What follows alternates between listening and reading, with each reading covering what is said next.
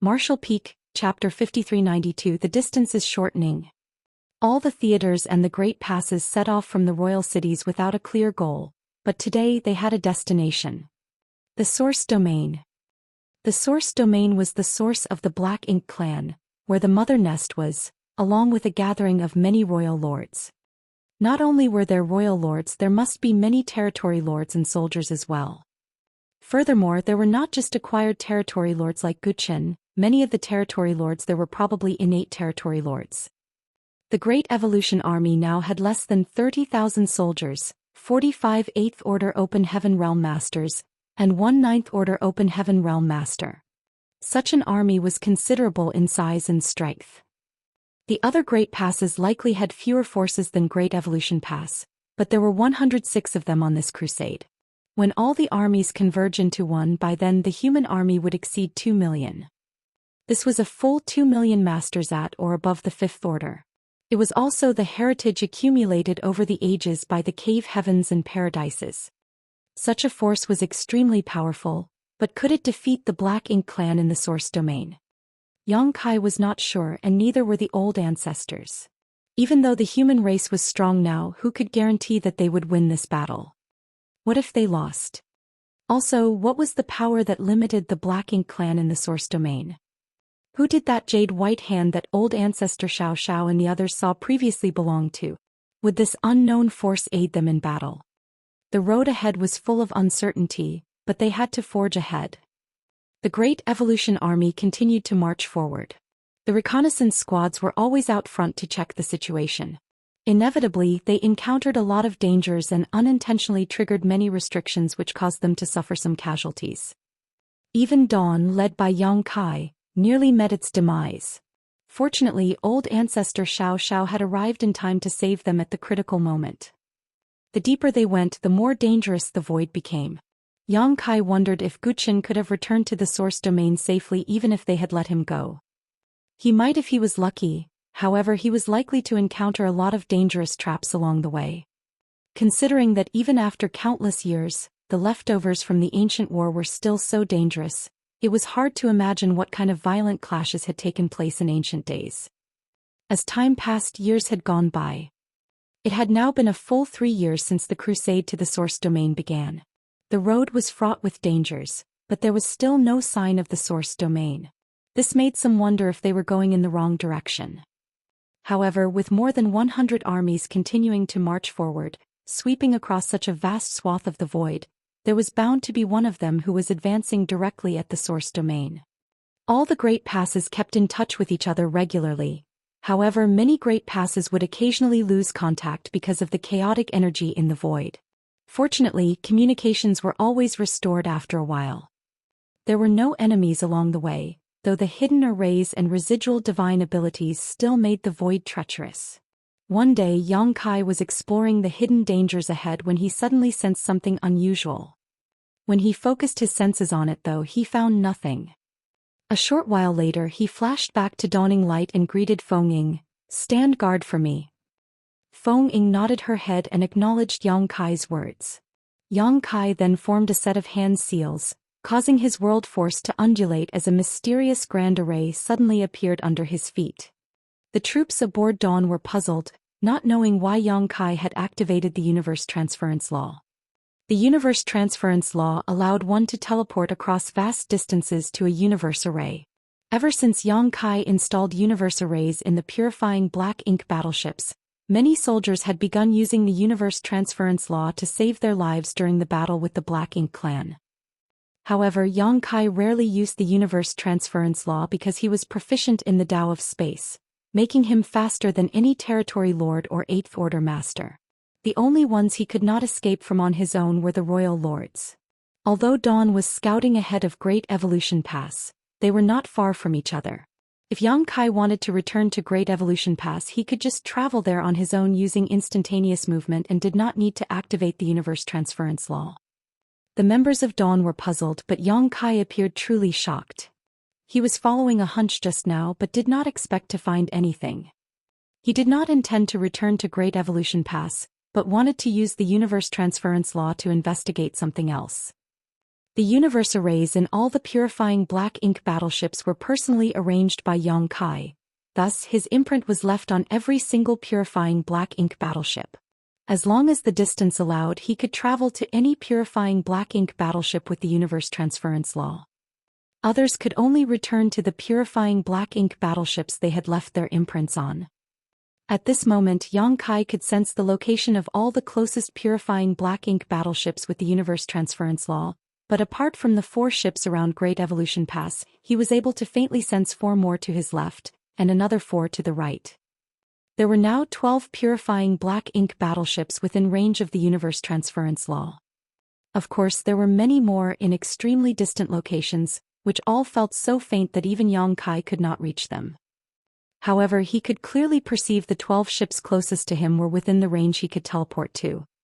This was a very abnormal situation. The distance between each Great Pass was at least a year's journey for the average warship. When the Great Evolution East-West Army set off from Wind and Cloud Pass, it indeed took them a year to reach Great Evolution Pass. A year's travel by warship was much too far for even someone skilled in the Tao of space like Yang Kai to cross using the universe transference law. However, he could now. What did this mean? It meant that the distance between the Great Passes had shortened to the point where he could use the universe transference law. How could this have happened? Yang Kai was at a loss, so he hurriedly dispersed the universe transference law and shot towards the pass, yelling from afar, "Continue to explore the path ahead." Soon Yang Kai arrived at the middle of Great Evolution Pass where old ancestor Xianxia sat with her legs crossed. Opening her eyes, she looked up at him curiously and asked, "What happened?" Over the past 3 years, Yang Kai had been out leading Dawn to scout the road ahead, never once returning to Great Evolution Pass until today. Yang Kai quickly explained, "We are getting closer to Wind and Cloud Pass and Azure Void Pass. We're now just 3 months away by warship." The 2 Great Passes closest to Great Evolution Pass were Wind and Cloud Pass and Azure Void Pass. Yang Kai could sense the other 8 purifying black ink battleships that belonged to these 2 Great Passes were now a 3-month journey away, which was the extreme limit that he could traverse via the universe transference law. Ordinary 7th Order Masters could not travel such a large distance using the universe transference law. Not to mention a 3-month journey, even a single month's distance would undoubtedly be fatal for them, as transferring that far was basically the limit of an 8th Order Master via the universe transference law. Old ancestor Xianxia was stunned by what he said and asked, "How can you tell?" Yang Kai explained what he had just experienced. She pondered deeply for a moment before saying, "Come with me." Dashing off, the 2 of them quickly arrived at the hyperspace array. The 7th Order Open Heaven Master, who was guarding this place, saw old ancestor Xianxia and rushed to greet her. Old ancestor Xianxia waved her hand and asked, "Is there anything unusual on this side of the space array?" The 7th Order Open Heaven Realm Master did not know what the old ancestor was referring to and replied honestly, "There is nothing unusual. Nothing has changed from before." The 7th Order thought about it and replied, "If we talk about changes, I am not sure if it's anything noteworthy, but recently when we sent out some jade slips to the other Great Passes, the energy required seemed to have decreased, but the reduction was not obvious." It was because the reduction in consumption was not obvious that he did not report it. After all, the transmission of a jade slip did not consume much energy in the first place, much unlike the transfer of a cultivator, which required an enormous amount of resources. When old ancestor Xianxia heard his response, she immediately determined that what Yang Kai said was likely true. Other Great Passes may not have detected anything yet, but with Yang Kai's unique circumstances, he was able to notice this anomaly. Great Evolution Pass was indeed getting closer to Azure Void Pass and Wind and Cloud Pass, much closer in fact. The distance between the Great Passes was originally about a year's journey, however they were now just 3 months apart. This resulted in the reduced consumption for the transmission of jade slips through the space arrays. "Activate the array," old ancestor Xianxia ordered. Whether the distance was truly shortened they would know once they tried it. That 7th Order Open Heaven Realm Master hastily told his many co-workers and they began to work. "Head to Wind and Cloud Pass," old ancestor Xianxia said to Yang Kai, who nodded and replied, "Understood." Soon after, the grand array was ready. Wind and Cloud Pass was set as the target destination, and Yang Kai stepped onto the space array. The array buzzed, and when the light dissipated, Yang Kai was gone. After Yang Kai disappeared, several 7th Order Open Heaven Realm Masters immediately checked the consumption of energy and were all flabbergasted. How does it compare to before? Old Ancestor Xiao asked. Yang Kai had been to Wind and Cloud Pass before through the hyperspace array. Since those assigned to watch and operate the space array had been here for years, they should know the usual consumption required. The 7th Order Open Heaven Realm Master replied, "The consumption is much less than before, less than 30% of the last time." The ones on duty here were thoroughly shocked. The consumption required to teleport through the hyperspace array increased according to distance. Thus, teleportation was only done between neighboring great passes. If the destination was too far, they would have to transit through several great passes to arrive there, as that was the most economical method. Now the consumption of teleportation was less than 30% of the last time. Since Yang Kai's strength had not changed significantly, and the hyperspace array had not been enhanced, the only factor that could be different was the distance between the destinations. Was the distance between Great Evolution Pass and Wind and Cloud Pass getting shorter? This thought came to the 7th Order Open Heaven Realm Master's mind. Old Ancestor Xiao narrowed her eyes slightly. It seemed that what Yang Kai said was true. Although she also did not doubt him, what happened before her eyes served as firm proof of his words. Great Evolution Pass was only just 3 months away from Wind and Cloud Pass now. Why was this? All the great passes were advancing in tandem towards the depths of the black ink battlefield, so logically speaking, the distance separating them should not change much. Now, however, they were somehow approaching one another. This was true for Great Evolution Pass and Wind and Cloud Pass as well as Azure Void Pass, so what about the other great passes? Were they all getting closer? If that was true, then in time, more than 100 great passes would converge in one place. What was the mysterious place that they were converging to? Was it the source domain of the Black Ink clan? Old Ancestor Xiao's expression changed a bit. The distances between the great passes were getting shorter, which was actually good news for the human race. The 9th Order Open Heaven Realm Master had considered that if any great passes found the Black Ink clan source domain, the other great passes would have to rush over to support them. However, if they all gathered in one place at the same time, it would save them a lot of trouble. When the human race gathered all their might, they were confident they could decimate even the Black Ink clan's source domain, no matter how powerful it was. Meanwhile, Yang Kai appeared above Wind and Cloud Pass space array. The 7th Order Open Heaven Realm Master there was an old acquaintance and was surprised to see Yang Kai, so he asked, "Brother Yang, why are you here? Is there some urgent information from the Great Evolution Army?" These days, there was basically no direct interaction between the great passes. All information was passed in the form of jade slips. For Yang Kai to suddenly appear in person, something important must have happened. Martial Peak, Chapter 5393 Old Ancestor sets out. "There's nothing urgent. This is just an experiment," Yang Kai said. He then turned his head towards the space array that had not completely closed and disappeared. The few Open Heaven Realm Masters were bewildered. Did someone teleport here? Wind and Cloud Pass Eastern Army Commander Yuan Xinggu stepped into the hall and asked. He obviously noticed the commotion and came over to check the situation. However, he was a step too late. The 7th Order Open Heaven Realm Master on guard duty rushed forward to report. Yang Kai from Great Evolution Pass just came by, but went back almost immediately. He said that he was conducting an experiment. An experiment? Yuan Xinggu frowned and barked. What is he trying to do?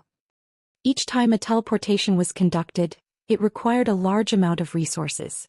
Though the great passes were no longer starved for resources now, they should not waste them in such a manner. When the grand array lit up once again, the fluctuations generated were much subtler than before. Thus, everyone knew that it was a jade slip rather than a person being sent. Sure enough, when the glow waned, a jade slip was lying quietly on the hyperspace array. The 7th Order Open Heaven Realm Master went forward to pick up the jade slip and injected his divine sense. His expression soon changing as he frantically said, "Sir, Great Evolution Pass has discovered something." As he said so, he offered the jade slip to the army commander. Yuan Xinggu took it, and after checking it out his expression also changed. Great Evolution Pass and Wind and Cloud Pass are now only 3 months apart. This was very surprising news. How could there be only a 3 months journey separating them? The jade slip that was transmitted from Great Evolution Pass also speculated that not only had the distance between Great Evolution Pass and Wind and Cloud Pass been reduced, the distances between all other Great Passes had also been shortened. The jade slip instructed them to spread the news and at the same time seek confirmation of this. Yuan Xinggu did not dare to delay. He quickly continued to spread the word while arranging men to go to the neighboring Great Passes through the space arrays. In less than half a day, jade slips from all the Great Passes were collected in Great Evolution Pass's space array hall. Old ancestor Xianxia checked the jade slips before tossing them to Yang Kai, nodding at him as she said, "It's confirmed. The distances between all the Great Passes have shrunk." Yang Kai took a look at the messages, frowned and asked, "What is causing this?" Old ancestor Xianxia shook her head and said, "I don't know. Whatever the case, it means that all the human Great Passes will eventually converge in one place. This was a good thing for the human race. If all the Great Passes gathered in one place, then their power would not be scattered and they would not need to fight separately as before. With more than 2 million Open Heaven Realm Masters, more than 100 Ninth Order Old Ancestors and thousands of 8th Order Masters, such a force would be enough to take on any enemy. Even if the source domain was really that dangerous, the human army could still overcome it. You have an advantage in your ability to sense the purifying black ink battleships. Pay more attention to the position of the other Great Passes purifying black ink battleships and judge the distances between them." Old ancestor Xianxia instructed. Yes. As they ventured deeper into Void, they not only encountered remnants of war between the Ancients and the Black Ink clan, but also a number of vivid celestial phenomenon, naturally formed by the universe itself. Each of the celestial phenomenon was extremely magnificent, occupying massive regions of the void, hiding unimaginable dangers beneath their beautiful appearances. Even the Ninth Order Old Ancestors could feel a sense of danger coming from these celestial phenomenon, making them aware that falling into them would be disastrous. According to Feng Ying, there were many similar celestial phenomenon in the 3,000 worlds during ancient times. However, as the number of human race masters increased and their activities became more frequent, the celestial phenomenon in the 3,000 worlds gradually faded away. However, in the depths of the Black Ink battlefield, these celestial phenomenon remained unchanged throughout the ages. Technically speaking, the chaotic dead territory was also a type of celestial phenomenon. However, it was not naturally formed but rather the result of the collision of Big Brother Huang and Big Sister Lan's powers. The chaotic dead territory was so dangerous that even the 8th Order Open Heaven Realm Masters could not enter for long. Only the 9th Order Open Heaven Realm Masters could move about for a short period in such a place. Yang Kai had experienced the dangers of the chaotic dead territory firsthand. If giant spirit god Air had not protected him at that time, he would never have survived. Many of the celestial phenomena in the depths of the Black Ink battlefield felt even more dangerous than the chaotic dead territory. The celestial phenomena were so dangerous that even Great Evolution Pass needed to go around them. A year later, Wind and Cloud Pass and Azure Void Pass were now less than a month's journey away from Great Evolution Pass, and this distance continued to shrink. This was the same for all the other Great Passes as well, with the 2 furthest Great Passes now only 2 months apart. If this persisted, the Great Passes would converge in another year's time. Even though Yang Kai was scouting ahead of the army, he could clearly sense the tense atmosphere within Great Evolution Pass. The Great Evolution Army had begun to sharpen its swords. Although there were no clear orders to do so, almost everyone had felt that when the great army of the human race gathered, it would be the time to fight to the death with the Black Ink clan. Furthermore, the human race had always anticipated this battle. 6 months later, Great Evolution Pass and Wind and Cloud Pass were only 10 days apart from each other. If this was an ordinary stretch of void, Yang Kai would already be able to see Wind and Cloud Pass. However, the energy in the depths of the Black Ink battlefield was too violent and chaotic. There were countless restrictions and dangers all over the place. Thus, even though he knew where Wind and Cloud Pass was and how far it was from him, he still could not see it clearly. He could only vaguely see that there was a huge object off in that direction. The great passes were about to converge. On this day, Yang Kai was looking towards Wind and Cloud Pass when he suddenly felt something and turned his head to look in that direction. The next moment, Feng Ying, who was beside him, also sensed something and followed his gaze.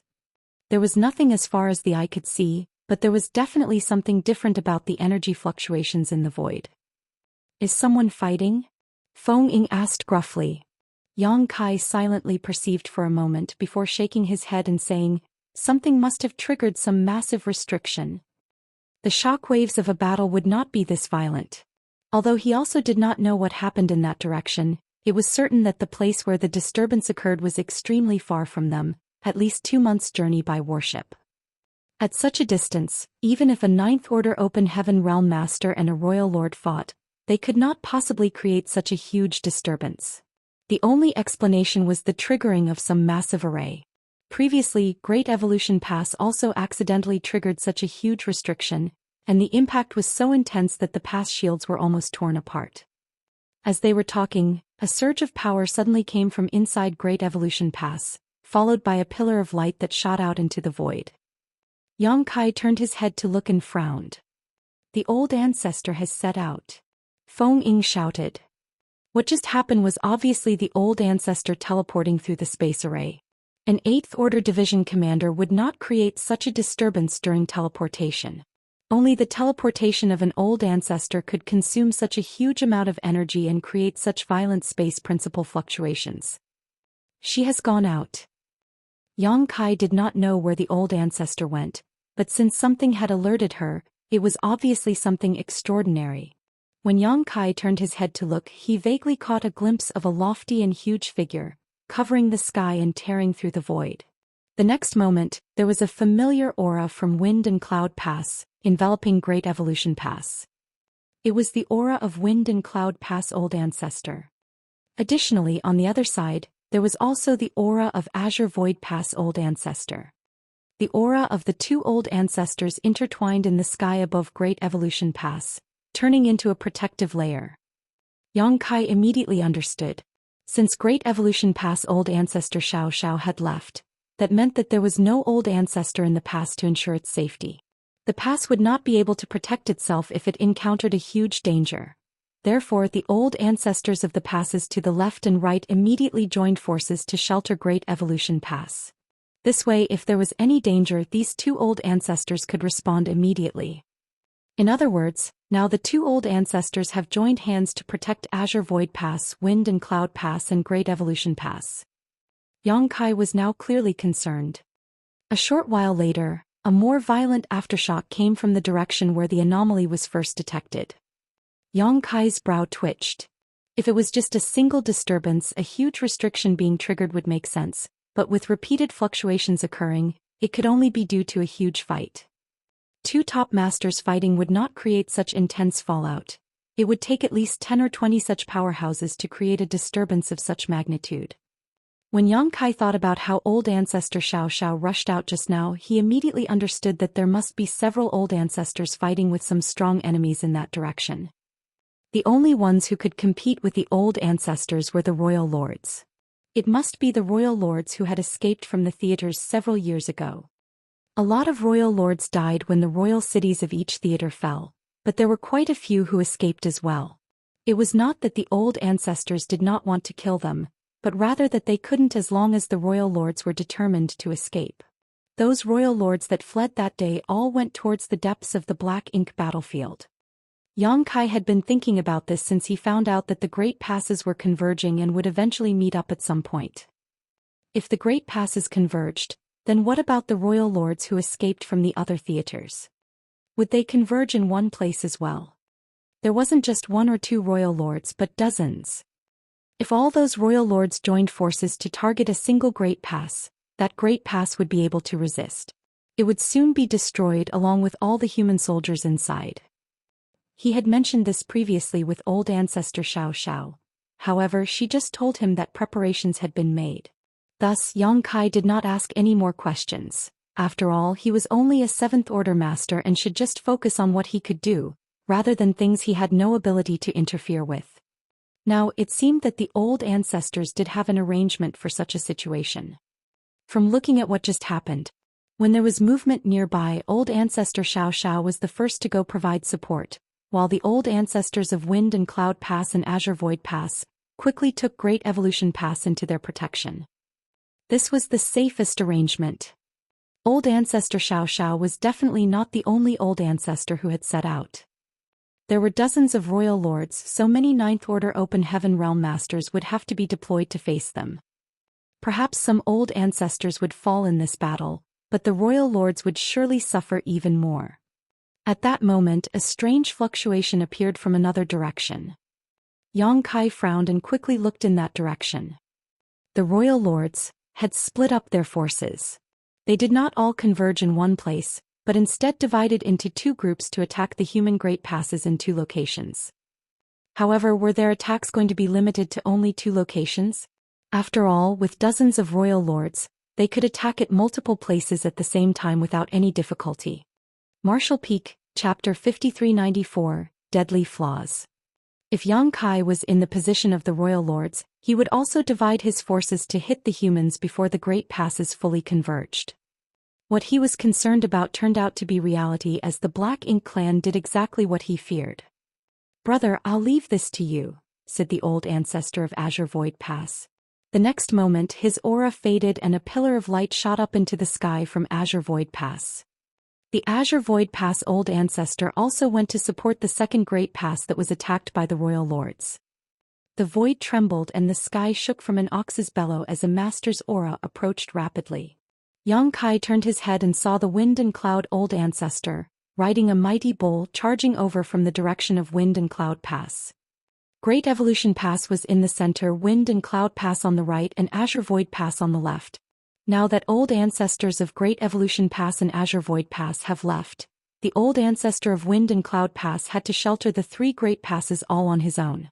Thus, it was only natural that he came to Great Evolution Pass so that he could be positioned at the center and monitor the left and right passes. "Greetings, old ancestor." Yang Kai and the members of Dawn saluted. The Wind and Cloud Pass old ancestor did not go to Great Evolution Pass directly and instead landed on Dawning Light. The Wind and Cloud Pass old ancestor nodded lightly, smiled at Yang Kai and said, "Well done." He was referring to the battle at the royal city a few years ago. Yang Kai, as a 7th Order Master, killed a territory lord and a 9th Order Black Ink disciple. This must have been the only achievement of its kind in the entire history of the Black Ink battlefield.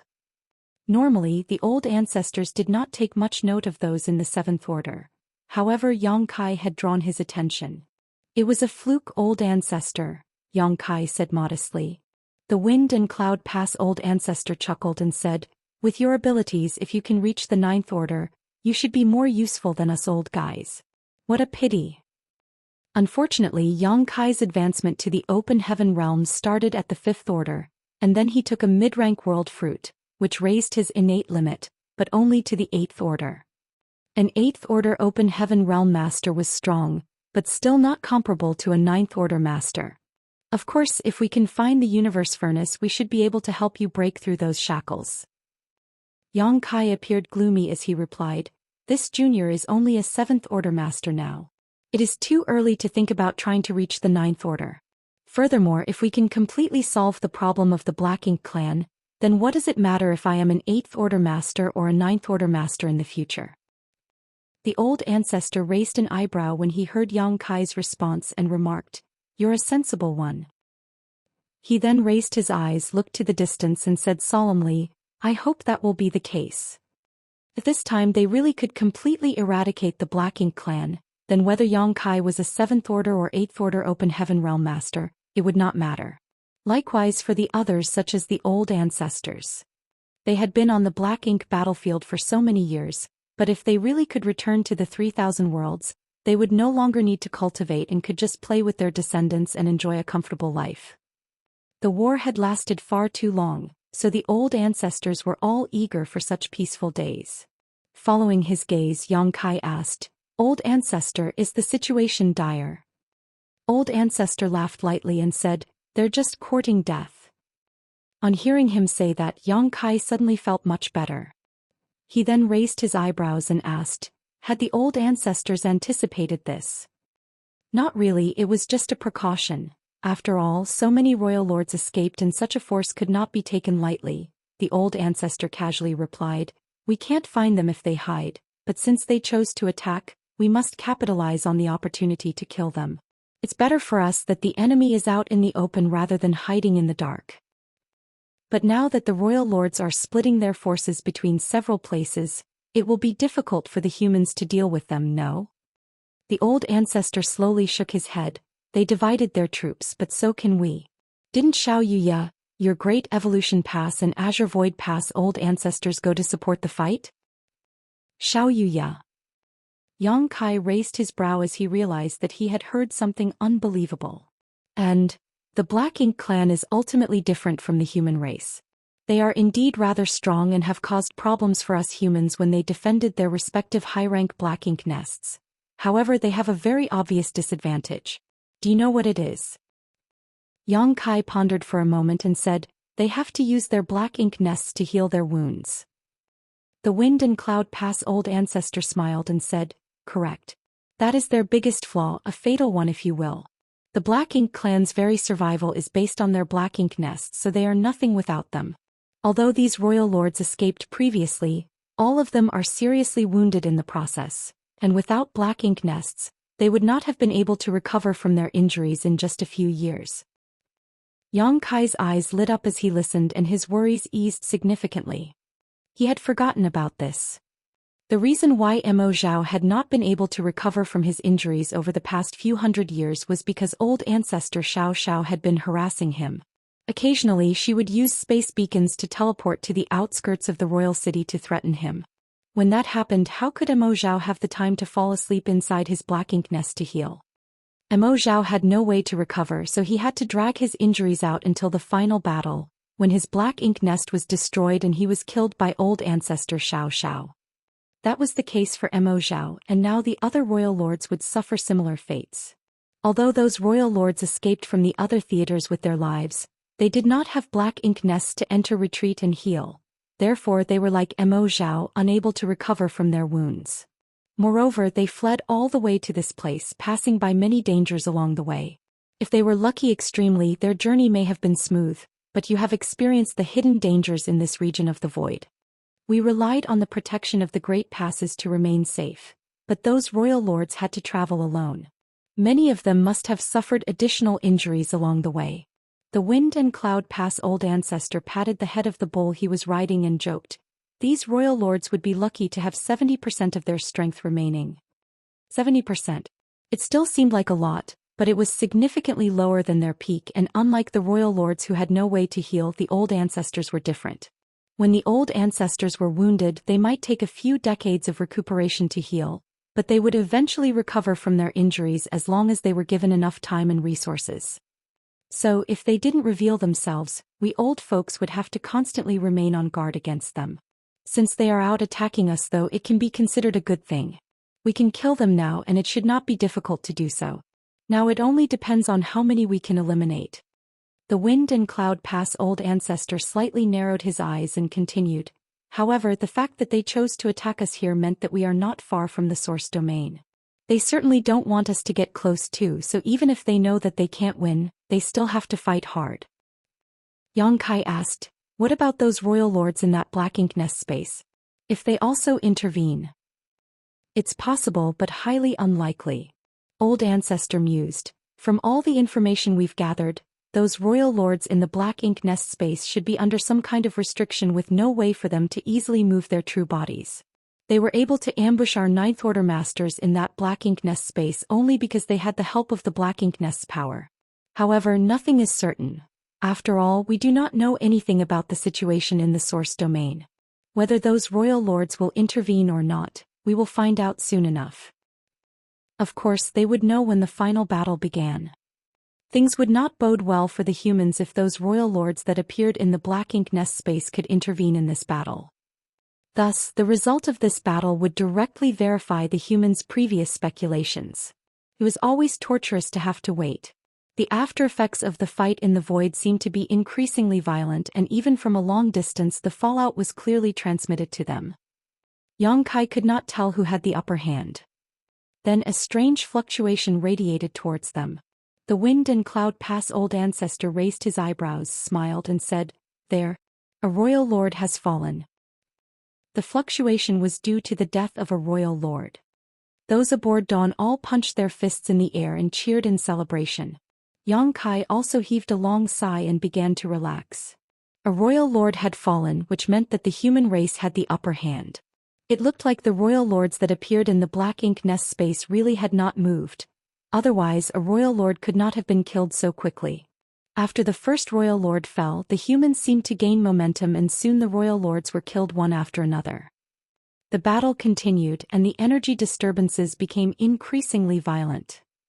The number of fallen royal lords was increasing, and the energy fluctuations were getting progressively more intense. The royal lords who had escaped from the theaters were now fighting to the death.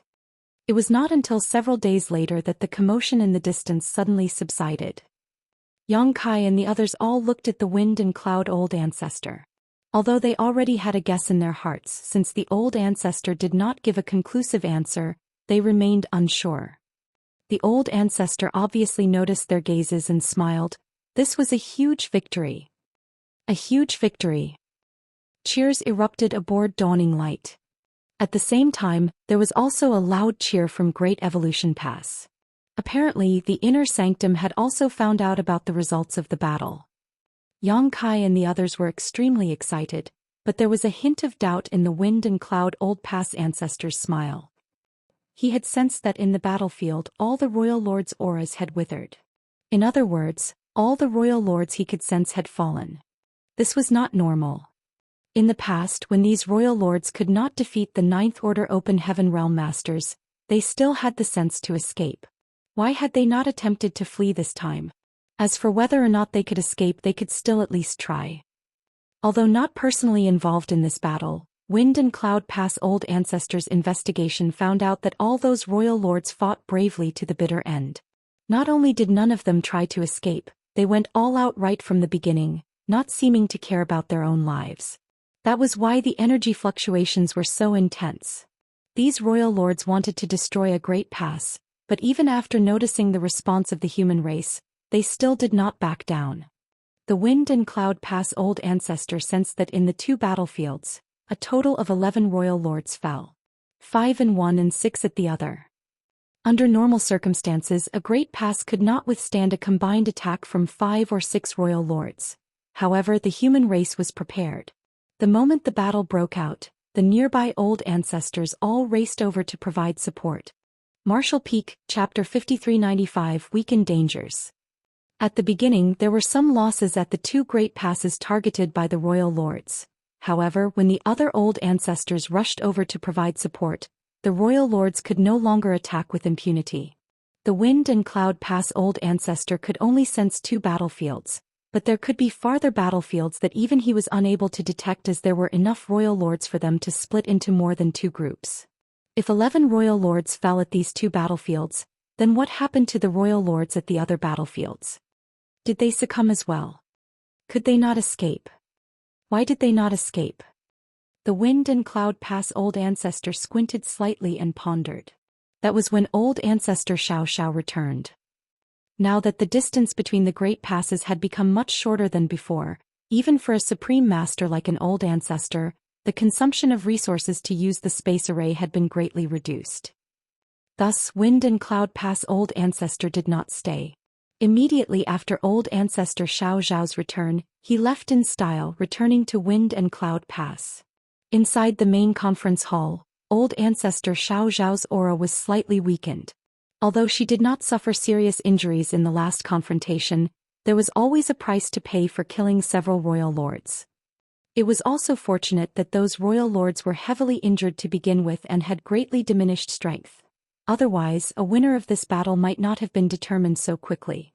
Xianxia reported gloomily, a total of 4 great passes were attacked by the royal lords.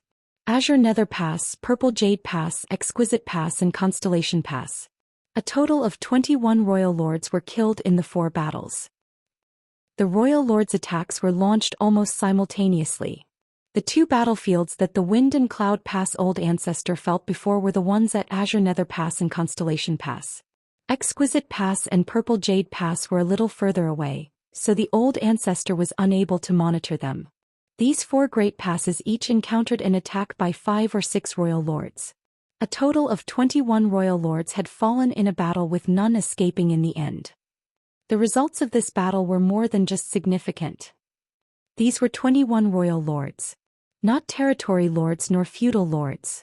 Previously, the total number of royal lords in the entire Black Ink battlefield numbered slightly more than 100 before the pacification of the major theaters killed about half of them. Of those survivors, 21 were now dead, which meant that there were not many royal lords left alive from the theaters. However, many were apprehensive about this victory and some were even a little frightened. Most of the soldiers were unclear about the situation, only thinking that the old ancestors were indeed powerful, managing to kill 21 royal lords outside the 4 great passes. However, those old ancestors who participated in that battle felt differently. Those royal lords, none of them ever even considered retreating. They seemed to be on a suicide mission. When Exquisite Pass was attacked, its old ancestor was the first to go out to face the enemy. It was 1 versus 5, so in less than 10 breaths of time he was nearly killed by those 5 royal lords. Under normal circumstances, even though the Exquisite Pass old ancestor was facing 5 royal lords, he would not be at risk of falling that quickly. It was because of this that he went confidently to fight against them. However, the 5 royal lords seemed completely prepared to sacrifice themselves if they could take their enemy down with them. It only took a moment of inattention for the Exquisite Pass old ancestor to nearly lose his life. It was only thanks to the timely arrival of the old ancestors from the other passes that he managed to turn the tables around. A royal lord even cast a sacrificial secret technique upon his death and almost succeeded in dragging an old ancestor down with him. In that battle, 21 royal lords were ruthlessly killed, while many old ancestors were injured. "I'm afraid the source domain is not far away," old ancestor Xianxia quickly said, coming to the same conclusion as Wind and Cloud Pass old ancestor. It was because the source domain was not far away that those royal lords fought so hard to stop the humans' armies from advancing. They also knew that they could not stop every pass, so they had divided into several groups and attacked at different locations. Their intention was clearly to inflict as much damage as possible. However, they did not expect that the humans were prepared or that their response would be so rapid. Thus, their plans failed.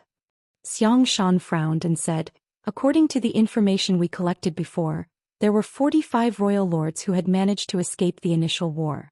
With 21 killed, there are still 24 remaining. There is no way to know where they are hiding or what they are planning to do." Old ancestor Xianxia nodded.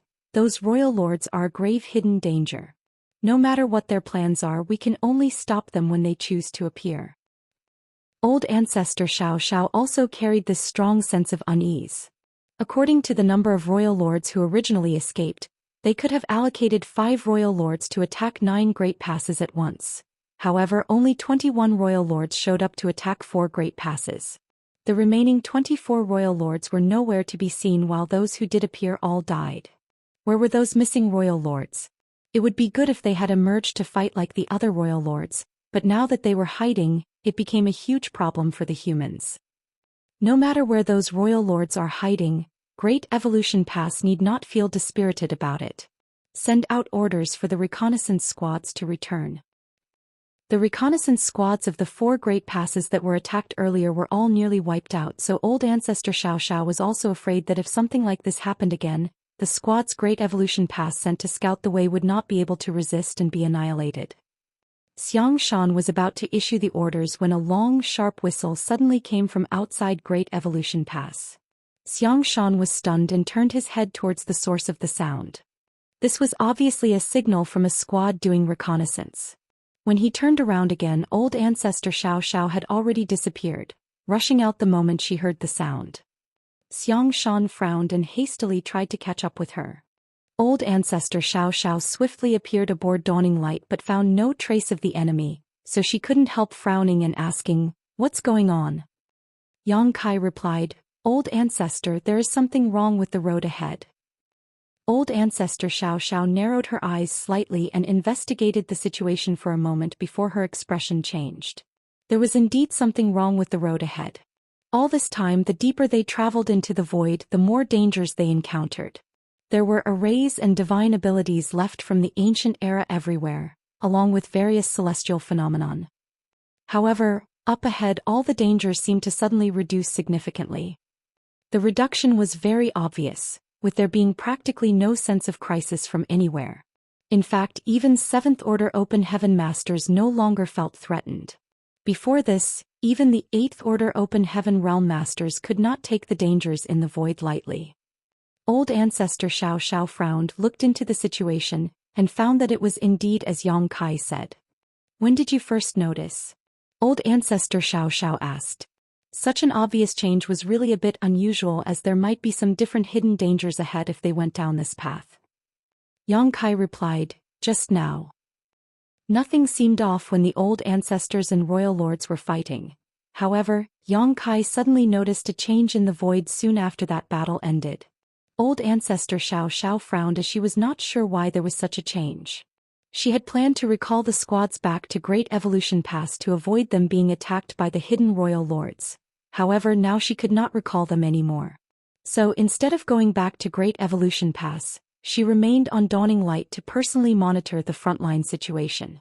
If a royal lord did attack, she would be able to immediately protect the scouting squads from this position.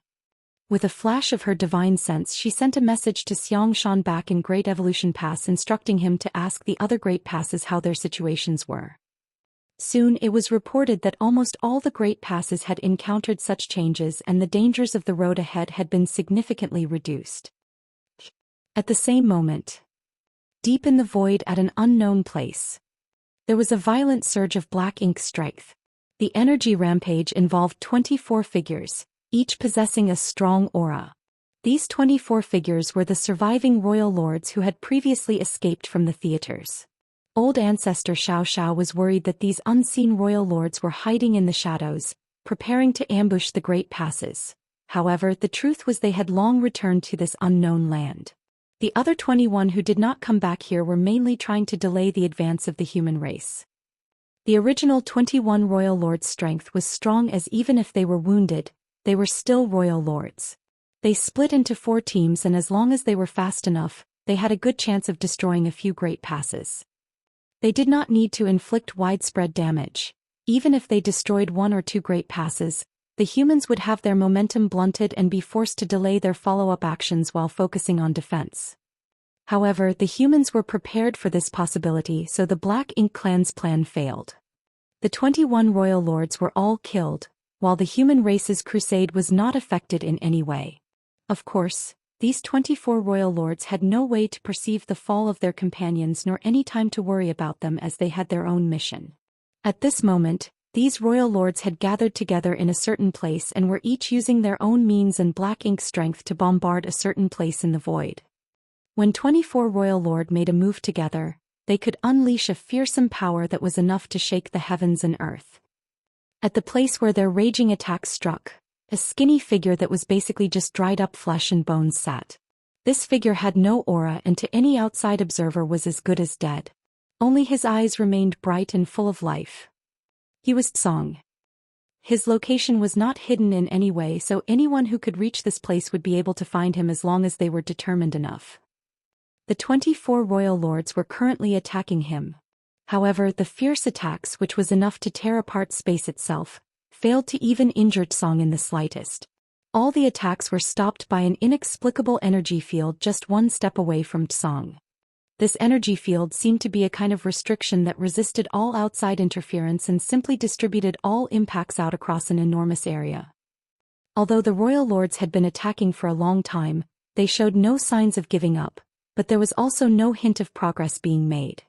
Meanwhile, surrounding Tsong, there was now rich black ink strength that filled the void. Though the royal lords were attacking, Tsong did not consider it to be a crisis. It was as if he was certain that these royal lords could not do anything to him. Not only did he not try to stop them, he even tried to chat with them. "Did you guys come back from out there? Look what a mess you are in. Were you beaten up before you came running here?" Seems to be the case. All of you are quite injured. Must have been a significant defeat. And the current generation have finally made their mark. Looks like this old master has not wasted his effort in sitting here for so many years. Can you tell me about the situation outside? I've been here for so many years and I don't know anything about the outside world. What's more, there's no one to talk to here. Hey, don't be like your great aunt. She was like a boring bottle gourd or a woman. Even when beaten, she never made a sound. Marshall Peak, Chapter 5396. Who else is there to fool but you? Hey, seriously, what is the situation in the outside world today? You lowlifes have actually been driven back all the way here? Has my human race flourished so much that you are no longer their match? There are not many innate royal lords anymore, HM. Most of you are acquired and have advanced from below.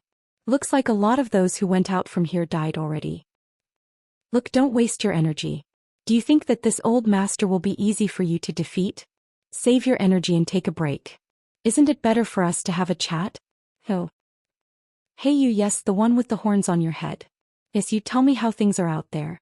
In exchange, I can give you a gift. The black ink strength surged as they madly attacked. However, even with the combined efforts of 24 royal lords, they couldn't even scratch Song. The more he nagged, the fiercer the royal lords attacked. It was as if they were determined to shut him up. At one point, a voice from the dark depths exclaimed in surprise, "You can control Shi's power? The power to devour?" Although Tsong's movements were extremely subtle, they were still detectable, so he usually concealed them extremely well. However, this time he accidentally revealed something. Tsong laughed and said, "Oh, you found out." The voice said coldly, "So that's why. Old thing, no wonder you survived for so many years. You can control Shi's power." Tsong sighed and said, "Not like I can help it. This damned place has been turned into a soulless, spiritless land by your underlings. So if this old master wants to live, the only way is to secretly steal from you from time to time." For countless years he had relied on the manipulation of Shi's power to occasionally devour some energy from the darkness in order to survive. Otherwise he would have died many years ago. The voice in the darkness sneered and said, "You're really good at hiding. You managed to hide your flaws for so many years that even I was unaware of it. It was unbecoming of me to keep it from you, the master of this domain. Now that you've found out, should I be ashamed of it? I'm afraid that you've forgotten how Shi died. I can't help it. This is the only way if I want to live." How could Song not know how Shi died? It was because Shi had devoured too much black ink strength and was at risk of being corrupted by it that he had to integrate himself into the restriction at the last moment. Even an existence as powerful as him could not completely resist the corruption of black ink strength. The voice in the darkness laughed coldly and said, "Very well, you want it, don't you? If you want it so badly, then I'll give it to you." As the voice spoke, the calm darkness suddenly rumbled. It was as if there was a violent energy surging in it, boiling from the inner depths and impacting the invisible restriction. Song frowned and called out hastily, "Amo, do not be rash. Let's talk about this." The voice in the darkness kept silent and the power rumbled more and more fiercely. Song was originally withered to skin and bones, but now he visibly swelled up. In the blink of an eye he turned into a plump old man. This transformation was not done though, as his body continued to expand and soon bulged up, like a blown-up ball. "Stop, stop!" Song shouted, appearing terrified as he yelled, "Amo, stop! If you keep doing this, this old master will burst." Amo naturally would not stop. He wanted nothing more than to make this noisy old man explode. The 24 royal lords saw this scene from outside the restriction and smiled happily. They felt reinvigorated and increased the intensity of their attacks. After a few moments, Song's whole body was swollen into a ball. He was so puffed up that no one could see his facial features. He seemed like he could burst at any moment. He shouted with difficulty, I can't hold on anymore." After he said so, he lifted his chubby palm and thrusted it forward. The royal lords, who were bombarding him indiscriminately, instantly froze as if death itself had enveloped them. In the darkness, Amo suddenly roared, "Dodge!" But it was too late. When Song thrust his fat palm out, the vast void trembled and the restriction which covered the darkness visibly rippled. The 5 closest royal lords were swept up by the violent burst of power and instantly exploded into blood mist. More royal lords behind them were hit hard and began to bleed. The whole world suddenly fell silent with just one blow. Song's swollen body, which was like a round ball, now began to deflate and shrink rapidly. He eventually reverted to an old man, heaved a long sigh of relief and said, much more comfortable. The royal lords who were still alive were all terrified as they stared at Song with immense fear. They were royal lords, the most powerful in existence in this world. 24 of them joined hands to attack Song for so long, but they couldn't even hurt him. However, with just one counterattack, 5 royal lords perished and more than 10 of them were seriously injured. The ones who weren't further injured were simply lucky to have avoided the blow. The power of that palm just now had surpassed their understanding. There should not be such a force in this world. In the darkness sealed by the restriction, the black ink-colored ocean no longer had ripples on it. A while later, Mo angrily scolded, "You tricked me." Just now, when Song pleaded for him to stop, he really thought that this old thing was about to burst, so he spared no effort to funnel more power into him. In reality, Song was borrowing his power to fight. Thus, once Song unleashed the accumulated power, it violently blasted out, resulting in casualties among the royal lords. It could be said that the power of that blow was not his real strength, but his combined with Mo's. The royal lords were unaware of what happened, but Mo understood. He knew that Song's attack was done with the help of his power and also the power of the entire restriction. That was why the damage it inflicted was so terrifying. It was impossible for Song to do this with his strength alone. If he really had such strength, he would not have been trapped here so close to the restriction for so long. "How dare you lie to me?" Mo roared hysterically as if he was a jilted woman. Song shuddered a little as his body was covered in goosebumps. "Settle down, Mo. Don't make frivolous accusations as if this old master has taken advantage of you. Furthermore, isn't it expected that I would fool you? You're such an idiot and deserve to be fooled." "You lied to me back then too," Mo hissed. "You led me here and laid this restriction, imprisoning me for millions of years. You all deserve to die." Song sighed slightly and said, "It really couldn't be helped, Mo. Your power is just too overbearing. If you weren't imprisoned here, the 3,000 worlds would have been destroyed long ago. Haven't we old guys been accompanying you? Now there's only one old man left while everyone else is dead." Mo coldly laughed. "There's no way for you to live any longer." It was a huge restriction that required someone to be here to make sure Mo remained trapped.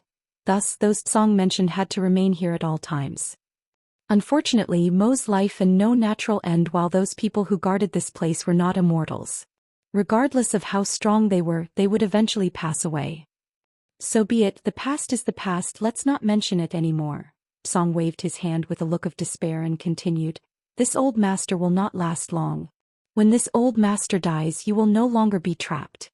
Then whatever you do in this vast universe is none of my concern." There was a long silence in the darkness before Mo muttered, "I await that day." Song raised his eyebrows and asked, "Do you want to do it yourself? Just like earlier, perhaps if we do it a few more times, this old master will really burst." "Humph." Mo coldly snorted, fell silent and ignored him. Song looked at the 19 royal lords who were still alive, waved to them casually and asked, "Shall we continue?" The royal lords looked terrified and none of them dared to move. Since they knew that this man could devour Black Ink's strength and turn it into his own power, why would they still want to fight against him? They just witnessed him vaporize 5 royal lords with a simple thrust of his palm. If he did it a few more times, they would all die meaninglessly. The next moment, the royal lords seemed to have received some instructions. All of them bowed towards the darkness where Mo was sealed, turned around and dashed off. Soon they were nowhere to be seen. Song secretly heaved a sigh of relief at this sight. Although Mo's intelligence had grown considerably compared to back then, and he was much more mature, making it not as easy to deal with him, he was still rather naive. If he really pumped up Song a few more times with his power, Song was certain that he would not be able to survive. After all, there were originally 10 guardians of this huge restriction. However, he was now the only one remaining. He could still make use of the restriction, but he was now all alone. He sighed in his heart as he looked in the direction of where the royal lords departed. Sure, if you do not return soon, this old master really won't be able to hold up much longer. Will I be able to last until that day? He had guarded this place for so many eons, in this barren place with no means of restoring his strength or increasing his lifespan. One by one his old friends exhausted their powers and died. Before they died, all of them integrated themselves into the restriction to reinforce it. The last one to leave was Shi. Before integrating his body into the restriction, Shi told Song a plan that he would retain a trace of his soul, which would cross the void and return to the 3,000 worlds. Doing so, he might have a chance to live again. He wanted to find a complete solution to the problem in his next life. Needless to say, this was an extremely bold plan because even Shi himself did not know whether it would work. But there was always hope. Now more than 100,000 years had passed, yet Shi still had not returned. Song did not know whether his plan had worked or not. Perhaps Shi's soul never made it back to the 3,000 worlds. After all, the road was very dangerous with plenty of traps. An empty spirituality did not have the slightest self-preservation power and might be destroyed if it encountered any dangers. Even if Shi managed to return to the 3,000 worlds, there was very little chance that he could resurrect. Song was mentally prepared for this. The reason why he agreed to this plan was also because there was really no other way. A sliver of hope was better than sitting on the sidelines and waiting to die. However, after waiting for so many years, Shi's plan must have failed. Otherwise, he should have heard something from him in these 100,000 years. The good thing was, now the descendants of the human race had finally struck back. They actually were able to drive back the royal lords from the outside, allowing Song to see a glimmer of hope again. Martial Peak, Chapter 5397, Spiritless Land. However, Song was trapped here and unable to move. There was no way for him to provide any help to the human race. Now he could only wait. The 19 royal lords who left earlier were obviously moving to intercept the humans. In this regard, Song was not worried. Since the human race could drive them back, then they would not have any problems dealing with these remnants. The real problem now was how to handle Mo. This was the source of all the problems. Without resolving him, all other efforts were ultimately futile. When they discovered this problem millions of years ago, they also tried to eliminate Mo. Unfortunately, they failed and could only create a cage here to seal Mo inside. For millions of years, Mo could not get out of this trap. It was as much of an imprisonment for them as it was for Mo. Song gazed far away, hoping that this generation of humans could give him a pleasant surprise. In the void, both Yang Kai and old ancestor Xianxia had an ominous feeling as they stood on Dawning Light's deck. It had been a month since the royal lords attacked and the void ahead had changed dramatically. The further they went, the fewer dangers they encountered. Then at a certain point, Yang Kai suddenly felt as if Dawning Light had entered a different world, one without a trace of energy at all. So far, although the void had been vast and seemed both silent and empty, the fact was it was still filled with all kinds of energy. It was just a matter of how much. The most common energy in the void was the various starlight strengths. The 9 heavenly layers grand array that was placed in Voidland was able to draw in starlight strength to replenish itself. Thus, as time passed, the more powerful the 9 heavenly layers of grand array would become. The Black Ink battlefield also had starlight strength as well as many other strange powers in it. Although these powers could not be absorbed by humans directly, they were real, and many mobile palace artifacts and warships had the ability to draw on such energies to power themselves. This way, the reliance on cultivators to power warships was reduced. It could be said that these kinds of chaotic powers filled all of space in the void. However, this place was a complete vacuum.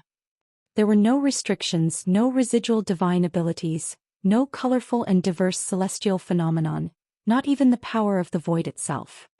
This was a place where there was literally nothing, only endless space. Being in such a place, one could not help but feel surreal. Even being in it, Yang Kai could not help but wonder if there really was such a place in this world. A spiritless land. Old ancestor Xianxia murmured and frowned slightly. Yang Kai had previously heard of spiritless lands, however, this was the first time he had actually seen one. Is it man-made or naturally formed? Yang Kai asked. The old ancestor shook her head. I don't know. It was fine if it was naturally formed, but if it was artificially created, then it was a big deal. Does this place have anything to do with the Black Ink clan's source domain? Is the source domain hidden here? But if this is a spiritless land, why would the source domain be hidden here? Was this done by the great experts of ancient times for some reason? Nothing was known. At that moment, an energy fluctuation flickered from the depths of the void. Although it was fleeting, both Yang Kai and old ancestor Xiao sensed it. Yang Kai immediately turned his head to look in that direction while old ancestor Xiao frowned and narrowed her eyes. Not only did they sense it, all humans in the Great Passes sensed it. Be it 9th Order old ancestors or 5th Order soldiers, all clearly sensed that energy fluctuation.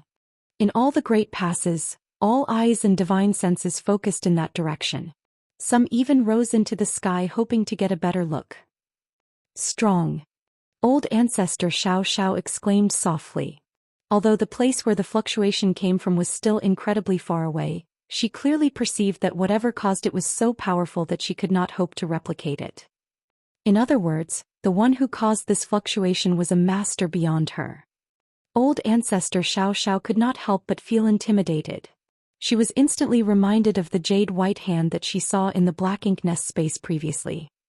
At that time she sensed that the master of that hand seemed to be more powerful than a 9th Order Open Heaven Realm masters.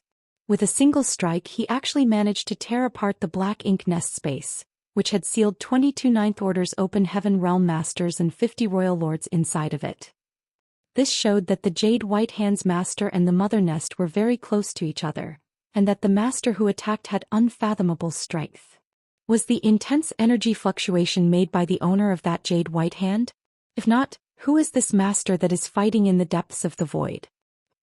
This crusade was increasingly puzzling and incomprehensible. After a month passed, the distances between the Great Passes had become extremely close to each other.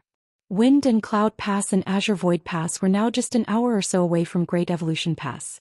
In fact, Yang Kai could clearly see the two Great Passes on his left and right.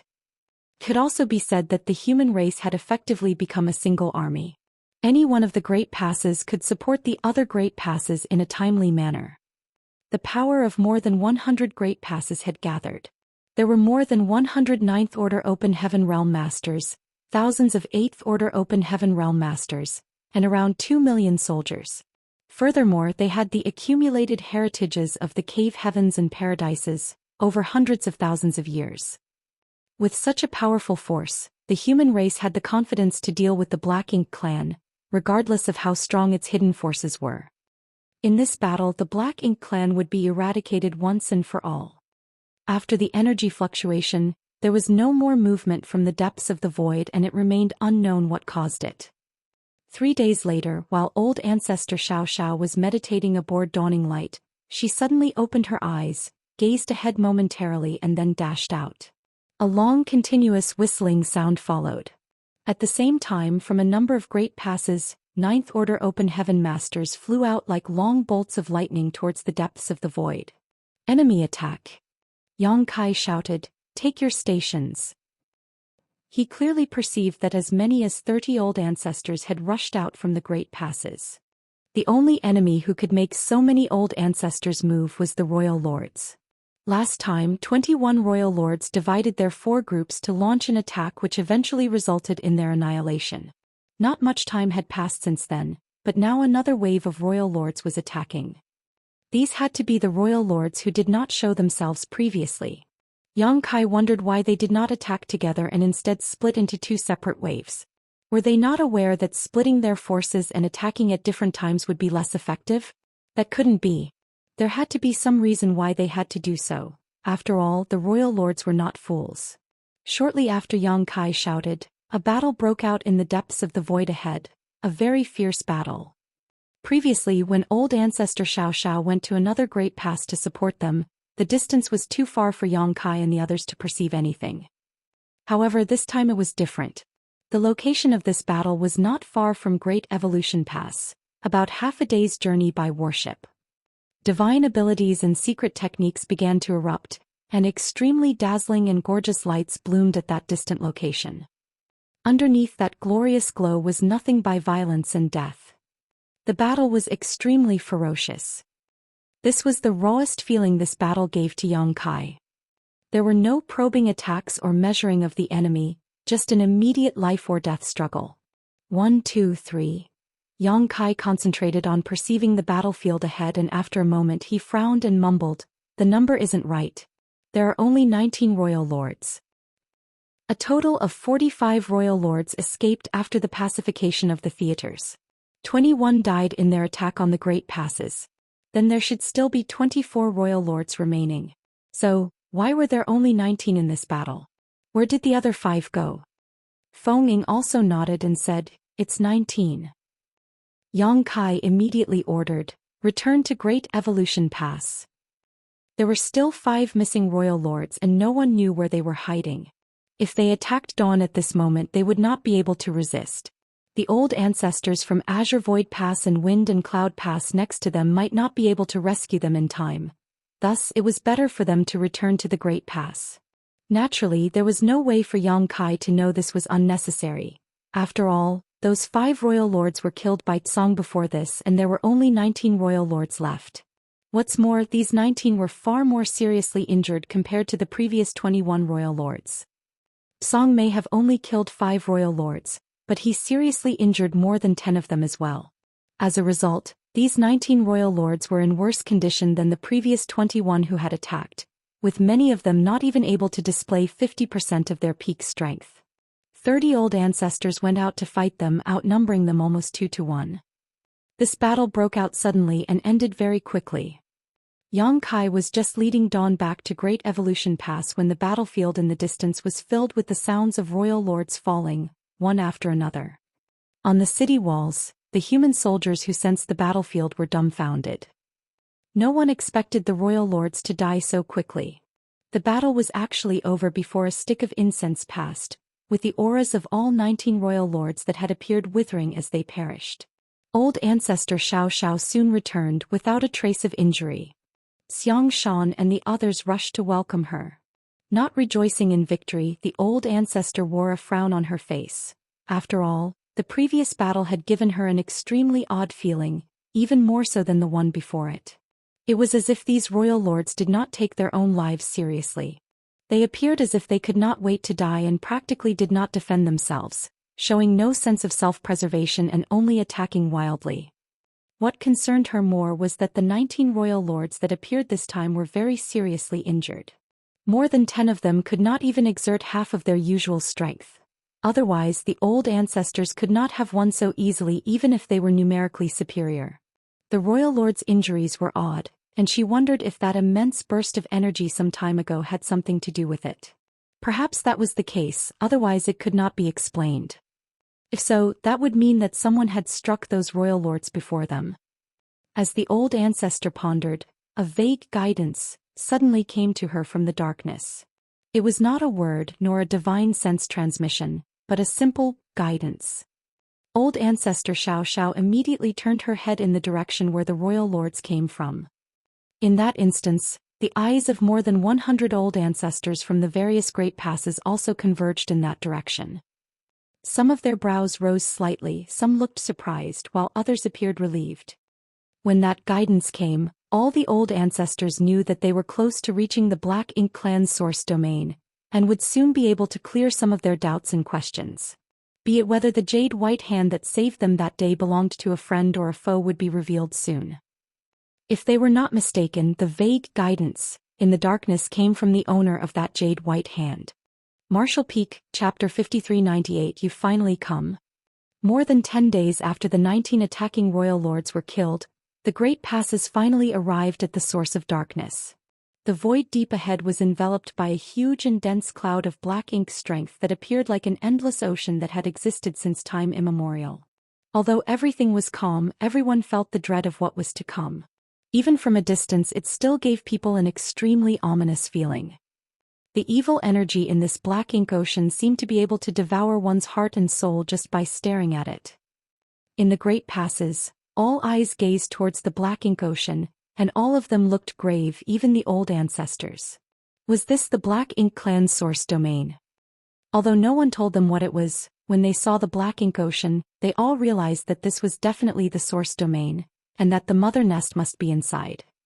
At the beginning of the crusade, no one thought that the source domain was so far away, and no one expected that the source domain would look like this.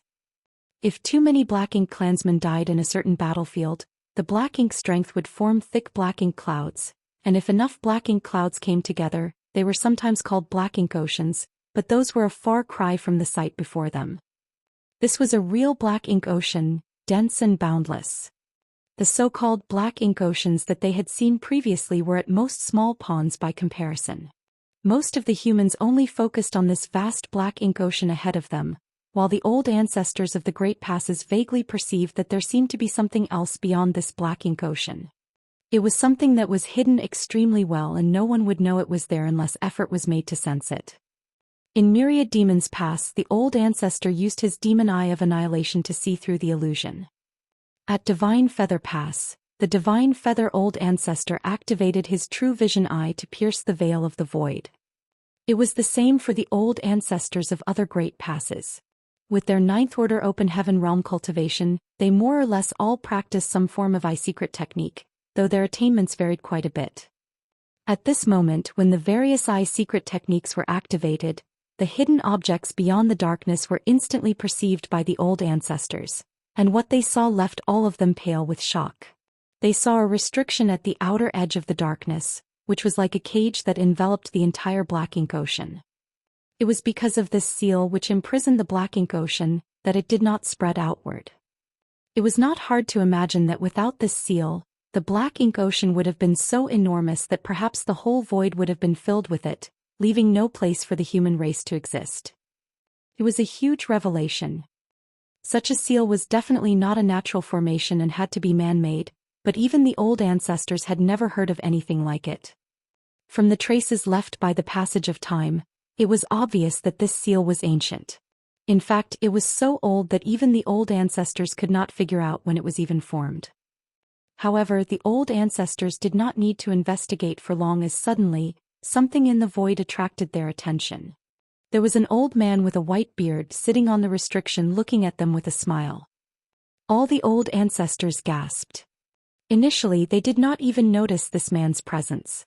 This old man seemed to suddenly appear out of nowhere. With more than 100 old ancestors scanning the area, it was naturally impossible that he could be missed. However, the old man could not possibly have just appeared there. He had always been there, but they did not know what technique he used such that even they, the old ancestors, could not detect him. In other words, if he did not want to be found, none of the humans here could find him. This old man was very strong. So strong that even the old ancestors were shaken. He just sat there with a smile on his face, yet the old ancestors all felt that he was facing them individually. This was a strange feeling, but also a sign of his supreme strength and control. They did not detect any energy fluctuations from the old man, yet many Ninth Order Open Heaven Realm Masters had a clear understanding of the situation. It was clear to them that he had no ill will towards the human race. Additionally, the old man was obviously human. Without coordinating, each of the old ancestors stepped out from the great passes and converged towards the old man's location. Although they were fairly certain this old man helped some of them escape from the black ink nest space, they remained cautious as they still had not confirmed his origins or intentions. With more than 100 Ninth Order Open Heaven Realm Masters acting together, the old man would have to consider carefully if he had any malicious intent. When the old man detected the Ninth Order Open Heaven Realm Master's thoughts, his smile only widened. Then suddenly the old man appeared disappointed and frowned. As the old ancestors approached from the great passes, he clearly saw Duan's handiwork from the great passes. Back then one of his comrades, Duan, was supremely talented in artifact refining, second to none in it.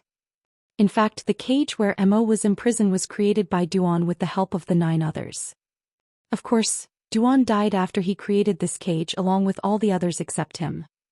It was naturally impossible for Duan to have personally built these great passes.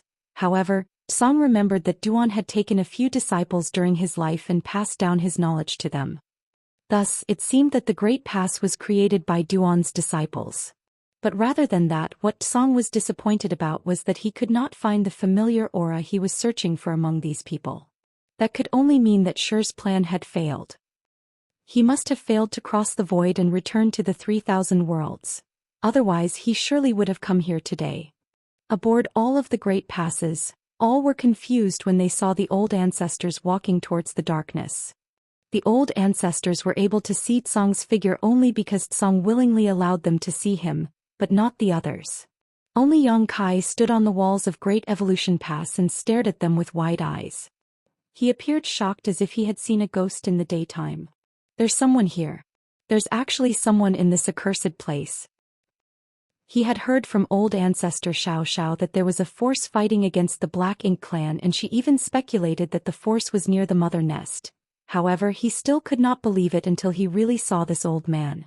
This was a spiritless land at the deepest part of the Black Ink battlefield. It was where the source domain of Black Ink clan. As far as Yang Kai knew, for the past several 100,000 years, no human had ever set foot in this place, but there was actually someone here. Did this mean that this person had been here for at least hundreds of thousands of years? In the absence of the presence of any energy, how did he survive? Even if this old man was extremely strong, he must have depleted all his reserves after so many years. Could it be that this old man's small universe was like his own?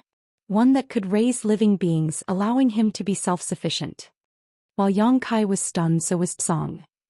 After noticing another gaze upon him, Tsong turned to look towards the source and found a little 7th Order junior staring at him. Those in the 9th Order Open Heaven realm could see him because he took the initiative to reveal himself to them, but he did not allow anyone else to see him. Even the top 8th Order masters at the Great Passes were confused as they did not know where all the old ancestors were going. So what was so special about this 7th Order boy? Tsong's eyes flashed.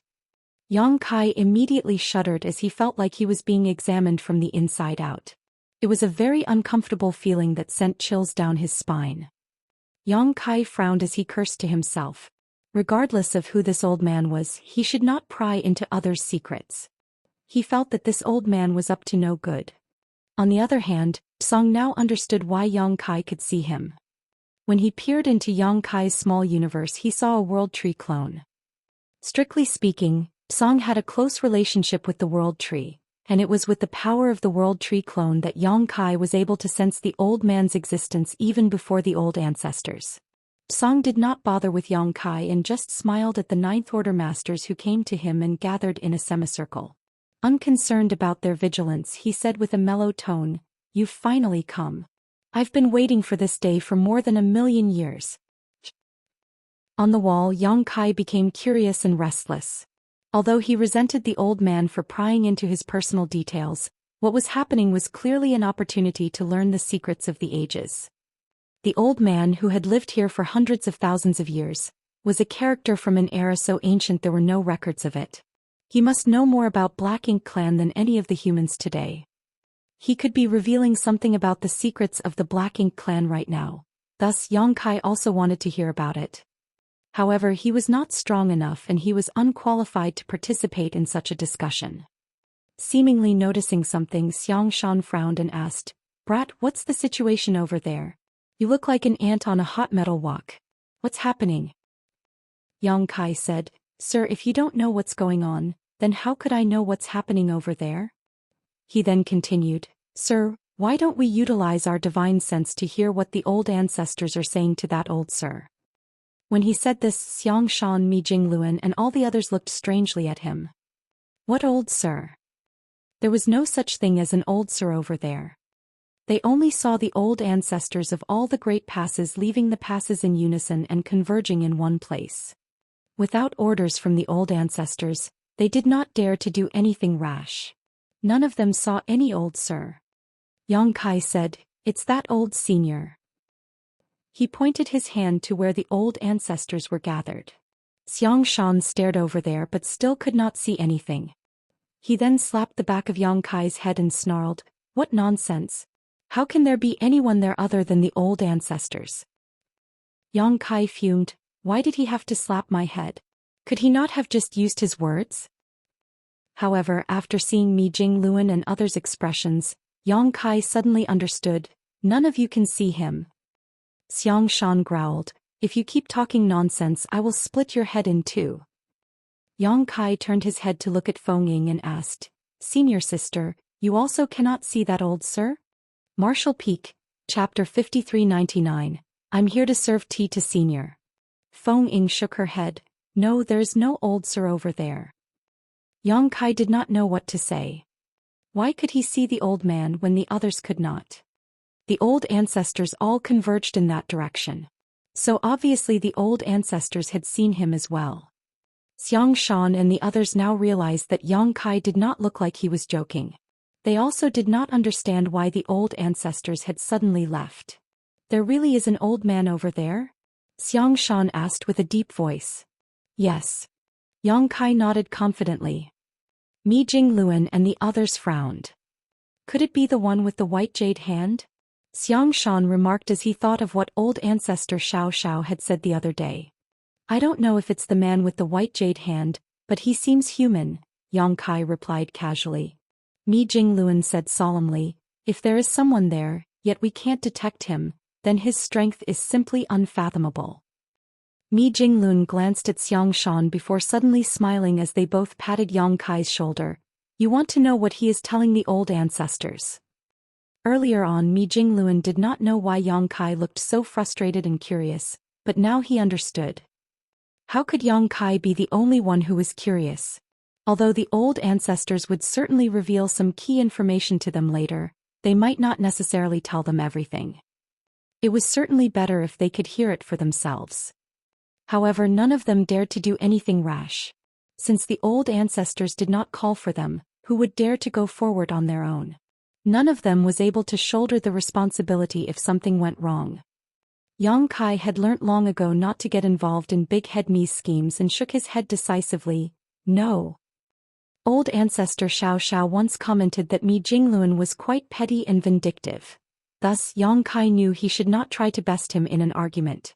In fact, if Yang Kai had the necessary strength, he would have resorted to fists first and asked questions later. After all, the best way to deal with anyone petty was to beat them into submission. Likewise, this same reasoning applied to Xianxia. Unfortunately for him, the two big heads were too similar in their thinking. Yang Kai was alerted as soon as Mi Jingluan spoke, but it was too late. No, you certainly want to. Mi Jingluan said firmly, taking out a tea set and shoving it directly into Yang Kai's hand before casually suggesting, that old senior must have grown lonely after so many years and long forgotten the taste of tea. Go and brew the old senior a pot of tea. Upon saying so, both Mi Jingluan and Xianxia directly used their hands, which were still on Yang Kai's shoulders, to throw him out. Yang Kai was shocked and wanted to resist, but was unable to do so. In a flash, Yang Kai was hurled out towards where the old ancestors had gathered. Damn you, Big Head Xiang! Big Head Mi! Yang Kai cursed as he flew across the void. Those two big heads were such bullies. Is this appropriate? Lu Zhiping appeared confused when she saw Yang Kai flying towards where the old ancestors gathered. In fact, she was slightly worried. She could not see where the so-called Old Sir was. However, she could clearly see that the Ninth Order Open Heaven Masters had their guards up as they surrounded something. Anyone or anything that could cause over 100 old ancestors to act so cautiously must be very powerful. Now that Yang Kai was thrust into their midst, how would he sort out any misunderstanding? It's fine, Mi Jingluan said with a smile. The old ancestors are all gathered there, so if something really happens they can also protect him. Moreover, he is only in the 7th Order, so the old ancestors and that old senior should not care if a junior like him barges into their gathering. If possible, Mi Jingluan wanted to go personally. However, as a peak 8th Order master, it was less appropriate or believable for him to act like a naive junior rather than a real youngster like Yang Kai. But... Look, we can't see that old sir, but Yang Kai can. Maybe there is something unique about him? Xianxia continued along with Mi Jingluan's reasoning. Since he is unique, he should receive preferential treatment as well. After saying that, Mi Jingluan and Xianxia looked at each other and grinned. Yang Lai's face twitched repeatedly as he stared at these two with narrowed eyes. They managed to think up so much sophistry in so little time? How can they live with themselves if they do this every day all day long? Yang Lai cursed in his heart and then walked away feeling ashamed just standing with them. Yang Kai also cursed and swore at the two big heads. However, they just smiled back at him encouragingly, which irked him even more. He had already been thrown towards the old ancestors, and was halfway there before he managed to steady himself, so it was far too late to turn back as that would only be more embarrassing. Thus, he emboldened himself to hold the tea set with both hands, keep his head up and strode forward. The old ancestors obviously saw him and appeared puzzled at his sudden intrusion. With a bull-headed boldness he had cultivated his whole life, Yang Kai ignored them outright and directly flew to the old sir and said with a smile, "Old sir, you must be thirsty. Please have some tea." Upon saying this, regardless of whether he caused the old ancestors to be upset, Yang Kai placed the tea set on the old man's side and got busy. Yang Kai naturally broke out into a cold sweat as Tsang curiously observed him. He came to serve tea and was only in the 7th Order Open Heaven realm, so regardless of whether this old sir was a friend or foe, he would not make a move against a junior thousands of times younger than him, right? Soon, Tsang did not bother about this interesting junior and turned to look at one of the 9th Order Open Heaven realm masters. "Let's continue." Yang Kai did not know which old ancestor spoke, but a voice from behind followed. According to the ancient records, the cave heavens and paradises seem to have appeared overnight in the 3,000 worlds. Then a wide range of disciples began to train the next generation to prepare them for the black ink battlefields for each of the great passes. Yang Kai listened for a while and understood that the old ancestor was talking about the founding of the cave heavens and paradises, which happened so long ago that rather than records, it was more like legends and myths that the current old ancestors only somewhat knew of. After all, there was not much written about it in the ancient books. Sometime later, the same old ancestor also briefly spoke about the many years of struggles between the human race and Black Ink clan. It was not until the last few hundred years that the human race gradually achieved the upper hand. Eventually, they decided to launch a crusade and advance to this location. The old ancestor did not say much in detail and just broadly described the events of history. He did not mention anything sensitive such as the purifying light or the evil purging divine spears. They still had no way to determine whether this old man in front of them was a friend or foe. Though the possibility of him being an ally was very high, it was always good to be cautious. Meanwhile, Yang Kai's had finished his work. He brewed the tea from Mi Jingluan's treasured tea leaves collection and respectfully presented it. "Old sir, have a cup of tea." Tsang answered with a smile, "You're quite thoughtful, little one." The old ancestor who spoke just now glanced at Yang Kai with a frown. He was the one who spoke all the while instead of Tsang, who barely spoke a few words. If anyone needed a cup of tea, it was him. Tsang drank the tea and Yang Kai took back the cup and refilled it. Yang Kai ignored the glare of the many old ancestors.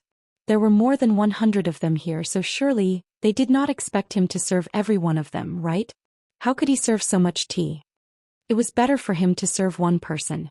After drinking 3 cups in a row, Tsang smacked his lips and exclaimed, "I haven't tasted this for years. I've almost forgotten what tea tasted like." The myriad demons heaven old ancestor softly said, "If Senior wants to drink tea, this brat can stay here to serve Senior as long as you like." Yang Kai suddenly shot a glare towards him. "What is the meaning of this? Why are you so quick to abandon me? Are you all in agreement to isolate me?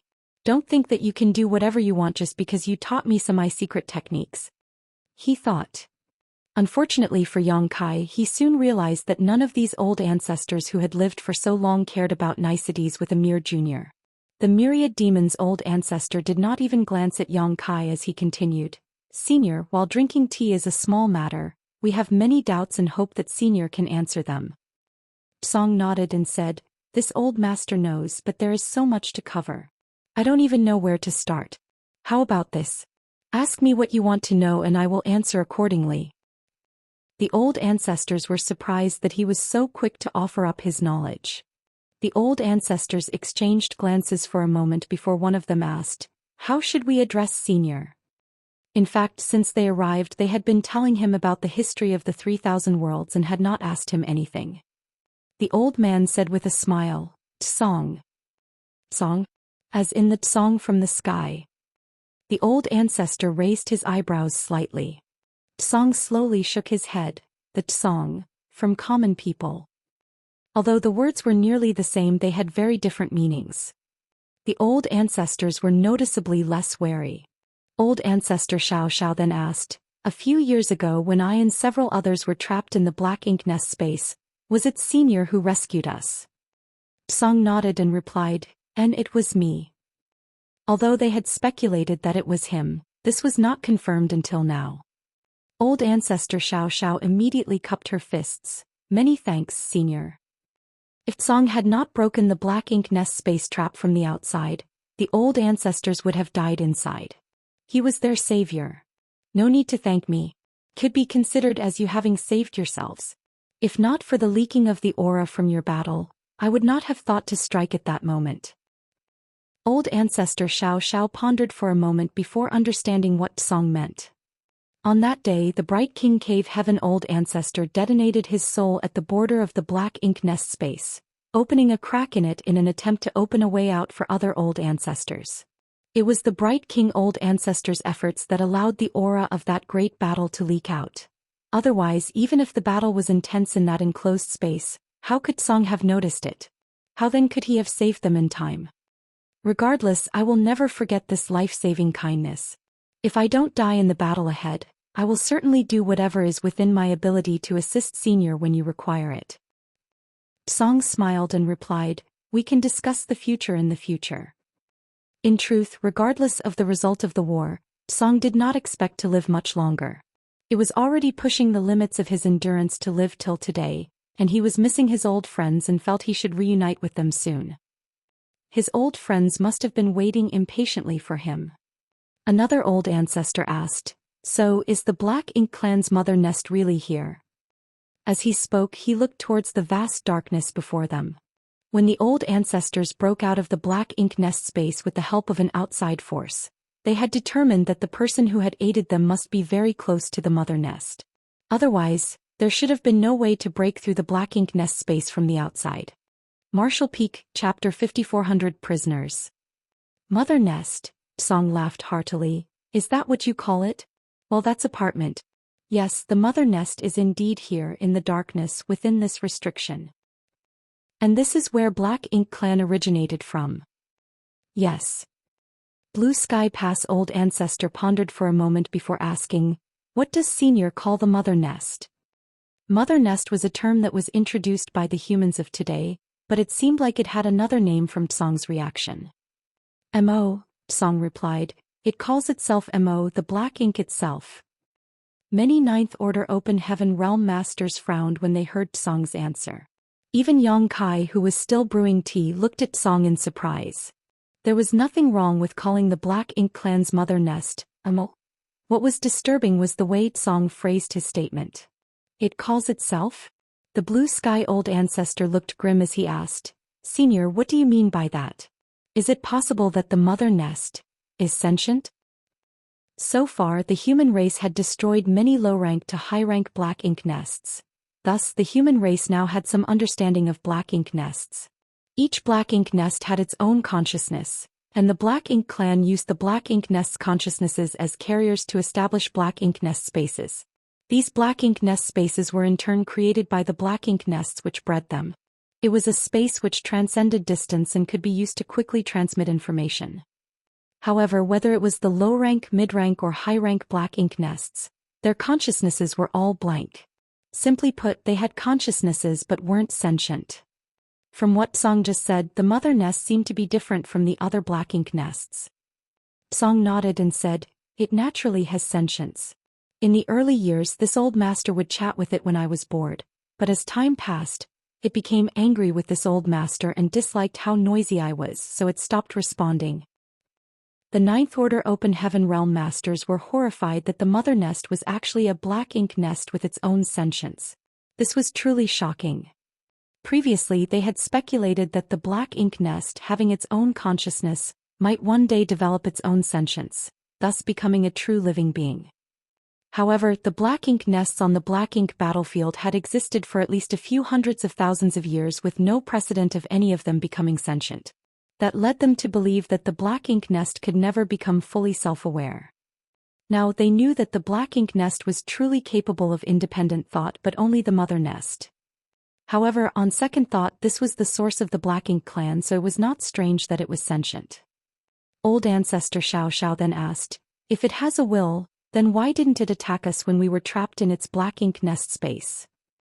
As the source of the black ink clan, Mo's will was definitely extraordinarily powerful. If it had attacked the trapped Ninth Order Open Heaven Realm Masters at that time, they would surely have suffered heavy losses. After asking the question, old ancestor Xiao herself also said, is it wary of Senior? Song smiled faintly and said, in a sense yes it is. If it secretly makes some small moves, this old master wouldn't notice. However, once it makes a big move, I will surely notice and make it suffer. Previously, when the Bright King Cave Heaven old ancestor self-destructed and ruptured the black ink nest space, it enabled some aura of the great battle inside to leak out. That was when Song took action to tear open the black ink nest space. If Mo took the initiative to attack, it would only have been exposed sooner.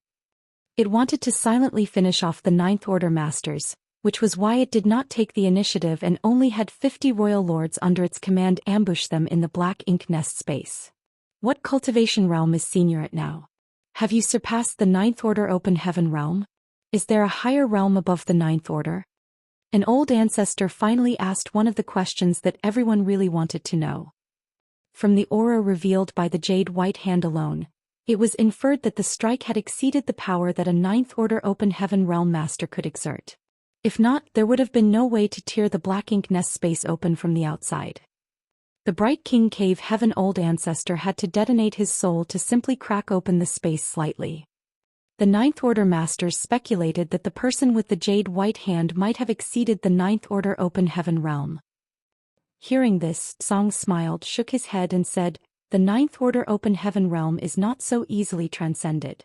Strictly speaking, this old master's cultivation realm is still in the Ninth Order, just a little further along than you. As for whether there is a higher realm above the Ninth Order, maybe there is, maybe not. Who would know until one reached that point? So, Song was also a Ninth Order Open Heaven Realm Master. This was beyond everyone's expectations. Even though he said that he was in the Ninth Order but a little further along than the others, that was not enough to explain the immense power of his last strike. Song seemed to notice the crowd's doubts and explained, the strike you sensed was not done by me alone. This old master did it with the help of the restriction here. This was the condensation of the power of his other 9 old friends.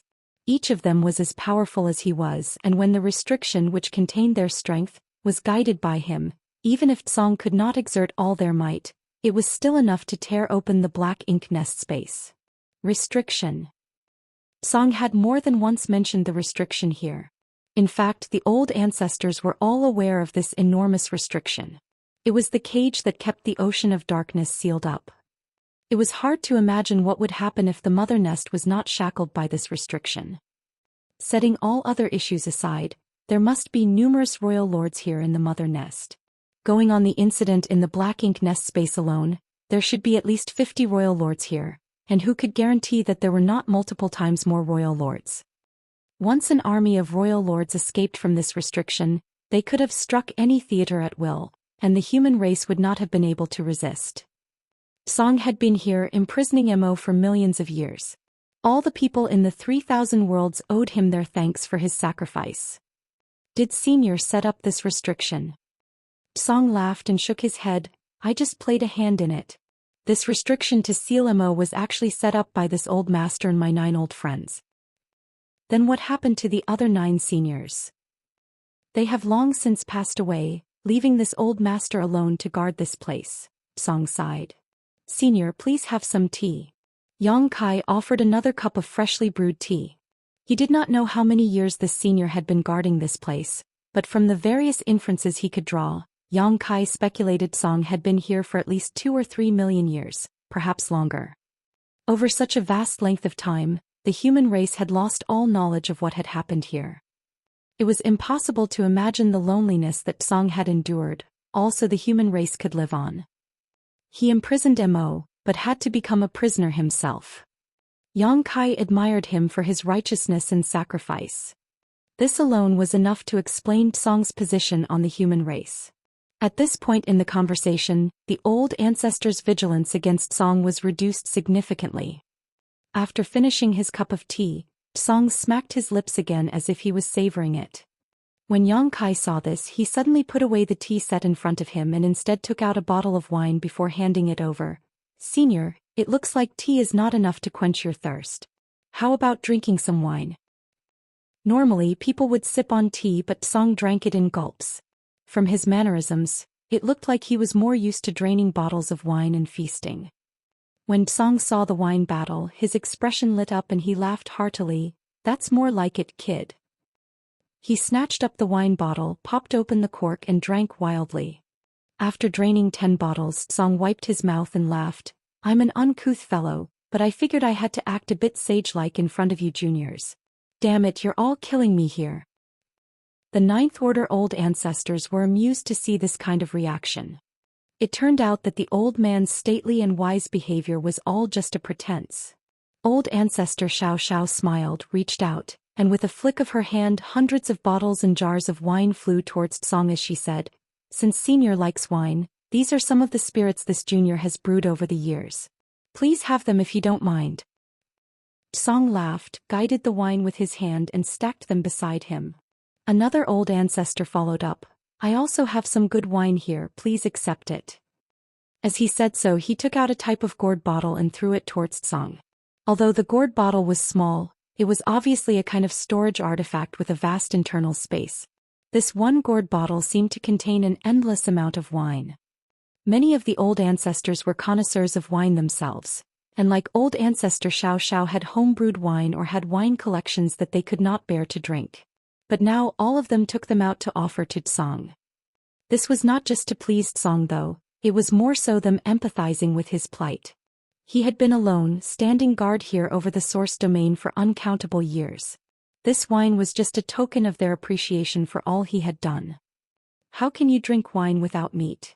One old ancestor laughed, reaching out and taking out a large piece of monster beast meat, which had been his treasure for many years. It still looked extremely fresh and dripping with blood. The monster chi was also quite compelling, so it was obviously not from any ordinary monster beast. Yang Kai even felt a hint of dragon aura from it. This monster beast had dragon blood in it. Perhaps it was a flood dragon or other dragon descendant. Another old ancestor said, "Now we have wine and meat, some fruit is a necessity." He reached out a hand and a plate of crystal-clear spirit fruits appeared. One by one, the old ancestors took out their collections which they had accumulated over the millennia, and within a few moments, Song had all kinds of delicious delicacies set out in front of him. Even in the void, the aroma was overflowing and the atmosphere was joyous. Song laughed continuously. All the Eighth Order Open Heaven Realm Masters from every great pass were shocked to see that the place where the old ancestors gathered had somehow turned into a banquet. They remained dumbfounded and completely did not understand what had happened. Yang Kai was also dumbfounded that his simple swapping of tea for alcohol had triggered this change. Unfortunately for him, everyone here was in a Ninth Order old ancestor, while he was the only Seventh Order junior. Thus, it was only expected that he did the hard work of pouring wine for each old ancestor, serving fruit plates and roasting the beast meat. At this point Yang Kai was cursing Big Head Me and Big Head Xiang non-stop in his heart. After 3 rounds of wine and food, Song shouted loudly, "In the primordial era, chaos reigned. When the first primordial light was born into this world, the heavens and earth opened up and the universe was born. It was naturally a glorious and magnificent sight. At that time the universe was simple, pure and without many disturbances. Although the environment was extremely harsh, all living creatures' focus was simply to survive.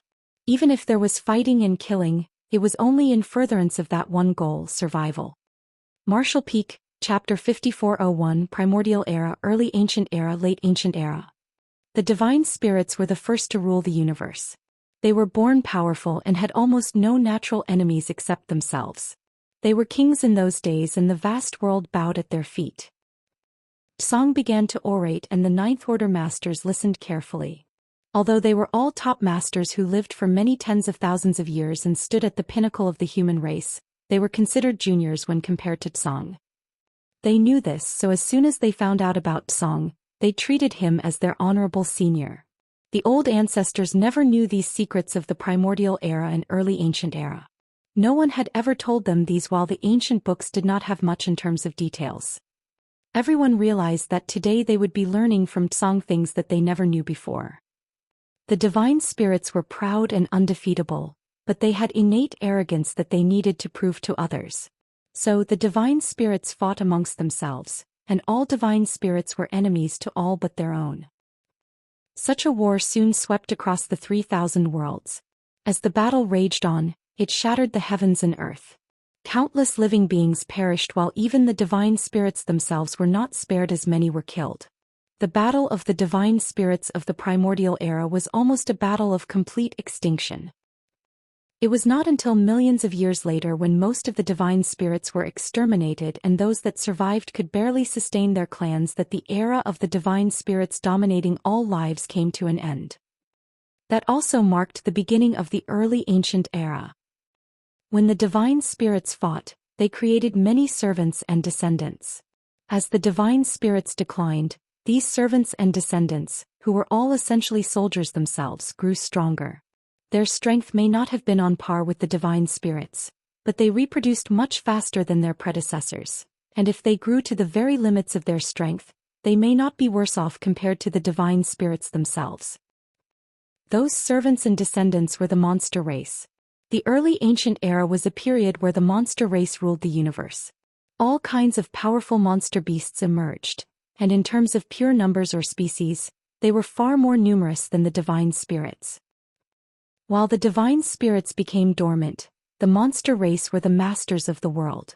They also attacked and killed each other along with those of other races as well.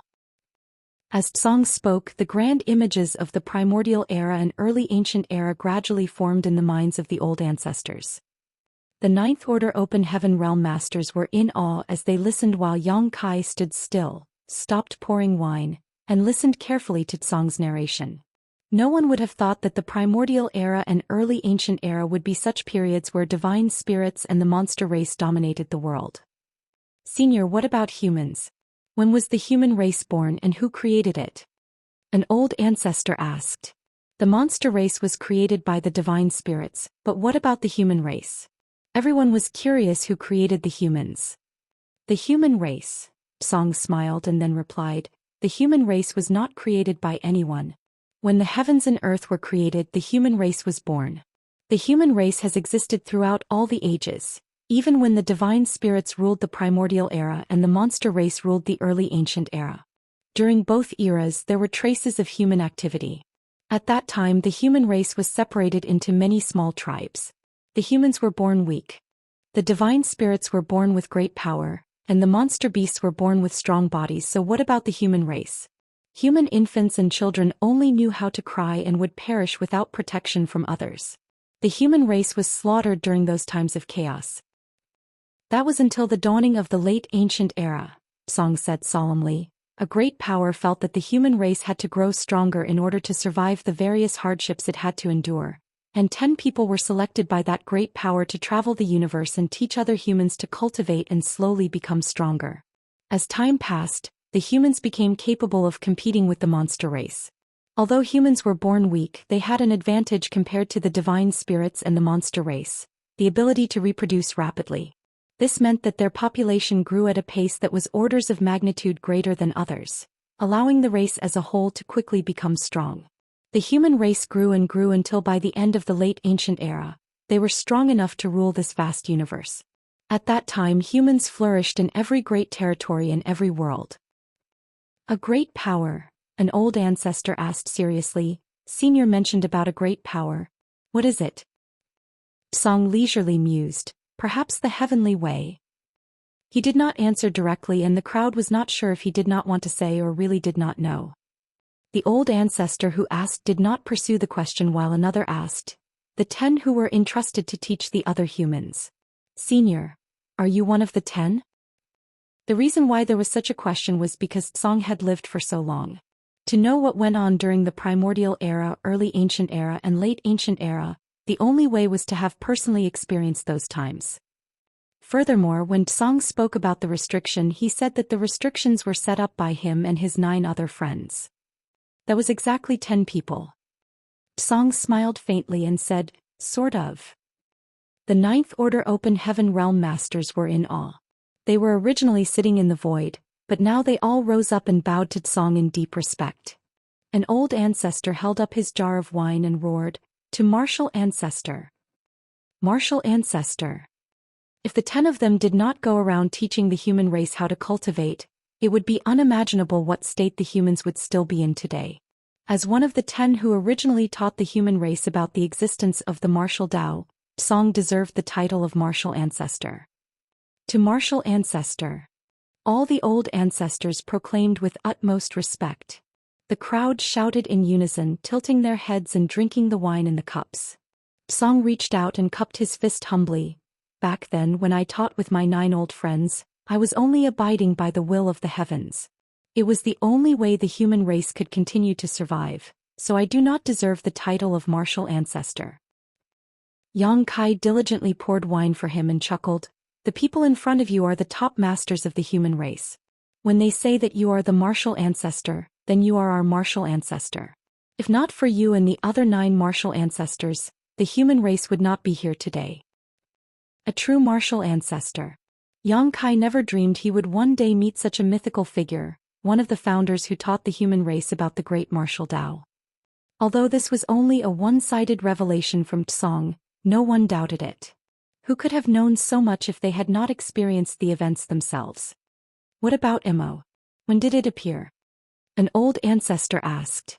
Regardless of what happened during the primordial era, early ancient era and late ancient era, the only thing that everyone was now more concerned with was Immo.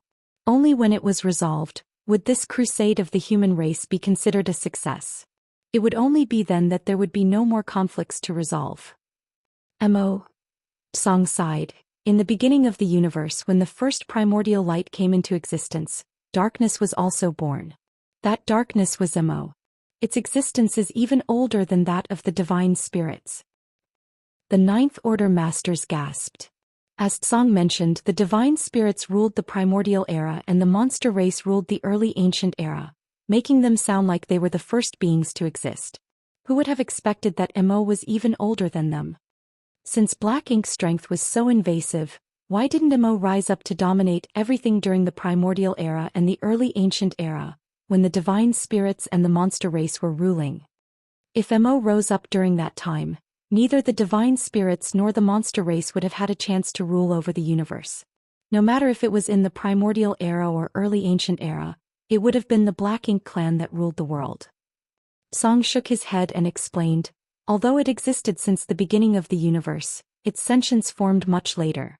It lay dormant during the primordial era and early ancient era, and even during the late ancient era before the human race became dominant, it still remained unaware. It was not until a long time later that it became sentient and began to leave this place on its own accord. This place. The 9th Order Masters paid close attention to Tsang's choice of words. "Senior, does it mean that it was born here as well?" Tsang nodded and said, "This is where the heavens and earth began and it is also the birthplace of Immo. It can also be considered the end point of the universe. That is why we laid the restrictions here, deceived it here and sealed it." Deceived. The old ancestors murmured to each other. Tsang said solemnly, "In fact, its sentience is not too developed, at least before it was imprisoned. In fact, most sentience was only equivalent to that of a child. It was a little naughty, but it was not bad in nature. Unfortunately, its existence itself is evil." The old ancestors were surprised to hear his comment. On the other hand, Yang Kai was suddenly reminded of Big Brother Huang and Big Sister Lan, whom he met in the chaotic dead territory. Both of them were also extremely powerful, but their personalities were just like that of children. The old ancestors may not be able to understand Tsang's comment on Immo, but since Yang Kai could associate what he said with his experience with Big Brother Huang and Big Sister Lan, he could understand the situation better. Upon that realization, Yang Kai suddenly wondered, perhaps in this world, once their strength reaches beyond a certain level, their sentience becomes limited. The late ancient era ended as Mo's sentience began to take form, slowly assuming a form that then left this place. At that time, the human race had already dominated the 3,000 worlds, so you can imagine what it would be like for a child who suddenly arrived in an extremely prosperous world. Someone who grew up in deathly silence, was always alone, and had never had any companions. The old ancestors fell silent, leaving Yang Kai to respond. It must have been very happy and wanted to be part of it. Song nodded. Mo did not intend to harm anyone, it just wanted to immerse itself and enjoy its prosperity, to get to know others and feel the bustling world around it. However, it did not know that its power was too overbearing for the mundane world. Thus, everywhere Mo went, all the people were corrupted. Everyone honored it, saw it with reverence, and fulfilled all of its demands. Everywhere that was occupied by Mo became tainted in its color. Every great territory was corrupted by Mo and its power grew rapidly. Everywhere Mo went became its territory. World force was its favorite food, and the noisy cities became its favorite places. In less than a few hundred years, hundreds of great territories fell, all the world force was consumed and the lands naturally died. The people living in these dead lands became corrupted by black ink strife. This old master and my 9 old friends came to investigate immediately after we became aware of the news, and learned about the strangeness of black ink strife. We knew that if we could not solve this problem, the 3,000 worlds would one day be completely consumed by Mo, and by that time, there would be no one else in this world. Martial Peak, Chapter 5402 Primordial Light. This old master and my friends came with hostile intentions, but Mo did not realize it at all. Instead, it welcomed us and showed us the beauty of its territory and its achievements with great delight. Looking back, Mo truly behaved like a child. It had something that it was proud of, but there was no one to share it with. It was a rare occasion that others could be its guest. Thus, it happily tried to show off to Song and the 9 other martial ancestors. The reason why Mo liked Song and his friends was because they could resist its black ink strength, unlike the others who became subservient to it and obeyed its orders after being corrupted. For Mo, what it needed was not a servant but a friend whom it could share joy and happiness with. Initially, Mo considered us friends with completely pure intentions. It was so friendly and honest that we did not know what to do when we were faced with it. We originally thought of killing it, but when it came time to act, not one of us could bring ourselves to be ruthless against a child. Black ink strength was simply the power it was born with. It did not have the intention of wreaking havoc on the 3,000 worlds, it just did not understand what harm it could do to the human race, and that its existence would lead to the destruction of everything. In addition to our own feelings, Mo was indestructible, so there was essentially nothing that we could do to destroy it. So our plans gradually changed. We explored its birthplace and decided to lure it here. Once it was here, we would use our strength and seal it here. We wanted to slowly find a way to understand its power, not only to see if we could find a way to preserve its life, but also to neutralize its black ink strength. Before we did that, we worked together to split apart the great territories occupied by Mo so that its black ink strength would not poison the others that remained uncontaminated. At that time, many masters gathered under Mo's command, so when we imprisoned Mo here, it was furious and ordered its servants to attack the human race. That was how the war began, and the vast void behind you is where the 2 sides fought. Initially, we could still perceive the movement of the battle, but as time passed, the battlefield gradually expanded outward, and we lost track of how the war was progressing. The war suddenly broke out after Tsong and the other 9 imprisoned Mo. The human race wanted to stop the encroachment of black ink strength and protect their home. However, Mo was angry with Tsong and the others' betrayal and ordered its slaves to slaughter all living beings. Thus, the black ink battlefield was born in this new era. It was an era where the human race had experienced many new dangers that persisted to today. At that time, there was a tragic great war where the Black Ink clan and the human race fought to the death across the vast Black Ink battlefield. For both sides, retreat was not an option. That great war lasted for around 10,000 years. Many human masters were killed and injured. Naturally, the forces under Mo were ruthlessly killed as well. Just when we thought that black ink strength's hidden problems were basically pacified, Mo's power suddenly erupted out from the restriction.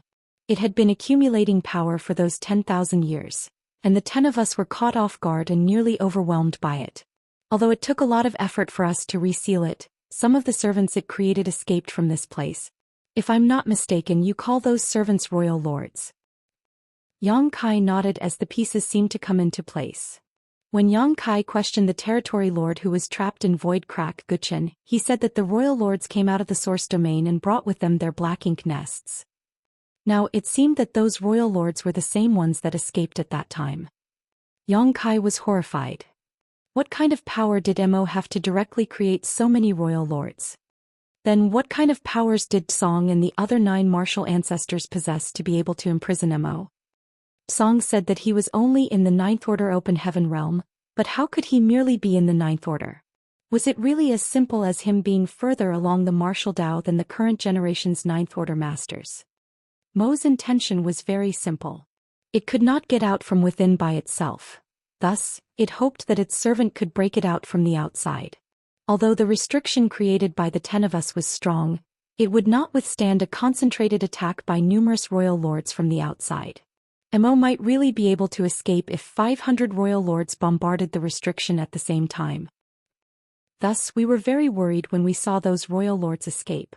If those royal lords managed to conquer the 3,000 worlds and take over everything, it would be enough for them to create an endless number of Black Ink clansmen. With such numbers, it would not be difficult for them to amass 500 royal lords in time. However, thankfully this never came to be. When not one royal lord returned to help Mo out of the trap, we knew that the human race had pushed them back. This made us very happy. However, as the years passed, it became harder to guard this place. One by one my old friends could not endure and began to fall.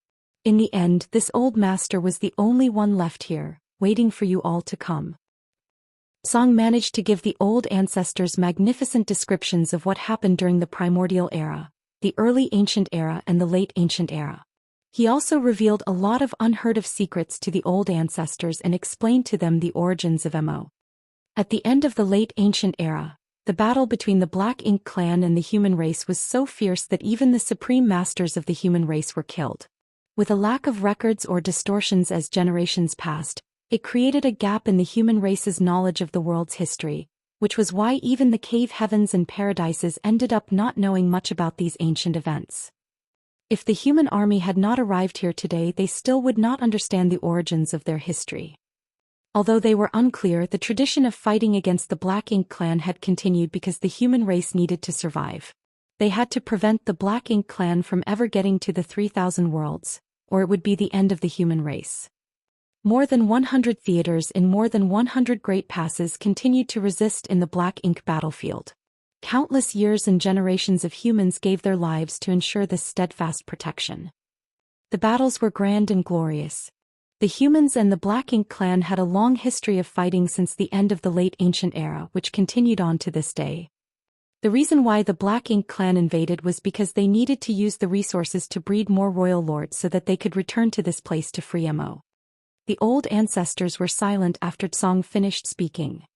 What they heard today was beyond their imagination, and they needed some time to process all the new and alarming information.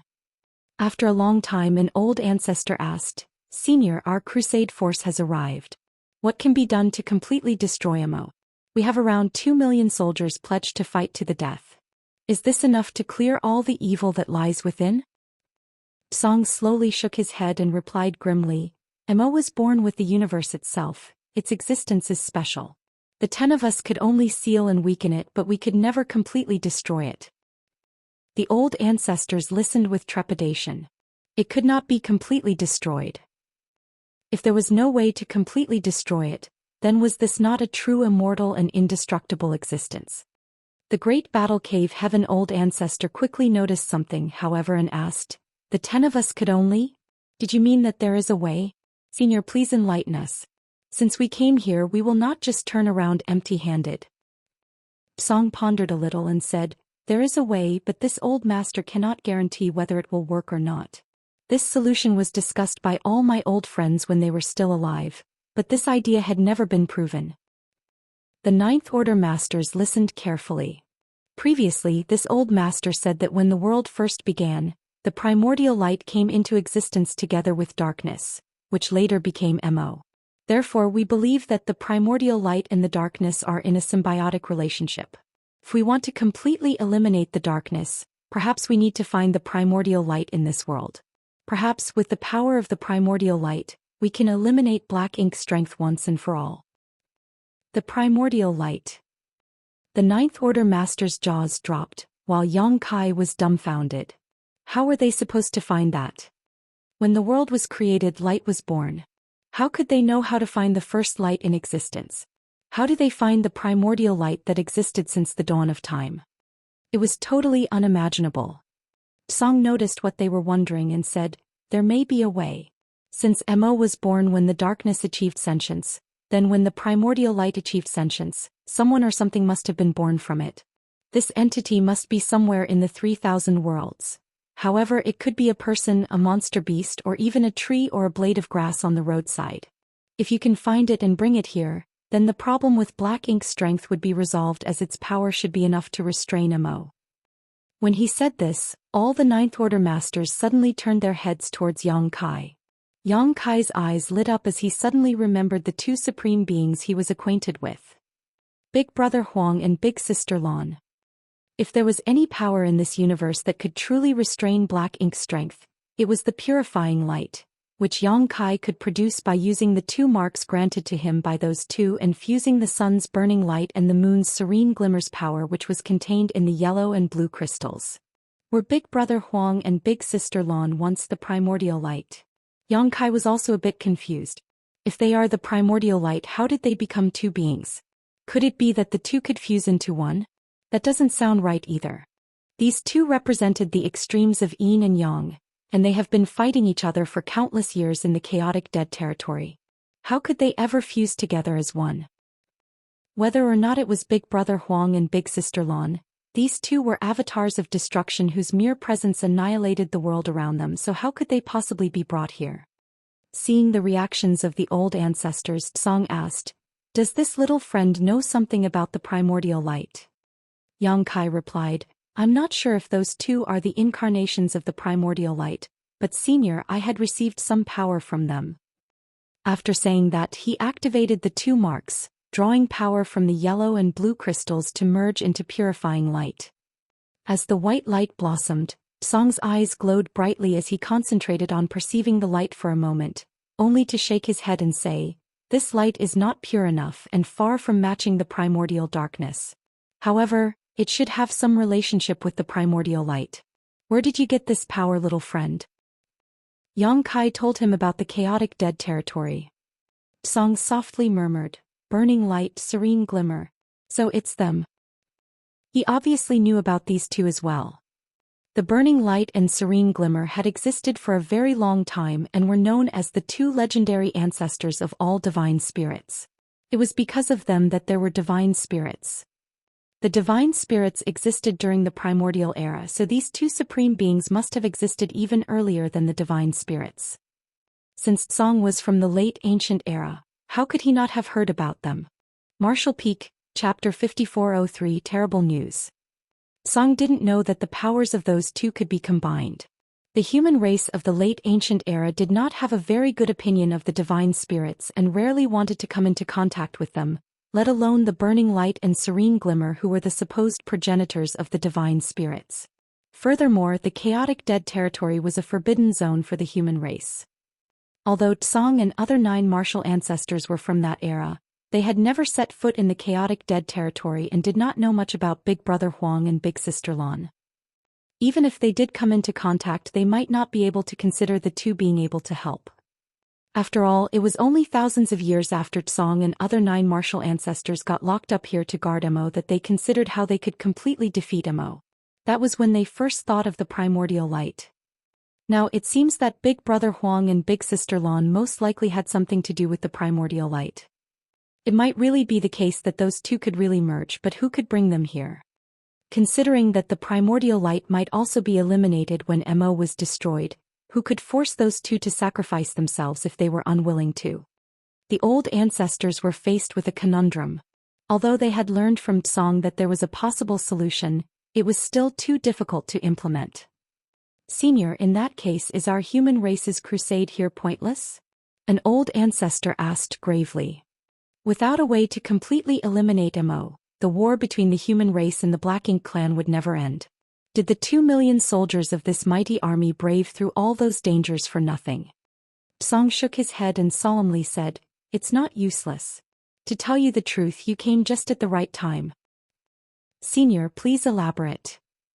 Song sighed and said, "Back then when we laid the primordial heaven's source grand restriction here, it was because it was Mo's birthplace. As the years passed, Mo's servants turned this huge void into a spiritless land. So we simply had no way to replenish our own strength. Even my old friends passed away one by one, until this old master was the only one left. If you came even 1,000 years later, this old master would have followed in the footsteps of my friends. Even if this old master doesn't die though, Mo would still be able to get out of this trap on its own one day." During the countless years of being trapped in the primordial heaven's source grand restriction, Mo was not just waiting for death, it was secretly building up its strength and testing the restriction from the inside. In its first real attempt, it almost succeeded, but in the end it was once again resealed by the 10 martial ancestors. That incident had led to more than 100 royal lords escaping with their black ink nests. Those 100 or so royal lords who escaped were the root of the major theaters. Today, even if Tsong did not know how powerful Mo had become, after suffering a few losses, it undoubtedly became smarter and more patient. Although Tsong had tried several times to dig up information from it, Mo would never reveal how powerful the force it was amassing had become. It was lying dormant, waiting patiently for the moment when Tsong became weak enough for it to attempt to break out again. That was why Tsong said that they came at just the right time. If they arrived some years later, he might have been unable to hold on. By then, Mo would escape and bring disastrous for the universe. Old ancestor Xianxia narrowed her eyes and asked with great concern, "Senior, how strong is Mo compared to you?" Tsong pondered a little and said, "Mo itself is not too strong. If we really fought, it might not be this old master's match. However, it cannot be completely destroyed.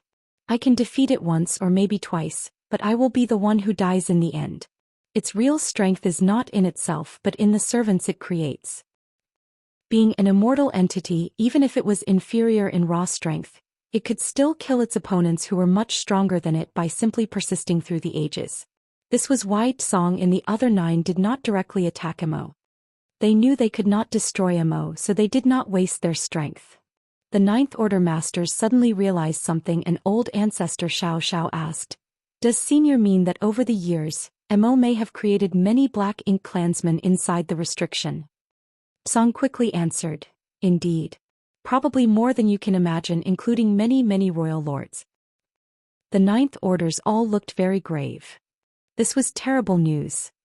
Not only was the source of the Black Ink clan close to breaking free of its seal, but there were also many royal lords trapped inside along with it that would break loose when the time came. Thinking about the scale of the restriction, just how many royal lords could be hidden in this huge area? That number was unimaginable.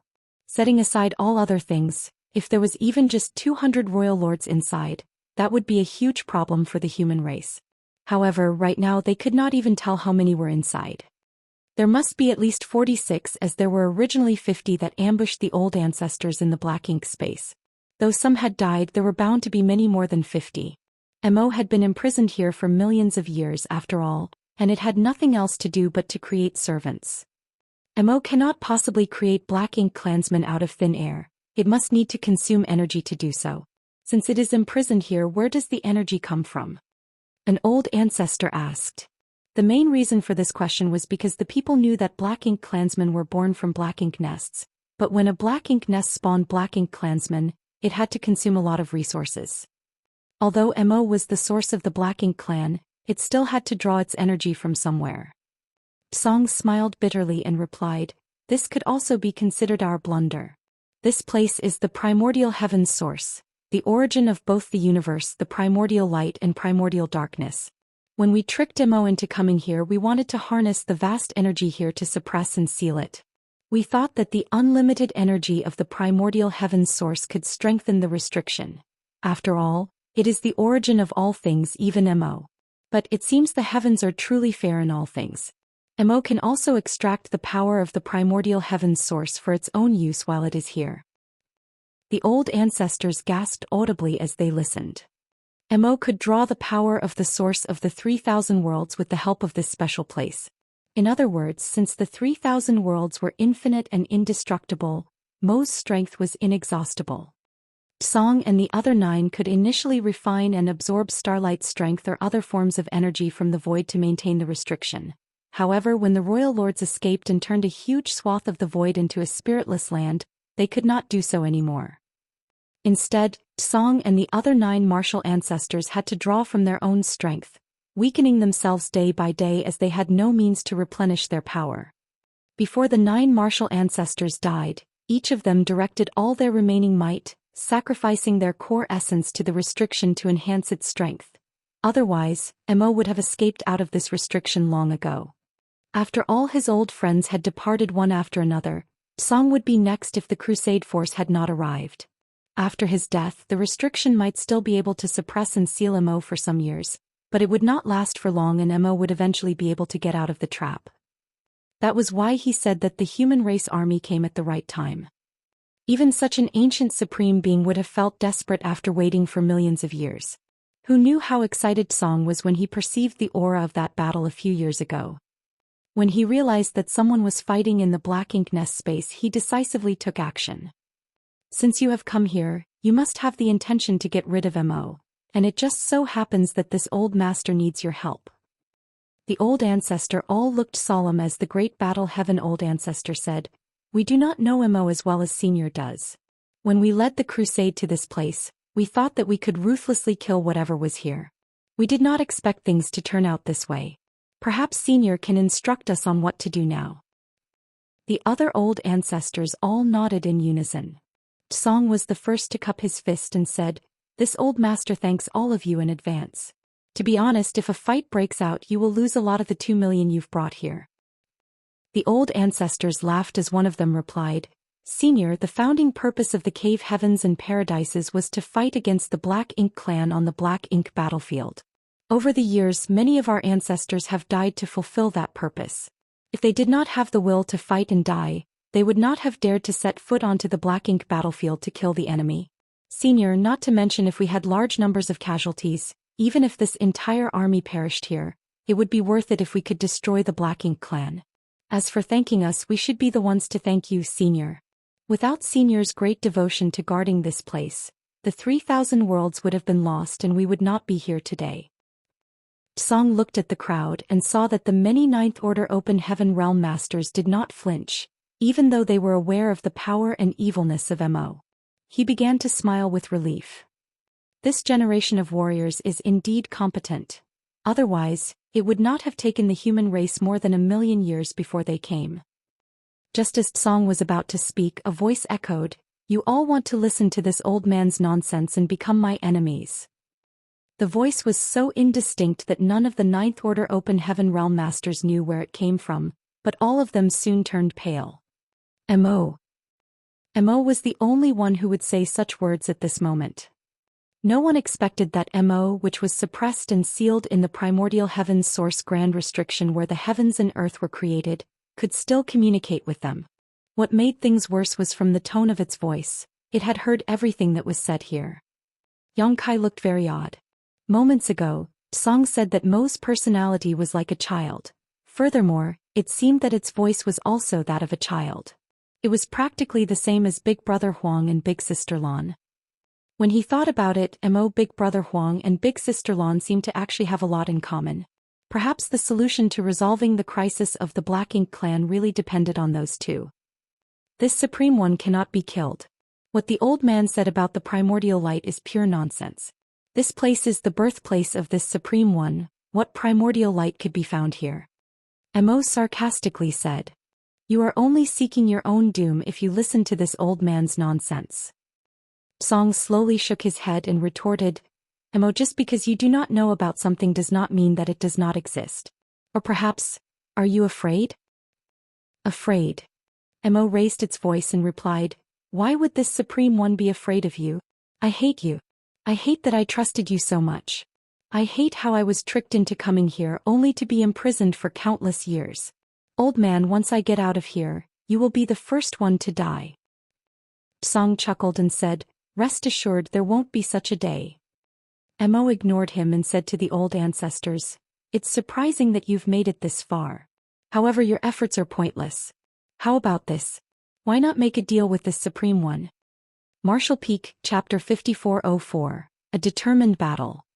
The Great Battle Heaven. Old Ancestor looked up at Void, narrowed his eyes and asked, "What kind of deal?" Mo replied, "If you help me kill this old man, this Supreme One will promise you that after I get out of this cage, I will rule alongside your human race. Black Ink Battlefield is what you call this stretch of void.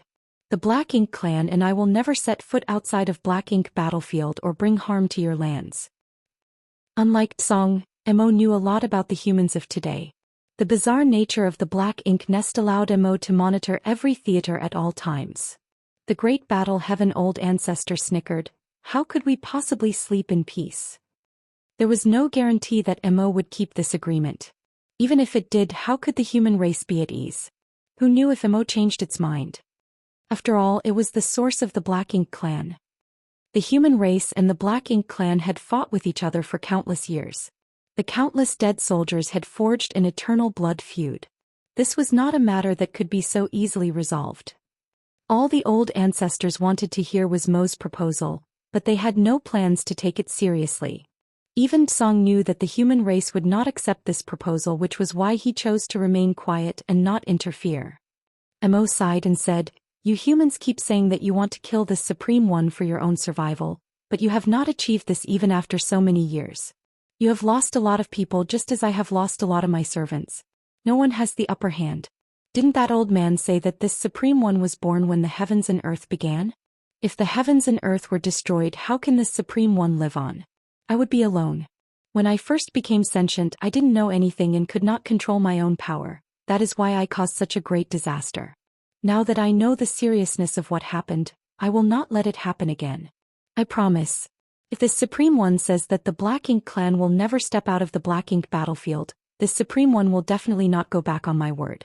This Supreme One swears by its soul that if I lie, may the heavens smite my soul and end my life."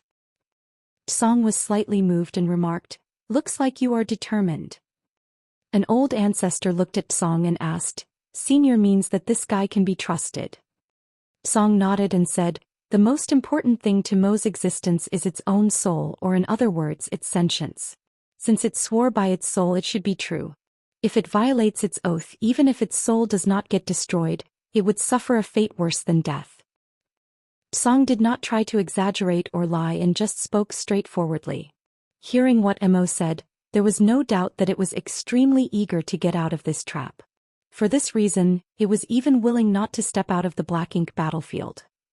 Not only do humans desire a prosperous future, so does this Supreme One. I naturally desired to go somewhere most bustling and alive. The disaster that happened eons ago was unintentional, and for it I have been trapped here for so many years. Isn't that punishment enough? Tsong sighed slightly and said, "It is not a question of if it is enough. Mo, you should know that yourself." Mo replied indignantly, "Then, you want to ruthlessly kill me simply because I was born with this power?" Tsong remained silent. Was Mo wrong? His power was simply what it was, and what happened back then was not intentional. It wanted to be part of the human race's prosperity and was driven by instinct to feel the splendor of a world it had never felt before. But was it right?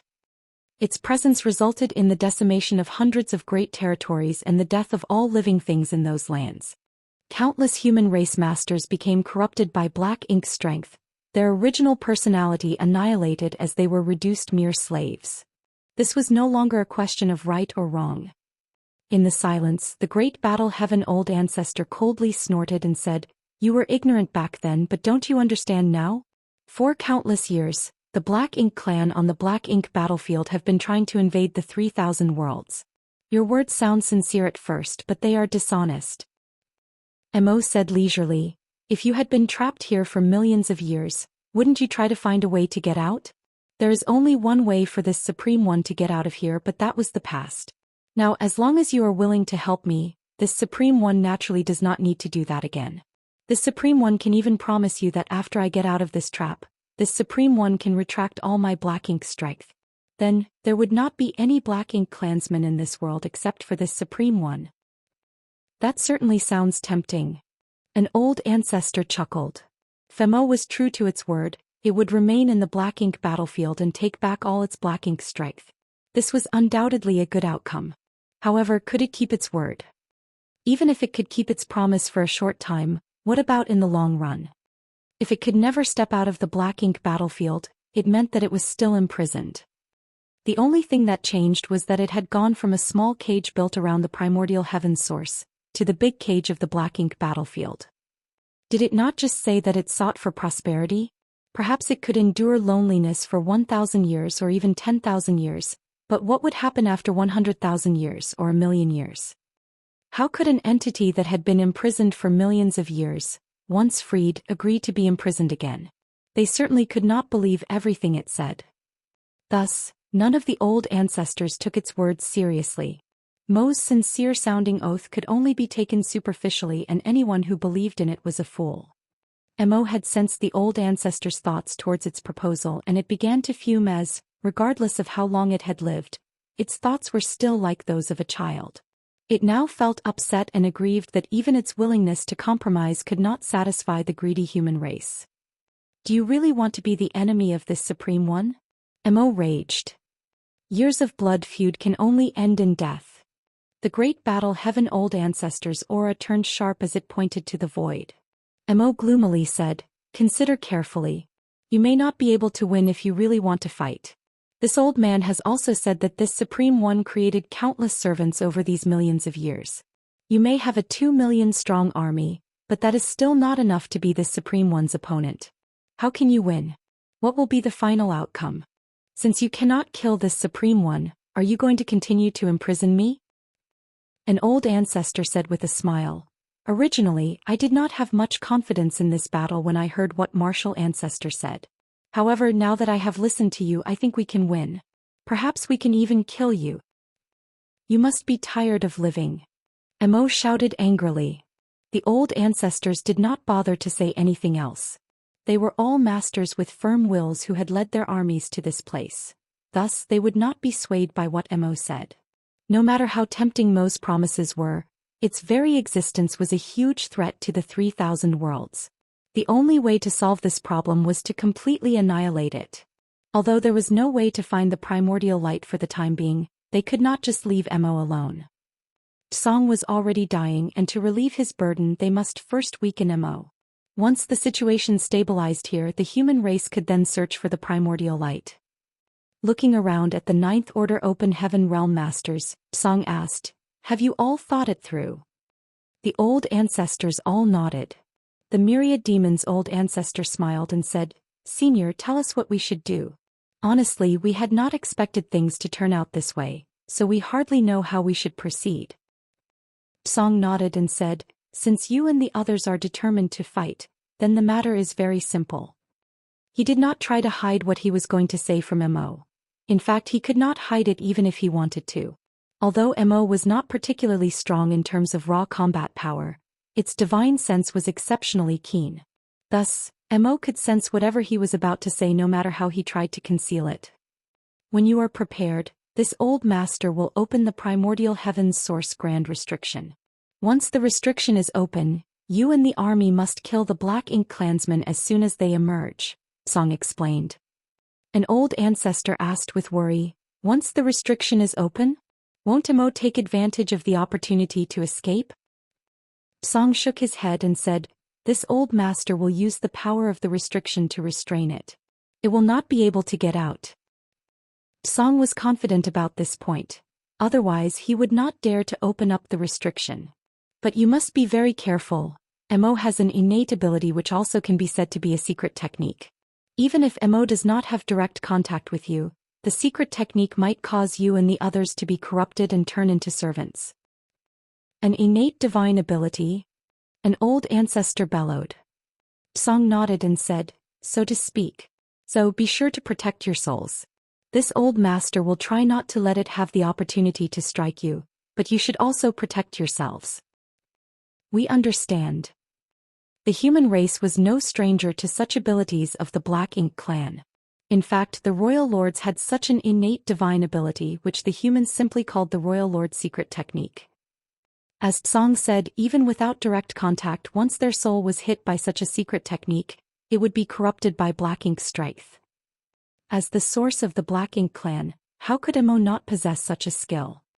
Over the years, this old master was not sure of how many servants Mo had created, so this battle will most likely be very difficult.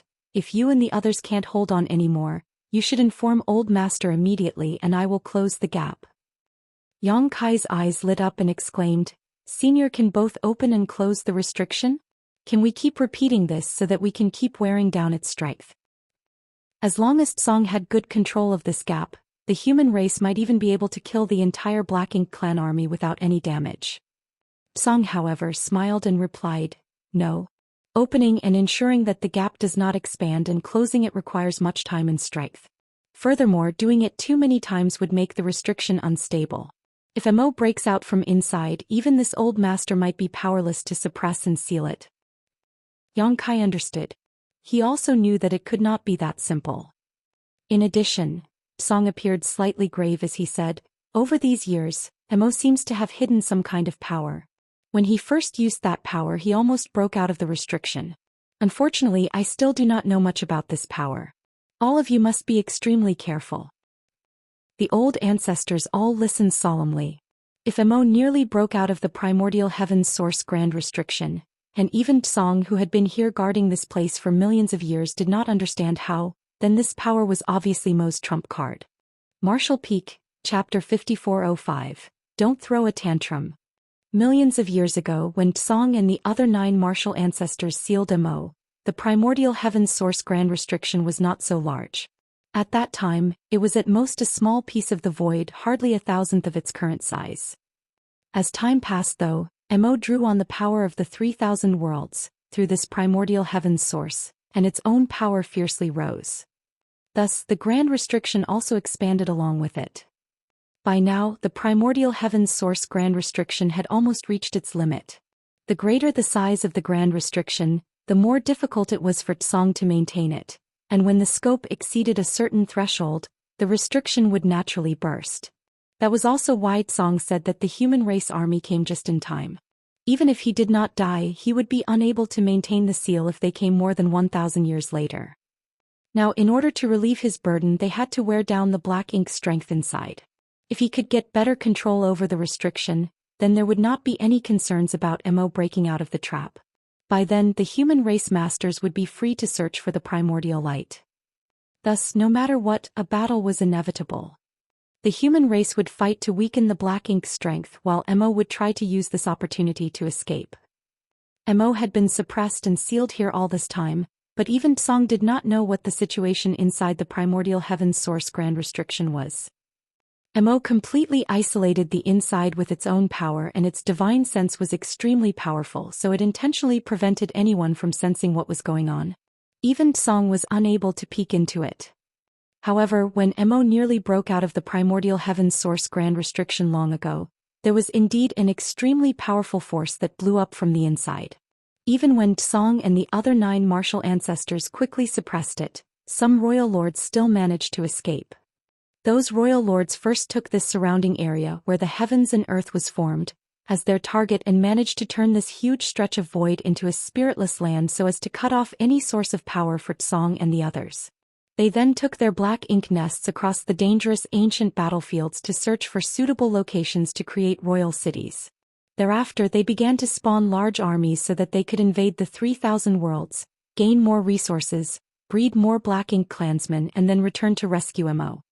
In fact, back then, more than 200 royal lords had escaped the primordial heaven's source grand restriction. But in that era, the restrictions and residual divine abilities that remained on the ancient battlefields were far more powerful than the ones the human crusade experienced along their way here. Thus, many royal lords fell, leaving just over 100 survivors. Those restrictions and residual divine abilities were from the first great war between Mo's servants and the great experts of the late ancient era. Song had mentioned that the battle raged for 10,000 years. The royal lords who moved to create their royal cities did so too far away for Song and the other 9 martial ancestors to monitor their movements. At that time, the human race and the dragon and phoenix clans of the divine spirit ancestral land joined forces to guard the only path that connected the Black Ink battlefield to the 3,000 worlds. After all, when the royal cities first appeared, It naturally alarmed the human race. In order to cope with the future Black Ink clan invasion, the human race also built their great passes, one for each royal city, forming the basis for the various war theaters. The human race masters then returned to the 3,000 worlds to prepare. They chose cultivation paradises with abundant resources and world energy to foster new talents. It was these cultivation holy lands that later became the cave heavens and paradises.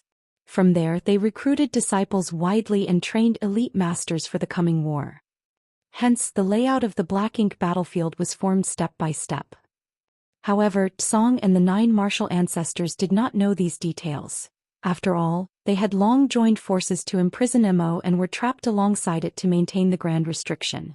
It was because they managed to suppress and seal Mo that the late ancient era's shocking war between Mo's servants and the human race could even occur.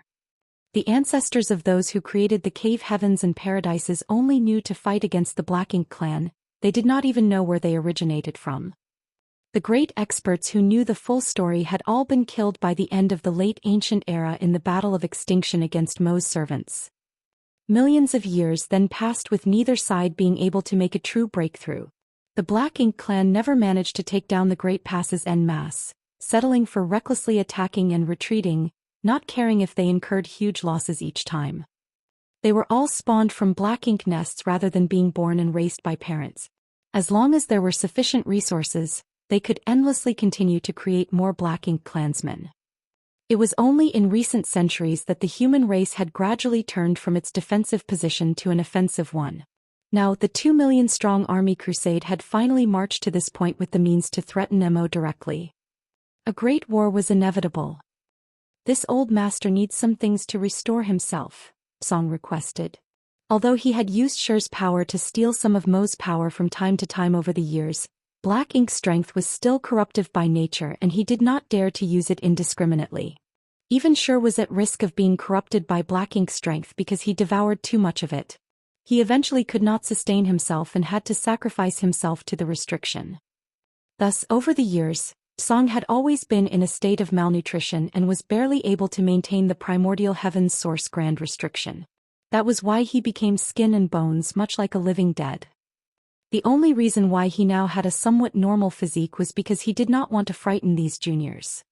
It was naturally not an issue to help provide Song with some resources, as while most of the old ancestors only carried a few on them, Yang Kai had plenty.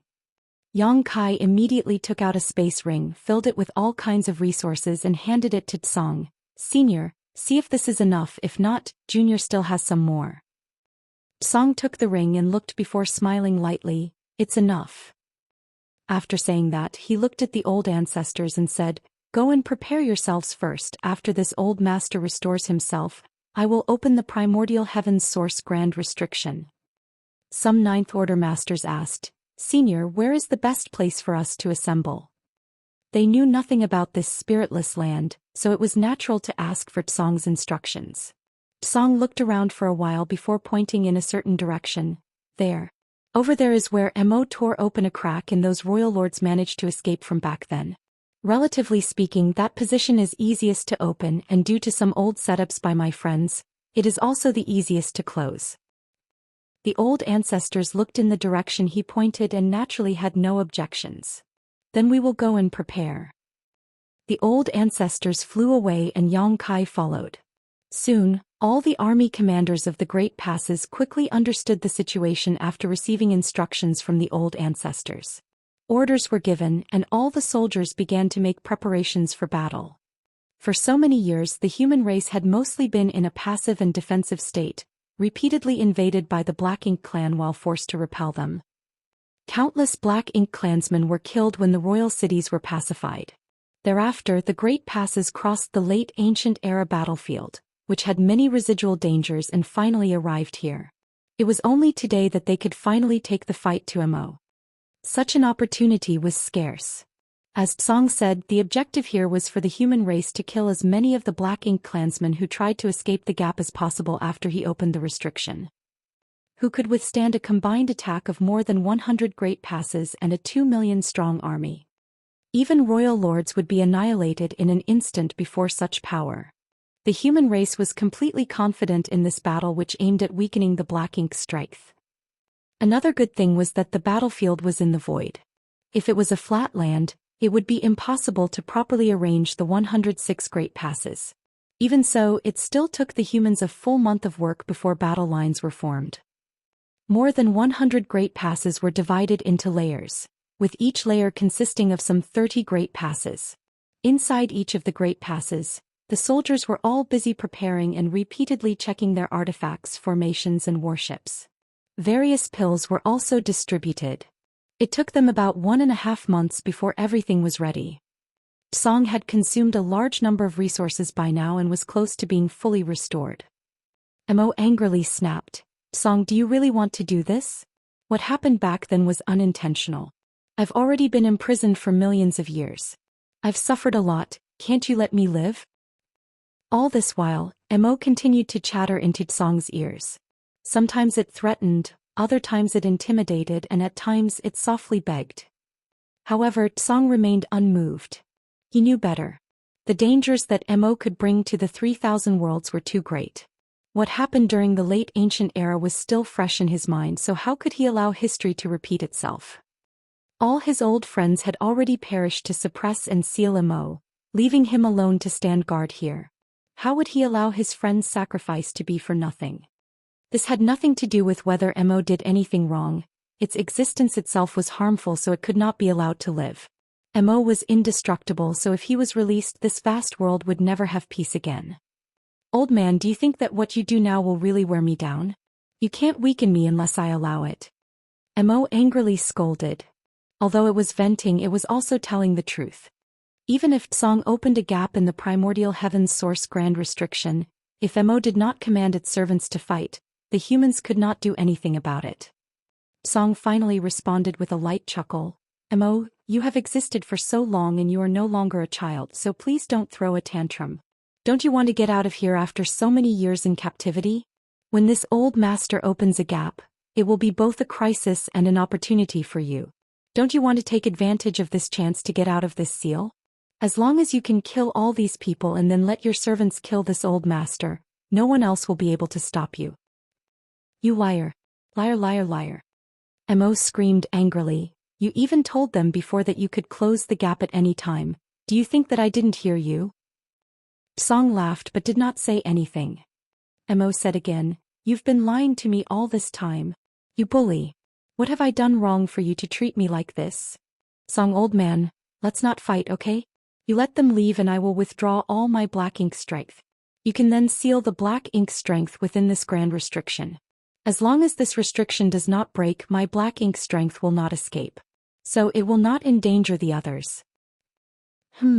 Song said softly but seriously. "I must stop pretending. This might be possible if you had cooperated back then, but it is too late now. You have chosen this path and you must bear the consequences of your actions. What's more, you know that Mu proposed to make the primordial heaven's source grand restriction to seal off your Black Ink strength, but even she could not be sure of whether it would work or what risks it would carry." Mo's memory must have been evoked and it angrily cried out, "She died. Right in front of me. You killed her." Martial Peak, Chapter 5406, Black Ink Torrent. When Mo became friends with Song and the others back then, it was completely sincere with them. Among the 10, it was most fond of Mu, who was always gentle and amiable. Compared to the others, Mu was also more friendly to Mo. When the primordial heaven's source grand restriction started taking effect, Mu suggested planting the restriction inside Mo's body so that it could internally suppress its Black Ink strength. That way they didn't have to restrict Mo's freedom. As long as the restriction wasn't broken, its Black Ink strength wouldn't leak out, and Mo wouldn't have to bear the suffering of being imprisoned. By then they could bring Mo with them and monitor it at all times. However, no one could guarantee that the idea was feasible. Everyone would be happy if it worked, but if it didn't, Mo wouldn't let them suppress it again when it was aware of their intentions. In the end, Song and the others didn't dare to take the risk. Mu passed away pretty early on when Mo flared up for the first time after it was suppressed. To appease Mo, she ignored the others' dissuasion and entered the primordial heaven's source grand restriction on her own. No one knew what happened to her while she was inside, but when she returned she was horribly wounded. Before her death, she blended all her power and her body into the restriction to strengthen it. That day, Song and the others were heartbroken while Mo's wails reverberated across the entire universe. Among the 10 of them, the gentle and compassionate woman was the most talented. It could be said that the others were not comparable to her. She was the one who came up with the idea of the primordial heaven source grand restriction, and Duan personally crafted it while the rest assisted from the side. Mu was also the most powerful among them. Song even suspected that she had found the path that led beyond the Ninth Order open heaven realm. Unfortunately, she passed away when she was still fairly young. Given her aptitude, she could have ascended to a realm that was beyond the Ninth Order. Song turned solemn when he heard Mo mention Mu and grimly said, "You're fully aware of how Mu was killed, Mo." A furious Mo roared, "Do you think I killed her? It wasn't me. I'd never kill her. Why would I do that to her?" Song snorted. She passed away after returning from inside the restriction. Why had she fallen into such a state if not for you? It really wasn't me. Mo refuted. Enough. Whether or not it was your doing no longer matters. Now that 2 million human race soldiers had arrived, they had to weaken Mo's power even if they couldn't destroy it. Song couldn't persevere any longer. Like a child who had been wrongly accused, Mo cried, "It really wasn't me." When Mu entered the restriction, Mo indeed ordered his servants to attack her because it was mad at her betrayal. However, Mu was extremely powerful, so how were his servants supposed to be a match for her? While they were able to slightly injure her, killing her was simply impossible. Nevertheless, it was a fact that Mu passed away after leaving the restriction. Even after all these years, Mo had never been able to explain why. In fact, Song and the others initially thought that it was Mo's doing and were furious after Mu passed away, but after giving it some thought, they realized that might not be the truth. Mu was just that strong. Even though the servants that Mo had created were formidable, they couldn't possibly cause enough injury to her for her to fall. Moreover, Mu was the one who came up with the primordial heaven source grand restriction. If she wanted to leave it, there was no way Mo could stop her, and there was certainly no reason for her to fight with Mo to the death. As they recalled the scenes from back then, they realized that Mu's injuries were not a result of fighting against someone. There was some other reason for them. At that time she was critically injured and on her last breath. Before her death, she passed them a piece of jade and left for the next world without saying anything more. Now that jade was in Song's hands, he had examined the jade over and over again, but was never able to figure out what it was for. He just felt that the jade had something to do with the primordial heaven source grand restriction. Therefore, he wouldn't dare to try it out lest the restriction was affected. The incident in the past remained a mystery. Perhaps Mo knew something about it, however it might also know nothing. Everything is prepared, Senior.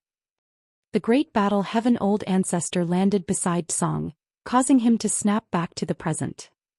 Song looked up and saw over 100 great passes hovering in the void. On the great passes, the determined humans were filled with murderous intent. He pulled himself together and nodded gently, "Let's begin then." The great battle cave heaven old ancestor turned around and nodded at the people in the distance. "Prepare for war." A roar reverberated across the entire void as world forces started exuding from the great passes. The arrays and the artifacts all lit up. They were ready to strike. Seeing that, Song shouted, "Open." In the next instant his figure expanded rapidly. He soon became enormous as a powerful aura exuded from his frail body. The Ninth Order Open Heaven Realm Master's eyes brightened when they felt that aura. Previously, when they asked Song what realm he was in, he only told them that he was still in the Ninth Order, just further beyond the old ancestors. The old ancestors asked nothing more. However, at this moment they could clearly feel that this old man who had been guarding the primordial heaven source grand restriction for millions of years, had an aura that none of them could match. The entire void seemed to be trembling as his aura spread out. It was apparent that he wasn't just further ahead of them in the Ninth Order Open Heaven realm. These Ninth Order Open Heaven realm masters couldn't help but think that Song might have broken through the Ninth Order and reached a realm that they were not aware of. As such, these Ninth Order masters were thrilled. It had come to a point where they had reached the end of their cultivation journey, and they still hadn't managed to find any new path forward. However, as they observed Song's aura now, they realized the ninth order open heaven realm was not the peak of the martial Tao. There was still a higher summit to reach. They were just incapable of discovering it. As Song's aura undulated, ripples started spreading across the primordial heaven's source grand restriction and began gathering at a particular spot. In front of that spot stood the human formations. It was also where Mo formed a crack with its strength back then. As the ripples spread, a gap appeared in the originally flawless restriction. In the beginning it was just a small gap, but it soon expanded rapidly. Song roared and surged his power to control the size of the gap. Soon the gap became as large as a lake, with space itself seemingly having been torn apart. An extremely malevolent aura exuded from the opening, and despite having the protection of many grand arrays, those on the great passes could still clearly feel that chilling aura. As they stared intently, they could see impossibly thick darkness sweltering in the gap. They could also faintly hear growls coming from within. Seeing that, the humans quickly put their guard up.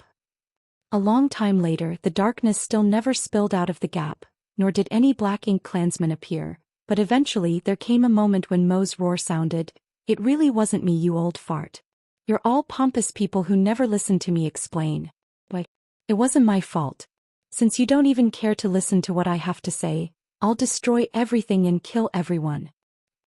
Following Mo's howl, darkness gushed out of the gap like a flood bursting through a dam. It wasn't really darkness though, it was a torrent made from countless black ink clansmen. Kill. Following the army commander's order, arrays on the great passes thrummed and the powers of the secret techniques and artifacts shot forth. The first batch of the black ink clansmen who stormed out of the gap hadn't even managed to see what the outside world looked like before they were vaporized. The place where the attacks from over 100 great passes landed instantly turned into a living hell. More and more black ink clansmen were destroyed. However, since their first appearance, the black ink clansmen had never stopped flooding out of the darkness. They stepped on the corpses of their clansmen and fearlessly charged forward. Just a moment later they were struck by the secret techniques and artifacts and killed. Their black ink strength burst forth and their corpses were then stepped on by the ones behind them. This stretch of void, which had remained silent for millions of years, suddenly erupted with light and sound. The humans never stopped firing at the enemy, while the black ink clansmen marched forward without pause. Regardless of the danger ahead, they didn't even hesitate. The gap was soon shrouded with black ink strength. Above the wall of Great Evolution Pass, Xianxia was hovering in the void as he stared coldly at the front and remained still. It wasn't the right time for him to make a move yet. This was a war that was unlike anything the humans had experienced before, a fight that would be remembered by all future generations. If the humans won, they could ensure some peaceful days for the 3,000 worlds, but if they lost, the 3,000 worlds would descend into chaos as Mo had threatened to destroy everything. Even though there were a lot of soldiers and countless masters on the human side, they didn't dare to make rash moves. Those that were attacking the enemies were the cultivators who were in charge of the arrays on the walls of the great passes. The rest were conserving their strength. It would take a long time before the war ended. Therefore they needed to ration their energy. 3 rotations of soldiers were arranged to control and activate the arrays to ensure that they would be able to fire continuously. The artifact refiners and array masters were also on standby to repair the artifacts and arrays at any moment. Meanwhile, Xianxia sported a solemn expression. Although the war had just started and he hadn't participated in the fight, he could feel immense pressure washing over him from afar. Even though the humans managed to destroy these black ink clansmen without getting hurt, the enemies who gushed out of the gap were all very weak. According to the Black Ink clan zone classification, those enemies were just serfs, even weaker than low-rank clansmen. As long as there were enough resources and a black ink nest, they could produce an infinite number of such black ink clansmen. Although Mo appeared infuriated, it didn't let its fury get the better of it. It knew it had to use these weak soldiers to drain the human strength first. In fact, it wasn't so surprising. The Black Ink clan and the human race had been fighting against each other on the Black Ink battlefield for countless years, and as the source of the Black Ink clan Mo, was able to monitor what was going on in every theater. Therefore it was familiar with the strengths and weaknesses of the human race. Its way of dealing with the humans now was the best solution available. Martial Peak, Chapter 5407, Endless Strength. Even though the Black Ink Clan soldiers gushing out of the gap were weak, they came in an enormous quantity. They would be a threat to the humans if they were allowed to roam freely. Therefore the humans had no choice but to kill them. What surprised Yang Kai was that most of the Black Ink clansmen rushing out of the gap looked like monster beasts, which was something new to the humans. For as long as the human race could remember, even though the Black Ink clansmen in every theater came in all different shapes and sizes, they mostly had a human frame. The human race had never seen Black Ink clansmen that looked purely like monster beasts before. Now, however, there were a large number of such creatures. They were apparently created by Mo using Black Ink strength after it was confined in the primordial heaven's source grand restriction. Even though these monster beast-like creatures were weak, they came in a larger number than even ordinary Black Ink clansmen, and after they were killed, the Black Ink strength in their bodies gushed out and filled a vast swatch of space. The war unfolded just like the humans had expected, as Tsong was able to control the size of the opening in the primordial heaven's source grand restriction. Therefore there wouldn't be too many Black Ink clansmen who could dash out through the gap. As over 100 great passes joined forces, they could ensure they killed all the enemies who emerged. As long as they never stopped attacking, they wouldn't have to worry about the Black Ink clansmen breaking through their defense. 100,000, 200,000, 300,000, 500, 000. Although they were unable to get an accurate count, it was roughly estimated that over 1 million Black Ink clansmen had rushed through the gap in just half a day. All the Black Ink clansmen and Black Ink beasts were killed the moment they left the gap, so they were unable to move any further. Regardless, a torrent of these creatures still continuously gushed out from the darkness. Seeing that, Yang Kai felt a crawling sensation on his scalp. 1 million Black Ink clansmen and Black Ink beasts was about how many casualties there would be in a major war, but only half a day had passed so far. How many Black Ink clansmen and Black Ink beasts were still hiding in the primordial heaven's source grand restriction? How many servants had Mo created over the past several million years? No one knew the answer. Perhaps only Mo was aware of the exact number. Half a day later, another million of Black Ink clan soldiers were killed, and after another half a day the same thing happened. A few days later, over 10 million Black Ink clansmen and Black Ink beast had been slaughtered, but other than the fact that some of their artifacts and arrays were damaged from overuse, the humans hadn't suffered any kind of damage. Despite being in an advantageous position, none of them were happy. Mo didn't seem concerned about losing over 10 million soldiers. The subordinates it had been summoning were still the weakest Black Ink serfs and Black Ink beasts. These cannon fodder were simply meant to wear down the human race army's strength, and there seemed to be an infinite number of them hiding in the depths of the darkness. By this point, everyone realized that something was off. Regardless of whether there was really an infinite number of Black Ink clan soldiers, the humans' defense would collapse in a month given the fact that they had been using the artifacts and arrays with such intensity. The artifact refiners and array masters were unable to make repairs as quickly as damage was accrued. Without the help of these artifacts and arrays, the human race would have no choice but to personally stop these Black Ink clan soldiers from advancing further. By then there were bound to be casualties. What the humans found amiss was that since over 10 million Black Ink clan soldiers had passed away, the entire region should have been filled with the Black Ink strength from the dead Black Ink clansmen, and there should have been innumerable Black Ink clouds around them. In past wars, the Black Ink clan always left behind a lot of Black Ink clouds after suffering a large number of casualties. Those clouds would then merge together into Black Ink oceans. However, at this moment, almost all the thick Black Ink strength hovered around the opening in the grand restriction, concealing it from sight. Not much of it had even spilled through the gap. Realizing the crux of the problem, Tsong shouted loudly, "It's been retrieving the Black Ink strength to recycle it. Stop it. Otherwise its strength will be endless." Only then did Yang Kai realize what was wrong. It was no wonder that Mo had been sending these weak Black Ink clansmen out so recklessly, and why it didn't seem to care despite so many of them being killed. The Black Ink strength left behind from these corpses could be reused by it. That way it would have an infinite supply of Black Ink strength. Perhaps it could fight until the end of time itself using this method. The reason the humans hadn't discovered it earlier was that it was chaotic at the opening. Black Ink clansmen continuously passed through the gap and got killed as the Black Ink strength concealed it, and hid the traces of Mo retrieving its power. Although Tsang had been guarding the primordial heaven's source grand restriction for a long time, it still took him several days to figure out what was happening. Upon hearing Tsang's warning, the humans promptly came up with a solution as squads were dispatched from the great passes to the battlefield.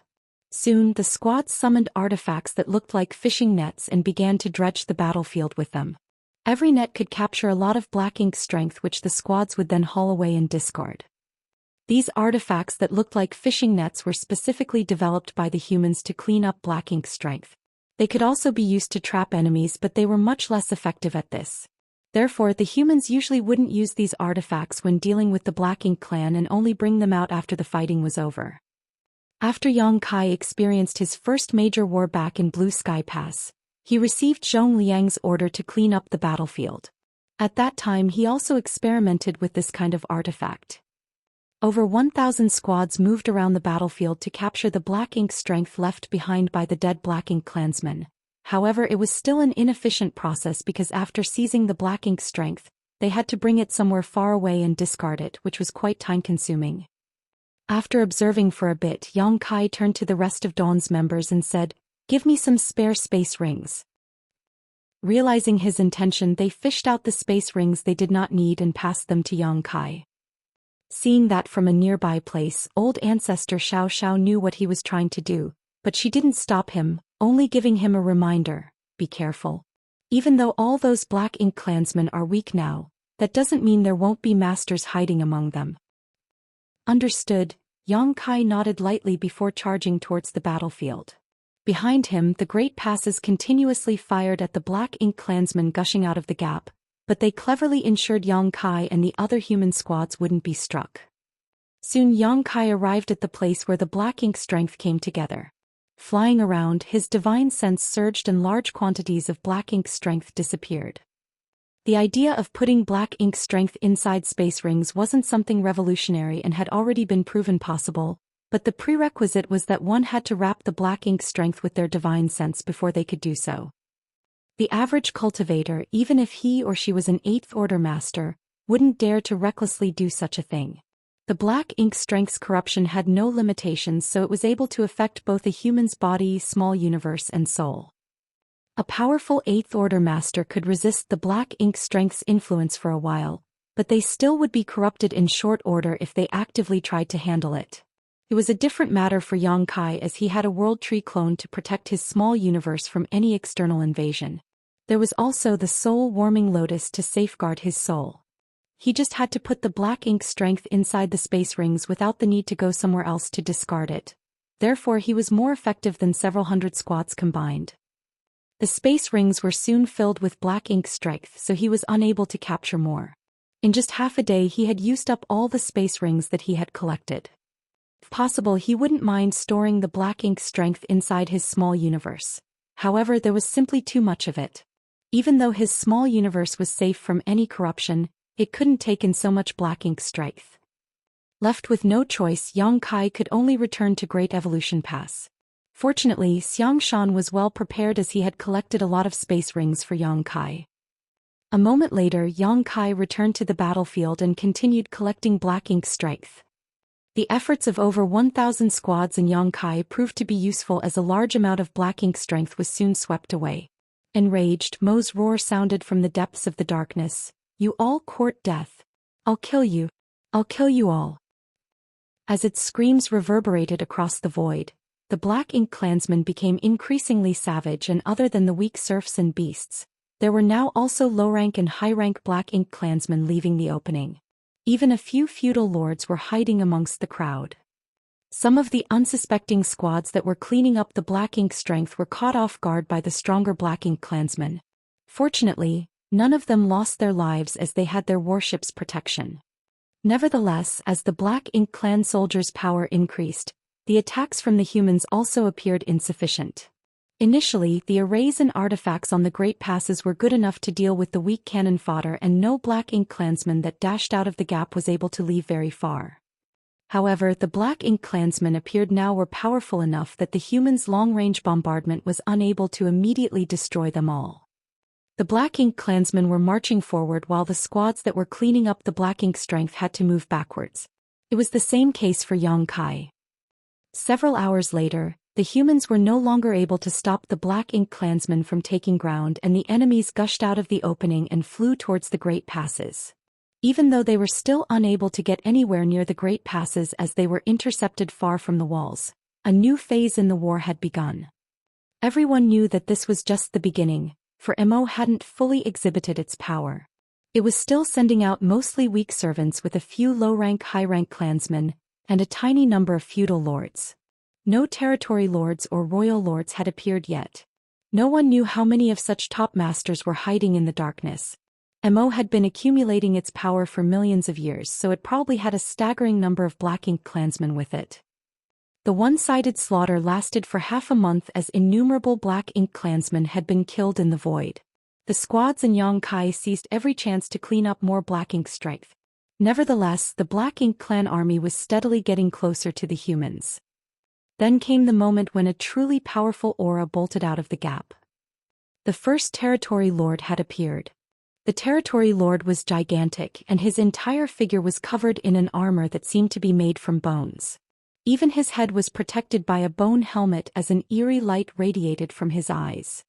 All of the human masters were stunned as they had never seen a territory lord in such a form before. The territory lord's appearance suggested that he had thick skin and strong flesh. He was the kind of soldier who would clash with the opponents head-on. Apparently, Mo had specially crafted this territory lord. It must have expected this day to come. Otherwise, it wouldn't have created such a creature.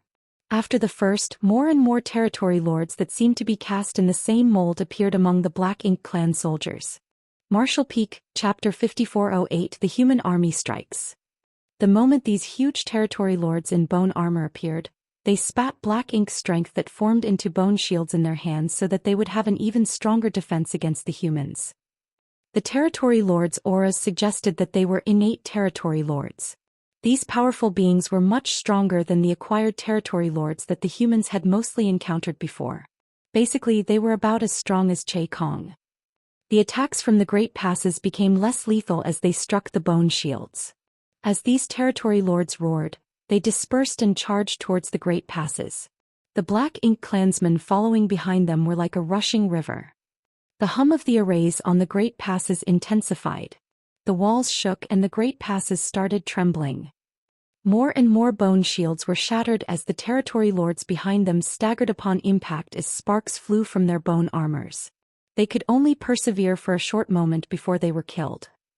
Faced with continuous attacks from over 100 Great Passes, even royal lords wouldn't be able to last for long, let alone these territory lords. Without the protection of the territory lords in bone armor, the Black Ink clansmen behind them were killed the moment they were exposed. However, things were not looking good for the humans as the powers of their arrays and artifacts were no longer sufficient. With the sacrifice of those territory lords in bone armor, the Black Ink clan army managed to close much of the gap between the opening in the Great Restriction and the Great Passes. Countless Black Ink clansmen were killed in the process, but that did not soothe the human race's worries. Mo had clearly been preparing for this day for over 1,000,000 years, so the heritage it had built up was unimaginable. From the looks of it, even though the humans currently held the advantage, no one knew what the outcome would be as the war dragged on.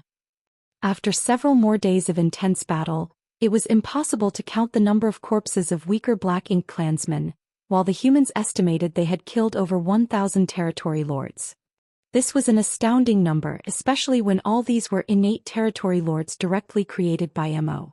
They were gifted with sturdy defense and extraordinary power, each of them equivalent to a top 8th Order Open Heaven Realm Master. There weren't a lot of human 8th Order Masters to begin with. On average, there were only 40 to 50 8th Order Masters in every Great Pass. In other words, there were fewer than 5,000 8th Order Masters in the entire human race army.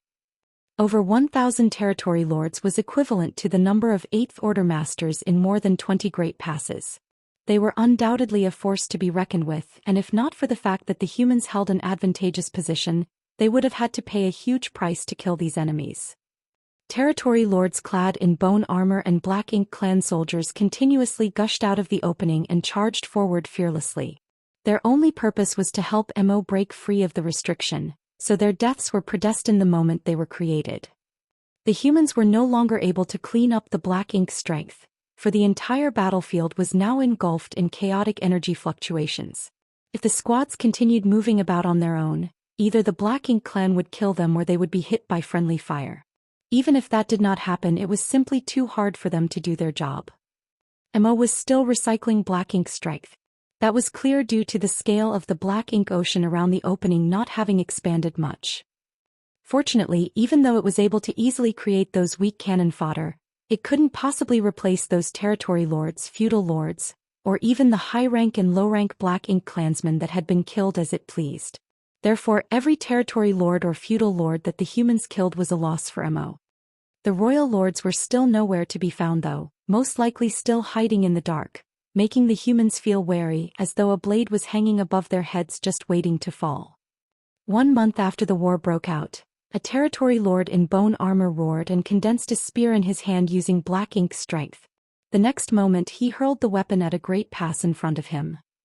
The black spear easily cut across space and struck the great pass defensive barrier, causing ripples to spread across it. Even though the territory lord was soon blasted to pieces, this attack served as a breakthrough for the Black Ink clan's advancement. A Ninth Order old ancestor ordered grimly, "It's time." The defensive barriers around the great passes and the attacks from the arrays and artifacts were no longer able to stop the Black Ink clan soldiers from marching forward. If the situation was allowed to continue like this, the Black Ink clan soldiers would soon be able to attack the great passes. It was time for the human army to make a move. Following the order, auras that seemed able to shake the entire void undulated from the great passes as countless dazzling lights were shot from the warships. Wherever the lights struck, those territory lords in bone armor were unable to endure and were swiftly dispatched, leaving behind black blood where they fell. The divine abilities and secret techniques cast from over 100 great passes then resumed firing, forming trails of vacuum in the void. Along the way, the Black Ink clansmen were either injured or killed. For a moment, the originally clamorous battlefield fell into dead silence. The old ancestors had made a move. Seizing the chance, the well-prepared humans drove their warships out of the great passes. The vessels formed into rays of light as they coordinated with each other and sailed towards the battlefield. As the warships set off, the Eighth Order masters also charged towards the battlefield. They targeted the territory lords and cast their secret techniques in an attempt to tie down the enemy masters. Dawn from Great Evolution Pass also darted forward. In fact, they were the ones leading the charge. The other squads didn't have a lot of members and their warships were not particularly robust, so on such a battlefield they had to group up to be effective. However, as a special operations squad, Dawn was used to charging around the battlefield on their own. Yang Kai was at the front while Xianxia and Blood Crow protected the warship from both sides. Ren Bingbai, Yu Ziyu and Miao Fei Ping were at the rear of the warship. Meanwhile, Bai Yi stood at the bow, channeling her world force into her longbow to the point where the weapon radiated a glow.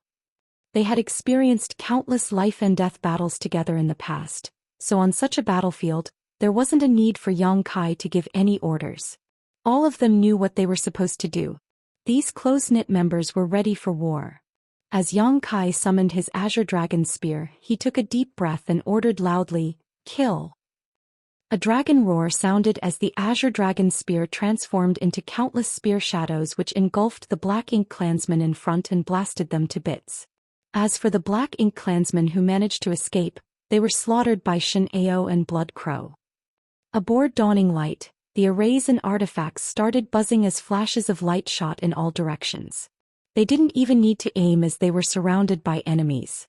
Bai Yi's arrows split into countless streaks of light which struck the swarming Black Ink clansmen, splattering them into blood mist. Meanwhile, Ren Bingbai, Yu Ziyu and Miao Fei Ping brought up the rear, making sure the Black Ink clansmen couldn't get anywhere near the back of the warship. As Dawning Light soared out of Great Evolution Pass, it turned into something akin to a blade and cut across the Black Ink clan army. Wherever it went, the enemy was consigned to the Yellow Springs. After the human soldiers appeared on the field, the Black Ink clan soldiers changed their tactics. They stopped charging towards the great passes and instead focused on besieging the human warships. Mo knew that if it wanted to get out of its cage, it had to destroy the humans who were here on a crusade against it. As long as all the humans were killed, the great passes would be rendered useless.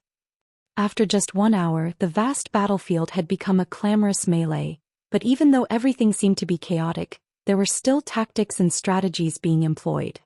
Although the human warships didn't maintain a formation to kill the enemies, they were constantly on the lookout for each other so that they could ensure their safety. More and more Black Ink clan soldiers were killed. Over the past month, the humans had made use of the arrangements on the Great Passes to stop the Black Ink clan soldiers from marching forward and had killed many enemies this way. Regardless, stationary arrays and artifacts were inflexible. Now that over 1 million human soldiers had moved forward to engage the enemy on the battlefield, there was no doubt they were more efficient at killing than the fixed emplacements. On the other hand, the Black Ink clan didn't have any experience with coming together in formations. Although they had enormous numbers, they appeared crowded and disorganized, which made it easier for the human warships to butcher them. After the initial charge, the humans essentially fell into a bloodlust. The battlefield was covered with broken limbs and hashed meat, making it look extremely horrifying. Finally, a long howl sounded from the rear. It was a signal for the human army to retreat. The humans, who were still slaughtering the enemies, promptly and in an organized fashion fell back with their warships. At the same time, another group of warships in peak condition set out from the Great Passes. This was going to be a long fight, so there was no way the higher-ups would let all the soldiers join the battle at the same time. Even though they would be able to destroy more Black Ink clansmen in a shorter time by doing so, they would be powerless to counterattack if all their strength was used up. Only half of the human army had left the Great Passes in the first round while another 1 million stayed back. Now it was time for them to go to war. The high-spirited 1 million soldiers dashed out of the Great Passes to replace their fellow brothers and sisters on the battlefield. They brushed past each other as the Black Ink clansmen were intercepted and killed. The battered warships soon returned to the Great Passes where array masters and artifact refiners, who had been waiting for quite a while, hurriedly made repairs. Somewhere on the battlefield, Yang Kai turned around and ordered, "All of you retreat." Xianxia guffawed, "There's no need for that. We still can fight." They were an elite squad after all. Even though this battlefield was stressful for the average squad, the members of Dawn could still persevere. Just like Xianxia had said, it hadn't come to a point where they needed to go back and recuperate. However, Yang Kai shook his head, "All of you should withdraw. We don't know how long this war will last, so maintaining your peak states is more important." Xianxia decided to stop insisting as he nodded, "Be careful, squad leader." Since Yang Kai had told them to retreat, Xianxia knew that he was going to stay on the battlefield. The heritage of Yang Kai's small universe was far more ample than average, and he had the World Tree clone to further refine his power. Moreover, the living beings in his small universe would continuously provide world force for him. There was no denying that Yang Kai had a much greater stamina than the ordinary 7th Order Master, allowing him to remain energetic when others in the 7th Order would feel exhausted. Soon, Xianxia and Yang Kai exchanged places as the former led Dawn to return to Great Evolution Pass. Seeing that, some of the Black Ink clansmen pursued Dawning Light while some of them pounced on Yang Kai. Earlier, this bigger-than-normal human squad had rendered them powerless to counterattack, but now that Yang Kai was on his own, the Black Ink clansmen naturally wouldn't let him off. Despite being surrounded by the enemy, Yang Kai wasn't afraid at all. Instead, he put on an eerie grin as he prepared for a massacre. Martial Peak, Chapter 5409, The Royal Lords Emerge. Yang Kai had always felt that he was best suited to fight on his own. He had a power that far surpassed that of those in the same order, and even if he was faced with a territory lord, he was able to transform into an ancient dragon to do battle. He also had space secret techniques that allowed him to come and go freely, as well as several other advantages that were unrivaled among 7th Order Masters. Only by fighting on his own could he maximize his advantages. Of course, he would be exposed to less risk when he fought alongside Dawn, but it was also a kind of restraint for him. The others were unable to match his speed and quick reflexes, so he had to coordinate with them when making a move. Now that Dawning Light was gone, all restraints on Yang Kai were lifted. Wielding the supreme limitless spear art, innumerable spear shadows spread out in all directions, and by the time they faded, all the surrounding the Black Ink clansmen burst into blood mist. With his spear in hand, Yang Kai charged towards places where the Black Ink clansmen were most concentrated. Wherever he went, the enemies collapsed like straw amidst a storm. As a dragon roar reverberated across the void, Yang Kai transformed into his 70,000-meter ancient dragon form. He let out a dragon breath and swept his dragon tail across the swarm of enemies, clearing out large spaces on the battlefield. However, he wouldn't dare to remain in his dragon form for extended periods. Although he was able to battle against the territory lords as an ancient dragon, his figure was too big and it was hard for him to move around. Not to mention, in his dragon form he made an obvious target and was wounded by the attacks coming from all directions in short order. Even though most of them were flesh wounds, Yang Kai couldn't ignore them if they continued to pile up. His dragon form abruptly disappeared and the Black Ink clan lost their target. After turning back into human form, Yang Kai rampaged around the battlefield again. As he alternated between human form and dragon form, he attracted the attention of lots of Black Ink clansmen. Although many enemies were chasing after him, he fearlessly dashed forward and silently destroyed his opponents. All of a sudden, space principles undulated as Yang Kai abruptly disappeared. When he reappeared, it was in the middle of an intense battle. It was a battle between an 8th Order Open Heaven Realm Master and a territory lord in bone armor.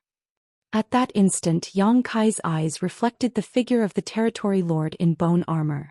As time principles spread, the world seemed to have frozen for a moment. He pushed out his spear and stabbed it right into the back of the territory lord's head. Even though the bone armor that this territory lord was wearing was thick and nigh impenetrable, it was not without any weaknesses, and the crack at the back of this territory lord's head was one of them. The azure dragon's spear accurately penetrated the crack, and sparks instantly flew. Suddenly, Yang Kai felt an immense force of resistance, making it impossible to push his razor-sharp spear any further forward. He was stunned, for it never crossed his mind that he wouldn't succeed even though he had targeted his opponent's weakness while he was distracted. Madly surging his world force, he roared, "Die!" Exerting even more force into his thrust caused more sparks to fly, and eventually, the crack in the armor broke and the spear penetrated the territory lord's head. However, Yang Kai wasn't able to push his spear out from the other side as the opponent's hard skull stopped him from doing that. Having succeeded, Yang Kai immediately tried to retreat, but it was too late. The moment the territory lord was attacked, he swung the bone shield in his hand at Yang Kai and a violent force swept across his stomach. Instantly, Yang Kai felt half of his body turning numb and a huge gash opened on his abdomen. Golden blood gushed out of the wound as his squirming organs could be seen. The territory lord wanted to kill Yang Kai ruthlessly, but the latter actually activated purifying light and engulfed the enemy with it. The light could restrain Black Ink's strength, so there was no way Yang Kai wouldn't use it now that its existence had been exposed. He just hadn't come across any opponents that left him with no choice but to use the purifying light until now. Facing a powerful territory lord, he naturally wouldn't keep this trump card rotting. The territory lord was unfazed even when his head was struck by the azure dragon's spear. However, when the pure white light engulfed him, he wailed in agony as though he was experiencing the cruelest torment in the world. As though having a spirituality of its own, the purifying light snuck into the territory lord's body through his wounds and clashed with his Black Ink strength, causing both forces to fizzle and vaporize. While the territory lord was stunned, a saber light flashed across his neck and shattered his bone armor, sending his head flying away as black blood gushed from his neck. "Well done." Su Linggong praised the other man while holding a large saber in his hand. If not for Yang Kai's help at the critical moment, he would have been killed by this territory lord. After all, it had only been a short time since Su Linggong ascended to the 8th Order, so his heritage wasn't comparable to those of the experienced 8th Order masters. On the other hand, these powerful innate territory lords in bone armor were specifically created by Mo to endure large amounts of abuse. The instant Su Linggong clashed with the opponent earlier, he fell into a disadvantageous position. He had even used an evil purging divine spear. However, the territory lord only had a small number of weaknesses to exploit and Su Linggong was unable to shatter the other party's armor, so even the evil purging divine spear became useless. The most effective method of using the evil purging divine spear's power was to stab it right into the opponent's body, letting the purifying light explode inside their body so that it could directly grind down their Black Ink strength. Now that these territory lords were all equipped with robust armor, it was hard for evil purging divine spears to play any role. On the other hand, Yang Kai could pose a bigger threat to these territory lords in bone armor by directly channeling purifying light against them, because he could guide the purifying light to pass through the bone armor's gaps and enter their bodies. Before Su Linggong could ask whether Yang Kai was alright, the latter had disappeared and re-entered the chaotic battlefield. Su Linggong was rendered speechless at that. Regardless, he knew that Yang Kai had a powerful dragon clan bloodline, so even though he looked battered, he was supposedly fine. Therefore, Su Linggong decided to ignore him and shifted his attention to another territory lord before darting forward. The battlefield was a mess, and there seemed to be an infinite supply of Black Ink clan soldiers to replace those who fell. Since the opening appeared, the torrent of darkness had not stopped spilling from it. More and more feudal lords and territory lords appeared. Fortunately, the humans were quick to destroy the enemies, so they were able to maintain a balance. After helping Su Linggong kill a territory lord, Yang Kai went on to make several more contributions.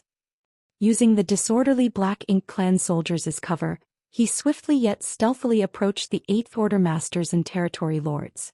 When he was close enough, he would directly activate space principles and launch a sneak attack. He had learned his lesson after the setback earlier. He no longer summoned his Azure Dragon Spear to attack the enemies and instead used instantaneous movement to appear behind a territory lord and cast a bolt of purifying light at them. Ignoring the furious territory lord, he then directly disappeared. Many territory lords suffered a setback because of this tactic. The purifying light was able to restrain Black Ink's strength, and their bone armor couldn't fully cover the territory lords up. Once they were struck by the purifying light, their powers would significantly weaken, and the Eighth Order masters naturally wouldn't let such a chance slip through their fingers. As Yang Kai stealthily moved around and struck the territory lords in bone armor, they inevitably faltered. As such, the Eighth Order masters were able to kill these territory lords with ease. The Black Ink clansmen soon noticed Yang Kai's action, and more of them began chasing after him. Wherever he went, a chaotic storm followed.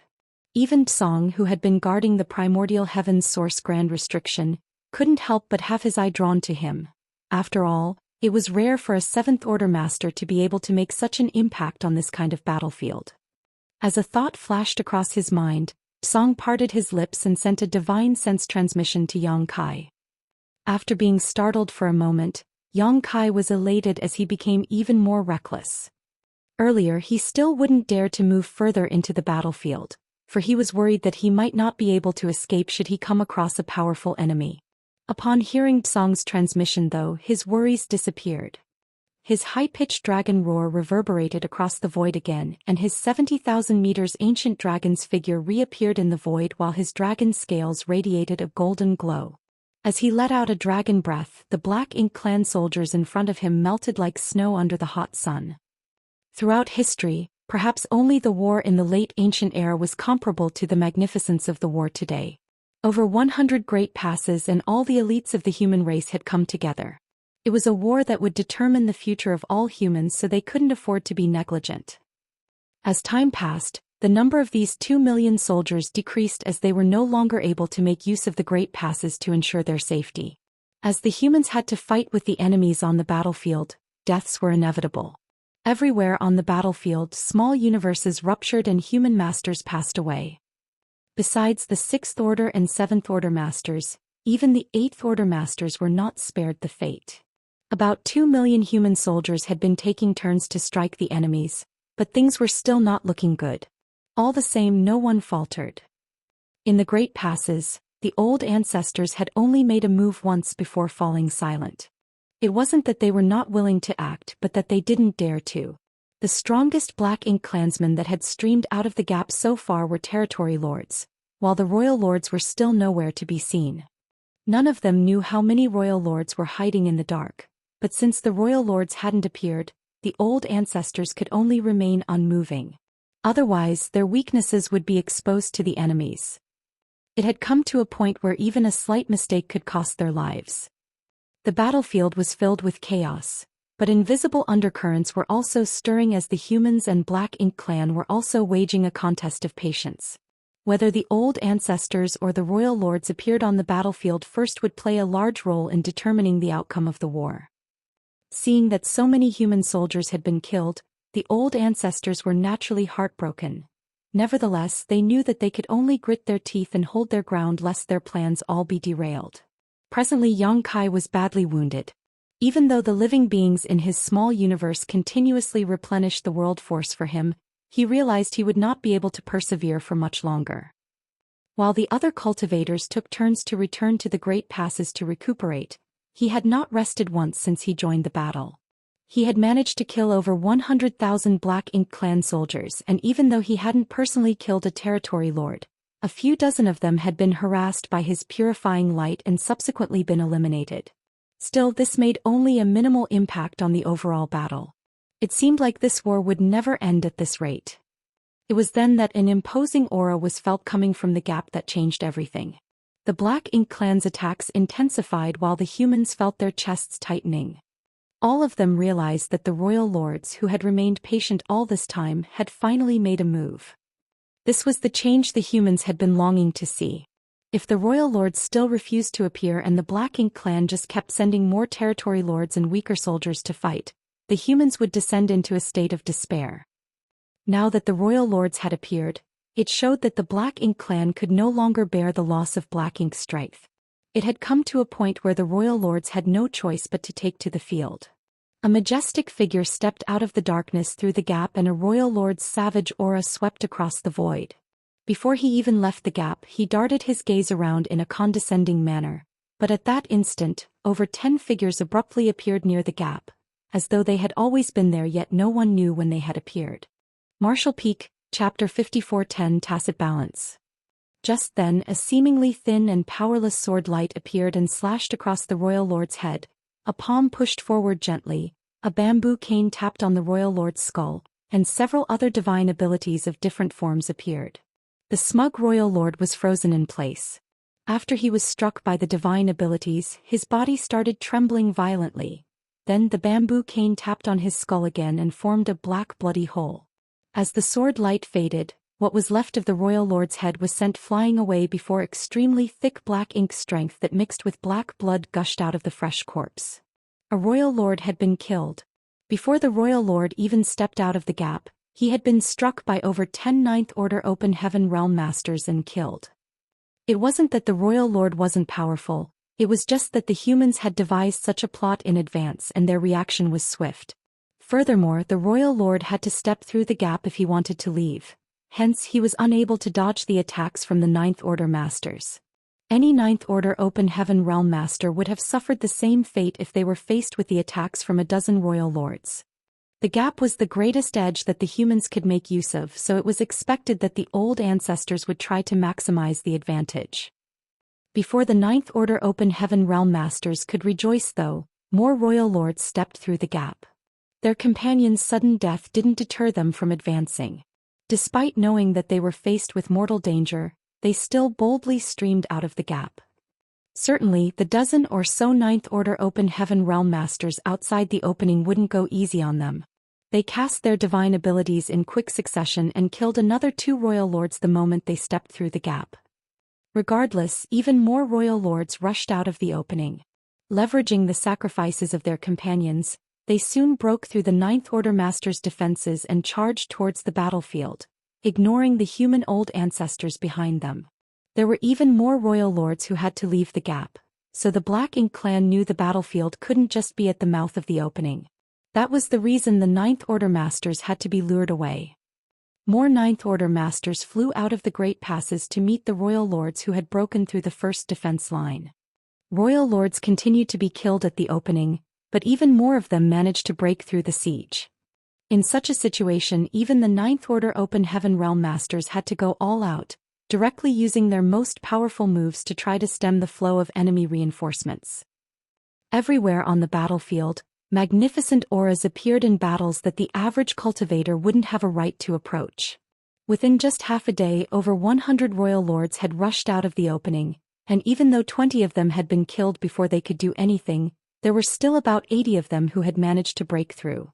It required the same number of Ninth Order Open Heaven Realm Masters to restrain these 80 royal lords.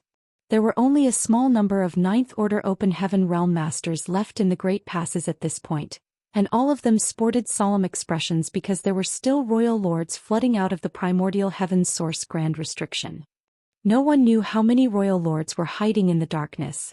If there were too many of them, the Ninth Order Open Heaven Realm Masters wouldn't be able to deal with them.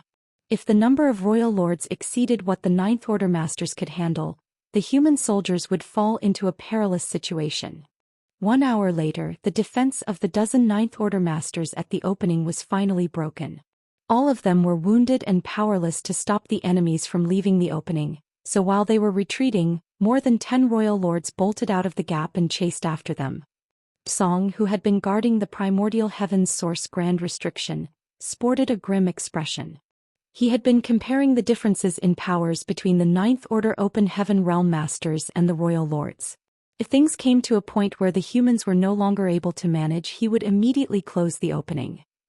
At this moment, the humans had reached their limits as all the Ninth Order Open Heaven Realm Masters had left the Great Passes to engage in life-and-death battles with the royal lords. The humans were unable to deal with more royal lords. If another 5 royal lords appeared, the balance on the battlefield would be shattered, so Tsong was ready to seal the primordial heaven's source grand restriction at any moment. At this point, Mo had released quite a lot of the power that it had accumulated over the years, but while Tsong felt less pressured, it still wasn't enough. Even so, that was the last of his concerns now. If the humans were destroyed, his efforts to guard the grand restriction over the past few millions of years would all be wasted. To his surprise though, no more royal lords emerged from the opening, causing him to furrow his brow. He didn't think Mo had released all of its royal lords, as Tsong could still feel some powerful auras lurking in the dark. Apparently, quite many royal lords remained hidden. Nevertheless, Mo didn't release any more royal lords at this moment, and after giving it some thought, Tsong realized the other party's intention. Presently, he wasn't the only one who wanted to retain the balance of the battlefield. Mo shared the same sentiment. It was fully aware of Tsong's intentions, and knew that once it released even more royal lords, the humans would lose any hope of winning the war, and the gap of the primordial heaven's source grand restriction would be closed. By then it would no longer be able to escape. While Tsong wanted to maintain a balance, Mo was trying to do the same. Even though more and more of its servants were killed, it seemed it thought the sacrifice was worth it. But what's the point of Mo doing all this? This kind of balance won't help it get out of the trap. What is it really up to? Tsong was unable to figure out the reason behind it. Initially, Mo was indeed as gullible as a young child, but certainly, Tsong wouldn't really regard Mo to be a child after the latter was imprisoned for millions of years. Although Mo had been trapped inside the primordial heaven source grand restriction, it was able to make use of the black ink nest to find out everything that was going on in the outside world. Millions of years had passed, so even the most gullible child would have grown cunning. Since Tsong was unable to figure out Mo's intention, he decided to push it to the back of his mind. At any rate, things were still within his control. Even though no more royal lords stepped out of the gap, there were still a large number of black ink clansmen, including territory lords and feudal lords, emerging. Despite their best efforts, the humans were unable to gain the upper hand on the battlefield, for the Black Ink clan army was continuously replenished. The human race couldn't hope to reclaim their advantageous position if they were unable to cut off the enemy's flow of reinforcements. However, this war's objective was to alleviate some pressure on Tsong. Although a large number of Black Ink clansmen had lost their lives, Tsong still hadn't closed the grand restriction. In other words, it still wasn't time to do so yet. Left with no choice, the humans could only grit their teeth and soldier on. At this moment, Yang Kai was in a difficult spot as well. It seemed that because of his frequent use of purifying light, he had been targeted by a female territory lord with a curvy figure. It had come to a point where the territory lords streaming out of the gap were no longer clad in the same bone armor as before. They now came in all different shapes and sizes. Unlike the territory lords in bone armor who had an impenetrable defense, these territory lords in different forms had their own unique characteristics. This alluring territory lord who had targeted Yang Kai had a special trait. She was extremely agile. She was able to move at lightning speed, and even though Yang Kai had repeatedly used instantaneous movement to dart around the battlefield, he was unable to shake her off. The territory lord ignored everyone else as she locked onto Yang Kai and relentlessly pursued him. If Yang Kai was still at peak strength, he could have transformed into his ancient dragon form and fought it out with her. Unfortunately, he had exhausted himself by moving around the battlefield earlier, so he wasn't a match for this alluring territory lord at this point. Powerless, he repeatedly fell into danger. Seeing that the situation he was in was increasingly perilous, Yang Kai clenched his teeth and charged towards a particular direction. A moment later, he appeared beside Song and instantly felt a force engulfing him. It was the primordial heaven's source Grand Restriction's power. Then Yang Kai turned around and glared at the territory lord who had followed him to this place. Song teased him, saying, "Does she have her eyes on you or something?" Yang Kai grinned, "Well, she has fine taste when it comes to men." Song was stunned, for he hadn't expected this little brat to be so thick-skinned. "Kill her, senior," Yang Kai urged.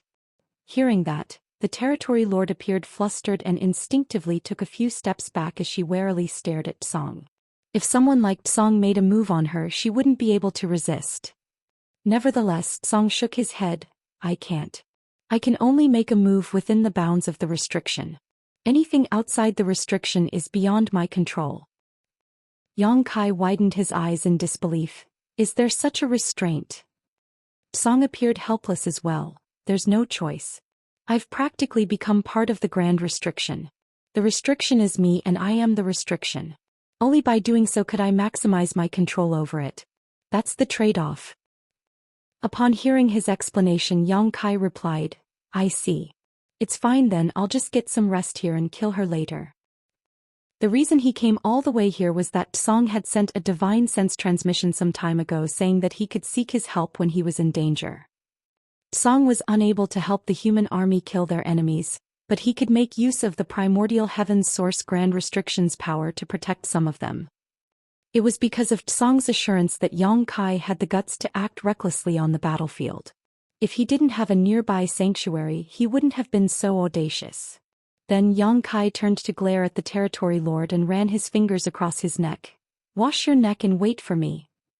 He conveniently ignored the fact that he was just a 7th Order Open Heaven Realm Master and that even if he was at full strength, he couldn't defeat the other party. Enraged by Yang Kai's arrogance, the territory lord sported a dark expression and lifted her hand to summon her black ink strength, which turned into a dark flood dragon. As it widened its jaws, it came charging towards Yang Kai. "Idiot," Yang Kai snickered, was unfazed.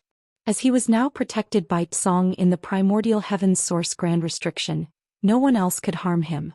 Therefore he didn't even bother to blink when he was faced with this ferocious strike. All of a sudden, Tsong chuckled and performed a different hand seal. About 10 meters before Yang Kai and Tsong, the dark flood dragon was stopped by an invisible barrier. A turn of events took place suddenly. The dark flood dragon instantly turned around. As its body expanded, it reached for the territory lord and opened its mouth wide.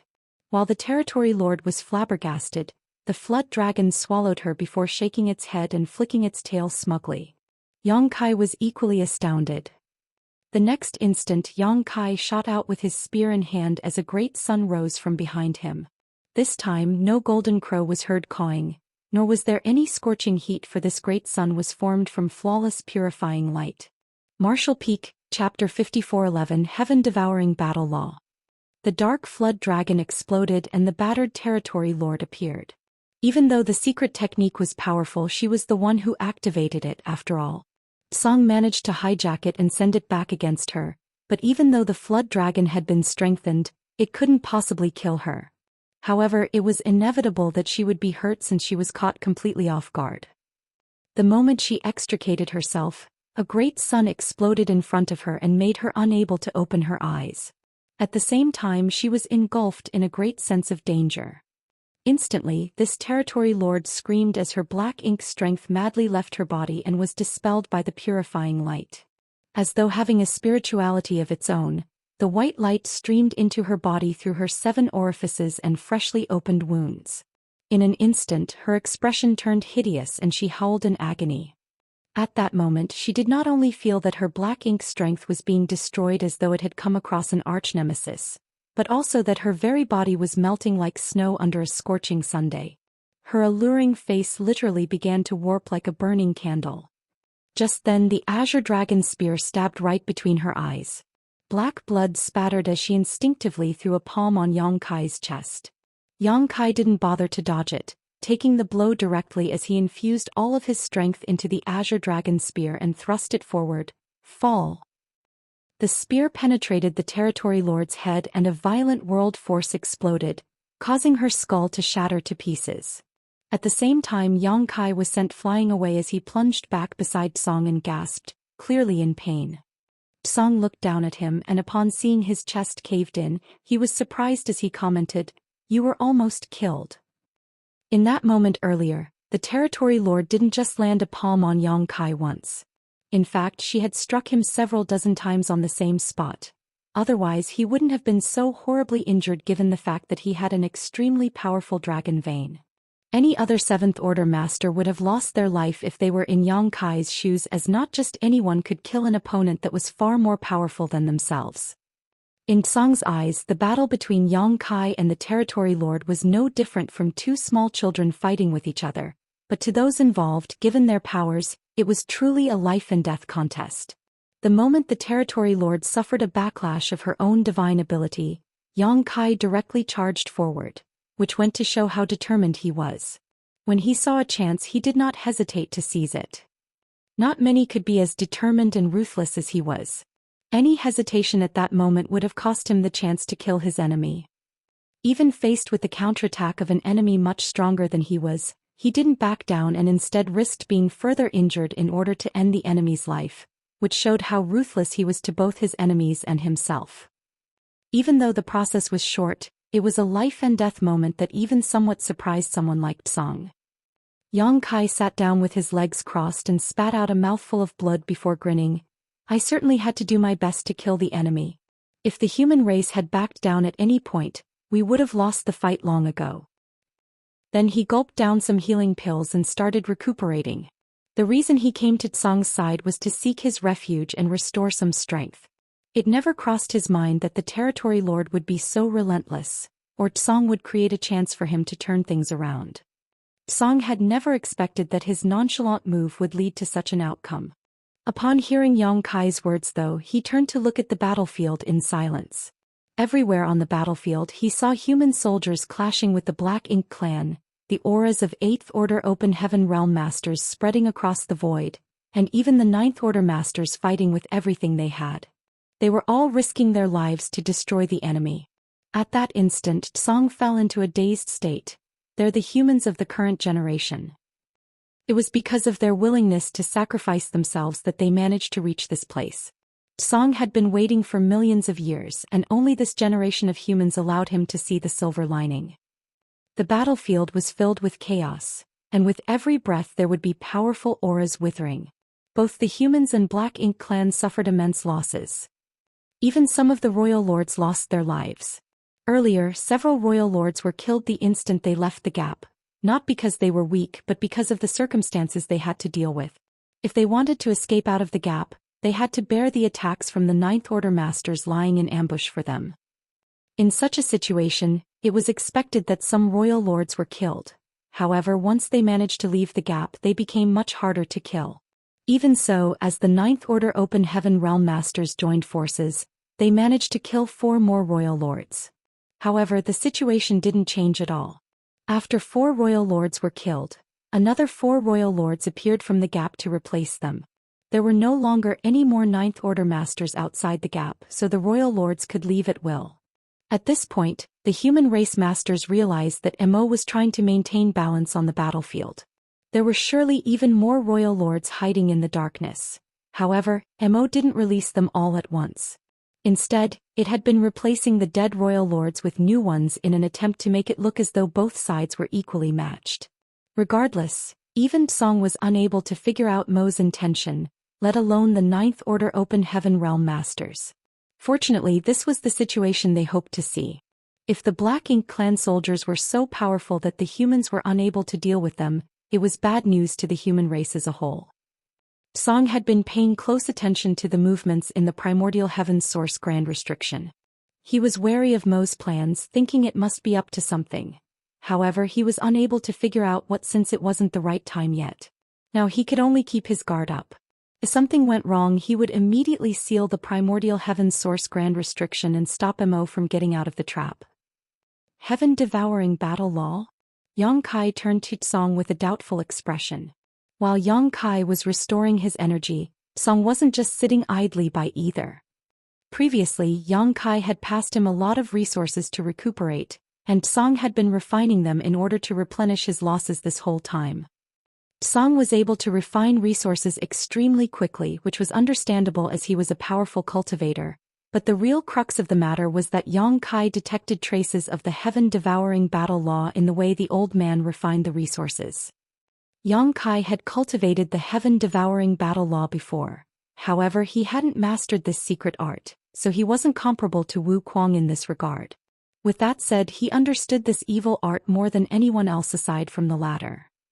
Therefore, the moment he detected similar traces of it, he was stunned. Initially, Yang Kai thought that he was mistaken, but as he observed Song for a while longer, he confirmed that the latter was indeed using the heaven-devouring battle law. If that wasn't the case, even though Song was a 9th Order Open Heaven Realm Master, he couldn't have refined resources so quickly. Moreover, he wasn't just refining the resources that were given to him. If one paid close attention, they would realize that Song was even devouring the black ink strength left behind by the nearby dead black ink clansmen. Upon that realization, Yang Kai was flabbergasted. The heaven-devouring battle law was a secret art that Wu Kuang had personally created, and it was probably the most extraordinary and evil one in history, so why was Song able to use it? Hearing Yang Kai's words, Song was also startled for a moment before a look of pleasant surprise appeared on his face and he asked, "Do you recognize this secret art?" Yang Kai replied with uncertainty, "Perhaps I'm mistaken." There were countless secret arts in this world, and even though heaven-devouring battle law was quite possibly the evilest secret arts in existence, Song was someone who had lived for millions of years, so it shouldn't be surprising that such an unrivaled master knew some amazing secret arts. Perhaps his secret art only shared some similarities with heaven-devouring battle law. Song said, "It's fine. Look closely." Saying so, he openly used his secret art again. In order to let Yang Kai see clearly, he exhibited the movements of his aura and the fluctuations of energy in detail. Yang Kai's expression turned more and more stunned as he watched. Although this secret art was slightly different from the one he knew, it was indeed the heaven-devouring battle law. The two secret arts shared more than 90% of the same circulation paths, while the remaining 10% seemed to be due to some kind of personal abstrusity that he couldn't quite grasp. A puzzled Yang Kai asked, "Why does Senior know the heaven-devouring battle law?" He was even more perplexed at the fact that Song appeared so thrilled at this moment. What's so exciting about it? He didn't seem this exhilarated even after so many royal lords were killed. Instead of answering his question, Song asked, "You call this heaven-devouring battle law? Who do you know who uses this secret art?" After giving it some thought, Yang Kai replied, "There's an old fart named Wu Kuang who cultivates this secret art. As far as I knew, he was the creator of this secret art. I had a chance to cultivate this secret art in the past and even did so for a time in a sense, though not anymore. Supposedly, there should be no one else who has cultivated it. Oh, I also taught the Stone Spirit clan this secret art long ago." The heaven-devouring battle law was too wicked, and even though it could help a cultivator increase their strength rapidly, its drawbacks were simply unbearable for most people. Even Yang Kai was unable to resolve those drawbacks. Therefore, the moment he realized something was wrong back then, he stopped cultivating it. Wu Kuang was different, for he had the flawless purifying golden lotus, so he could recklessly devour external powers without worrying about any backlash. However, there was only one flawless purifying golden lotus in existence, so no one else could imitate him. Hence, there was only one heaven-devouring great emperor in the world. The reason the Stone Spirit clan members were able to cultivate the heaven-devouring battle law was that their physiques were unique. Their bodies were not made from flesh, and they had an innate ability to refine and expel all kinds of impurities. Therefore, they were best suited to cultivate the heaven-devouring battle law. "Wu Kuang," Song muttered, "tell me more about that guy." Although Yang Kai was puzzled at the fact that Song seemed interested in Wu Kuang, he still told him everything he knew. Honestly, he had mostly learned about Wu Kuang through rumors and stories. Yang Kai hadn't even been born when Wu Kuang was first active, so he wasn't sure of the details of the war in the Shattered Star Sea back then. He only knew that many great emperors of the Star Boundary were killed in that clash while they managed to kill Wu Kuang in the end. In truth, Wu Kuang faked his death and escaped. Then he waited for a chance to resurrect. It took 20,000 years or so, but Wu Kuang's wish was eventually granted. Although he had managed to escape from the Shattered Star Sea, his cultivation had plunged.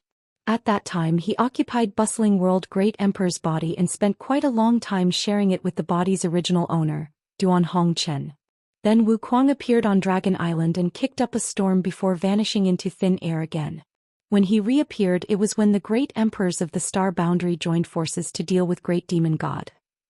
The Star Boundary was almost destroyed in that war, and after the death of Great Demon God, Mo Xing, Wu Kuang seized the former's body and fully resurrected.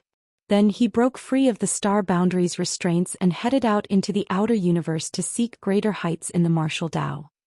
Yang Kai had no idea what Wu Kuang went through after the latter left the Star Boundary. Martial Peak, Chapter 54:12, Ways to Save Itself.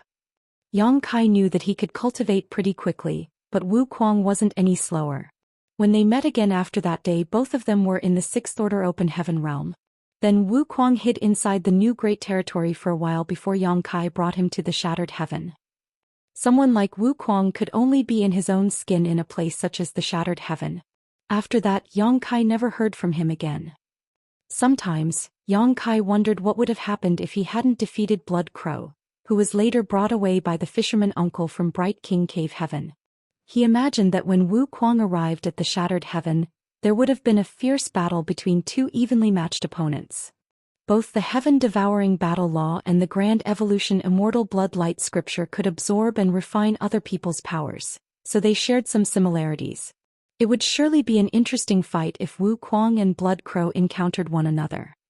In a straightforward comparison, there was no denying that the heaven-devouring battle law was more powerful, as there was nothing that the heaven-devouring battle law could not refine as long as it had some energy. On the other hand, even though the grand evolution immortal blood-light scripture could devour another person's strength, it was mainly focused on refining their blood essence. In that sense, it was inferior to the heaven-devouring battle law. With that said, Blood Crow had been subdued and brought back to Bright King Heaven a long time ago. When Wu Kuang arrived at the Shattered Heaven, only the stories of Blood Crow remained. Yang Kai reckoned that if the two of them ever met, there was no doubt Blood Crow would be at a disadvantage. Several hundred years had passed since then, and he wondered how Wu Kuang had been doing in the Shattered Heaven. Given the wickedness of his secret art, he must be the focus of much ire and contempt. At that moment, Yang Kai even felt a bit sorry for him. Wu Kuang, Song muttered before he started guffawing. He appeared so exhilarated that he almost broke into tears of joy as he chanted, Wu Kuang. Yang Kai was astounded. You know Wu Kuang, Senior? Song shook his head. Nope. It's the first time I've ever heard his name. At that, Yang Kai was baffled. Since you don't know Wu Kuang, why are you so happy to hear about him? Unbeknownst to him, even though Tsong wasn't aware of who Wu Kuang was today, he knew someone else similar to him. In fact, the heaven-devouring battle law was the primary secret art that other person cultivated. There was no denying that this secret art was evil. With that said, there was no such thing as right or wrong when it came to secret arts, only people who could be divided into good and evil.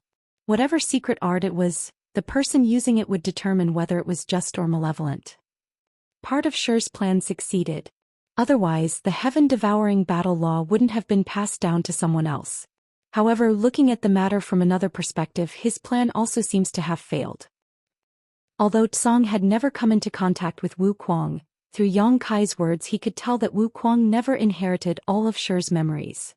Perhaps after Shi left this place back then, his soul was gradually worn down after encountering many different crises. As such, Wu Kuang had no idea what had happened in his previous life. He only retained knowledge of the wondrous secret art named the heaven-devouring battle law. Regardless, this was the best news Tsong had heard in the past few millions of years. Have you been to the grand ancient ruins boundary? Tsong suddenly asked. Yang Kai was caught off guard by the sudden change of topic. But he was even more astounded by the old man's question and couldn't help asking, "How do you know, senior?" Song replied with a smile, "I can feel the world tree's aura coming from you." Only then did Yang Kai understand. "I saw you running around the battlefield without worrying about getting corrupted by black ink strength. It's apparent that you have a world tree clone protecting your small universe." Yang Kai nodded. "You have sharp eyesight, senior. There's indeed a world tree clone in my small universe, but I didn't get it from the Grand Ancient Ruins boundary. I acquired it from a universe cave heaven that was left behind on the battlefield." The world tree clone he had obtained from Grand Ancient Ruins boundary was planted in the star boundary, an action that saved the star boundary from collapsing and also transformed it into the open heaven realm cradle it was today. Then Yang Kai realized something and asked in shock, "The world tree and the Grand Ancient Ruins boundary existed in your era, senior?" Song had been guarding this place and separated from the outside world for millions of years, so it surprised Yang Kai that he was aware of the world tree and the Grand Ancient Ruins boundary. Song chuckled, "The world tree and Grand Ancient Ruins boundary are far more ancient than you think. I heard that the world tree was born the moment heaven and earth split apart. It was born with the universe itself." Recently Yang Kai had learned quite a number of secrets that were previously unknown to him. As for the Grand Ancient Ruins boundary, Song frowned, "No one knows how exactly it was formed. I told you all that in the late ancient era, a mighty force realized that the humans were suffering in hardship, so it gathered together 10 humans to spread the martial Tao. Only then did the human race truly learn to cultivate." Yang Kai nodded as Song had told them about it before. Song and the other 9 martial ancestors were those 10 people who had created the primordial heaven's source grand restriction. Millions of years had passed since then and the other 9 people had all passed away. Only Tsong was left guarding this place. At that time an old ancestor asked what the mighty force was, but Tsong only replied with a smile that it was the will of the heavenly way. Presently the battlefield was in chaos, but the primordial heaven's source grand restriction was completely unaffected. The Black Ink clansmen didn't bother to attack the 2 of them because they knew they were unable to break the primordial heaven's source grand restriction. Song went on to say calmly, "The 10 of us managed to ascend to the open heaven realm after we were swept into the Grand Ancient Ruins boundary." Hearing that, Yang Kai was astounded. Before that, even though the humans could gain some power through simple cultivation, we could only reach somewhere below the open heaven realm. At that time the realm below the open heaven realm was the end of martial Tao. Yang Kai hurriedly straightened his back. He had a feeling that he was about to hear some incredible secret.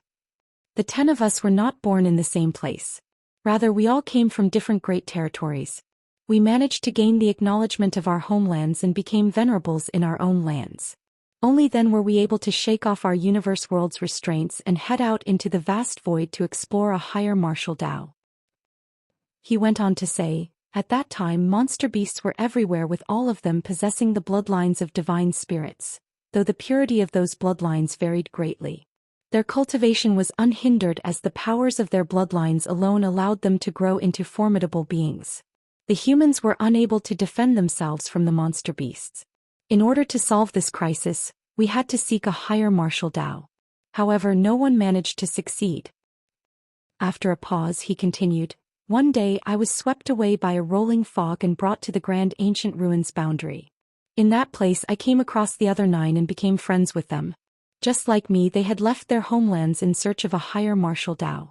A long time has passed, so I can't remember many of the details, but with that said, I will never be able to forget the strangeness of the Grand Ancient Ruins boundary. While we were there we experienced countless crises, but by working together we eventually resolved all of them. Looking back now, I realize that those were all trials for us. In the end we arrived at a place where there was an enormous tree, the World Tree." Yang Kai nodded, for he had seen the World Tree as well, though it wasn't a pleasant encounter. Still, he had gained some benefits from the World Tree. Otherwise, the 7th Order would have been his limit in this lifetime. "The tree gave us 1 fruit each." Hearing that, Yang Kai was surprised. The World Tree was so generous. At that time he had gone through the trials of different worlds before he acquired some low-rank and mid-rank world fruits, and the only reason he obtained a root was because the World Tree sacrificed it to throw him out. However, Song and the other martial ancestors were just given world fruits without doing anything. What's more, the achievements of Song and the others suggested that the world fruits they had acquired were high-rank world fruits. Perhaps they were even superior to high-rank world fruits. In comparison, what Yang Kai had obtained was nothing worth noting. He had the urge to head to the grand ancient ruins boundary again and rob the world tree. Song went on to say, after we consumed the fruits, we were able to open small universes in our bodies and step into the open heaven realm. Only then did we comprehend the cultivation method of the open heaven realm. After leaving the grand ancient ruins boundary, we taught everyone this cultivation method, and the humans were finally able to oppose the monster beasts. Yang Kai said solemnly, it was thanks to Sir and the other seniors that the human race was finally able to cultivate. Your contributions should be remembered by all. With a smile, Song waved his hand. The reason I'm telling you all this is that over the years, I've faintly detected something. Please enlighten me, senior. After a moment of deliberation, Song continued, back then we came from different great territories and universe worlds, but we were swept into the grand ancient ruins boundary by the rolling fog all at the same time. The crises we faced seemed to be the trials to test our temperaments. In the end, the fruits given to us seemed to be the world tree's rewards. He paused for a moment. Initially, we didn't read too much into it. Since we had acquired greater powers, we decided to teach the other humans how to do the same so that we all had the capital to gain a footing in the vast universe. Later, we created the primordial heaven source grand restriction and confined MO to this place. Only then did we have time to ponder on certain issues. The world tree's existence seems to have something to do with the entire 3,000 worlds. To be precise, the world tree might be the source of the 3,000 worlds. Yang Kai was astounded. You mean, the 3,000 worlds are just a reflection of the world tree's power? Song shook his head. That's not what I meant. There's a reason the tree is named the world tree, and it must have something to do with the 3,000 worlds. The 10 of us were swept into the grand ancient ruins boundary and given the fruits by the world tree, thus allowing us to create a complete martial Dao system. Rather than saying it was our opportunity, it was more like a method the 3,000 worlds used to help itself. Help itself? Yang Kai muttered, you mean the 3,000 worlds has a consciousness of its own? Perhaps not a consciousness, or at least one that we would understand. Think of it as there being some rules that we're unable to comprehend, Song explained. At that time, Mo's sentience had just awakened and black ink strength started spreading across the great territories. If left unhindered, the entire universe would have been taken over by black ink strength. Therefore, someone had to stop it. Even if it was not us, there would have been another 10 to take up that role. Song stared fervently at Yang Kai. What's more, there must have been more than one attempt to help itself. The world tree gave you a clone. If I'm not mistaken, you're also one of the ones selected by these rules. It was because of that realization that Song paid extra attention to Yang Kai and sent a transmission to him, telling him to seek refuge next to him when he fell into danger. It was also because of this realization that Song told Yang Kai so many things. In the late ancient era, Song and the other 9 were just a means the rules tried to use to save themselves. Now Yang Kai could very well be those same rules, trump card. Yang Kai fell into a dazed state. Even though the clone he had obtained in the grand ancient ruins boundary was subsequently planted in the star boundary, he inadvertently acquired another to shelter his small universe at a later point. Rather than it all just being a big coincidence, Song's speculation made more sense. Was Yang Kai also one of the ways the unfathomable rules tried to save themselves? Martial Peak, Chapter 54:13 Mo's Trump Card. As Yang Kai looked back, he realized it was inconceivable that he even managed to snatch a root from the world tree. At that time he was pretty weak, as he wasn't even an open heaven realm master yet. He had only condensed his Dao seal and had yet to even refine all the necessary powers. On the other hand, the world tree was an ancient existence born with the universe. As time passed, it must have developed spirituality of its own and grown into a powerful being. How was an Emperor Realm Master supposed to snatch a root from the world tree? After he acquired the root, the world tree just swept him to a faraway place, which showed that it was fully capable of dismissing him. It just didn't bother to do so until after the fact. If Tsong's speculation was right, Yang Kai was also one of the ways the unfathomable rules tried to save themselves, which explained everything. The grand ancient ruins boundary was where the trials took place, and the root and the world fruits were the rewards granted by the world tree. Millions of years ago, Song and the other 9 martial ancestors were selected and given world fruits by the world tree, thus allowing them to enter the open heaven realm and teach the others how to do the same. When the humans grew stronger, they were able to fight against the monster beasts and Emo itself. Millions of years later, Yang Kai arrived at the grand ancient ruins boundary and obtained a root from the world tree. Even though the outcomes were different, they were both methods the 3,000 worlds used to help themselves when they found themselves in crisis. In that case, the original owner of the world tree clone in Yang Kai's small universe was likely also one of the ways the rules had selected to save themselves. Unfortunately, that senior passed away on the black ink battlefield, and his or her small universe was left behind as a universe cave heaven. Countless years later, Yang Kai had the opportunity to enter it and obtain the world tree clone. Perhaps there were other people just like them over the eons. However, Yang Kai didn't have a way to find out who they were, nor did he know whether they were even still alive. Song's words were too shocking but believable. After all, he had lived for millions of years and his life in this place gave him ample time to ponder on some deeper issues. Even though Yang Kai found his words inconceivable, it could very possibly be the truth. "You must be careful," Song suddenly said. A puzzled Yang Kai asked, "What do you mean, senior?" With a solemn expression, Song explained, "Many years have passed and Mo might have also realized what I've come to understand. Perhaps it even knows things that I don't. If my speculation is right, you are in a perilous situation." Yang Kai was startled for a moment, but he soon realized what Song meant. If he was indeed one of the ways the rules had selected to save themselves, he must be special in some way. As long as Mo noticed his presence, he wouldn't let him off. "You swaggered around the battlefield without worrying about getting corrupted by black ink strength, so perhaps you've already caught Mo's attention." Yang Kai replied, "The 4 universe pillars are also able to protect one's small universe and fend off black ink strength. It might not realize that I have a world tree clone." Song nodded. "You have a point, but you still have to be careful. Also, even though you have the world tree clone which makes you immune to the black ink strength of ordinary black ink clansmen, that might not be able to drive off Mo's source strength. Its strength is far greater than that of ordinary black ink clansmen. Perhaps it might be able to break through the barriers of your small universe." Yang Kai said with a smile, "With you around, Mo won't be able to get out of the trap, so how is it going to make a move against me? If even Senior is unable to suppress Mo, the human race won't be far from extinction either way."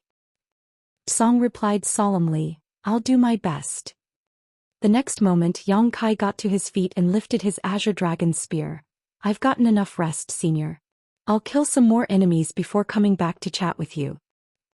Then he directly charged towards the battlefield.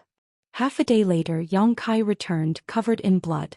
The territory lords chasing after him appeared furious. For the moment Yang Kai landed beside Song, they had no choice but to leave. This time he was in a better state than before, so it took him less time to recover. After getting some rest, Yang Kai continued battling against the enemy. As he repeated this over and over again, the Black Ink clansmen grew annoyed. Some of the territory lords now directly waited outside the safe zone on the primordial heaven source grand restriction so that they could kill Yang Kai the moment he left Song's shelter. However, Yang Kai was a master of the Tao of space, so as long as the space around him wasn't sealed, these territory lords had no way to capture him. Eventually, the Black Ink clan stopped bothering with him, and without any restraints, Yang Kai was able to kill even more enemies.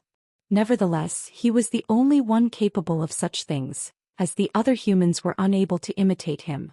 As they were not experts in the Tao of space, they couldn't cross the vast battlefield quickly and safely. Therefore, only Yang Kai could run to Tsong's side to seek refuge and recuperate. Although he had made significant contributions, he was unable to single-handedly change the tide of battle. Several months had passed since the war started, and 30% of the original 2 million human soldiers had been killed in action.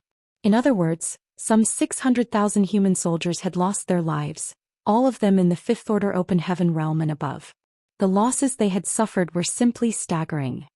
There was no denying that the losses that the Black Ink clan had suffered were dozens of times greater than those of the humans, as innumerable territory lords and royal lords had lost their lives. Still, even more Black Ink clansmen continuously poured out from the opening and entered the battlefield to make up for the losses. All the humans were exhausted, and even the Eighth Order Open Heaven Realm Masters appeared weary. The two races had been fighting against one another on the Black Ink battlefield for many years, and although some wars lasted for months or even years, it was always a process of intense battles, followed by a period of rest and recovery before they clashed once again. This time was different, as the two races had never stopped fighting since the war started. The chaos on the battlefield was constant. Fortunately, the various army commanders had already expected that this war would be a long one, so the 2 million soldiers were divided into two groups that took turns to battle the enemy. If not for this rotation of troops, the humans would have been defeated by the Black Ink clan long ago. At this point, the Black Ink clan had gained the upper hand. Although it wasn't conspicuous, they were indeed in a favorable position. This was the balance Mo had been trying to sustain. Had it recklessly released all its servants to the battlefield, the humans would have been defeated long ago. Song's expression became increasingly solemn as he felt that it was time to seal the gap in the primordial heaven's source grand restriction. If this dragged on and the humans were routed, the situation would surely get out of hand. After months of releasing Black Ink's strength, he could feel that the pressure within the primordial heaven's source grand restriction had been alleviated somewhat. Although it wouldn't be as much as he hoped for if he stopped now, it was still acceptable. At the thought of this, he hesitated no more. As he performed a different hand seal, the primordial heaven's source grand restriction started vibrating. All of a sudden Mo, who had remained silent all along, said, "I thought you were going to wait for a while more." Song snorted, "You'd better quickly show us what tricks you still have. Otherwise you won't have the chance to do so soon." Since the beginning, Song had realized that Mo must have been holding something back. Otherwise, it wouldn't have tried to maintain the balance of powers between the two sides. It knew that once the balance was broken and the humans were defeated, Song would immediately seal the gap, giving it no chance to escape. While the balance was being sustained, Song was more than happy to weaken Mo's power. It could be said that the situation on the battlefield was a tacit coordination between the two races, with the 2 million human soldiers and the tens of millions of Black Ink clansmen serving as chess pieces. Song also knew that once he started sealing the opening, there was no way Mo would sit idly by. There was bound to be a fierce fight where both sides did everything they could to gain the upper hand. "You've grown old, Song," Mo let out a sigh of pity. Even a cultivator as powerful as Song had grown old after staying here for millions of years.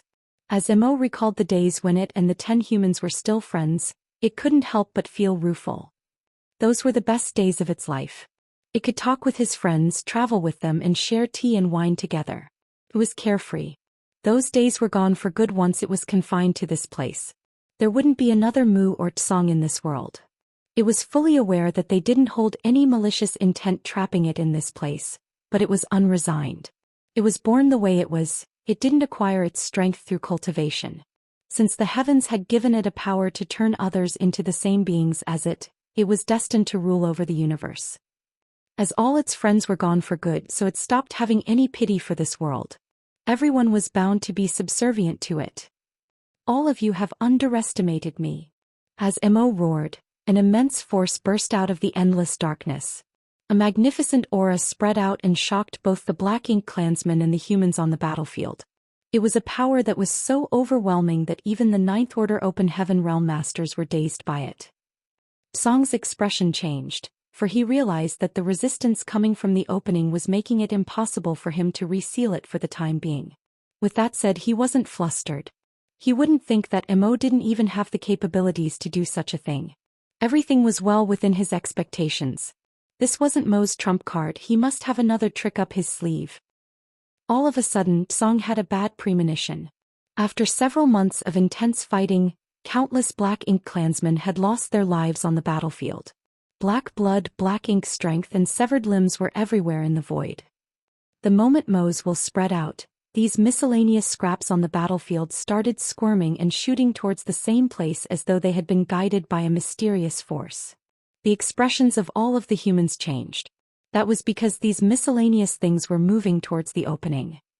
In just a moment, the black blood, black ink strength, and the hashed flesh left behind from fallen black ink clansmen formed a colossal dark tide. The dark tide crossed the battlefield, and along the way some human soldiers were accidentally swept into it and killed. The entire universe trembled as the primordial heaven's source grand restriction shook. Even more dark blood, black ink strength, and smashed meat joined the dark tide and fortified it. Besides that, even the black ink clansmen who had been dealing with the humans abandoned their opponents and dashed towards the dark tide before disappearing. The turn of events stunned the humans. They had been in a disadvantageous position on the battlefield when they suddenly lost their opponents. Damn! Song exclaimed as he hadn't expected that Mo was able to use such a move.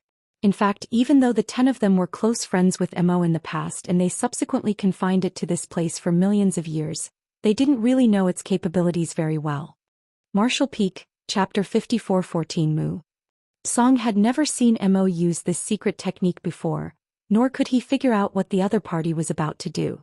With that said, he finally realized why Mo had been trying to sustain the balance on the battlefield, even letting so many of its servants get killed. It had all been to prepare for this moment. Despite not knowing what Mo was about to do, Song reckoned that he had to immediately stop it. Otherwise, the humans would be in grave danger. He madly surged his power in an attempt to reseal the primordial heaven's source grand restriction. However, from the depths of the darkness a violent force burst forth to resist it, stopping the gap from closing. As this competition unfolded, Song eventually gained the upper hand because he had the restriction's help, but even though the gap was closing, it was extremely slow. Kill! A Ninth Order Open Heaven Realm Master's roar reverberated across the entire battlefield. Everyone knew that they had reached the most critical moment. Regardless of what Mo was up to, if they couldn't stop him, they would lose the war. Several 100,000 human soldiers who had been recuperating in the Great Passes charged towards the battlefield. All the human soldiers were ready to strike. Even the soldiers guarding the arrays drove their warships towards the battlefield. In an instant, the 106 Great Passes became empty. The Black Ink Clan soldiers also divided into two groups. The first group leaving to intercept the humans while the other group joined the dark tide to strengthen it. The competition between Tsong and Mo was still ongoing. Having said that, Tsong was apparently in an advantageous position as the speed at which the opening of the primordial heaven's source grand restriction was closing had increased. Just then, a force that was as immense as a tidal wave gushed out from the depths of the darkness and penetrated the gap before joining the squirming dark tide. Then the dark tide contorted and wiggled before forming into an arm. The arm was made from countless limbs, black blood and black ink strength, but it wasn't engulfed in death chi at all. Instead, it was as vibrant as a real arm. The bulging muscles of the arm suggested that it was full of strength. It was so gigantic that everyone could see nothing else, and the aura billowing from it shook all beholders to the core. The arm was connected to the force coming out from the gap. Looking from afar, it was as though a giant was sticking a hand out from the opening. In fact, Song could indeed feel a horrifying aura coming to life from the darkness where a giant was rapidly taking shape. The arm that penetrated the gap became a force that stopped the restriction from sealing. Song's expression changed drastically as he exclaimed, "Have you reached that realm? The realm that was beyond the Ninth Order Open Heaven realm." In the past, Song and the other 9 had been trying to ascend to that realm, but none of them succeeded. Even though Song was more powerful than the average Ninth Order Open Heaven Realm Master, he still hadn't broken free from the Open Heaven Realm. He believed that beyond the Open Heaven Realm was the creation realm that no humans had ever reached. However, Mo's voice sounded dispirited. "That realm? Maybe. I don't know. Do you think I've reached that realm? I don't think so." Song was flabbergasted as he recalled the turmoil that took place in the restriction back then. At that time, Mo almost managed to break free from the trap. It seemed that Mo had already reached the creation realm at that time, as in the endless darkness, it had created a lot of powerful beings. After giving it some thought though, Song realized it wasn't surprising. Mo was able to create innumerable servants. All the Black Ink clansmen were created from its black ink strength, and given its innate power and years of accumulation, it shouldn't be shocking that it had reached the creation realm. In truth, Mo didn't directly create Black Ink clansmen. It was fundamentally the initial darkness of the heavens and earth. What it had created were the black ink nests, and all the black ink clansmen were nurtured in those black ink nests. It was Mo's innate ability. However, this time, this powerful being in the darkness was indeed created by Mo. All of a sudden, Song turned calm and let out a sigh. Mo, you were born alongside the universe with unrivaled gifts and incredible capabilities. You're supposed to be free from any restraints, but your strength dictates that you'll not be accepted by everyone else. Mo asked hesitantly, "What are you trying to do?" Song replied impassively, "Millions of years have passed, so this matter should come to an end. I'm worried that my friends have grown anxious from waiting for so long." All of a sudden, Mo had a bad premonition and shouted, "Don't do anything silly." Song guffawed, "You're the one who's doing something silly." Saying so, he flicked his fingers as a ray of light broke through the air. Wherever the light went, it penetrated the black ink clansmen and destroyed them.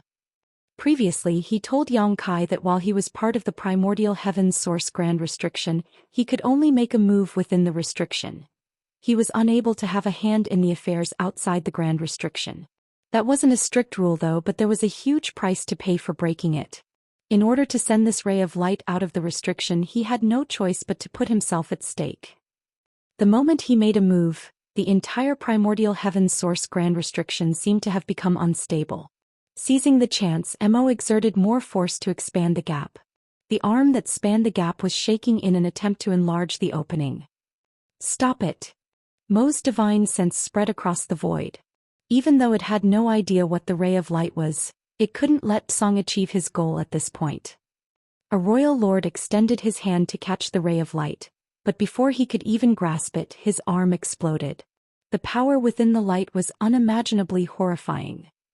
Seeing that, the Ninth Order Open Heaven Realm Master, who had been chasing after this royal lord, immediately summoned his divine manifestation that turned into a hideous giant beast and swallowed the royal lord whole.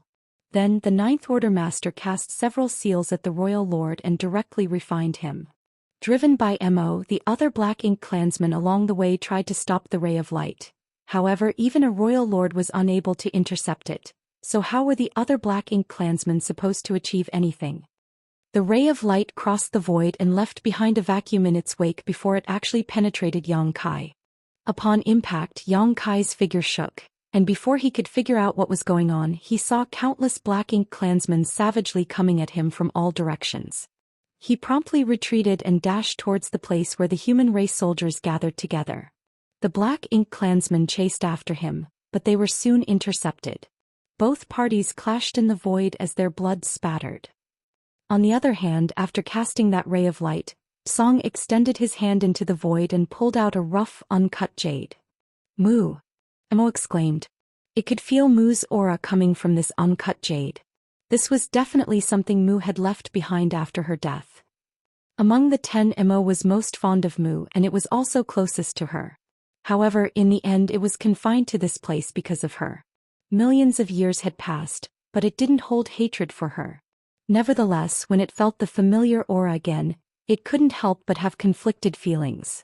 Mo soon pulled itself together and roared in a voice that still sounded childlike, "What do you plan to do, Song?" As it spoke, another hand stuck out from the opening and clenched the edge. The other arm that had originally penetrated the gap retracted and grasped the other side. Both hands exerted themselves and pushed the gap open as though they were opening a door. A horrifying aura streamed out of the gap, and at the same time, a gigantic head stuck out from the chasm. Its dark eyes reflected the entire battlefield, as though it was going to devour everything in sight. The world trembled as the universe seemed to have been turned upside down and countless cracks started appearing in the void. "I don't know what is going to happen either," Song's voice sounded helpless. His words sounded perfunctory, but he indeed had no idea what was about to happen. The uncut jade was the last testament left behind by Mu. She told them that they just had to summon this uncut jade at the most perilous moment. Back then, Mu entered the grand restriction and arrived at the depths of the endless darkness. When she returned, she was already on her last breath. After passing the uncut jade to them, she blended herself into the restriction to fortify it. She didn't explain anything about the uncut jade. However, Song and the others never doubted her decision or judgment. Now it had come to the most perilous moment, just like what she had said. Perhaps she had seen something in the darkness back then and expected this day to come. After the uncut jade was summoned, it rose into the sky and shone brightly. From the light, a slender figure appeared. The figure was so colossal that she seemed to cover the entire sky, but no one could make out her face. Nevertheless, the moment she appeared, she became the center of the universe. Everyone stopped fighting on the battlefield as their attention was drawn to her. It was the most immaculate figure in the world, as though everything good and beautiful had been condensed within her. No one would ever have any evil thoughts about her. Moo. Song looked up with a conflicted gaze. Moo. Emo muttered. There seemed to be a smile on Moo's face as she spoke in a gentle tone. We haven't met for ages. Are you still alive? There was a hint of pleasant surprise in Mo's voice. Moo shook her head. I'm dead. You know that I passed away a long time ago. Emo let out a sigh and replied in a dejected tone. Yes, I know. I thought you were still alive, but since you're dead, what are you trying to do now? All of a sudden, Moo said in a mischievous tone, I'm going to play your favorite game with you for the last time. Emo was torn between tears and laughter. You're such a good friend. Moo refuted, call me big sister. I'm not that old. Saying so, she swept her hand across the darkness and muttered under her breath, there. When you wake up, there'll be games to play and food to have. Following her movement, the entire primordial heaven's source grand restriction started shining brightly and pulsing rhythmically. On the battlefield, both the humans and Black Ink clansmen became sluggish as a sense of sleepiness washed over them, making them feel dizzy. Besides the 5th Order, 6th Order and 7th Order masters, even the 8th Order and 9th Order masters were unable to fight off the sleepiness. At that instant, a strange scene appeared on this violent battlefield. The weaker soldiers of both races fell into a peaceful sleep all of a sudden. In general, the Black Ink clansmen were most heavily affected as the humans had their warship's protection, so they still had some power to resist the mysterious force. Yongkai was sleepy as well.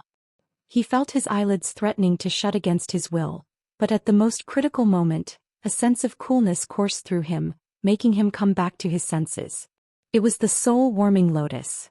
Even though he had no idea what move Moo had used, it was apparently a technique that affected the soul, so the soul-warming lotus protection helped him endure it. Martial Peak, Chapter 54:15. Have a good sleep. Without hesitation, Yongkai stimulated his dragon source and transformed into a 70,000-meter ancient dragon. He then swiped his dragon claw in a particular direction. Over there, a royal lord was staggering while exchanging moves with an equally sleepy 9th Order Open Heaven Realm master. Unlike the violent fight earlier, they now looked like two kids haphazardly slapping at each other. Yongkai directly grasped the royal lord in his claw and clenched.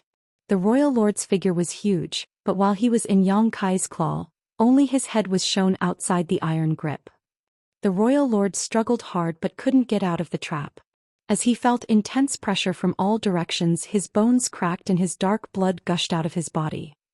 You're pretty tough, Yongkai grumbled. After all, this was a powerful royal lord. Yongkai was unable to squeeze him to death and hadn't even managed to severely injure him. At most, he had slightly wounded the royal lord. As a sharp pain shot through him, this royal lord showed signs of regaining his senses. Instantly, Yongkai felt an immense force of resistance coming from his grip, and his claw was forced to expand as the royal lord was about to free himself. At the critical moment, though, a flash of sword light repeatedly cut across the royal lord's throat.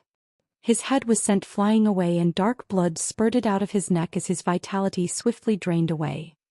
The 9th Order Open Heaven Realm Master struggled to keep himself awake as he smugly lifted his sword and said to Yongkai, "Kid, you're still too weak."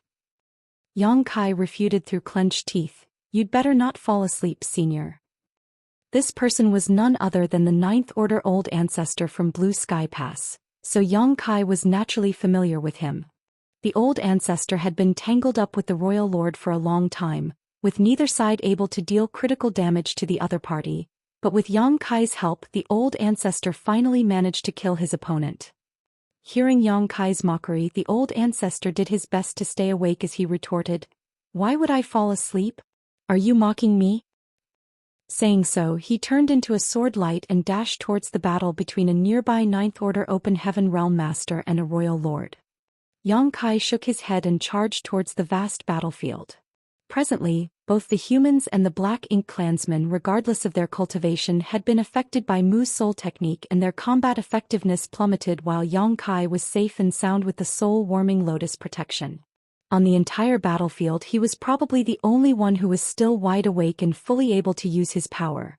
Therefore, it was time for him to deal a fatal blow to the enemies. As he let out a dragon breath, his dragon form zigzagged across the battlefield. He wielded his dragon tail and easily slaughtered countless Black Ink clansmen along the way.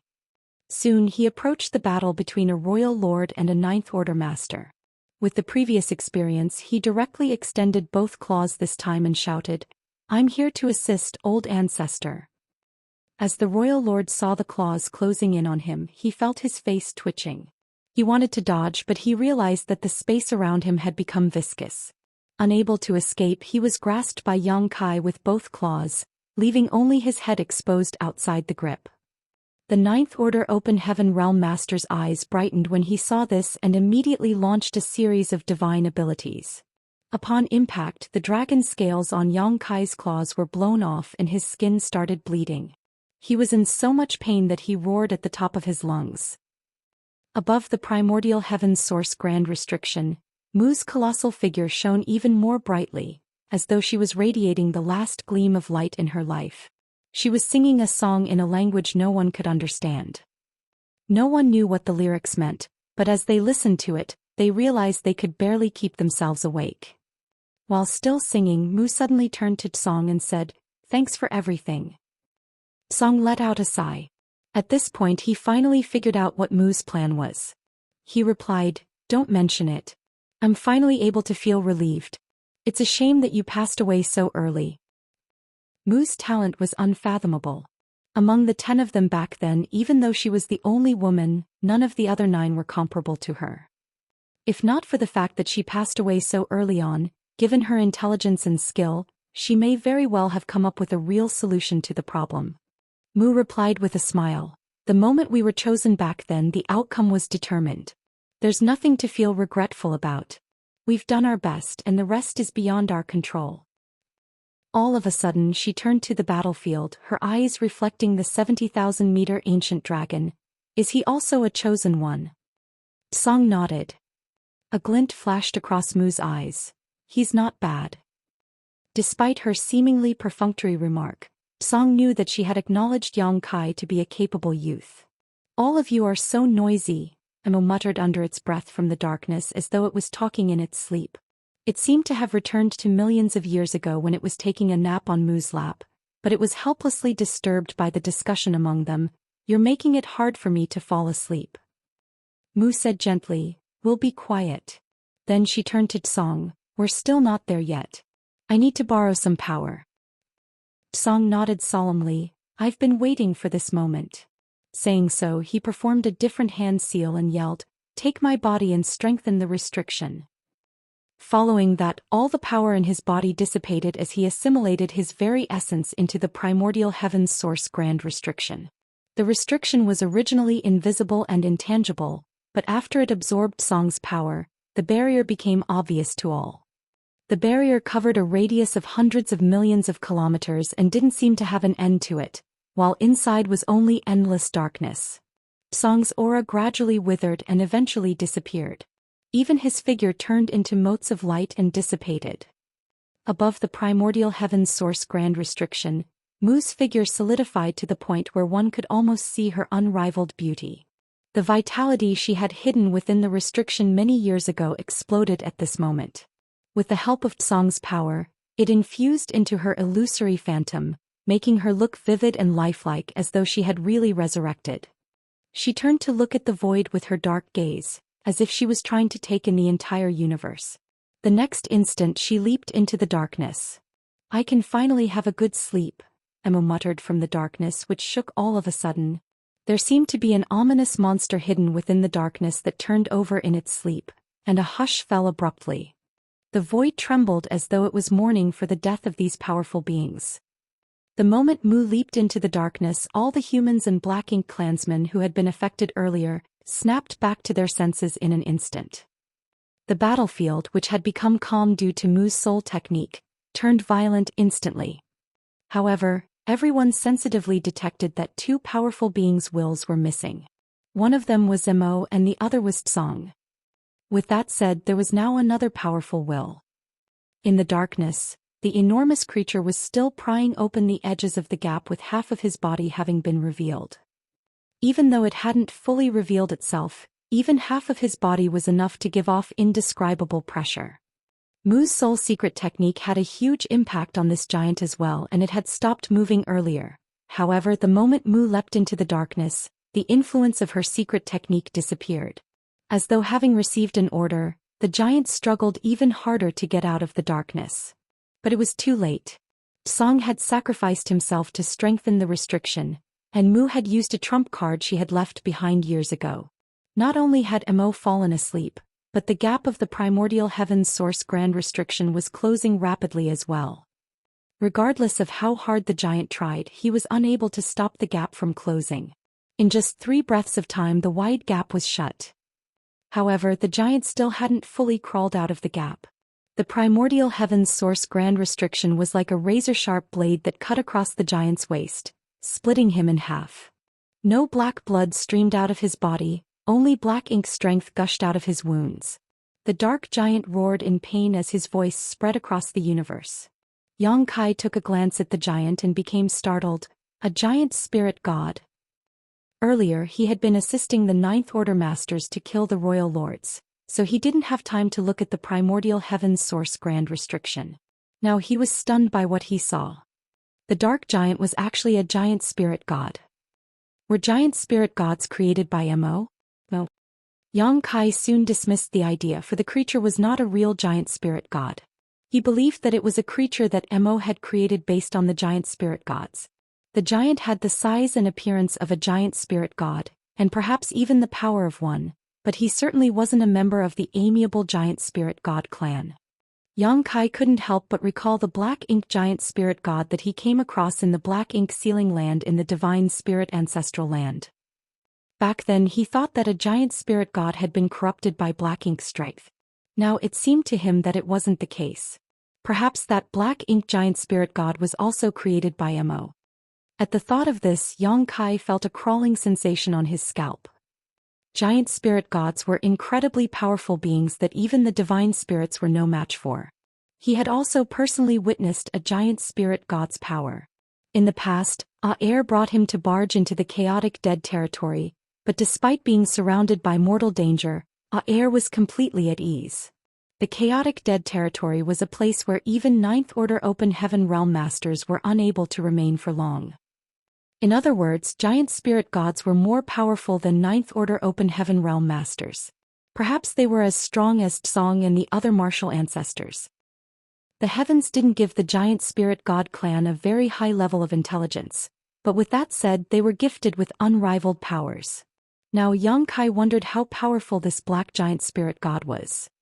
What made him relax slightly was that the primordial heaven source grand restriction had cut this giant figure in half, causing his strength to plummet.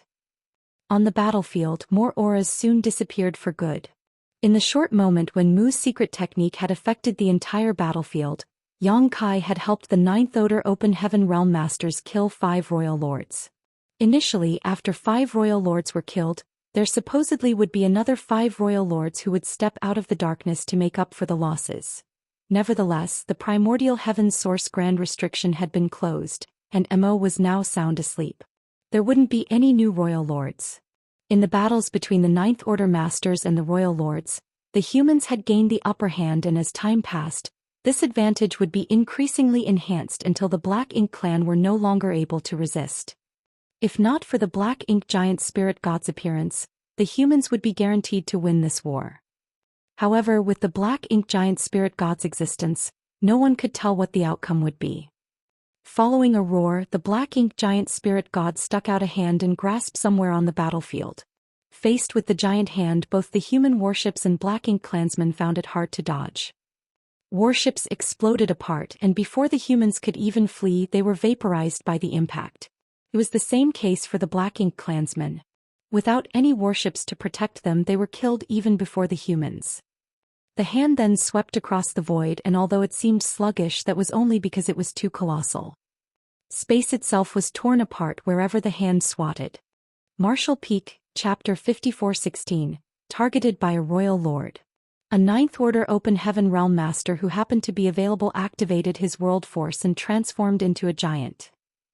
However, this giant still looked like a child in front of this Black Ink giant spirit god. There was that huge of a difference between their sizes. Even as the giant rained attacks on this Black Ink giant spirit god, he was unable to harm the other party at all. On the other hand, the Ninth Order Open Heaven Realm Master trembled after he was struck by the Black Ink giant spirit god. In the far ancient past, a single Black Ink giant spirit god had wreaked havoc on the divine spirits in ancestral land. In the end, it was the Dragon Emperor and Phoenix Empress of that generation who made use of the sacred treasures of the different clans, along with burning their entire blood essence and vitality to finally suppress and seal the rampaging Black Ink giant spirit god. This resulted in the Dragon Emperor and the Phoenix Empress passing away, and as the void itself collapsed, the Dragon Emperor source and the Phoenix Empress source were lost for millions of years, eventually being acquired by Yang Kai and Zhou Xian. Since they were both Black Ink giant spirit gods, they were supposedly equally powerful. However, the one before their eyes only had half of his body left after the primordial heaven's source grand restriction sliced him in two. As such, he wasn't nearly as powerful as the one who had kicked up a storm in ancestral land in the past. Even so, a single Ninth Order master still wasn't a match for him. Although the Black Ink giant spirit god didn't have a lower body, he was still pretty agile. Soon he left the primordial heaven's source grand restriction and barged into the battlefield to begin a slaughter. In his eyes there were no friends or foes. Be it the humans or the Black Ink clansmen, as long as they were in his way, they were targets to be destroyed. Within moments, many from both races lost their lives, while the flesh and blood of the dead humans and Black Ink clansmen, as well as the Black Ink strength on the battlefield, all seemed to be drawn to his figure. As he absorbed more and more, the Black Ink giant spirit god's lower body showed signs of taking shape again. He was already so overwhelmed with just his upper body, so if he managed to form a complete lower body, the situation would only become more dire. More Ninth Order Open Heaven Realm Masters charged towards him, but it wasn't until the 13 old ancestors joined in that they managed to pin down the Black Ink giant spirit god, an almost inconceivable reality. For a very long time, the Ninth Order Masters were thought to be the most powerful beings in the world that only the Royal Lords were a match for. Now it required 13 of them to stop a Black Ink giant spirit god who was missing half a body. It was unimaginable how powerful he would be if his body was whole. The humans had initially gained the upper hand in the battles between the Ninth Order Open Heaven Realm Masters and the Royal Lords. However, with 13 old ancestors needed to restrain the Black Ink giant spirit god, the momentum of the battle had shifted again. Many Ninth Order Open Heaven Realm Masters had to deal with 2 Royal Lords on their own, while some of them even had to fight 3 at once. Only by doing so could they stop the Royal Lords from slaughtering the human soldiers. The appearance of a Black Ink giant spirit god with only half a body destroyed the advantage that the humans had accumulated. Even though the humans were still in an advantageous position in the battles below the Ninth Order Open Heaven Realm, their edge would disappear if this dragged on. Yang Kai had kept his dragon form and returned to his human form. With the azure dragon spear in his hands, he charged around the battlefield. The turn of events at the primordial heaven's source grand restriction happened too suddenly. Song wanted to seal the restriction, but his actions triggered Mo's trump card in the process. Then Mu, who passed away eons ago, appeared and sang an unknown lullaby as she stimulated the restriction's power. Now Song's figure was nowhere to be found, and the auras of Mu and Mo had disappeared. The primordial heaven's source grand restriction had become as flawless as it used to be. Yang Kai knew that Song had passed away, Mu was gone for good, and Mo had fallen into a state of deep sleep. Now the primordial heaven's source grand restriction had been resealed, which meant that there would be no more Black Ink clansmen leaving it. The ones left on the battlefield were all the soldiers that the Black Ink clan had. As long as the humans could wipe out these Black Ink clansmen, they would win the war. However, that was an extremely difficult task. Besides the Black Ink giant spirit god that was able to go against 13 Ninth Order Open Heaven Realm Masters at the same time, It was also hard to kill the remaining royal lords. In fact, quite a number of royal lords had been killed so far. Since Mo had deliberately tried to sustain the balance on the battlefield, the humans managed to destroy a lot of royal lords. Before the black ink giant spirit god's appearance, at least a dozen royal lords had lost their lives. On the other hand, the humans had also paid a huge price as several old ancestors had fallen in battle. When everyone on the battlefield was affected by Mu's soul secret technique earlier, several royal lords were suppressed by Yang Kai and subsequently killed by the old ancestors, leading to there being more Ninth Order Open Heaven Realm Masters than royal lords. Nevertheless, the black ink giant spirit god's appearance negated that advantage and even reversed it. With that said, none of the human soldiers backed down as they still fearlessly clashed with the enemy. All of them knew that if they couldn't win this war, there wouldn't be another chance for them. All the Ninth Order, Eighth Order, Seventh Order, Sixth Order and Fifth Order Masters were going all out. They didn't care if their warships were shattered as they could summon their spare warships and continue fighting. Even if all their warships were destroyed, they would clash with the enemies and kill as many as they could before their death. There was no time for rest or recuperation. If they held back any of their powers, they would fall into the abyss. Yang Kai darted around and killed all the enemies he could with his Azure Dragon Spear, sending black blood splattering everywhere. He was looking for Dawn, however the battlefield was chaotic so it was hard to find anyone. A while later, Yang Kai finally spotted Dawn as a large, swirling blood sea was a clear sign of Blood Crow's presence. Before he could even get near them though, Yang Kai felt alarmed all of a sudden. The next instant he detected a violent force coming at him from the side. Before he knew what was happening, Yang Kai coughed up a mouthful of blood and was sent flying away. He still hadn't gotten out of danger though. As he extended his spear to the back, a golden crow cawed and a great sun leaped into the air before it shone brightly. Then a hand gently gripped the great sun and extinguished it. The next instant a fist came at Yang Kai. Flabbergasted, Yang Kai lifted his spear to parry the attack. The next moment he shook as if struck by lightning before he was sent flying again. While tumbling he sprayed out more blood. It wasn't until this moment that he made out the person who was attacking him. It was a royal lord with a sheep head and human body. Just like Mo Zhao from Great Evolution Theater, this royal lord had a pair of dark wings extending from his back. As their eyes met, a hint of surprise flashed across the royal lord's eyes. He hadn't expected that he wouldn't be able to kill Yang Kai after striking him twice. Although he hadn't used his full power, he was certain Yang Kai wouldn't stand a chance to survive given the fact that the latter was just a 7th Order junior. Regardless, that was indeed what had happened. On the other hand, Yang Kai felt a metallic taste in his mouth as he choked down the blood in his throat. While bearing the pain, he kept his guard up. He had just escaped from death's door. The moment he detected danger earlier, he drew upon his dragon source madly and covered himself with dragon scales. If not for that, he would have exploded upon impact. Even though his dragon scales were sturdy though, they were still smashed through after being struck twice. What he had been most worried about eventually happened. Since 13 Ninth Order Open Heaven Realm Masters had to deal with the Black Ink Giant Spirit God, the humans who were in a favorable position earlier had completely lost the advantage. Some of the royal lords were now available to deal with the weaker human soldiers, and this particular royal lord had set his eyes on Yang Kai. Having said that, Yang Kai wasn't surprised that he was being targeted. Song had told him to be careful because he had been charging around the battlefield without worrying about getting corrupted by black ink strength, perhaps drawing Mo's attention. What's more, in his last moments, Song had cast a ray of light which then penetrated Yang Kai's body. The Black Ink clansmen all saw this and were certainly concerned about what that ray of light was. Since this royal lord was unrestrained, he naturally had to hunt Yang Kai down and find out what the ray of light was. Yang Kai released his divine sense and scanned his surroundings. He realized that all the Ninth Order Open Heaven Realm Masters were already locked in intense battles with the Royal Lords and the Eighth Order Masters were occupied with the Territory Lords. All the warships were dilapidated, and the Fifth Order and Sixth Order Masters on the vessels were in danger of dying at any moment while the Seventh Order Masters around the warships were soaked in blood. Meanwhile, the Black Ink Giant Spirit God's aura seemed to be growing with each moment. His lower body continued to absorb the black ink strength from the battlefield and showed signs of taking shape. Suddenly Yang Kai let out a long sigh.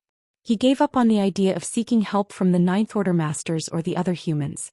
As he wielded his spear, he bolted towards the Royal Lord. A hint of contempt and mockery flashed across the Royal Lord's eyes as he extended his hand towards Yang Kai. His nonchalant manner made it look as though he was trying to swat dead an insect. As a Royal Lord, he indeed didn't have to exert himself to deal with a Seventh Order human. Even though he didn't manage to achieve his goal earlier, he had severely injured the other party. This time he had the confidence to kill Yang Kai.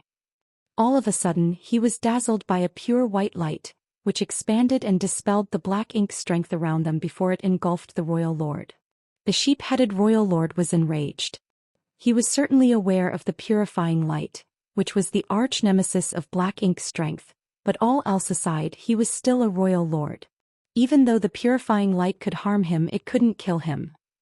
Therefore, the instant he realized Yang Kai's intention, he didn't dodge the attack and instead directly extended his hand into the purifying light. Yang Kai skirted past the Royal Lord, whose black blood spattered from a wound on his face. The Royal Lord turned around and saw the battered Yang Kai running away. Without hesitation he raced after him. While coughing up blood, Yang Kai felt that he had never been so severely injured before. After he was struck by the Royal Lord 3 times, half of his bones were broken, and his 5 viscera and 6 organs were a mess. If not for the fact that he had a potent dragon vein, he would have already been killed. On a nearby battlefield, when a Ninth Order Master saw that Yang Kai was in danger, he intended to lend him a hand. However, his opponent suddenly flared up and held him down. Left with no choice, the Ninth Order Master could only watch as Yang Kai fled. Along the way, several Ninth Order Masters wanted to save him, but the Royal Lords turned even more ferocious and refused to allow them to do so. All the same, Yang Kai never intended to seek the Ninth Order Master's help. He had seen the big picture after scanning the battlefield and knew if he lured the Royal Lord behind him to any old ancestor, the latter would be at risk of losing their life. It wasn't fun dealing with 2 equally powerful opponents on your own. Yang Kai couldn't pin his hopes on the Eighth Order Masters either. Perhaps they couldn't even persevere as long as he did, therefore he could only find a way to save himself. He had no idea if he could escape from a Royal Lord, but Yang Kai knew that the humans were now in a disadvantageous position on the battlefield. As such, he couldn't bring trouble to the top masters. Furthermore, if he could lure a Royal Lord away, he could lift some pressure off the Ninth Order Open Heaven Realm Masters despite not being able to influence the war in any way. Martial Peak, Chapter 54-17 Life and Death Tribulation.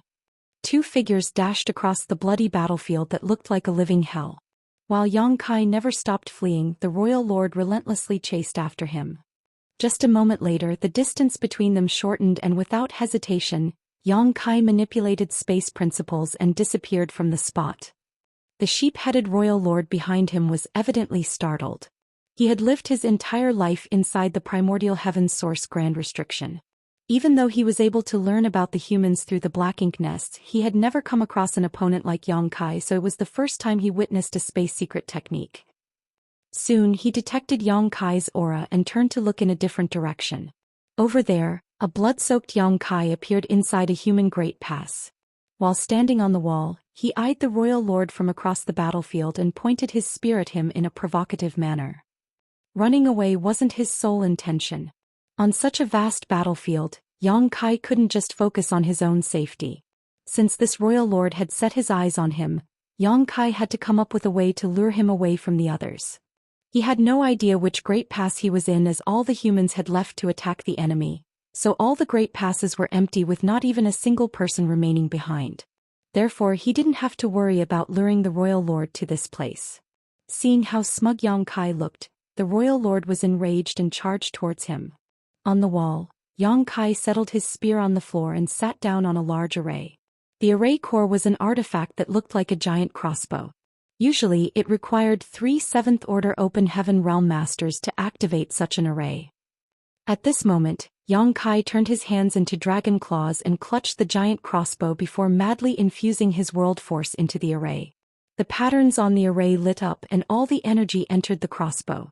Despite being strong, Yang Kai realized he almost couldn't control this crossbow. He activated his divine sense and locked onto the Royal Lord with his aura, a hideous expression on his face. Following a buzz, the entire wall started shaking, and the next moment, a gigantic light column condensed into an arrow and shot towards the royal lord. This violent attack was equivalent to an Eighth Order Master's all-out strike. There were only a small number of arrays of such powers in the Great Passes, and they were the most powerful and lethal ones the humans could refine. Most of the artifacts and arrays could only cast attacks that were equivalent to a Seventh Order Master's attacks. The arrow formed from the light column was not only intimidating but also rapid. In the blink of an eye, it was about to strike the royal lord. However, he didn't seem to have the intention of dodging it. The black wings on his back folded in front of him to cover his body as he withstood the light arrow and dashed towards the Great Pass before shattering the array and artifact on the wall with a punch. A large part of the wall collapsed, and as his force spread, leveling many buildings in the Great Pass. It didn't matter if the attack was equivalent to an Eighth Order Master's strike. He was a royal lord, so why would he be afraid of such a blow? However, he soon frowned as Yang Kai was nowhere in sight. In fact, right after Yang Kai fired the arrow, he disappeared. Detecting something, the royal lord turned to look at a nearby Great Pass and saw Yang Kai standing on the wall. Again, he was trying to activate the power of an artifact. Enraged, the royal lord pounced on his opponent once again. The same thing happened again. However, this time what shot out of the Great Pass wasn't a light arrow but a rain of sword waves. The royal lord surged his black ink strength and blocked all the sword waves. Seeing that Yang Kai was about to jump to another Great Pass, he locked onto him with his aura, which then burst and caused Yang Kai to stagger as he fell out of the void. Yang Kai clenched his teeth as he retreated and concealed his aura. He directly entered the Great Pass and used the buildings as cover. Booms were continuously heard from behind him as the royal lord hunted him down and destroyed countless buildings along the way. The entire Great Pass soon turned into ruins. Finally, Yang Kai found a chance to manipulate space principles and escape. The moment he reappeared, the royal lord locked his aura onto him and pursued him like maggots on rotting bones. Yang Kai's expression darkened as he realized he couldn't go on doing this. The royal lord hadn't dealt with someone who was a master of the Tao of space before, which was why Yang Kai managed to escape from him earlier. Now that the royal lord had a way to deal with him though, Yang Kai was no longer able to use instantaneous movement as he pleased. At this rate he would be cornered sooner or later. After glancing at the chaotic battlefield, Yang Kai grit his teeth, turned around and charged towards the depths of the void. It had come to a point where the Ninth Order Masters were all engaged in life-and-death battles against the Black Ink Clan Masters. With that said, the human race masters below the Ninth Order still had a slight advantage against the Black Ink Clan. As long as they could enlarge that advantage, they would be able to influence the battles between the Ninth Order Masters and the Royal Lords. When the Eighth Order Masters were free from restraints, they would be able to lend the Ninth Order Masters assistance. Nevertheless, it remained hard to deal with the Black Ink Giant Spirit God. All the same, this wasn't a problem that Yang Kai could solve. He was in a perilous situation himself, so he had to focus on staying alive first. Yang Kai's actions surprised the Royal Lord. As he looked in the direction Yang Kai was fleeing, he hesitated for a bit before chasing after him. Even though no one knew anything about the ray of light that Song had cast into Yang Kai at the last moment, it was obviously something important. That was why the Royal Lord decided to personally deal with him. He initially thought that he could easily achieve his goal, so it surprised him that there were so many twists and turns. Certainly, he wouldn't let this Seventh Order brat flee from the battlefield as the latter clearly intended. The black wings on his back flapped before he turned into a flash of light and shot towards Yang Kai. On the battlefield, when the Ninth Order Open Heaven Realm Masters saw this, they wanted to help, but they were unable to shake off their opponents. Only a few Eighth Order Masters managed to break free from their entanglements and rush towards Yang Kai from different directions. While running across the void, Yang Kai stuffed a handful of spirit pills into his mouth and even consumed a low-rank world fruit that he had kept in storage for years. At this point, nothing else mattered than restoring his reserves. He had consumed too much of his world force and only a bit of power was left in his small universe. It was inefficient to refine open heaven pills, so he needed a world fruit to replenish his energy quickly. He knew that this was a life and death tribulation for him. Everything would be fine if he managed to shake off this royal lord. However, if he was captured he would be doomed despite being able to transform into an ancient dragon. In fact, he wasn't sure if he could escape. After all, the Royal Lord could move much faster than he did. The only thing he could rely on was space principles. Yang Kai had quite several experiences when it came to fleeing from masters who were more powerful than him, but in such a situation he could only do his best and let the heavens decide his fate. He was aware that several Eighth Order masters were trying to aid him. However, they were no match for a Royal Lord. Once both parties clashed, those Eighth Order masters would certain die. Therefore he wouldn't dare to stop. Yang Kai madly pushed his World Force and Dragon Clan secret techniques as he moved across the void at the speed of lightning, soon leaving the battlefield behind as he escaped further and further away. However, the threat behind him was only getting closer. In less than an incense stick worth of time, Yang Kai was engulfed in a great sense of crisis. This sense of danger suggested that he was already within the range where the Royal Lord could strike him. He wanted to manipulate space principles to teleport away, but the Royal Lord had locked his aura onto him. Once he made a move, that aura would explode and destabilize the surrounding void. When that happened, his instantaneous movement would be disrupted and he would be killed. Silently, he flicked a bead out as he wanted to use a space beacon to save his life. However, the Royal Lord was extremely vigilant and didn't even let something as small as a space beacon off. From a distance he cast an attack and destroyed the space beacon. Yang Kai secretly cursed at the Royal Lord. Since he was unable to make use of space beacons, he could only try to cut off the aura on him if he wanted to make use of space principles. After giving it some thought, Yang Kai decided to engulf himself in purifying light. There was no doubt that purifying light was the arch-nemesis of black ink strength, but he wasn't sure if this power could cut off the Royal Lord's aura. Aura was invisible, but strictly speaking it was also a form of divine sense. Since purifying light could restrain the Black Ink clan's power, it could also theoretically cut off a thread of aura. What disappointed Yang Kai was that as he was covered in the purifying light, the aura wasn't thrown off. However, he was pleasantly surprised at the fact that even though the aura locked onto him, he was able to isolate himself from it temporarily. The next moment he pushed space principles and disappeared from the spot. At the same time, a brutal force came at him from a distance. Apparently, the Royal Lord wanted to kill Yang Kai upon seeing that the latter was about to flee. When a battered Yang Kai reappeared in a place that was a few million kilometers away, he sprayed out a mouthful of blood. He was hampered at the most critical moment of activating instantaneous movement and failed to cross a distance that was as far as he'd hoped and instead landed in the wrong place. Even though he was injured, he had gotten rid of the threat for now at the very least. However, before Yang Kai could catch a breath, the purifying light around him dissipated.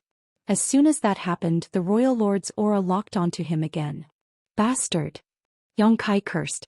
He felt his own aura trembling and his power becoming intermittent. At that moment he was unable to manipulate space principles again, so he had no choice but to fly forward. He had suffered several setbacks because of this Royal Lord, and even though he had consumed a lot of spirit pills, his wounds had only gotten worse. Fortunately, being an ancient dragon, he had a robust body. Given enough time, his injuries would heal themselves. A moment later, the small advantage he had gained by using instantaneous movement to move across millions of kilometers was wiped out. The distance between them was shortening fast. Feeling the Royal Lord's black ink strength undulating behind him, as though a secret technique was about to be cast, Yang Kai once again engulfed himself with purifying light and isolated himself from the other party's aura. Then he did the same thing by activating instantaneous movement. The Royal Lord had no choice but to stop using his secret technique and detonate the aura which was near Yang Kai, forcing the latter from the void a few million kilometers away. Again Yang Kai sprayed out a mouthful of blood. The same thing repeatedly happened to the point where Yang Kai was infuriated. On the other hand, the Royal Lord, who had been relentless, was also cursing non-stop. He had never expected that despite being a Royal Lord, it would be so hard for him to end the life of a puny Seventh Order human. Martial Peak, Chapter 54:18 Pursuit and Escape. Before this war, the sheep-headed Royal Lord had never dealt with humans, so his knowledge of them was limited to what he had gathered from the Black Ink Nest space. After leaving the Primordial Heaven's Source Grand Restriction, he immediately engaged in an intense battle with a Ninth Order Open Heaven Realm Master. It was a fight between two equally matched opponents, and in fact he found himself at a slight disadvantage almost from the start, so he truly admired that Ninth Order Master's power. But what was happening now? He felt disgusted by having to chase after Yang Kai, unlike his fight against the Ninth Order Master a while back. When dealing with the Ninth Order Master, he just had to exert all his strength in a life-and-death struggle. However, when pursuing this Seventh Order Master, he felt helpless despite having far greater strength. As such, there was an awkward scene in the void where a Seventh Order human was unable to get rid of a royal lord, who on the other hand couldn't capture the Seventh Order human. Initially, the Eighth Order Masters coming from the battlefield could still see some traces and follow them. Nevertheless, barely a day later they had completely lost track of Yang Kai and the Royal Lord. One repeatedly manipulated space principles while the other could move extremely quickly. Eighth Order Masters like them were unable to catch them. One of the Eighth Order Masters who had tan skin said grimly, "Damn it. Little friend Yang is in danger." If they were able to reach the two of them, they might have been able to help Yang Kai. However, given their strength, the most likely outcome would be their deaths. Since Yang Kai and the Royal Lord were nowhere to be seen though, how were they supposed to find them in this vast void? Without their help, could a Seventh Order junior like Yang Kai even hope to get rid of a Royal Lord's pursuit? Despite being a master of the Tao of space, he couldn't possibly persevere for long. The others remained silent, but they shared the same sentiment. After they exchanged glances, another Eighth Order Master sighed. Perhaps this is his fate. Let's go back. The war was still raging, and as Eighth Order Masters, they had to return to make some contributions. Doing nothing in this place was meaningless. Being Eighth Order Masters, they were all decisive people. Since they were unable to save Yang Kai, they wouldn't force themselves, so they returned to the battlefield. On the other hand, Yang Kai kept activating purifying light to separate himself from the Royal Lord's aura before using instantaneous movement to widen the gap between them. When the gap shortened to a certain point, he would do it again. By doing so, he could ensure his safety with some difficulty. Nevertheless, it was impossible for him to completely get rid of this Royal Lord. Aware of this fact as well, the Royal Lord relentlessly pursued him. Regardless of how hard Yang Kai tried, he was unable to escape this Royal Lord. Having witnessed Yang Kai's methods, the Royal Lord soon acclimatized himself to the strangeness of space principles. Although he was indeed unable to stop Yang Kai from using instantaneous movement after the latter used purifying light to block his aura, he could still bombard the void itself from a distance the moment Yang Kai activated his space secret technique. Without much effort, he could harass and disrupt Yang Kai. By doing so, he could ensure that Yang Kai wouldn't be able to move across a long distance by using instantaneous movement, and Yang Kai would always arrive at a place that was different from what he had expected. On Yang Kai's end, he knew that his current method of escaping was dangerous. Since he was unable to determine where he would reappear after using instantaneous movement, he was taking a chance with his life each time he teleported. However, he couldn't care less at this point, as stopping would mean certain death. He could risk using instantaneous movement or die. By using the instantaneous movement, he stood a chance to survive, and as long as he wasn't too unlucky, he wouldn't come across any real danger. Also, he had figured out the Royal Lord's plan. The Royal Lord must have figured it was fine if he couldn't capture his target for now. As long as he relentlessly chased after Yang Kai and made sure the latter was within his detection range, Yang Kai would eventually exhaust his strength. Regardless of how ample the heritage of a Seventh Order human's small universe was, there was a limit to it. Even though this human brat could replenish his energy with pills, he should only be capable of persevering for a while longer. On the other hand, the Royal Lord was barely expending any of his strength or stamina, so he had ample time to hunt down Yang Kai. Realizing the other party's thought process, Yang Kai secretly sneered. If this was indeed the Royal Lord's plan, he was bound to be disappointed. During the war some time ago, Yang Kai had indeed exhausted himself, but after he consumed a lot of spirit pills and a low-rank world fruit, the heritage in his small universe had mostly been restored. Furthermore, as the living beings in his small universe went through the vicissitudes of life, they continuously helped increase his heritage. Having said that, he would eventually run out of energy if this dragged on for too long. All the same, he had more than one low-rank world fruit, and although he didn't have many of them, they could allow him to persevere for a while longer. Once again Yang Kai was disturbed while using instantaneous movement. When he abruptly appeared somewhere, his 5 viscera and 6 organs weltered and he started seeing stars. To say that he was feeling uncomfortable would be a gross understatement.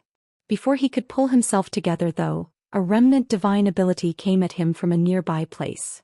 An astounded Yang Kai hurriedly dodged. Fortunately, the divine ability was quite weak, so despite looking magnificent, it wasn't lethal and Yang Kai quickly evaded it. He had arrived at the late ancient era battlefield. Basically, he had rushed back along the route the human race army had used on the crusade and made it past the region that could be considered the spiritless land. When they initially arrived here, the humans had no idea why this vast area of void was a spiritless land. It wasn't until Tsang explained to them that it was the Black Ink clan's doing to prevent him and the other martial ancestors from replenishing their energy. After crossing the vast spiritless land, one would arrive at the late ancient era battlefield. In the late ancient era, the humans and the Black Ink clan fought for 10,000 years without pause, causing countless people to lose their lives. As such, there were a lot of hidden dangers on this battlefield. Many restrictions and divine abilities remained dormant, but they would explode if someone approached them. The great passes had suffered miserably when they passed this area. Yang Kai knew that he was no match for the sheep-headed royal lord and he couldn't even get rid of him using space principles. Therefore he decided to make use of this late ancient era battlefield.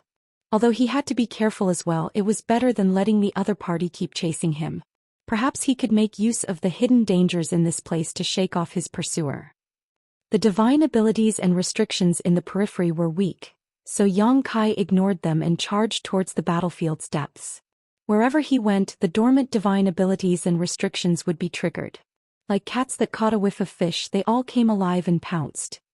A few divine abilities and restrictions were triggered the moment Yang Kai arrived, striking at him almost instantaneously. Fortunately, he was able to run swiftly. As a result, those divine abilities and restrictions turned into flashes of light that relentlessly followed after him. It was not long before there seemed to be a tail of colorful lights behind Yang Kai. After moving across some distance, the energy of some lights was used up as they dissipated. However, even more divine abilities and restrictions joined, so the light tail only enlarged. As for the majority of the divine abilities and restrictions, they were sluggish to react as they had remained dormant for far too long. They were only activated a short time after Yang Kai brushed past them.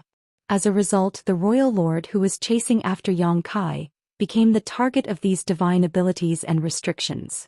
A short time later, there was a longer and more brilliant tail of lights that was behind the royal lord. Initially, the royal lord wasn't concerned about the light tail behind him. He was one of the most powerful masters in the world, so why would he be bothered by these worn-out divine abilities and restrictions? However, as time passed, the light tail grew and grew. The innumerable restrictions and divine abilities intertwined with each other. Some of them clashed and wore each other down, but others synergized and merged, evolving into something entirely different from their original form. At this point, even a powerful master like him felt threatened. Therefore, the royal lord hastened his pace as he knew that he would be in trouble once the light tail caught up with him. On the other hand, Yang Kai was running as fast as he could. Even though the light tail behind him was smaller than that of the royal lord, he was much weaker than the other party, so it was still lethal to him. As time passed, the distance between them shortened again. All of a sudden, the royal lord recalled that this guy named Yang Kai was able to leap across the void and wondered, what would happen to the light tail behind him if he uses that teleportation technique? Before he could figure it out, he saw Yang Kai turning to look at him with an eerie grin. He had been chasing after Yang Kai for quite a while, but it was the first time he had a bad premonition. The next instant, the power of space principles undulated and without hesitation, the royal lord pointed at his opponent and struck from afar. Yang Kai disappeared from the spot, but the next moment he reappeared in a place that was a couple million kilometers away. Initially, even if he was interrupted by the royal lord when using instantaneous movement, he could cross a distance of roughly 10 million kilometers. However, he only managed to traverse some 3 million kilometers this time. It went to show how chaotic the space and energy in this late ancient era battlefield was. Still, it was enough, as after losing Yang Kai, the light tail that had been chasing him started showing signs of becoming dormant again, only to become attracted to the royal lord's aura a moment later. With a livid expression, the royal lord watched as the light tail, which was initially chasing after Yang Kai, turned around and came at him. Enraged, the royal lord madly activated his black ink strength and swelled up into a giant. As a roar reverberated across the void, he punched out and destroyed the light tails in front of and behind him. When Yang Kai saw that from afar, he couldn't help but shudder. In the end, he was still a royal lord. It was naive of Yang Kai to think that he could make use of these dormant divine abilities and restrictions on this late ancient era battlefield to deal with this kind of opponent. Left with no choice, he could only keep running for his life. After suffering such a setback, the royal lord became even more ruthless as he shattered all the divine abilities and restrictions along the way so that they wouldn't gather together to pursue him. On the other hand, Yang Kai did his best to quicken his pace. The royal lord was furious. Perhaps he had become irritated from chasing after his prey for so long. If Yang Kai was captured by the royal lord in such a situation, he reckoned that the other party would certainly torture him to death. After moving around the late ancient era battlefield for a month, Yang Kai dismally realized that he had become lost. His initial plan was simple. Since he wasn't a match for this royal lord, he could make use of the restrictions and divine abilities on the late ancient era battlefield to distract him. By doing so, he would stand a chance to shake him off his trail. Even if he couldn't achieve his goal by making use of the late ancient era battlefield, he could still cross this place and head to the no-return pass. The Dragon and Phoenix clans were standing guard at the no-return pass, and with a Divine Dragon and Divine Phoenix who were even more powerful than Ninth Order Masters, if this royal lord chased him all the way to the no-return pass, he would be doomed. Certainly, there was a huge risk to take, for it would take Yang Kai a long time to arrive at the no-return pass. Back then, after the humans set off on the crusade, it took them several years to arrive at Mo's whereabouts. Even though Yang Kai was a master of the Tao of space, which allowed him to move extremely quickly in his current battered state, and not fully able to make use of his space principles, he estimated it would take him about a year to reach the no-return pass. Martial Peak, Chapter 5419, Dense Fog Celestial Phenomenon. Yang Kai wasn't even sure if he could survive a royal lord's pursuit for several months, let alone a whole year. However, it was already the best solution he could think of. Regardless, his plan had been derailed, for he had lost his way. Everywhere he looked on this vast late ancient era battlefield, everything looked the same, so he couldn't tell where he was or where he should head. Initially, he was still confident he was moving in the right direction, but he had been interrupted by the sheep-headed royal lord on several occasions when using instantaneous movement, which resulted in him reappearing in random places. Now he wasn't even sure which direction the no-return pass was in. Left with no choice, he could only keep activating his space secret technique to run for his life, for the other party seemed determined to destroy him. Nevertheless, things were only getting worse. As Yang Kai traversed this late ancient era battlefield, regardless of how careful he was, he couldn't avoid getting hurt by the dormant restrictions and divine abilities. For the past month he kept getting injured, so instead of healing from his wounds, his injuries had turned worse. As though realizing that Yang Kai was at a dead end, the royal lord became even more ruthless. Yang Kai knew that if this dragged on, he wouldn't be able to persevere for long. However, it was unlikely that he could get rid of this royal lord. As he was running away, he gritted his teeth and looked in a particular direction. Over there, a gigantic cloud of fog covered a vast region of the void. Although Yang Kai was many millions of kilometers away, the fog bank still looked enormous. It was a celestial phenomenon. Years after the humans set off on their crusade, they came across a lot of different celestial phenomena that came in a myriad of forms and sizes. Regardless, all of them shared a common trait: they gave off a dangerous vibe. Yang Kai had not explored any of those celestial phenomena. On the other hand, old ancestor Xianxia had barged into one on a whim a while back, but when she returned she refused to say what she had seen inside. She only said that it was extremely dangerous, and even a Ninth Order Open Heaven Realm Master like her was at risk of losing her life if she remained inside. Therefore, as those from Great Evolution Pass crossed this place, they would always make a detour whenever they came across a celestial phenomena lest they fall into mortal danger. No one knew how these celestial phenomena were formed. Perhaps it had something to do with the clash between the humans and the Black Ink clan in the late ancient era, or perhaps they were naturally born. The humans knew little about this area of the void behind the royal cities. The celestial phenomenon that looked like a fog bank was the only one Yang Kai could see right now, and he had no idea how dangerous it was. However, it wasn't like he had a choice now, as he was pursued by a royal lord. If he couldn't find a way to turn things around, he would just be waiting for death. Even if there were some dangers within the dense fog celestial phenomenon, they were the least of his concerns.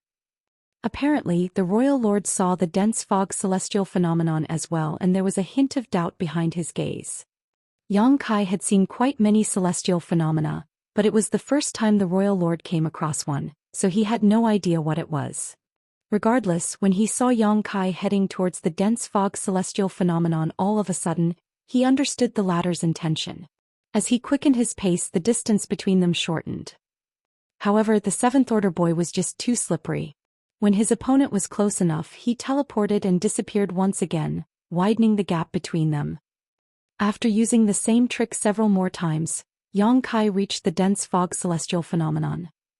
When he scanned the celestial phenomenon with his divine sense, Yang Kai was surprised, for he couldn't feel any danger from this dense fog. It was very strange indeed. The celestial phenomena he had seen in the past all exuded dangerous auras, but this dense fog celestial phenomenon appeared somewhat special. At that instant, he wasn't sure if he should be worried or happy. If there was really no danger in the dense fog celestial phenomenon, it would be safe for him to enter it. However, he also wouldn't be able to make use of this celestial phenomenon to eliminate the royal lord. With that said, things had come to such a point where there was no turning back. Having made up his mind, Yang Kai crashed into the dense fog celestial phenomenon. Following that, he realized that something was off. He couldn't detect any danger when he was outside the celestial phenomenon, but once he was inside, he immediately found himself in a perilous situation. An ominous aura engulfed him like death itself. At that moment, all his hair stood on end as he activated the power of his small universe and raised his guard as high as it would go. Outside the celestial phenomenon, the royal lord was stunned. That was because he lost track of Yang Kai the moment the latter entered the celestial phenomenon. The brat named Yang Kai seemed to have entered another world, as even his divine sense was unable to penetrate the fog and find out what was going on inside. After a moment of hesitation, he too dashed inside. The next instant he was baffled by what he saw. Yang Kai was indeed in the fog, but at this moment he seemed to be battling against an invisible enemy. His world force burst forth and his golden blood spattered. Within a breath he was completely battered. As a dragon roar reverberated, Yang Kai even transformed into his 70,000-meter ancient dragon form. Still, he was unable to ward off the danger within the fog, as even his dragon scales were being blown off. The royal lord was perplexed as he had no idea what was going on. However, he didn't have time to ponder on it. Just like Yang Kai, the moment he stepped into the fog, he was deluged with an enormous sense of crisis that came at him from all directions, which prompted him to madly push his black ink strength. Soon he realized what Yang Kai was fighting against. There seemed to be immense pressure that was intent on crushing him to death. Certainly he wouldn't stand idly by and wait for death to come. He immediately activated his power to push back against the fog. At the same time, he tried to leave this area. What shocked him was that even though he had moved backwards a long distance, he still couldn't escape the fog. He had just entered this dense fog celestial phenomenon, so he should have been able to leave by taking a single big step back. However, as though a mysterious force had sealed off this space, he was unable to escape. The pressure around him intensified, and left with no choice, he could only surge his power to resist it. From the corner of his eye, he could see that the 70,000 meters ancient dragon had stopped moving and now hovered in the distance. Half of his dragon scales were gone, and his entire figure was soaked in blood, making him look totally battered. Seemingly having lost consciousness, Yang Kai reverted from a dragon back into a human. Is he dead? The royal lord found it hard to believe. He had been chasing after this human for so long but hadn't managed to kill him. Yet now, this brat had lost his life just like that. At that instant, the royal lord had some conflicted feelings. Regardless, he wasn't in the mood to find out whether Yang Kai was dead or alive, because he realized he had come across the biggest crisis of his life. If he couldn't find a way out, and soon he would be accompanying this human to the Yellow Springs.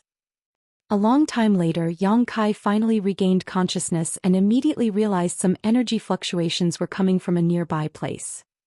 Instantly, he recalled what he had gone through before he blacked out. To shake off the royal lord's pursuit, he barged into a dense fog celestial phenomenon and faced a mysterious attack. He tried his best to resist the pressure coming from all directions, but in the end he was in so much pain that he passed out.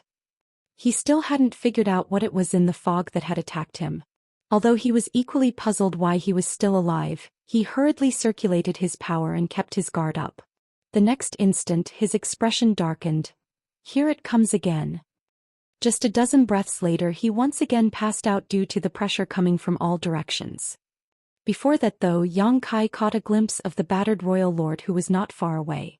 He seemed to be fighting against an invisible enemy as well, the energy fluctuations Yang Kai felt earlier obviously coming from him.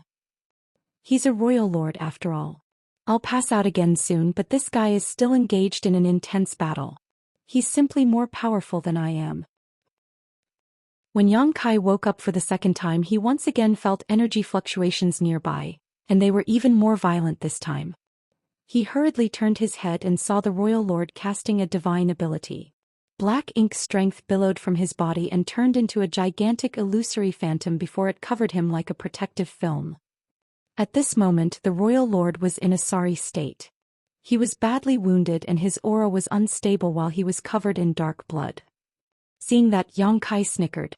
It was indeed embarrassing that he had blacked out twice and he didn't even know who his enemy was. Regardless, it seemed he had made the right decision by diving into this dense fog celestial phenomenon. At the very least the royal lord had also suffered a setback. But soon Yang Kai became doubtful. He had passed out twice, so if there was really an invisible enemy in the fog, why hadn't it seized the chance to kill him? Moreover, as he carefully reviewed what he had gone through, Yang Kai found that the odd pressure didn't feel like a kind of attack. Instead, it was like an automatic response similar to the effect of some arrays. Quite a number of arrays could do the same by reflecting one's own strength to wound them. After giving it some thought, Yang Kai decided to not immediately make any moves. He just secretly activated his power and kept his guard up. Just like what had happened previously, he felt pressure coming from all directions. The last time he subconsciously tried to resist and push the pressure away, but this time he didn't make a move and instead let the pressure do as it pleased. He still felt some discomfort, but it was bearable. Still, even this mild force had irritated his wounds, causing him to gasp. After remaining still for a moment, Yang Kai realized the pressure didn't intensify. As he pondered on it, he stopped circulating his world force entirely and completely relaxed. Just like he had expected, as his power dissipated and he became at ease, the pressure coming from all directions diminished and eventually disappeared. Upon that realization, Yang Kai was dumbstruck.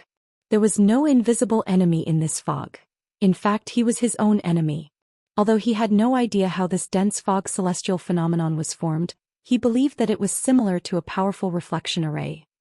The pressure that came at him was actually caused by him. As he let his power go, the pressure also vanished. Yang Kai was torn between tears and laughter as he realized that he had blacked out twice because he was essentially bludgeoning himself. As he glanced at the royal lord, who was still fighting against the dense fog celestial phenomenon, Yang Kai felt a bit better about himself. At least he wasn't the only idiot in this place. Martial Peak, Chapter 5420 Neither Can Kill. Upon figuring out the dense fog celestial phenomenon's secret, Yang Kai darted his gaze around while continuing to lie in the same position. As he never activated his power, the fog around him remained calm. Next, he examined his body and couldn't help feeling sorry for himself. In summary, his condition was terrible. Before he was hunted down by the sheep-headed royal lord, he was already badly injured. Then during the pursuit he was repeatedly struck by this royal lord and his injuries exacerbated after he entered this dense fog celestial phenomenon. His 5 viscera and 6 organs were a mess as they all nearly exploded.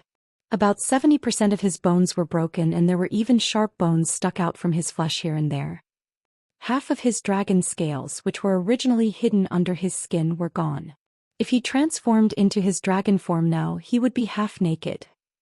Fortunately, despite his serious injuries, he wasn't at risk of losing his life. Coupled with his own restorative power and his potent dragon vein, he was actually on the mend. He stealthily stuffed some spirit pills into his mouth and took a glance at the royal lord, only to see that the other party was still engaged in an intense fight. Amazing divine abilities and secret techniques were cast from the royal lord's hands as his fight against the fog seemed to have turned the entire universe upside down. That guy is really dumb. Yang Kai was gleeful. However, it wasn't until he blacked out twice that he realized the secret behind the fog. The royal lord still hadn't passed out after persevering for such a long time, so it wasn't surprising that he hadn't discovered the truth yet.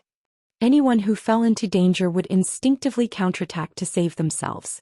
Who would have thought that in this dense fog celestial phenomenon, doing nothing was the best way to protect oneself? The more one attacked, the more perilous their situation became. Maybe he'll exhaust himself to death. Yang Kai hoped. However, his wish wasn't to be granted. Just like what happened to him previously, the royal lord was unable to fend off the pressure despite going all out. He kept roaring and releasing his black ink strength until he had no more energy left and finally passed out several days later. As soon as he became unmoving and all the noise in the dense fog celestial phenomenon died down. Staring at the unmoving royal lord, Yang Kai knew that the other party wasn't dead, so he was naturally disappointed. Nevertheless, he soon pulled himself together and gazed fervently at the royal lord. His eyes were filled with murderous intent. Since this guy is unconscious and exhausted, maybe I can kill him now. As soon as Yang Kai began gathering his power though, he realized he felt the pressure coming from the fog again. The more he exerted himself, the more powerful the pressure became. Soon he released his power as he realized his idea wasn't feasible. The dense fog celestial phenomenon was extremely sensitive to any foreign power. Before Yang Kai could gather the necessary strength to kill the royal lord, he would pass out again. Left with no choice, he could only gather his world force on his palms and test the response from the fog. He tried to adjust his energy fluctuations to reach a kind of balance. Then he slowly wriggled his arms as though he was swimming towards the sheep-headed royal lord. However, Yang Kai found himself to be outrageously slow. 2 whole hours passed, but he only managed to cross half of the distance between them. Another 2 hours later, Yang Kai arrived at a place that was 100 meters away from the royal lord. He slowly summoned his azure dragon spear and pointed it at the royal lord's neck. Then he squirmed and stealthily inched closer to him. During the process, the balance he had been trying to sustain was almost shattered. Fortunately, he managed to dispel his power in time and let the fog calm down. He then approached his target again. Watching as the azure dragon spear was about to stab into the opponent's neck, Yang Kai felt his heart thumping in his chest. Perhaps the royal lord was shocked by the murderous intent, or he indeed had an incredible restorative power, but he opened his eyes all of a sudden. Seeing that, Yang Kai forcefully extended his spear. Black blood spattered as the razor-sharp azure dragon spear was even able to penetrate a royal lord's robust body. His spear jabbed right into the opponent's throat and was about to stick out from the other side, but just then the dense fog celestial phenomenon launched a counterattack. Instantly, Yang Kai felt immense pressure coming at him. His wounds split open, and as he faced enormous resistance, unable to extend his spear one bit, he couldn't help but curse. As a sharp pain shot through him, the royal lord came to his senses and turned his head, only to see Yang Kai stabbing a weapon into his throat. This brat is still alive. The royal lord was startled. When he saw Yang Kai looking battered and unmoving earlier, he thought he had died. To his surprise, not only had Yang Kai survived, but he had also seized this chance to try to kill him while he was unconscious. If the royal lord hadn't woken up in time, he very well might have lost his life. Enraged, the royal lord released his aura as his black ink strength burst forth. Why? Before Yang Kai could even get a word out, his expression had darkened as the pressure coming from all directions intensified many times, causing all the bones in his body to crack. He couldn't help but spray out a mouthful of blood, and following that he blacked out and lost consciousness. The royal lord extended his hand in an attempt to kill him, but his hand was forced to stop just a meter away from Yang Kai, and he was unable to push it any further. His expression changed. Ignoring Yang Kai, he surged his power in an attempt to shake off the restrictive force. However, the force became so immense that he soon fell into a state of despair. 3 breaths later, his eyes rolled back into his head and he too passed out. Without the disturbance of foreign powers, the fog soon calmed down. When Yang Kai awakened, he saw the royal lord hovering somewhere near him. This guy had passed out, but his hand still remained stretched out towards Yang Kai. Seeing that, Yang Kai knew what the other party intended to do after he blacked out. After hesitating for a bit, he gave up on the idea of killing this royal lord. The royal lord indeed looked like he was powerless to resist now, but based on the previous experience, Yang Kai believed that the royal lord would regain consciousness the moment he made a move against him. A royal lord's sense for danger was extreme, so any external threat would undoubtedly wake him up. Moreover, the reflective power in this dense fog celestial phenomenon was savage. Yang Kai had to activate his power if he wanted to kill the royal lord, but if he did that, he would be the one who would suffer. Before he even managed to kill the royal lord, he would pass out upon getting squeezed by the pressure. In this damned place, neither one of them could kill the other. In that case, Yang Kai reckoned that his best option for now was to flee. Since the royal lord was still unconscious, he had to try to leave the dense fog celestial phenomenon. Perhaps he could return to the battlefield and join the war again. Making use of his previous experience, Yang Kai carefully activated his power and infused energy into his hands. Then he flailed about as he awkwardly swam away from the royal lord. Half a day later, the royal lord also regained consciousness. This time he didn't immediately make a move, instead he remained still and fell into his thoughts. It wasn't until Yang Kai blacked out twice that he found out the dense fog celestial phenomenon's secret. Since the royal lord was not a fool, he certainly could do the same. If there was really an invisible enemy in this fog, the two of them would have died after falling unconscious. Since he and the human brat were still alive, something was obviously off. A moment later, the royal lord also figured out the secret behind this dense fog celestial phenomenon. As he scanned his surroundings, he soon spotted Yang Kai swimming away from him. After giving it some thought, he imitated Yang Kai and infused some of the power into his arms. Then he started swimming in this fog. Detecting something, Yang Kai turned his head and saw the royal lord running after him. He couldn't help but curse, "You're a stubborn one, aren't you?" Both of them were in a sorry state, yet this guy hadn't given up on the idea of killing him, leaving Yang Kai vexed. The royal lord snorted as his eyes reflected Yang Kai's figure. Slowly he followed behind Yang Kai. "Huh.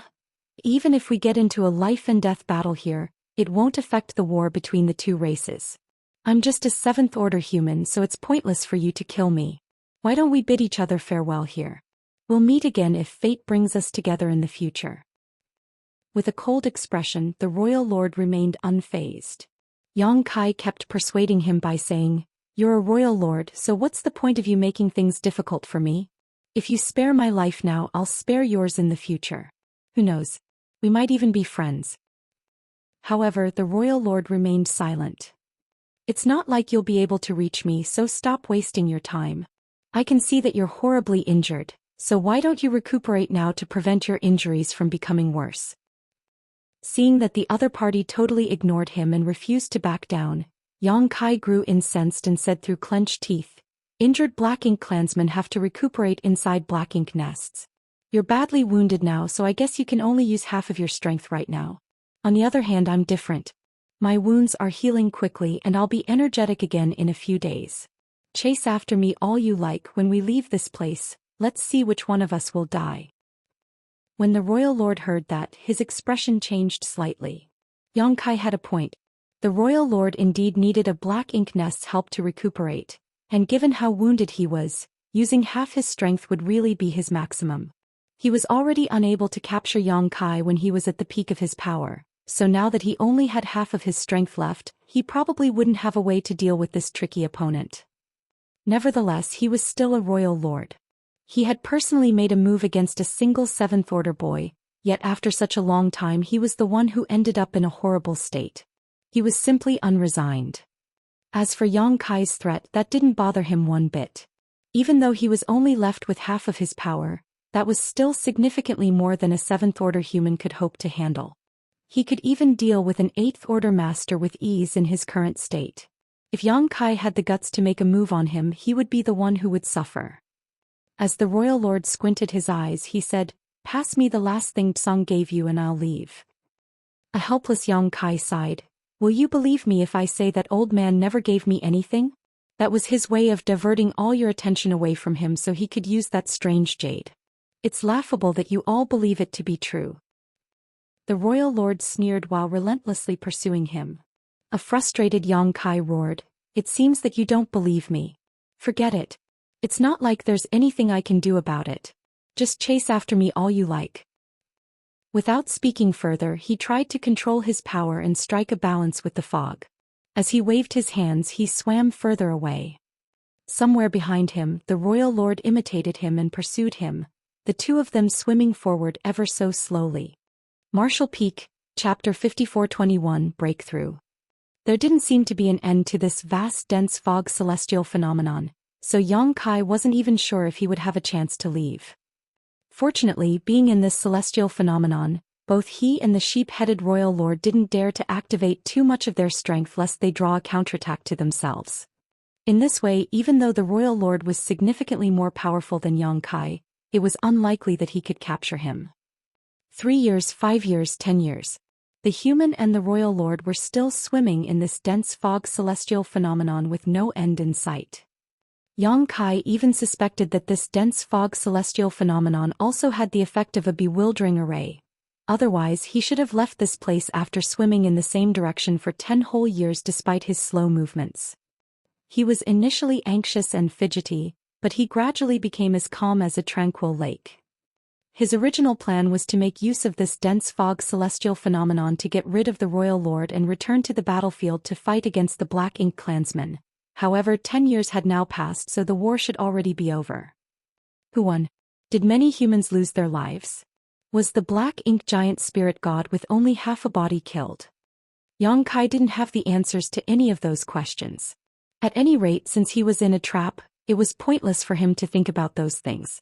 The most pressing issue for him was that he had to leave this dense fog celestial phenomenon as quickly as possible.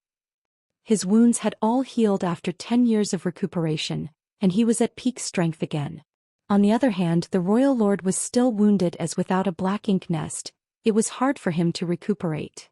Regardless, Yang Kai was irritated at the fact that the royal lord still followed closely behind him. It wasn't easy for him to get rid of the other party either. This dense fog celestial phenomenon had significantly restricted their movements, and the royal lord was determined to hunt him down. Unless he had a way to kill this royal lord, he was helpless to shake him off. After 10 years of exploration, Yang Kai had figured out more secrets about this dense fog celestial phenomenon. As he activated his demon eye of annihilation, his left eye turned golden, allowing him to see through all falsities in the world. In this way, he was looking for a way out of this fog. The royal lord, who was following closely behind him, helplessly discovered that Yang Kai was inconsistent in the ways he moved around. There were no regular patterns to speak of. Finally, there came a day when Yang Kai suddenly spoke to his partner behind him. "Hey, can I have a word with you?" The royal lord said smugly, "There's no need to beg for mercy unless you're willing to pass me the thing Song gave you." A helpless Yang Kai refuted, "I told you that old man named Song didn't give me anything, but you just don't believe me. Forget it.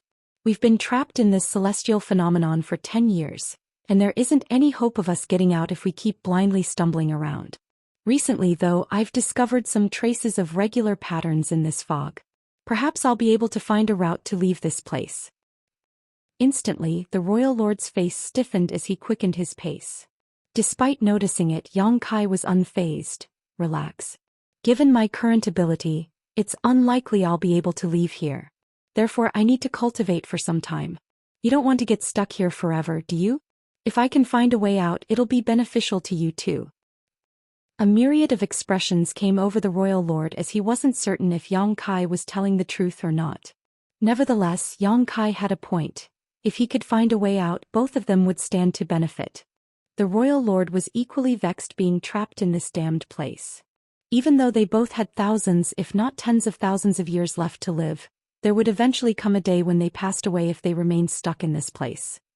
"You want to cultivate?" "Yes." "How do I know you won't seize this chance to break through?" It was already so hard to deal with Yang Kai when he was just a 7th order master. If he managed to make it to the 8th order, the royal lord wasn't confident he would ever capture him. Yang Kai was rendered speechless for a moment, then said, "It has only been several hundred years since I reached the seventh order. How is it possible that I'll achieve a breakthrough so soon? Don't worry. I'm just going to cultivate an eye secret technique." "Are you being serious with me?" The royal lord was doubtful. "What's the point of me lying to you in this situation? Moreover, you will certainly be able to tell what I'm doing at this range," Yang Kai explained. "What do you think? It has come to a point where we have to cooperate if we want to get out of this trap. Why don't we stop making things difficult for each other?" After giving it some thought, the royal lord nodded. "Good." Saying so, he stopped in his tracks. Yang Kai let out a breath and stopped moving as well. There was nothing he could do if the other party insisted on chasing after him relentlessly. Even though he was still able to cultivate the eye secret technique while moving around, it was far less efficient than if he could sit and focus. Without anyone interrupting him, he could concentrate on doing it. Not long after the royal lord started chasing after him back then, Yang Kai activated the demon eye of annihilation in an attempt to see through the dense fog celestial phenomenon's mysteries. After 10 years of hard work, he had indeed discovered some patterns in it. What made him feel even more pleasantly surprised was that the demon eye of annihilation showed signs of a breakthrough. In other words, he was about to achieve a breakthrough with this mastery of this eye secret technique. The myriad demon's old ancestor, who was Yang Kai's mentor, had told him about it when they were still in the myriad demon's pass back then. At that time, Yang Kai had coughed up a lot of military merits to get a chance to ask the myriad demon's old ancestor to teach him the profundities of the two eye secret techniques. Over the years, Yang Kai had been working hard to improve these eye secret techniques, but he had never had the time to really focus on cultivating them. All the same, the chance presented itself after he barged into this dense fog celestial phenomenon. Although the royal lord had stopped pursuing him, Yang Kai naturally didn't fully trust him and kept his guard up while activating his power to run a special cultivation route and improve his eye secret technique. It was a process that required lots of hard work and attention to detail. Regardless of how powerful a cultivator was or how robust their body was, they still possessed some innate weaknesses, and a person's eyes were especially fragile. The reason it was difficult to cultivate the eye secret techniques of myriad demons' heaven wasn't that they were particularly abstruse. On the contrary, it was actually quite easy to start cultivating these two eye secret techniques. One just had to activate their power and run a special cultivation route around their eyes as they continuously improved their vision. As time passed, they would succeed at mastering these eye secret techniques. What was difficult was the process. The eyes were a weakness to every cultivator. By using one's own power to train the eyes, they would either yield no results or risk damaging these sensitive organs. If one wasn't careful enough, their eyes might explode, turning them blind. It was said that in the early days, there were a lot of blind people in myriad demons' heaven because they had cultivated these two eye secret techniques. Then the high-ranking officials of myriad demons' heaven realized they couldn't let this keep happening. Otherwise, all their disciples would become blind. Therefore, they stopped letting ordinary disciples learn these eye secret techniques. Only the brightest disciples had a chance to cultivate these eye secret techniques, and they would have to pass a number of tests before they began. Unlike the disciples of myriad demons' heaven, Yang Kai wasn't worried about his eyes exploding. That was because he had inherited his eye secret techniques from great demon god Mo Sheng. He had gotten the hang of the eye secret techniques long ago, but his current problem was that his eyesight wasn't acute enough. With such a natural advantage, he was far ahead of young disciples from myriad demons' heaven when it came to cultivating these eye secret techniques. It could be said that he didn't have to go through the dangerous initial stage of cultivation at all. Mo Sheng had built the foundation for him, so he just had to keep on improving and master the eye secret techniques. 10 years of exploring the dense fog celestial phenomenon was also a kind of training for Yang Kai. Hence, it wasn't surprising that he was about to achieve a breakthrough with his demon eye of annihilation. As the royal lord watched closely, Yang Kai sat down with his legs crossed and closed his eyes. His aura became completely still as though he was dead. The royal lord's expression changed as he had the urge to flare up and take Yang Kai's life. However, as he considered the distance between them and the strangeness of this fog, he knew that even if he made a move now, he wouldn't be able to achieve his goal. Moreover, this seventh-order human was certainly still wary of him. If he made a move, the other party wouldn't just sit idly by. Therefore, he could only suppress this urge. On top of all that, if Yang Kai could really find a way out, the royal lord could follow him and leave this place as well. He had the confidence to deal with whatever happened afterwards, which was why he agreed to Yang Kai's request. As time passed, following Yang Kai's activation of power, he felt that his left eye was getting hotter until it became unbearably scorching, as though something was stuck in his eye. Instead of feeling shocked though, he was thrilled. He knew that it was the sign of achieving a breakthrough that the myriad demon's old ancestor had told him about before. Therefore he exerted more force to sharpen his vision. Half a month later, the feeling of blockage intensified. When it reached a peak, Yang Kai suddenly opened his eyes. His right eye looked perfectly normal, but his left eye was blood red. His aura undulated and turned into several streams as they crashed into his left eye. With a solemn expression, the royal lord stared fixedly at him. Although he was able to learn a lot about the humans through the black ink nest in the primordial heavens source grand restriction, it wasn't first-hand information after all. It wasn't until he witnessed Yang Kai cultivating a secret technique that he realized there was a reason why the Black Ink clan hadn't managed to defeat the humans after all these years of war. While the royal lord was lost in his thoughts, Yang Kai started growling like an injured beast. At the same time, not only did Yang Kai feel that his left eye was scorchingly hot, he also felt as though countless needles had jabbed into his eye. A moment later, there seemed to be innumerable ants that crawled through his body, making him feel limp and numb. Yang Kai secretly cursed, for the myriad demon's old ancestor had never told him that he would be bothered by all sorts of odd sensations when achieving a breakthrough with this eye secret technique. The average open heaven realm master could easily bear such disturbance. However, it had come to a critical point where he was trying to achieve a breakthrough and the slightest anomaly could make him suffer cultivation dissonance. When that happened, he wouldn't only risk failing to achieve the breakthrough, but his eye might also explode. He withstood the discomfort in his eye and continued to activate his power to sharpen his eyesight. A moment later, a cloud of blood mist billowed from his left eye. When the royal lord saw that, he couldn't help arching his brow. He wasn't even sure if he should feel pleased or worried. He was pleased because there seemed to be something wrong with Yang Kai's cultivation. Otherwise, a cloud of blood mist wouldn't have appeared from his eye. What he was worried about was that if Yang Kai failed in his attempt, could they still find a way out? Although the royal lord was tremendously more powerful than Yang Kai, that didn't mean he would be capable of finding a way to get out of this eerie celestial phenomenon. While he was waffling back and forth in his head, Yang Kai suddenly turned to look at him. What came into the royal lord's sight startled him. He initially thought that Yang Kai's left eye must have exploded, but at this moment his eye was still intact. His left eye was no longer filled with redness. Instead, it was radiating a glow. Initially, Yang Kai's eye was golden after he activated the demon eye of annihilation, but it had turned into something that looked like a cross now. Martial Peak, Chapter 5422 Giant Space Beasts. The sheep-headed royal lord could clearly see his own figure in the reflection of Yang Kai's eye. At that instant, he was overwhelmed with a sense of discomfort. Astounded, he realized that this was no ordinary eye secret technique. What he saw in Yang Kai's eye was definitely more than just a reflection. Just then, a glint flashed across Yang Kai's pupil as he grinned. "It seems that you're badly injured. It must have been difficult for you." The royal lord's expression turned livid. When a glint flashed across Yang Kai's eye earlier, he had a feeling that his secrets were being pried into.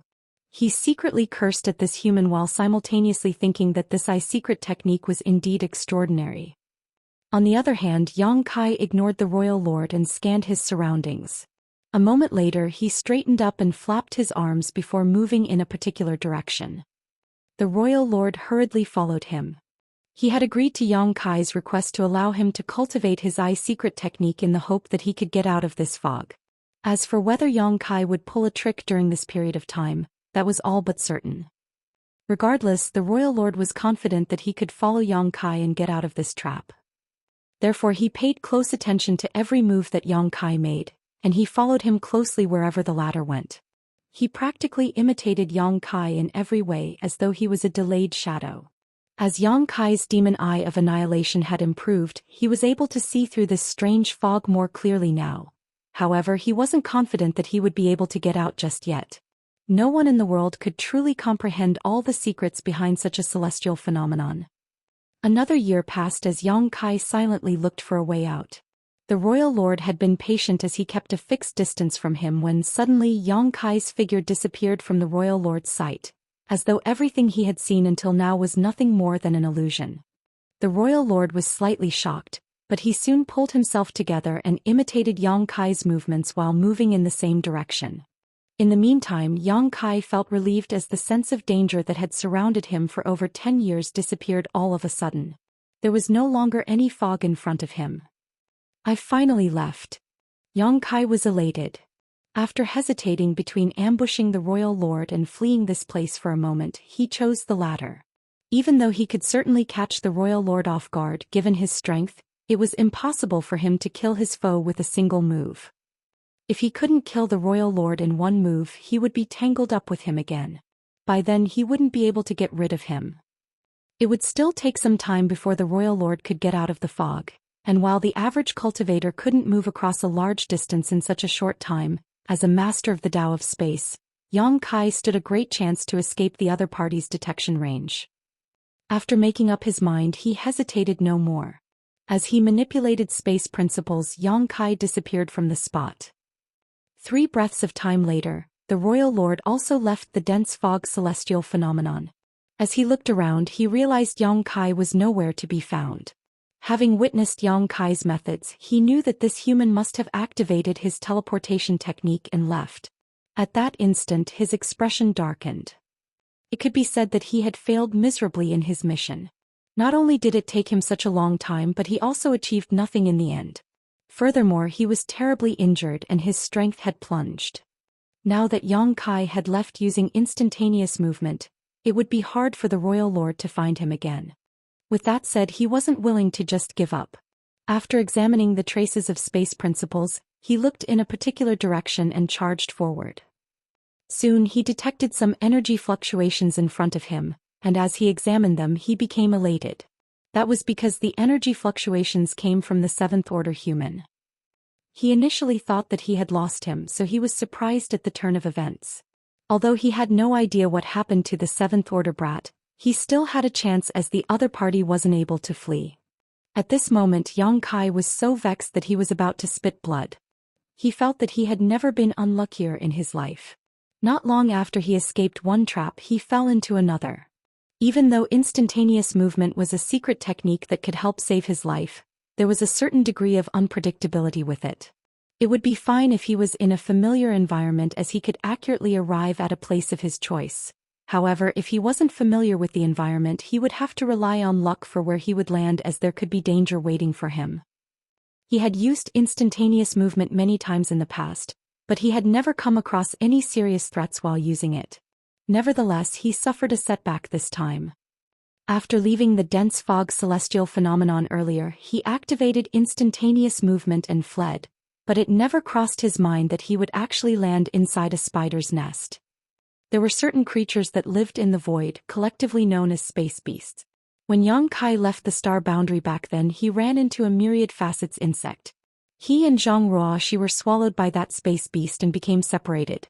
Yang Kai was then brought to Seven Wonders Land, while it took Zhang Ruoxi some effort to arrive at exquisite paradise. There were always some human masters who guarded the void docks of star cities and sects, first to inspect the people entering and leaving to ensure order was maintained, second to fend off the space beasts that loved harassing densely populated areas. It took quite a number of open heaven realm masters to guard the void docks of every star city to prevent accidents from happening. Throughout his adventures around the 3,000 worlds over the years, Yang Kai had come across many space beasts. When he was weak, he would stay as far away from space beasts as possible, and when he became strong enough, he just disregarded them. Upon arriving at the Black Ink battlefield, he never discovered any space beasts. After all, the war between the two races had been ongoing for years, and the space beasts that were sensitive to danger usually stayed far away. Yang Kai had not seen any space beasts during the crusade, so he thought that such creatures simply didn't exist on the Black Ink battlefield. Therefore, it surprised him when he came across them at this point. This was the nest of a group of void ant spiders which was located in a dead universe world. The entire universe world was covered in spider webs. They seemed to be a family with 2 adults and 5 children. The adult spiders were just as large as Yang Kai's 70,000 meters ancient dragon form. On the other hand, the 5 smaller void ant spiders were just 10,000 meters long. They looked like a cross between spiders and ants with hideous appearances and had probably been living here for eons. Yang Kai felt that the auras exuding from the 2 adult void ant spiders suggested that they were as formidable as the most powerful 8th Order Open Heaven Realm Masters. It even seemed like they had traces of divine spirit bloodlines. The 5 smaller spiders were equivalent to 7th Order Masters. Usually, such levels of strength wouldn't have bothered Yang Kai. The crux of the problem was that the void around the spider's nest was filled with webs of different sizes. Right after he activated instantaneous movement from outside the dense fog celestial phenomenon, Yang Kai crashed into one of these spider webs. Worse, the webs had a heaven-sealing earth-locking property. As soon as he came into contact with the web, he became trapped and was unable to break free from it. He couldn't figure out how this family of void ant spiders survived in such an environment. With that said, space beasts usually had some unusual powers. Therefore, hostile environments wouldn't bother them. Thrilled to feel Yang Kai's aura, the 5 smaller spiders which had been hiding in the nest came over and surrounded him. The 2 adult spiders never moved, but their eyes reflected Yang Kai's figure. Noticing the larger spider's stares, Yang Kai felt a crawling sensation on his scalp. He had already summoned his Azure Dragon Spear and was now battling against the 5 smaller spiders. Despite the fact that they were only equivalent to 7th Order Masters, Yang Kai wouldn't dare to kill them lest the 2 parents become enraged.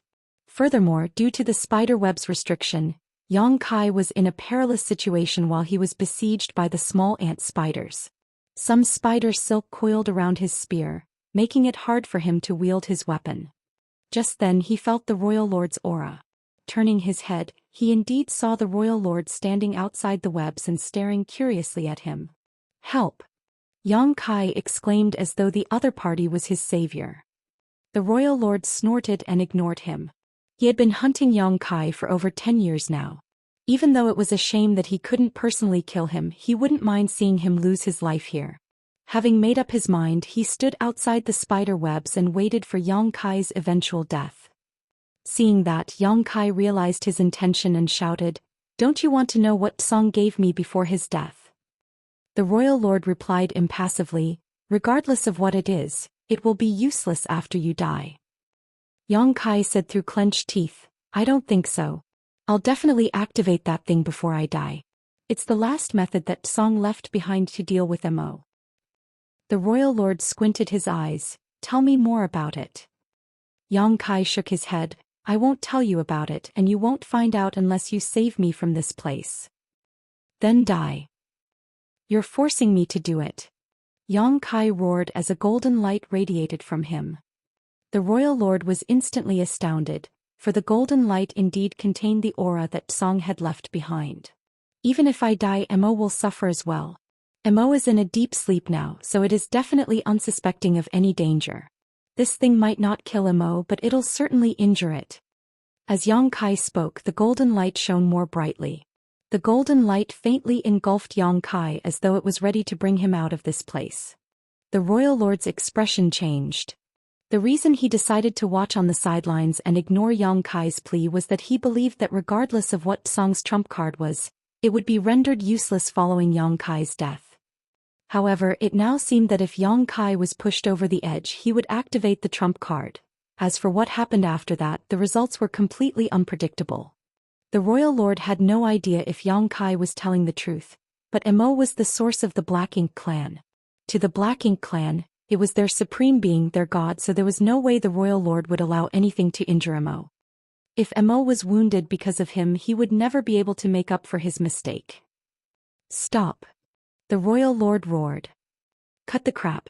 If you don't save me, I'll make sure Mo suffers." Yang Kai gritted his teeth and yelled. The Royal Lord's expression turned livid. He had never expected to be threatened by Yang Kai in such a situation. Suppressing his fury, he surged his black ink strength, which turned into a dark tide that penetrated the spider webs. He decided not to kill those void ant spiders and instead tried to corrupt them with black ink strength. Given the fact that he was a Royal Lord, it should be easy for him to corrupt these void ant spiders. As long as he succeeded, they would become loyal to him and he would be able to easily capture Yang Kai. Soon, the dark tide coursed through the void that was filled with spider webs before engulfing the 5 smaller spiders. Seeing that, Yang Kai secretly cursed at the royal lord for being so cunning. Martial Peak, Chapter 5423 Void Ant Spiders. Although Yang Kai hoped that the sheep-headed royal lord could get him out of this place, the other party was naturally not so kind-hearted. As long as the royal lord could corrupt these 5 small ant spiders with black ink strength, he could take control of Yang Kai. Seeing that the dark tide was about to swallow the little ant spiders, Yang Kai activated his divine sense and sent a transmission to the 2 larger spiders. If you keep watching and do nothing, your children will be doomed. He's a black ink clansman. Yang Kai had no idea if these 2 large ant spiders had any spirituality, nor could he be certain whether they understood what he said. However, if he wanted to survive today, he had to provoke them into action. The best outcome would be the large ant spiders getting into a fight with the royal lord. That way he could watch the show from the sidelines. Nevertheless, Yang Kai was bound to be disappointed, for the large ant spiders were unperturbed by his words. Even though they still remained in their nest, they just stared vigilantly at the royal lord without acting. Unlike Yang Kai, this royal lord gave off a great sense of danger, which was why they had to keep their guard up yet didn't dare make any rash moves. At this point, the dark tide had engulfed the 5 small ant spiders, which were unable to resist as the black ink strength instantly corrupted them. In just a moment they were stained with black ink strength and their originally bright eyes turned dark. Finally realizing something was wrong, the 2 large ant spiders started squirming anxiously and hissed. The little ant spiders turned violent all of a sudden. They spat out threads of silk that turned into spider webs that further restrained Yang Kai. The spider webs were not only robust but also able to trap people. Yang Kai had suffered a setback because of them already, so he was wary of such things. Understanding the situation was deteriorating, he directly used Golden Crow casts the sun. A great sun leaped from behind him and a golden crow cawed as a scorching heat spread out. Many spider webs melted, but they came in such large quantities that even Golden Crow casts the sun was unable to ward them all off. Within moments the great sun disappeared and the spider webs covered Yang Kai, wrapping him up tight. The little ant spiders surrounded him and wielded their legs. However, as soon as they got close, Yang Kai's figure faded and disappeared. It was nothing more than an illusion. Just as the little ant spiders were baffled, Yang Kai appeared in front of one of them with his spear in hand. With a solemn expression, he surged his world force as his azure dragon spear transformed into innumerable spear shadows and engulfed the ant spider. In an instant the little ant spider was rooted to the spot. All its eyes exploded and green liquid burst out of its wounds. Following that, even its head exploded. At that moment earlier, Yang Kai had struck the ant spider countless times. Sparks were formed as his azure dragon spear came into contact with its armored head. Even though these little ant spiders had strange abilities and formidable strength, they were still just equivalent to 7th Order Open Heaven Realm Masters. Therefore it wasn't hard for Yang Kai to kill them. The reason he didn't make a move earlier was that the spider webs in the void had greatly restricted his movements. Moreover, he was wary of the 2 large ant spiders, so he didn't dare to kill the little ones. Now he had no choice, for the royal lord had corrupted the little ant spiders. If Yang Kai didn't kill them, he would be trapped here forever. As for what would happen after he killed them, that was the last of his concerns. The moment the little ant spider was killed, the other 4 were astounded as they hurriedly retreated. The 2 large ant spiders, which had been hiding in the nest, were startled for a moment before they became enraged. They started hissing angrily as they climbed through the webs and came at Yang Kai. Before they even arrived, one pointed leg scythed at Yang Kai. Surprisingly, Yang Kai saw the shadow of a space secret technique in that attack. The pointed leg broke through the blockage of space and stabbed at him. A flabbergasted Yang Kai knew that he had underestimated these large ant spiders, so he promptly raised his spear to block the attack. The next instant, a violent force came right at his face and his azure dragon spear was almost knocked away from him. Upon impact, he was sent flying away while he sprayed out a mouthful of blood. Shortly after that, he fell into a spider web with his limbs spread wide. Regardless of how hard he tried, he was unable to break free from the restraint. The other large ant spider that hadn't made a move charged forward. Its figure was elusive, and with the blessing of space principles, it kept disappearing and reappearing as it approached Yang Kai. Seeing that, Yang Kai felt his heart thumping in his chest, knowing that the void ant spiders had cultivated the Tao of space. Perhaps it was their bloodline talent. What are you waiting for? Faced with the danger, Yang Kai growled as a golden light radiated from him and Song's aura spread out again. The royal lord's face fell when he saw that. He initially wanted to use the ant spiders to kill Yang Kai, but he had no choice now but to order the 4 little ant spiders to protect him. While reaching for Yang Kai, the large ant spider was evidently startled. It had no idea why its children were going against it. Then it started hissing as though it was communicating with the smaller ant spiders, but having been corrupted by black ink strength, the little ant spiders ignored it and started attacking. At that instant, the large ant spider was flustered. The large ant spider that had attacked Yang Kai earlier probably had some degree of sentience, and realizing something, it spat out a web to cover the royal lord in the distance. The royal lord snorted and evaded the spider web. However, the spider web expanded suddenly and covered a vast area of the void. The surprised royal lord was instantly trapped, and before he could destroy the spider web, the large ant spider dashed towards him.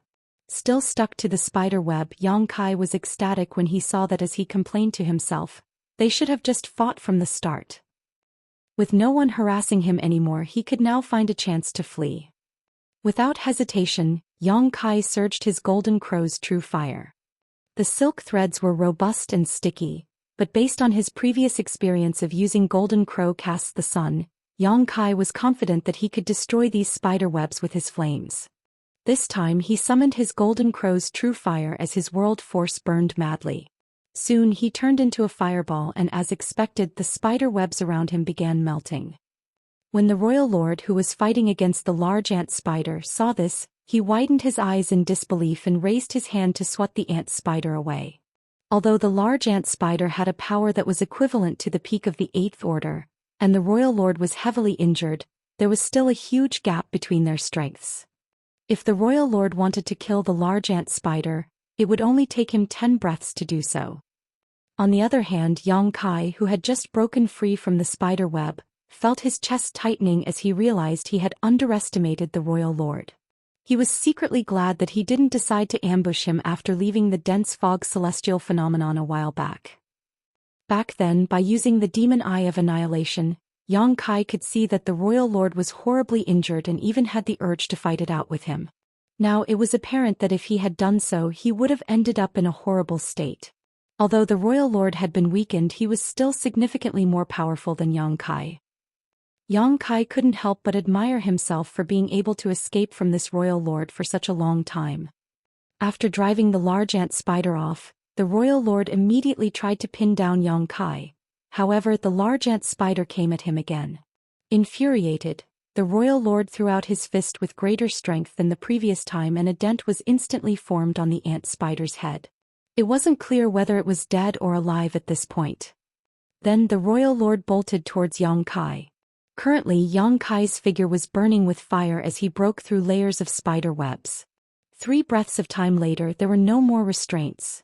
Then he activated purifying light and blocked the royal lord's aura. The next instant, space principles undulated as he disappeared from the spot. The moment Yang Kai disappeared, the royal lord's aura exploded. After such a long time, the royal lord had learned how to deal with Yang Kai's instantaneous movement. If he did nothing, this 7th-order human could move across a vast distance with ease, and although he was unable to stop Yang Kai from using instantaneous movement altogether, he could effectively interrupt the latter by bombarding the void with his aura. As expected, barely a million kilometers away, Yang Kai fell from the void while spitting blood. Without turning his head, he continued charging forward. "You think you can escape?" Incensed, the royal lord raced after him. After they were gone, the large ant spider with a dent in its head shook its body and turned to look at its partner and 4 children that were still locked in an intense battle. Even though the little ant spiders were no match for the large ant spider, the latter didn't have the heart to kill them. Yang Kai and the royal lord seemed to have returned to the time before they had barged into the dense fog celestial phenomenon. They traversed the expansive void as one ran away from the other. After crossing many billions of kilometers, they realized that there were no more worn-out divine abilities and restrictions left in the void. It seemed that they were no longer in the late ancient era battlefield. Even more wonderful celestial phenomena came into Yang Kai's sight, and they came in a significantly larger quantity than what could be seen on the late ancient era battlefield. Yang Kai couldn't help but think that perhaps in the late ancient era, that particular battlefield was also filled with celestial phenomena. However, many of them must have been destroyed during the epic conflict. Every celestial phenomenon exuded a very dangerous aura, and having suffered a setback in the dense fog celestial phenomenon, Yang Kai was wary of them now and would not dare to dive into any of them again. Of course, inside the dense fog celestial phenomenon, Yang Kai wasn't the only one who had been made miserable. Even the Royal Lord had suffered a huge setback in that place, as all his current wounds were formed while he was in the dense fog celestial phenomenon. Right now, Yang Kai didn't even have time to stop and activate the universe transference law.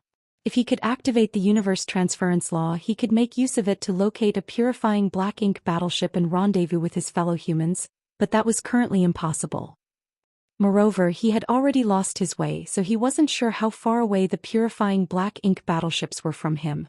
Even if he used the universe transference law, he probably couldn't connect to the universe array on board one of the purifying black ink battleships. After years of fleeing, he was still in an unfavorable position. Martial Peak, Chapter 5424, Great Sea. Every time Yang Kai used instantaneous movement, he would be struck by the sheep-headed Royal Lord. He could certainly bear the consequences of getting struck 1 or 2 times, but he had forgotten how many times he had been lambasted now. After getting wounded repeatedly over the months, Yang Kai found it hard to heal his wounds despite having a dragon vein. On the other hand, the Royal Lord remained the same, as his injuries didn't seem to exacerbate. Yang Kai had to activate instantaneous movement more frequently, which meant that it was getting harder for him to shake off the Royal Lord. After some quick calculations, he realized that if nothing was done, he would be caught after less than half a year. If his wounds were exacerbated, things would only get worse. That was why Yang Kai realized he had to make use of another celestial phenomenon. Regardless of how strange those celestial phenomena were, he would be doomed if he didn't do something. By making use of a celestial phenomenon, there was a chance he could survive. Upon making up his mind, Yang Kai continued to escape while scanning his surroundings. 2 months later, a vast area of blue that covered the void came into view. Yang Kai fell into something of a daze at this sight. Although he had seen quite a number of celestial phenomena so far, the one before his eyes was definitely the largest and most staggering. With it still being so far away, Yang Kai had no idea what this celestial phenomenon was, so he could only quicken his pace. The Royal Lord behind him saw the celestial phenomenon as well and realized Yang Kai's intention, so he also hastened himself. As he pushed his black ink strength, his speed increased. After what happened inside the dense fog celestial phenomenon, he couldn't risk letting Yang Kai enter another one. Yang Kai's expression changed when he realized the Royal Lord's aura was getting closer to him. Without hesitation, he manipulated space principles and left using instantaneous movement. The next instant he fell from the void and sprayed out a mouthful of blood. Even so, he happened to find himself right in front of the celestial phenomenon. When Yang Kai made out what the celestial phenomenon was, he was astounded.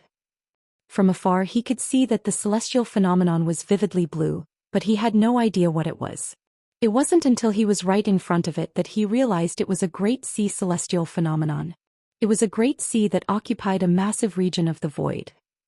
Before this, if anyone told him that there was a great sea floating in the void, he wouldn't have believed them. But at this moment, there was indeed a vast ocean before his eyes. He couldn't help but think that there were too many unknown secrets in the universe. However, the great sea seemed to be dead. The water was so still there wasn't even a ripple. At the same time, Yang Kai failed to detect any danger coming from it. However, he had learned from his experience with the dense fog celestial phenomenon that he shouldn't judge a book by its cover. Only by entering this great sea would he find out if there was any danger inside. Standing in front of the great sea, Yang Kai turned around and saw the Royal Lord charging towards him with an anxious expression on his face. His inaction seemed to have made the Royal Lord misunderstand something, though, as he shouted, Given your current state, you'll undoubtedly die if you go in. Why not just surrender without a fight? Yang Kai grinned at the royal lord before cocking his head to spit out some blood. After cursing the royal lord, he turned around and leaped into the sea boldly and without hesitation, with the thought that if he was going to die, it would be on his terms, not at the hands of the enemy. The royal lord's expression changed, stunned by Yang Kai's resoluteness. A moment later he reached the great sea and scanned it. Next he pushed his black ink strength to engulf himself and plunged into the celestial phenomenon. Soon, the royal lord leapt out of the great sea with a gloomy expression. The great sea appeared perfectly tranquil from outside, but the moment he entered he realized it was extremely turbulent inside. The currents were complex and intertwined and moved with astonishing force inside the great sea. The royal lord was shocked to find that the undercurrents were so violent that he was unable to withstand them despite his strength. 3 breaths of time after he entered it, his black ink strength protection was already heavily worn down. Fortunately, the Great Sea celestial phenomenon was unlike the previous one. When he barged into the dense fog celestial phenomenon back then, he was unable to leave no matter how he tried.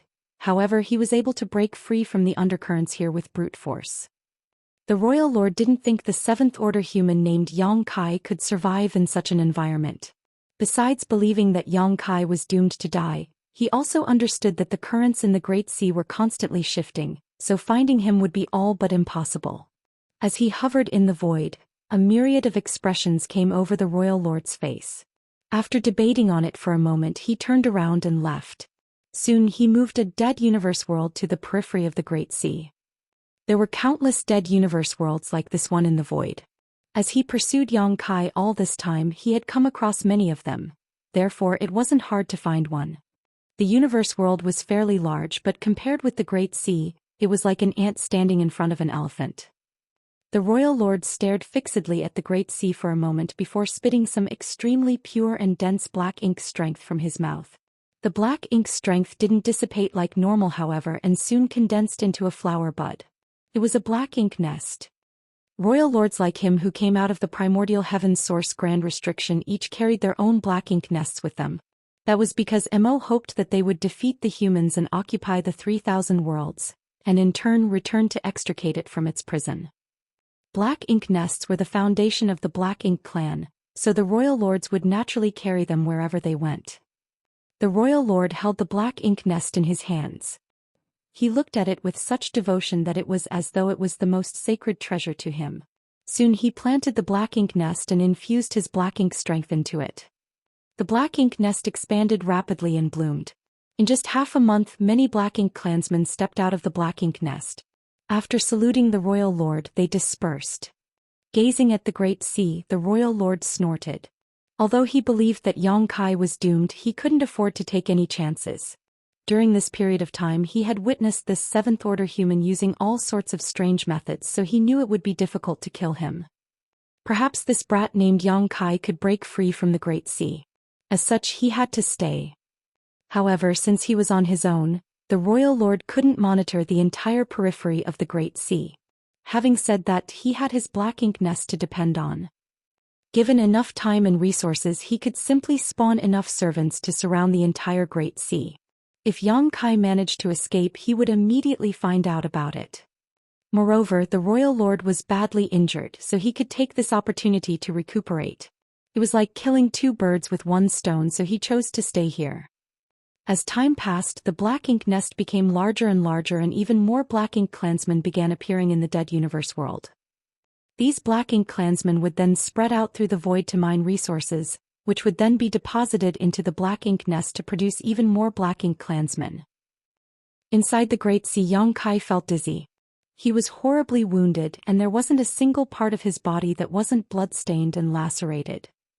He had transformed into his 70,000 meters ancient dragon form, but still found it hard to resist the violent currents in the Great Sea. All his dragon scales were gone by this point, and his skin was covered in black bruises. Dragon blood streamed out of his wounds constantly. The undercurrents were not the only thing he had to deal with. Even though it was difficult, he could still persevere with his ancient dragon form against those turbulent flows. What made him truly helpless was that the undercurrents contained many different sorts of martial domains. The five-element Dao essence swirled and transformed in the undercurrents, while some flows even contained potent sword Dao essence that cut through the skin of Yang Kai's dragon form. Every undercurrent was like a powerful master surging their might to attack foreign enemies. Yang Kai was swept from one undercurrent to the next, enduring so much hardship that he almost passed out. Before he barged into the Great Sea, he understood that he would have to face unimaginable danger inside, but the strangeness of this place still astounded him. The strengths of the undercurrents varied greatly. When he came across weaker flows, he could seize the chance to catch his breath. In times like these, he would swallow some spirit pills to sustain his energy. Initially, Yang Kai didn't have a way to deal with these undercurrents, as he just let them push him around in this Great Sea. However, as time passed, he eventually began to adapt and ride these undercurrents to minimize the damage he took. Despite that, he still couldn't completely avoid the impact these undercurrents had on him. Having said that, he knew that he was just stalling for time. Sooner or later he would be killed by the undercurrents in the Great Sea. He wanted to find a way out, but the undercurrents were turbulent without any regular patterns, so how was he supposed to achieve such a goal? His injuries had gotten worse and the world force in his small universe was running out. Even though low-rank world fruits could quickly replenish his world force, Yang Kai had already used them all up when escaping from the royal lord. Now he could only consume open heaven pills to supplement his energy. Once the power in his small universe dried up completely, the consequences would be dreadful. Therefore he had to find a way out before then, or he would be doomed. Yang Kai had tried releasing his divine sense to scan the surroundings, but the undercurrents simply shredded his divine sense, causing him excruciating pain. The Great Sea was so vast though that there had to be somewhere that was calm. Yang Kai didn't believe this entire place was filled with such powerful undercurrents. Gritting his teeth, he released his dragon form and returned to his human one. As he let the undercurrents sweep him away, he scanned the surroundings with his divine sense irrespective of the damage this act caused. He felt a sharp pain in his head as the damage to his divine sense made his facial features contort. However, he could only soldier on. A long time passed, but just as Yang Kai was about to lose hope, he suddenly detected that there was a nearby area that was far less violent. Elated, he hurriedly activated his power and swam towards it. The process was strenuous as his flesh was peeled from his bones. As he wielded his azure dragon spear, Yang Kai stubbornly made his way across the undercurrents of the Great Sea. An hour later he finally broke through the blockage of the present undercurrent he was occupying and barged into the next. Scanning his surroundings, Yang Kai realized that the less violent area was actually moving away from him. Flustered, he madly activated his power. He had no idea what it was like in that area, but he knew that if he missed this chance there wouldn't be a second one. He had never been more eager to survive in his life. The pain in his body and soul was so excruciating that he had almost turned numb. The only thought that occupied his mind was that he had to break through all the obstacles before him and survive. Break! With a great roar, Yang Kai opened his mouth and spat out a round bead. Martial Peak, Chapter 5425 Temporal River. To a Dragon Clan member, their dragon bead was like a monster core to a monster beast. It was the essence of their cultivation and they wouldn't easily summon it, but once they did, either their enemy would die or they would perish. Summoning a dragon bead to deal with enemies was a powerful trump card, but it almost always resulted in damage to the dragon bead. When that happened, the power of their dragon vein would be like a tree without roots or a river without a source, diminishing their strength to a great degree, if not crippling or killing them outright. In the past, Yang Kai had summoned his dragon bead to kill a badly injured territory lord. As a result, his dragon bead was damaged and it took him many years to restore it. At that time his dragon vein was still very weak and he could only transform into a 30,000-meter grand dragon. Now he was an ancient dragon, so his dragon bead was significantly mightier than in the past. This was the last move he could use.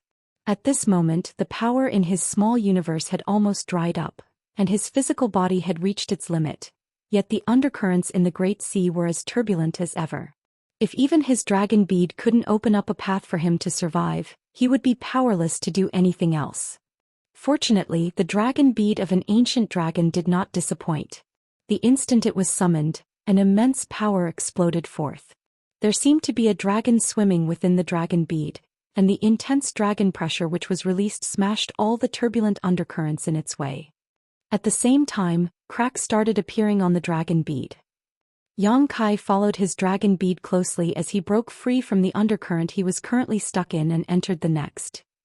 The dragon bead shot forward, breaking through all the obstacles as more and more cracks appeared on it. It smashed through 3 undercurrents in quick succession, and just as Yang Kai was worried that his dragon bead would be destroyed, he felt that all the pressure around him had been lifted. It was as though he had arrived at a completely different world. Since he entered the Great Sea celestial phenomenon, it had been one crisis after another. However, this space felt totally serene. It was still an undercurrent, but it was significantly less violent than the ones he had encountered before. Yang Kai even had a feeling that he was surrounded by a different kind of martial domain, but before he could look into it, his vision turned dark and he realized he was about to pass out. He knew that he had reached his limits. His body, soul, and dragon bead had all been damaged, so he was just one step away from death. Without hesitation, Yang Kai quickly retrieved his dragon bead, which was so full of cracks that it was as though it would break apart at any moment. Following that, he blacked out and collapsed.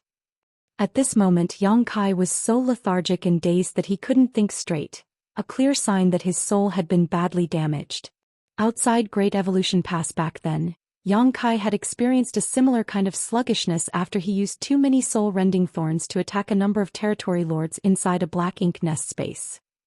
He had no idea how long he remained unconscious, but when Yang Kai regained his senses, he was still in a daze. Withstanding the excruciating pain, he soon recalled what had happened before he blacked out. Without hesitation, he emptied his mind and stimulated his soul-warming lotus power to repair his soul. Due to the damage to his soul, he was unable to think clearly. Now that he was in a somewhat safer situation, his most important task was to restore himself. Other matters could wait.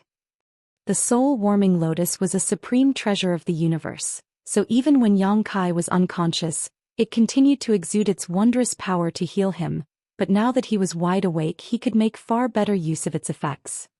Even so, it still took Yang Kai about half a year before he managed to mostly recover from the injuries on his soul. He still hadn't fully recovered, but he was at least able to think straight now. The soul-warming lotus would take care of the rest of the damage on its own. While he was restoring his divine sense, Yang Kai did not forget to heal his physical wounds either. He consumed lots of pills and stimulated the restorative power of his dragon vein to mend his wounds. Although he still looked battered, at the very least his bones weren't visible anymore. His injuries were severe this time. In fact, he had never been more badly wounded before. Even though there were times when he fell into perilous situations in the past, he had never been so battered. He was almost pushed over the edge when he was pursued by the royal lord. It wasn't until now that he had time to inspect his surroundings. After inspecting them for a while, Yang Kai had a better idea of what was going on. He was certain that he was still within an undercurrent in the Great Sea celestial phenomenon. This undercurrent was apparently carrying him as it traversed the Great Sea, as though there would never come a day when it stopped. However, this undercurrent was different from the ones he had encountered before. Those undercurrents were all filled with different kinds of martial domains which formed into invisible attacks that killed any invaders. Nevertheless, the present undercurrent was stable without a hint of murderous intent.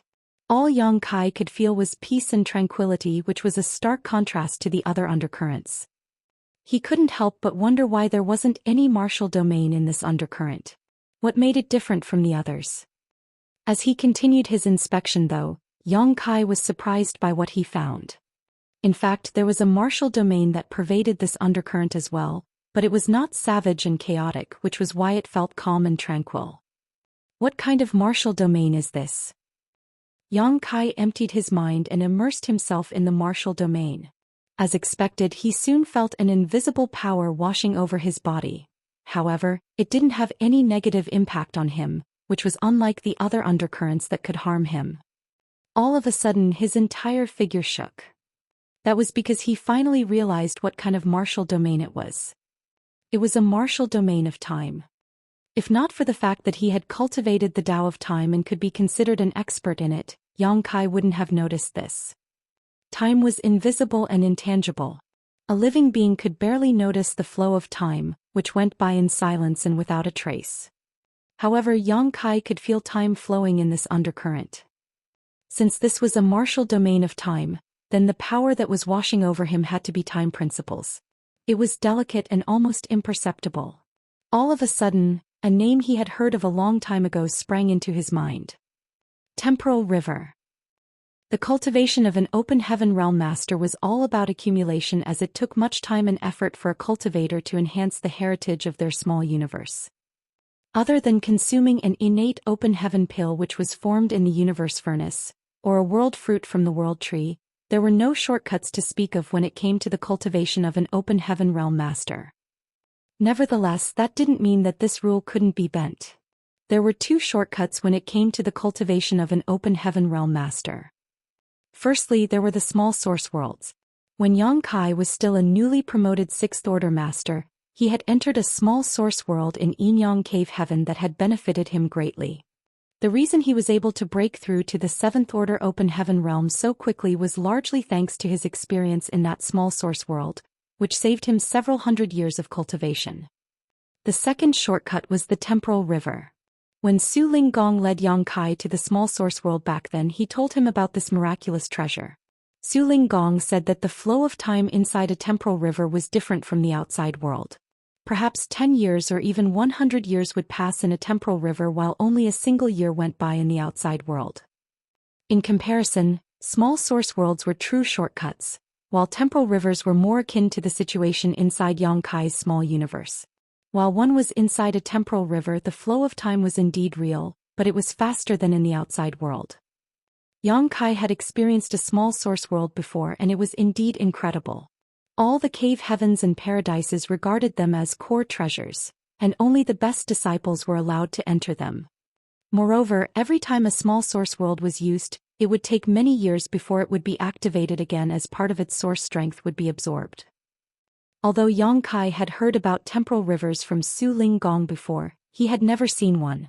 There were no known temporal rivers in the 3,000 worlds, nor were there any on the Black Ink battlefield, so Yang Kai had always thought that they were just an ancient legend. Su Linggong must have seen such a record from the ancient books in Yinyang Cave Heaven. It wasn't until this moment that Yang Kai realized that temporal rivers were real. If this undercurrent he was presently in was isolated, it would basically be a river. If the undercurrents that contained different martial domains were isolated in addition to the temporal river, there would be Sword Dao River, Saber Dao River, Yin Dao River, Yang Dao River, Alchemic Dao River, and so on. Temporal rivers must have existed in the 3,000 worlds before, which was why there were records of them. Yang Kai should have realized it the instant he entered this undercurrent. However, his mind was muddled due to the damage in his soul at the time, so he failed to notice anything. How was this great sea celestial phenomenon formed? Yang Kai was dumbstruck. As he recalled it, the transformation and evolution of those martial domains in the undercurrents looked like different masters casting incredible attacks at first sight, but thinking back on it now, Yang Kai realized that the intrinsic nature of all of these rivers was ancient and untraceable. All of a sudden, something seemed to have dawned on him. This great sea celestial phenomenon, as well as the celestial phenomena he had and had not seen, might have naturally formed when the heavens and earth first split apart. Those celestial phenomena contained the purest form of powers of the universe, which was why the martial domains in this great sea all felt so ancient.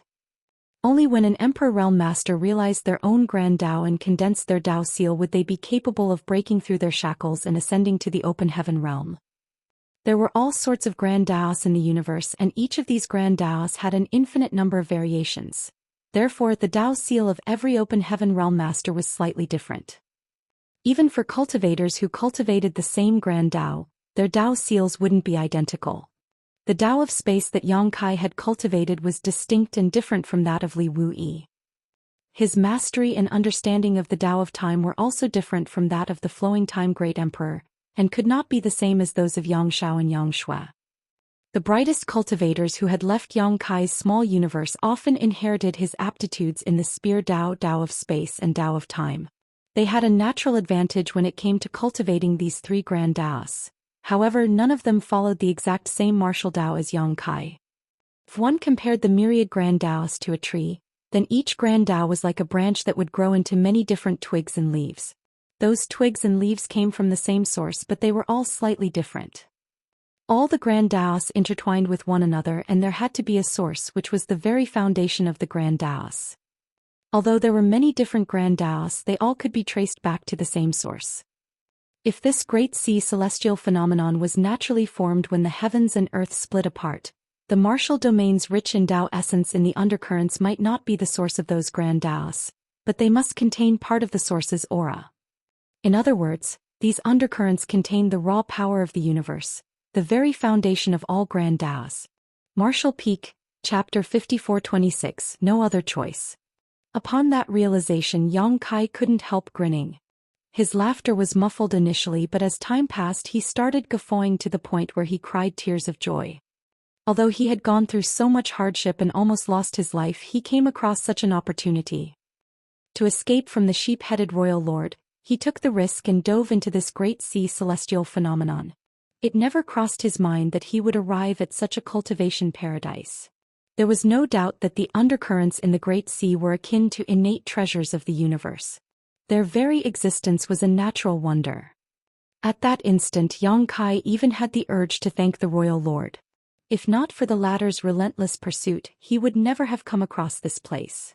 It had only been several hundred years since he ascended to the seventh order open heaven realm, and although time flowed several times faster in his small universe than other open heaven realm masters, and he had a world tree clone to purify his world force, both of which allowed him to cultivate multiple times faster than average, he was still a long way off from the eighth order. Yang Kai estimated that it would be another 1,000 to 2,000 years before he could achieve a breakthrough. That length of time seemed too daunting to him. Initially, this reality was giving him a severe headache. He had been trying to come up with ways to increase his cultivation speed so that he could make it to the eighth order open heaven realm sooner. He even had the urge to seek out the grand ancient ruins boundary so that he could ask for a high-rank world fruit from the world tree. However, the grand ancient ruins boundary had been elusive since time immemorial. He was extremely lucky even to have a chance to enter it back then, so it seemed practically impossible for him to go there again. Furthermore, even if he managed to find the grand ancient ruins boundary, would the world tree even give him a high-rank world fruit? Just like Mo, the world tree was one of the oldest living beings in the universe. If it refused to give Yang Kai the world fruit, he wouldn't be able to do anything about it. Now that he was inside a temporal river though, Yang Kai didn't have to worry about ascending to the eighth order open heaven realm anymore. Yang Kai wondered what the time flow differential in this temporal river was compared to the outside world, but by analyzing the time principles around him and considering the density of time Dao essence, he believed the flow of time here was at least 10 times faster than normal. In other words, if he spent 10 years in this place, only 1 year would pass in the outside world. He could cultivate in this place with peace of mind until the day he made it to the eighth order open heaven realm. Although as a seventh order open heaven realm master he was no match for the sheep-headed royal lord, he was able to evade him for several years. If he managed to ascend to the eighth order open heaven realm, he had the confidence to flee from the royal lord with ease even if he was incapable of defeating him.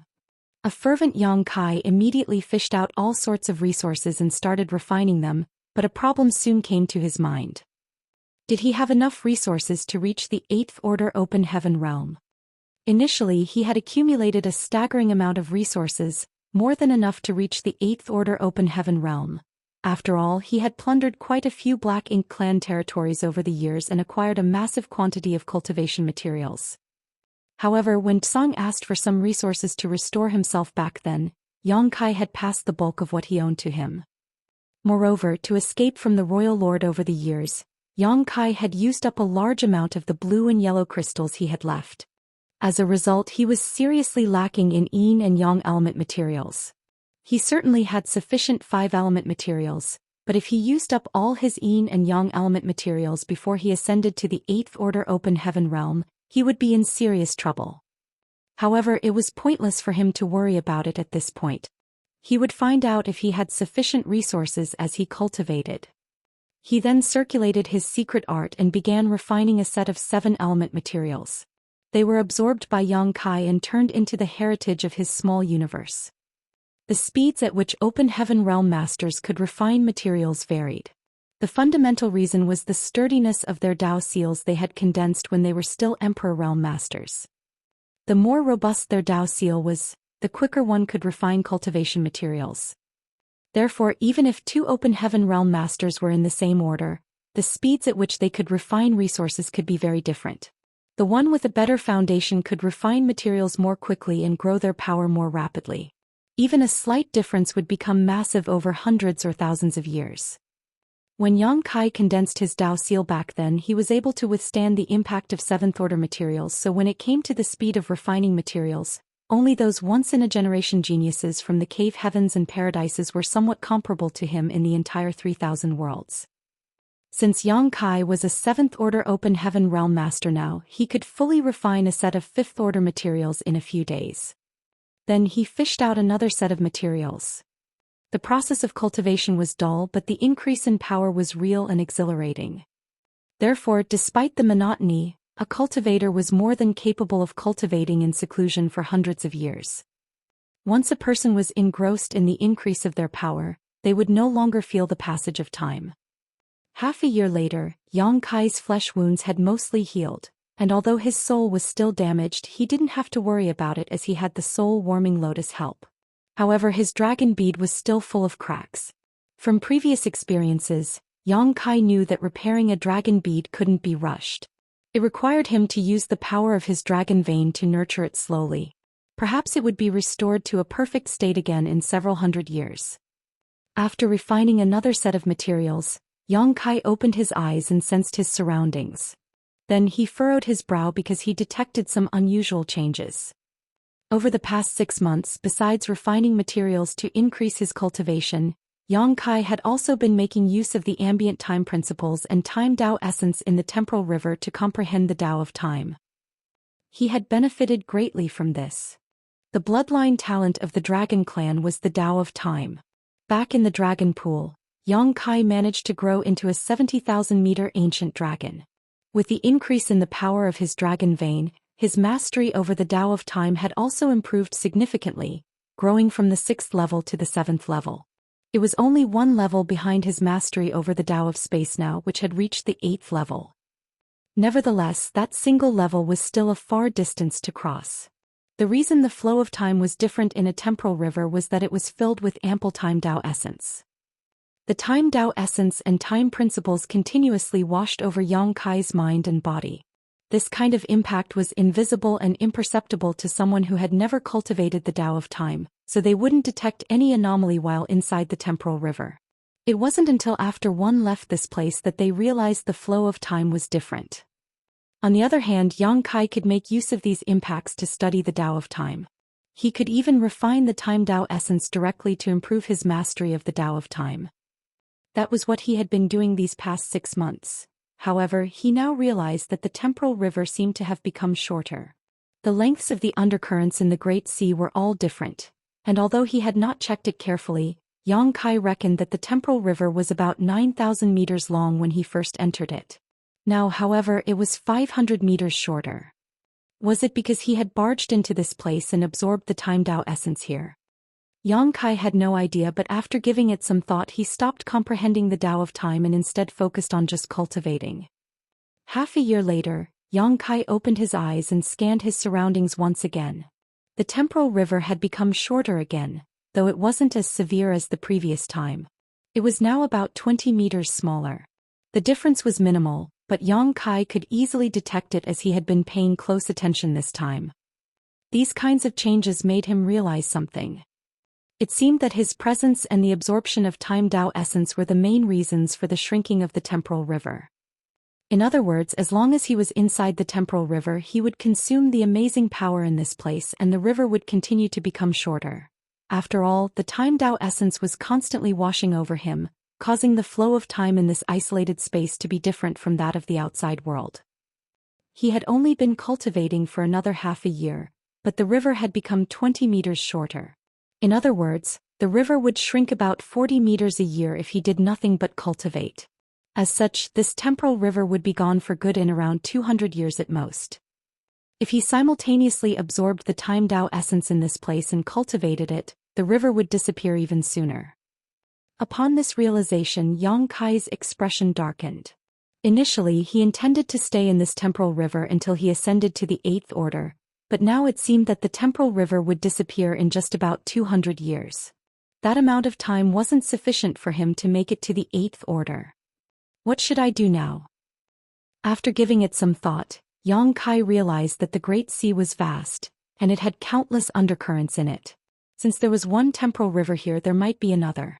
Even if this temporal river was completely consumed, he could just go looking for the next one.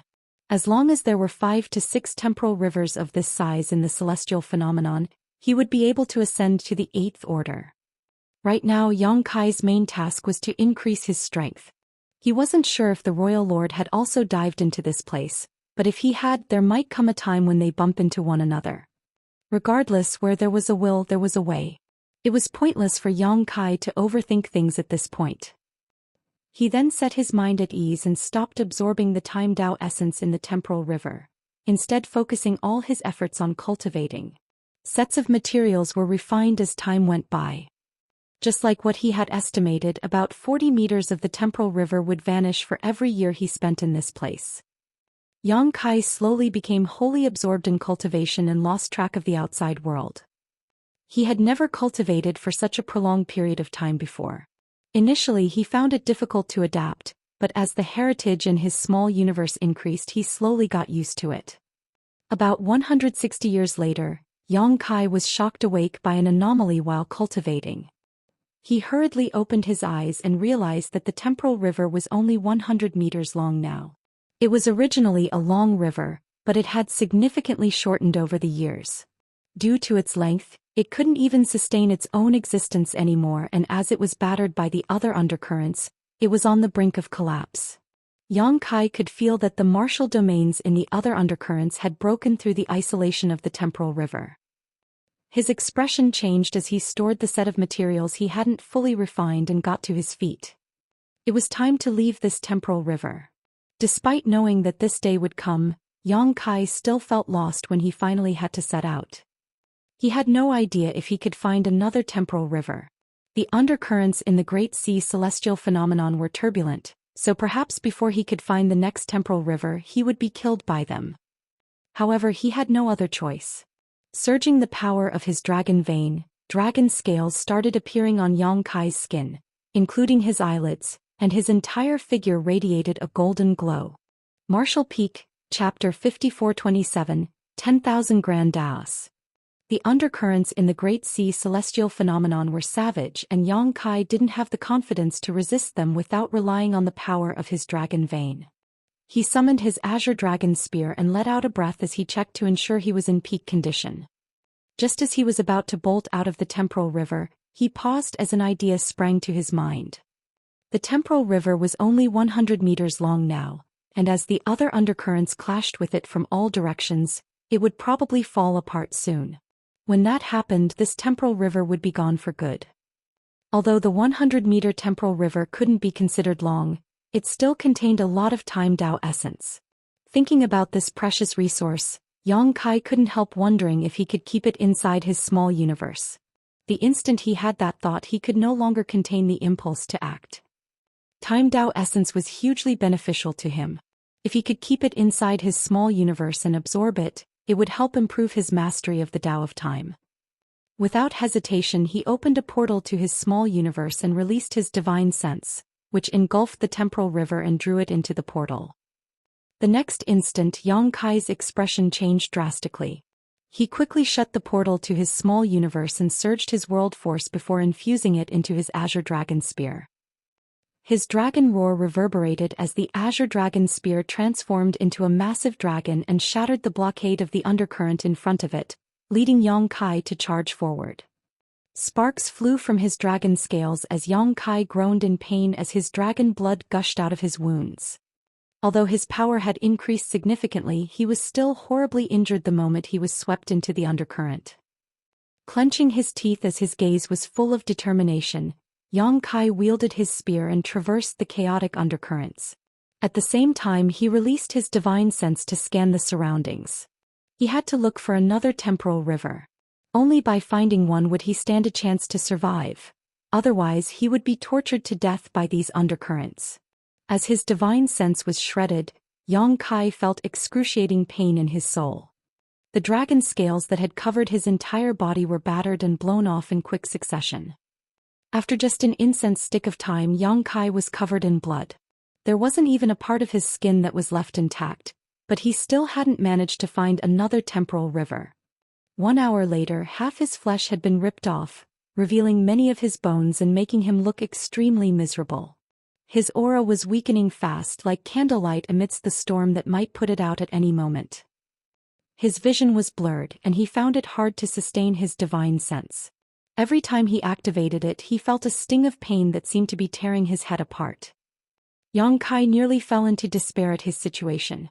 Previously, he was lucky as he had made use of his dragon bead at the critical moment to plunge into the 9,000-meter temporal river. Now though, it seemed his luck had run out.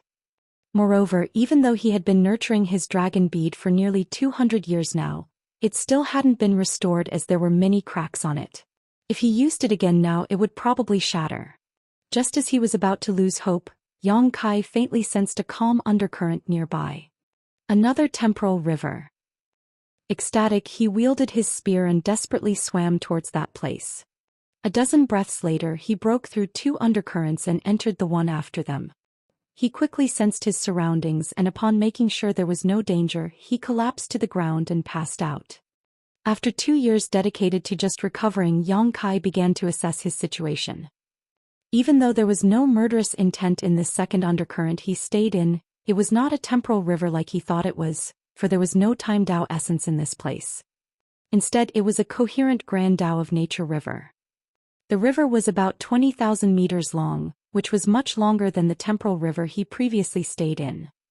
Unfortunately, this grand Dao wasn't suitable for him. Therefore, for the past 2 years, other than recuperating, he mostly spent his time studying the 100-meter temporal river he had put inside his small universe. After the temporal river entered his small universe, he was able to digest the time Dao essence, which allowed him to gain some new understanding of the Dao of time. It wasn't much, but it was better than nothing. After all, if he comprehended the Dao of time in the temporal river for a year, about 40 meters of the length would be consumed. Therefore, a 100-meter temporal river couldn't bring about tremendous transformation to his comprehension. With that said, Xianxia had now found another way to cultivate. Every undercurrent in this great sea was evolved from a grand Dao. Although he could improve himself by absorbing the grand Dao's power in the undercurrents, the speed at which he could refine it would be much faster if he could keep it inside his small universe. He had never cultivated the Dao of nature before. In fact, among the cultivators he had come into contact with before, only those from free and unfettered paradise like Ning Dao Ren had deep attainments in this grand Dao. Every move such cultivators made harmonized with the heavens and earth, and they believed that everything was born of nature and should not be governed by individuals but instead lived alongside with. Cultivators of the Dao of nature were carefree and unconcerned about worldly affairs, so although Xianxia admired their mindset, he could never be like them. With the previous experience of taking in the 100 meters temporal river, he was curious about what would happen if he absorbed this 20,000 meters nature Dao river and assimilated it into his small universe. Would he have a solid foundation in the Dao of nature after he absorbed it? In that case, the temporal rivers wouldn't be the only thing he could benefit from in the Great Sea. As long as he could absorb and refine enough undercurrents, he could integrate 10,000 grand Daos into his martial Dao. The reason a cultivator had to focus on a single grand Dao was that they had limited energy and time while there were unlimited grand Daos. Only when one became a master in a particular grand Dao would they achieve something great. If someone cultivated too many grand Daos, other cultivators of the same generation would easily surpass them, for their comprehension wouldn't be deep. Quality was more important than quantity when it came to cultivating grand Daos. Xianxia had actually cultivated quite a number of grand Daos, which included the Dao of space, the Dao of time, the spear Dao, the alchemic Dao, and the Dao of artifact refining. It could even be said that he knew a thing or two about Dao of spirit arrays, because when practicing alchemy and artifact refining, he would need to use some spirit arrays. However, there were only 3 grand Daos that he had real accomplishments, which were the Dao of space, the Dao of time, and the spear Dao. He was pretty skillful in Dao of alchemy before he entered the 3,000 worlds, but he hadn't practiced it for a long time.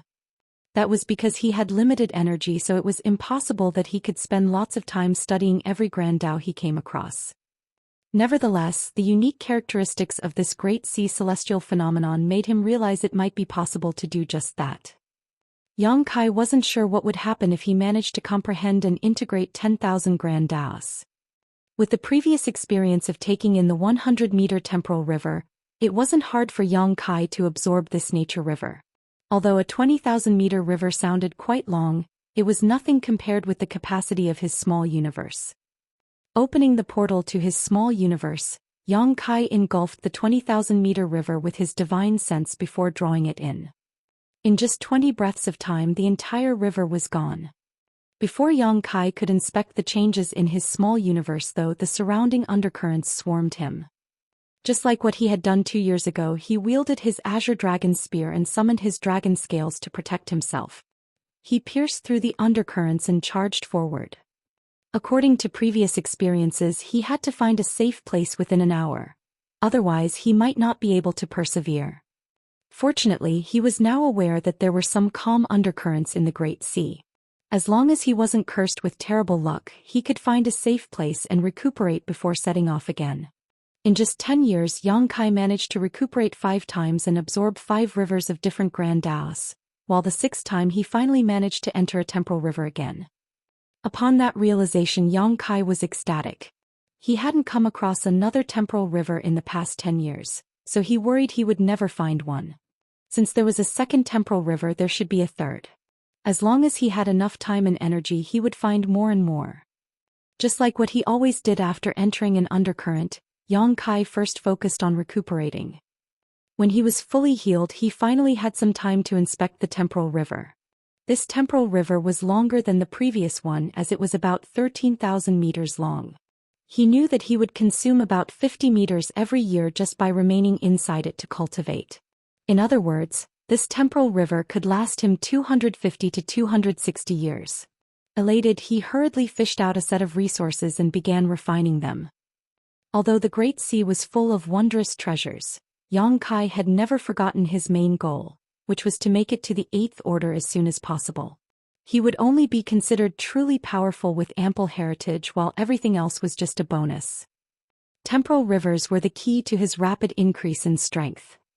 As he refined materials to increase his heritage, Yang Kai looked into his small universe and inspected the changes. Over the past 10 years, including the Grand Dao of Nature River, he had taken in 6 rivers of Grand Daos with different lengths.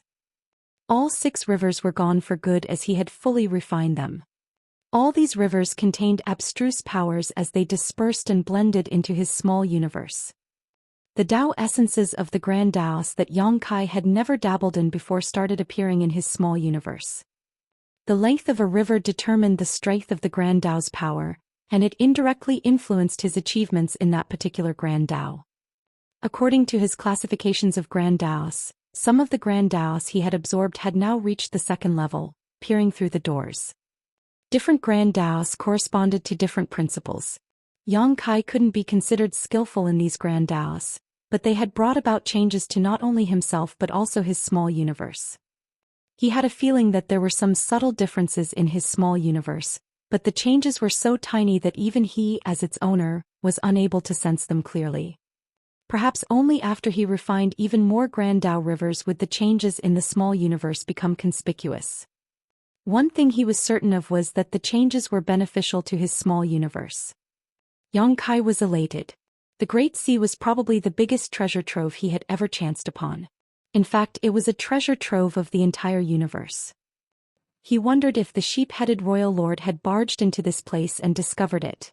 However, Black Ink clansmen and humans cultivated differently, so even if the royal lord had come to realize this place's worth, there was nothing he could do.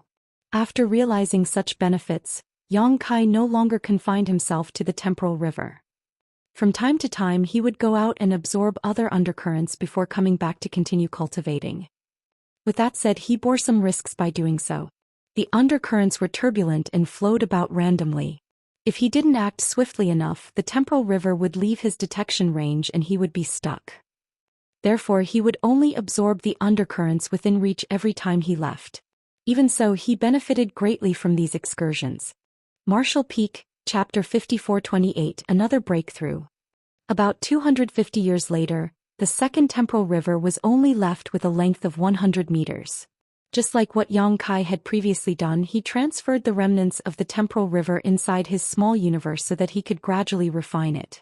Then he set off on his adventure to look for the next temporal river, resting in the less violent undercurrents as he traversed this great sea celestial phenomenon. Time passed by slowly. Initially, Yang Kai kept count of how many years had passed, but gradually he had lost himself in this kind of unusual cultivation, forgetting the passing of time as he kept looking for more temporal rivers. Every time he absorbed and refined any kind of calm Grand Dao river, it would bring about some changes to his small universe, allowing him to gain some understanding of many Grand Daos he had never touched before in his life. His entire small universe was filled with traces of all sorts of Grand Daos now. In the past, when the humans in Void Continent cultivated, given enough aptitude, they could easily comprehend the Dao of space, the Dao of time, the Spear Dao, or other Grand Daos Yang Kai had dabbled in. However, as Yang Kai refined more and more Grand Dao rivers, the cultivators in his small universe now found it easier to comprehend even more kinds of Grand Daos.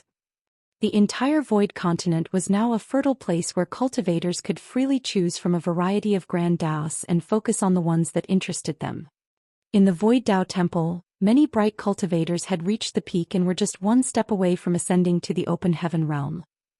However, Yang Kai was currently trapped in a place where he couldn't even guarantee his own life, so he couldn't release them. The lengths of the temporal rivers in the Great Sea Celestial phenomenon varied greatly.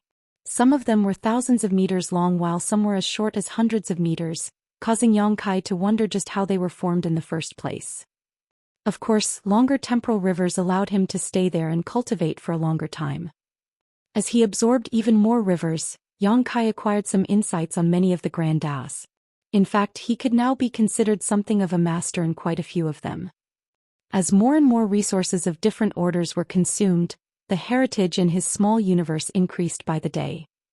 It was an extremely long and unusual cultivation session, and Yang Kai was fairly certain he was the first person in history who had ever cultivated this way for such a long time.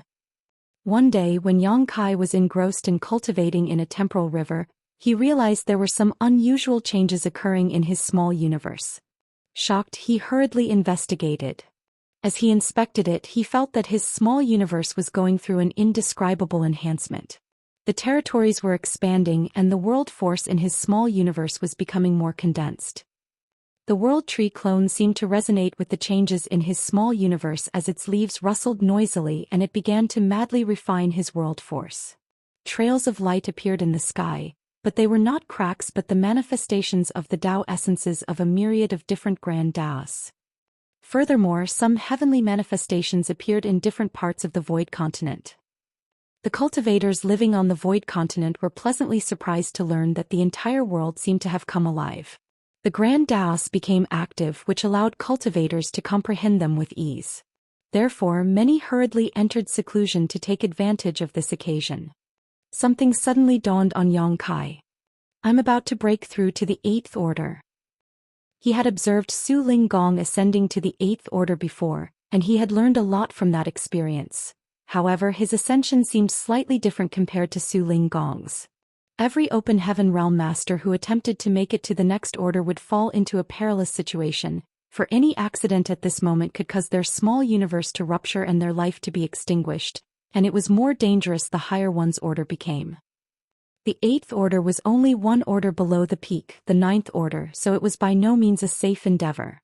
Although on the surface, Su Ling Gong didn't seem to be at any risk when he achieved his breakthrough back then, the real danger lay in his small universe, which others were unable to observe. Fortunately, his ample heritage helped him get through the crisis and successfully break through. However, some open heaven realm masters would face a bottleneck at this point, and before shattering that bottleneck they wouldn't be able to achieve a breakthrough. Back then, it took the proprietress around 200 years to break through to the 7th order. Another example was Feng Ying, who spent some 200 to 300 years trying to ascend to the 8th order. It wasn't until the grand battle against the Black Ink clan that she reappeared. Initially, Yang Kai was worried he would face a similar bottleneck, but now it seemed that he had been worried for nothing.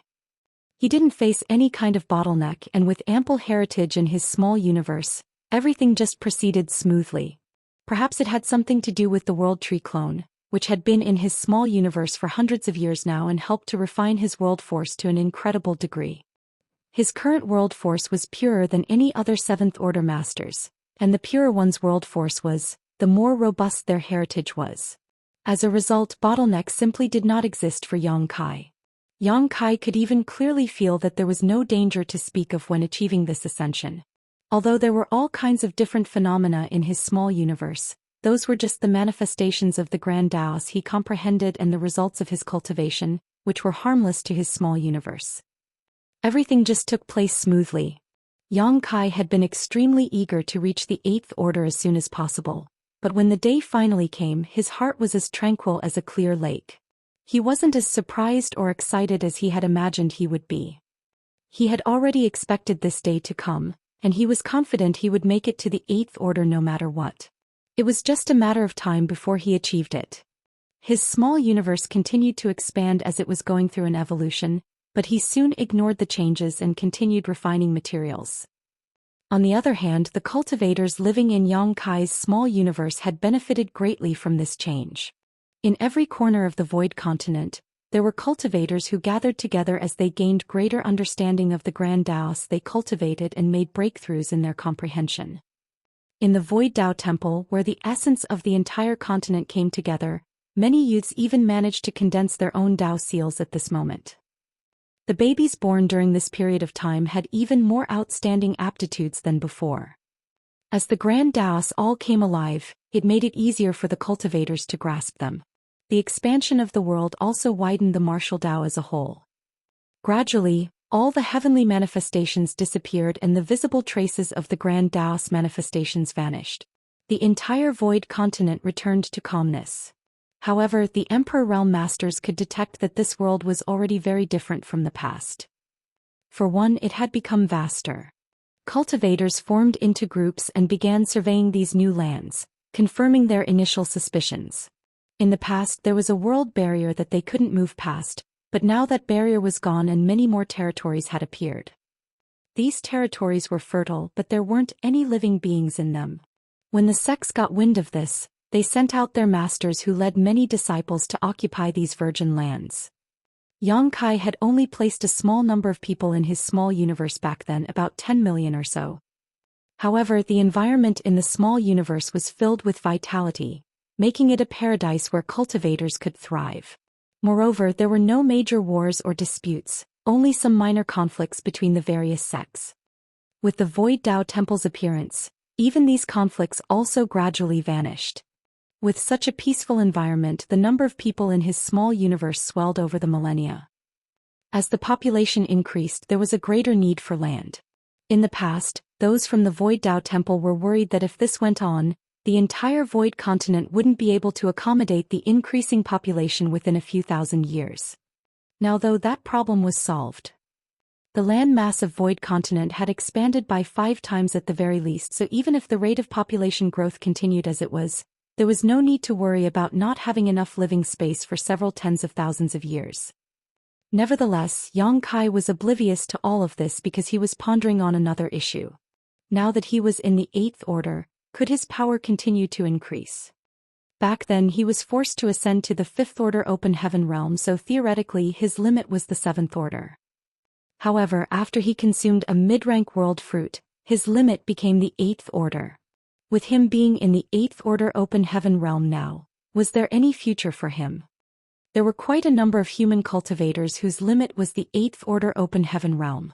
Many of the Eighth Order Division commanders had directly ascended to the Sixth Order back then. In other words, the Eighth Order was the best they could achieve in their lifetimes. Yang Kai had asked the Eighth Order masters about it in the past, and he was told that after they ascended to the Eighth Order, they could faintly feel a layer of restraint covering their small universes. It was this invisible restriction that confined them to the Eighth Order. Regardless of how hard they cultivated, they could never break through to the Ninth Order. If they forcefully tried to break that restraint, they would risk their small universes exploding, ending their lives. As such, it wasn't that the Eighth Order masters didn't want to keep improving themselves, but rather that their small universes were unable to bear greater power. Now Yang Kai was also an Eighth Order Open Heaven Realm Master himself, and just like what the division commanders had told him, he could feel an invisible shackle on his small universe. This kind of restraint was weak and barely perceptible at the moment.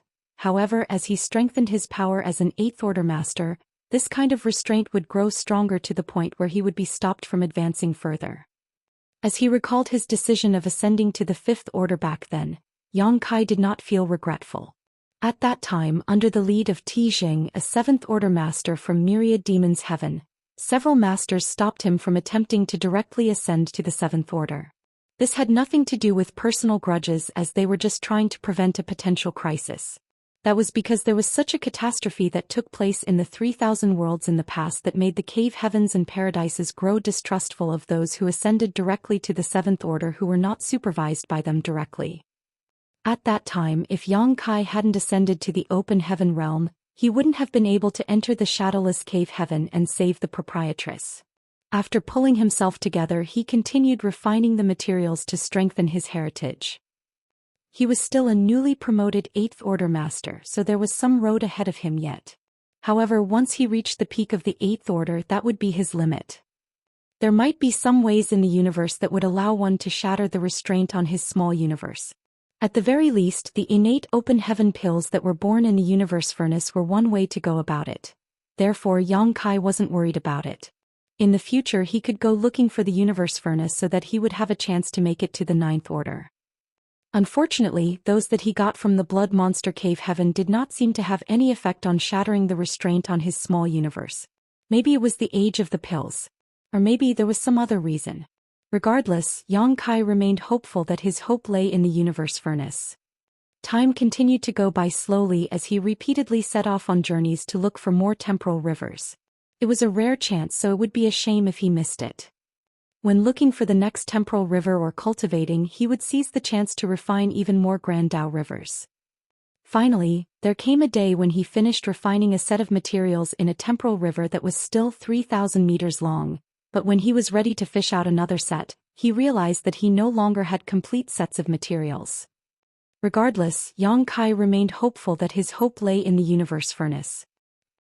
Thanks to Dale for remembering this detail, because I sure as heck did not. Wish my memory was as good. Marshall Peak, Chapter 5429, Dao Advancements. Initially, Yang Kai had a massive amount of resources. Before he left the 3,000 worlds for the Black Ink battlefield back then, he had made some preparations by bringing many materials of all different elements with him. Over the years, he had acquired even more resources on the Black Ink battlefield, especially when he raised chaos in the Black Ink clan's territory and robbed many of their cities. Every Black Ink clan master's territory had a large number of shops where there were innumerable resources for sale. Therefore, Yang Kai had never worried about not having enough cultivation resources. When Tsang asked for some resources to restore his strength, Yang Kai gave him some without hesitation. Now he still had a lot of materials, but those were all of the 5 elements. He no longer had any yin or yang element materials with him, including the yellow and blue crystals he had acquired from Big Brother Huang and Big Sister Lan. Among the different sorts of materials, yin and yang attribute resources were the hardest to come by. In the 3,000 worlds, higher-order yin and yang element materials were considered strategic reserves even in the cave heavens and paradises. They wouldn't use them unless they absolutely had to. The situation was slightly better on the Black Ink battlefield, but all in all, yin and yang element materials were still much rarer than materials of the 5 elements. Without a complete set of materials, he couldn't continue cultivating. He regretted using too many yellow and blue crystals to block the Royal Lord's aura back then. Every time he used instantaneous movement, he had to release potent purifying light to block the Royal Lord's aura, and after years of running away, he had consumed a lot of those crystals. However, it wasn't like he had a choice. If he didn't use purifying light, he would have been killed. Even though he had a lot of open heaven pills, consuming them to cultivate was extremely slow in comparison. Moreover, he had been staying in this great sea celestial phenomenon for far too long, so he intended to leave. This cultivation session should come to an end. After making some quick calculations, Yang Kai realized he had spent 4,000 years in the temporal rivers. It only took him around 2,000 years to make it to the 8th Order, while he spent the next 2,000 years cultivating, which allowed him to establish himself in the 8th Order. Just like that, 4,000 years had passed. With that said, a significantly shorter amount of time had passed in the outside world. As the flow of time in every temporal river was different, and Yang Kai wasn't aware of the exact ratio compared to the outside world, so he was unable to calculate how much time had really passed by in the rest of the universe. However, he knew he had spent about 100 years outside of the temporal rivers, so taking some rough estimates, he guessed that somewhere between 400 and 500 years had passed in the outside world. How is the war between the two races? It wasn't until this moment that he thought about this matter. After such a long cultivation session, Yang Kai had almost forgotten everything about the outside world. All of a sudden, he recalled that the very reason he even barged into the Great Sea was that he was chased after by the sheep-headed royal lord. He hadn't seen the royal lord after such a long time, so he wondered if the other party had entered the Great Sea as well, or if he was even still alive. Yang Kai shook his head to push the thought to the back of his mind. To him, the most important thing now was to leave here as soon as possible. When he had ample resources, he had forgotten about the passing of time in the Great Sea. Now that he didn't have sufficient resources, it was pointless for him to keep staying here. Nevertheless, leaving this place wasn't so easy. There were countless undercurrents in the Great Sea that intertwined with each other, so it was hard for him to identify any kind of direction. Having said that, Yang Kai believed that where there was a will, there was a way. He summoned his azure dragon spear and opened up a portal to his small universe before absorbing the 3,000 meters long temporal river. Then he charged towards the undercurrent nearest to him. Unlike when he first plunged into the Great Sea, he was no longer flustered. Over the years, he had moved across the Great Sea countless times to look for more temporal and grand Dao rivers, so he had learned some tricks to deal with these undercurrents. Every undercurrent had evolved from a grand Dao, which formed a martial domain. Yang Kai had never dabbled in many of those grand Daos, so it was hard for him to react accordingly. Now he had devoured quite a lot of grand Dao rivers, including some of the grand Dao of space, which helped improve his mastery over the Dao of space. By this point, it could be said that he had some basic achievements in most of the grand Daos in the universe, though his level of mastery in them varied greatly. When he was particularly skilled in a certain grand Dao, he would have it easier in the corresponding undercurrent. For example, Yang Kai had come across several space Dao rivers which were full of space Dao essence and void cracks that moved about randomly. Most people would find such an environment to be a death trap. Even Ninth Order Open Heaven Realm Masters and Royal Lords would find it hard to survive once they landed in such a river. However, Yang Kai was able to traverse the space Dao rivers like he was strolling across a flat meadow. He just had to use his space principles to resonate with the currents in the river so he could ride along with it without being harmed. After absorbing such rivers in the past, he realized his mastery over the Dao of space had still improved, and when he came across another space Dao river, it became easier for him to deal with it. It was a virtuous cycle. Now Yang Kai wasn't skillful in all the grand Daos, but as long as he knew a thing or two about them, he could make use of his comprehension to ward off some of the dangers in the undercurrents. If the rivers were cohesive enough, he could even refine part of them and enhance his mastery of those grand Daos. Therefore, despite knowing that it would be easy to leave, Yang Kai wasn't worried he wouldn't be able to achieve it. Given enough time, he could absorb and refine all the undercurrents in the Great Sea, and without these undercurrents, the Great Sea would simply cease to exist. This would be an enormously strenuous task as just based on his observations so far. The Great Sea was so vast that it would take him several tens of thousands of years to achieve this on his own. His experience of absorbing the undercurrents this time was different from the previous ones. Back then, Yang Kai primarily focused on looking for temporal rivers to improve his cultivation, while absorbing undercurrents was something he did when looking for the next temporal river or to break up the monotony of cultivating. However, as he focused on taking in undercurrents now, his efficiency was far higher. This caused his small universe to be filled with grand Dao rivers that he hadn't managed to refine. These rivers contained all sorts of abstrusities as they clashed in the small universe, causing some unusual phenomena. When it became too much, Yang Kai had to look for tranquil undercurrents to refine the remnants of the rivers, and only after they were fully refined would he continue with his journey. As he absorbed the grand Dao rivers, his mastery over various grand Daos improved rapidly. He had also managed to raise his spear Dao to the 7th level of mastery. His mastery of the sword Dao, which he hadn't even properly studied before, reached the 5th level, attaining mastery through comprehensive understanding. Reaching the 5th level in this Grand Dao didn't do much to add to his strength, but it was enough for Yang Kai to now be considered a great master in the Sword Dao. Of course, that was just the level of mastery he had achieved in a theoretical sense, and he still wasn't comparable to those who reached the same level through their own hard work and comprehension. Regardless, that was none of Yang Kai's concern, as he just wanted to make use of the advancements in the Grand Daoist to help him get out of this great sea. Furthermore, it would take one a long time and much effort to reach the 5th level of mastery in any Grand Dao, but Yang Kai only had to refine a number of Sword Dao rivers to achieve that. As more and more Grand Dao rivers were extracted by Yang Kai, he found it easier and easier to traverse the undercurrents in the Great Sea. Having said that, there was one point that made him torn between tears and laughter. Back then he was eager to cultivate and make it to the 8th order as soon as possible, so he always exerted himself to seek out temporal rivers, but only found one every 10 years on average. Now that he no longer needed temporal rivers to cultivate, though, he chanced upon them quite frequently. After absorbing a couple dozen temporal rivers of different lengths, he suddenly felt that the flow of time in his small universe changed once again. In the past, the flow of time in his small universe was 5 times faster than the outside world, but at this moment the ratio had increased significantly. After some quick calculations, Yang Kai realized that the flow of time in his small universe was now about 7 times faster than in the outside world. In the meantime, he had acquired some new insights on the Tao of time. His dragon vein throbbed as his dragon pressure spread out wantonly. He had achieved a breakthrough in the Tao of time. When he visited the no-return pass several hundred years ago and cultivated inside the dragon pool, his mastery of the Tao of time had improved tremendously, reaching the 7th level.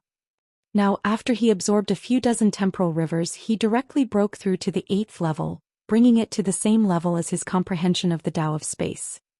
With that said, Yang Kai had a feeling that he wasn't far from achieving another breakthrough in his Tao of space. The prerequisite was that there were enough space Tao rivers in this great sea for him to absorb and refine. The realization made him feel ecstatic. As he examined the changes in his small universe, he continued to move across the undercurrents. In the periphery of the Great Sea celestial phenomenon, there were a lot of dead universe worlds where black ink nests had been planted, with one of them being especially huge as it belonged to a royal lord. There seemed to be a powerful aura hiding in this black ink nest.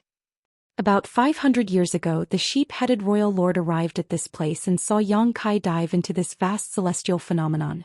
After entering it himself to inspect the situation, the royal lord realized the Great Sea was full of danger, so he had no choice but to withdraw. At that time he was badly injured, and if he insisted on chasing after Yang Kai, forget about finding the latter, he might even lose his life. Therefore, the sheep-headed royal lord dragged a dead universe world to this place from the void and planted his black ink nest. By doing this, he could monitor the Great Sea so that he could immediately capture Yang Kai should the latter manage to somehow survive and escape.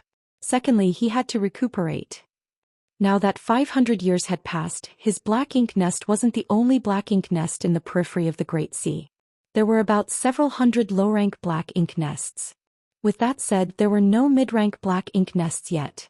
After all, it would consume a vast amount of energy to nurture mid-rank black ink nests, and the royal lord didn't have the intention of having his own territory lords yet. The reason he even nurtured other black ink clansmen was to help him monitor the Great Sea. Several hundred low-rank black ink nests were scattered around the Great Sea with only a short distance between them, while almost 10 million black ink clansmen had been spawned from these black ink nests. The resources in the nearby void had been fully extracted and sent to the black ink nests to help nurture more and more black ink clansmen. Now, most of these black ink clansmen were posted around the Great Sea celestial phenomenon, so if Yang Kai really managed to emerge, they would immediately discover him. Martial Peak, Chapter 5430, Determined to Kill.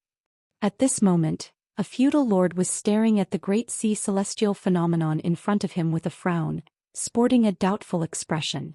He had a feeling that the Great Sea had changed somehow over the years. It seemed to have become smaller, however the change was so gradual and minute that he wasn't sure. Then he turned to look at the royal lord's black ink nest and hesitated about whether he should report this matter. The royal lord was still recuperating, and although 500 years had passed, he still hadn't fully recovered. If this feudal lord bothered him with a trivial matter, He was worried he would be punished. Perhaps I'm imagining things. The feudal lord shook his head. He had many companions who had been keeping an eye on this great sea as well, so if the great sea had really become smaller, the others would have noticed it.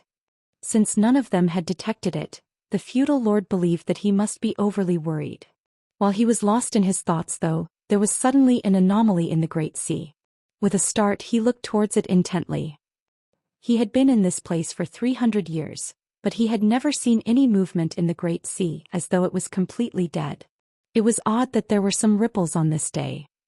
Before he could see clearly what was happening, a figure bolted out of the great sea with a spear in hand. The person seemed to be fighting against an invisible enemy as his murderous intent surged and his world force undulated. When the person appeared, he happened to meet eyes with this feudal lord. Both of them were startled, but the feudal lord soon came to his senses as he hurriedly retreated and howled to alert the others. The human that the royal lord had been waiting for had finally appeared. Although the feudal lord had never seen Yang Kai before, he knew this was the target the royal lord had been looking for the moment the human appeared. Following the howl, the azure dragon's spear stabbed into the feudal lord's mouth. As world force burst forth, the feudal lord's head exploded. Why is there a feudal lord here? Yang Kai frowned. As he looked up, his doubt intensified because there was a low-rank black ink nest on a universe fragment nearby. There were also quite a lot of black ink clansmen wandering around this universe fragment. Sweeping his eyes around, Yang Kai realized there were even more black ink clansmen in the void that scattered around the great sea, as though they were monitoring something. After giving it some thought, he realized what was going on. That royal lord sure is clever. I suppose he has been waiting for me to come out all this time. He must have had his own black ink nest. Otherwise he couldn't have nurtured so many black ink clansmen. As soon as I left the great sea, regardless of direction, he'd immediately find out about it. It seemed that the royal lord never entered the great sea and instead was recuperating in the periphery over the years. But how many years had Yang Kai been inside the great sea? Since the day he decided to leave the great sea, he had spent 200 years looking for a way out. During that period of time, he had simply been dragged around the undercurrents with no way to identify which direction he was headed. Yang Kai almost lost hope after spending 200 years looking for a way out. Fortunately, his efforts had ultimately not been in vain. Before he could ponder on this matter, a powerful aura awakened from a universe world in the distance. Following that, he saw a burly figure shooting towards him like a meteor. Before the figure even arrived, he was engulfed in the familiar royal lord's pressure. He's quite quick. Yang Kai knew that the feudal lords nearby must have informed the royal lord about his appearance through the black ink nests. The feudal lords in the void also started charging towards Yang Kai in an attempt to hold him down. Yang Kai gripped his azure dragon spear and grinned. Then he dashed towards the royal lord, and everywhere he passed, all the black ink clansmen exploded into blood mist. In the void, the royal lord was startled as he wondered, why isn't he running away? He initially thought that Yang Kai would immediately flee after leaving the great sea. Although this human was weak, his skill at escaping was phenomenal. Therefore, the moment he received the news from his subordinates, the royal lord dashed out of his black ink nest as he was worried that Yang Kai would escape. To his surprise though, instead of running away, the human came right at him. What gave this human brat such confidence? Had he forgotten about how battered he was while being chased by him 500 years ago? Soon, however, the royal lord realized where the human's confidence came from. As they got closer to each other, the human's aura surged and soon exceeded the limits of the 7th order before reaching the 8th order. He's now in the 8th order open heaven realm. The royal lord was startled. He broke through. This damned great sea is full of deadly danger. Back then I couldn't even stay inside for long. It would be considered lucky for this boy to have just survived, so how did he even manage to achieve a breakthrough? Did he come across some kind of astonishing opportunity inside the great sea? The royal lord's expression darkened. So what if he's made it to the 8th order? I'm a royal lord.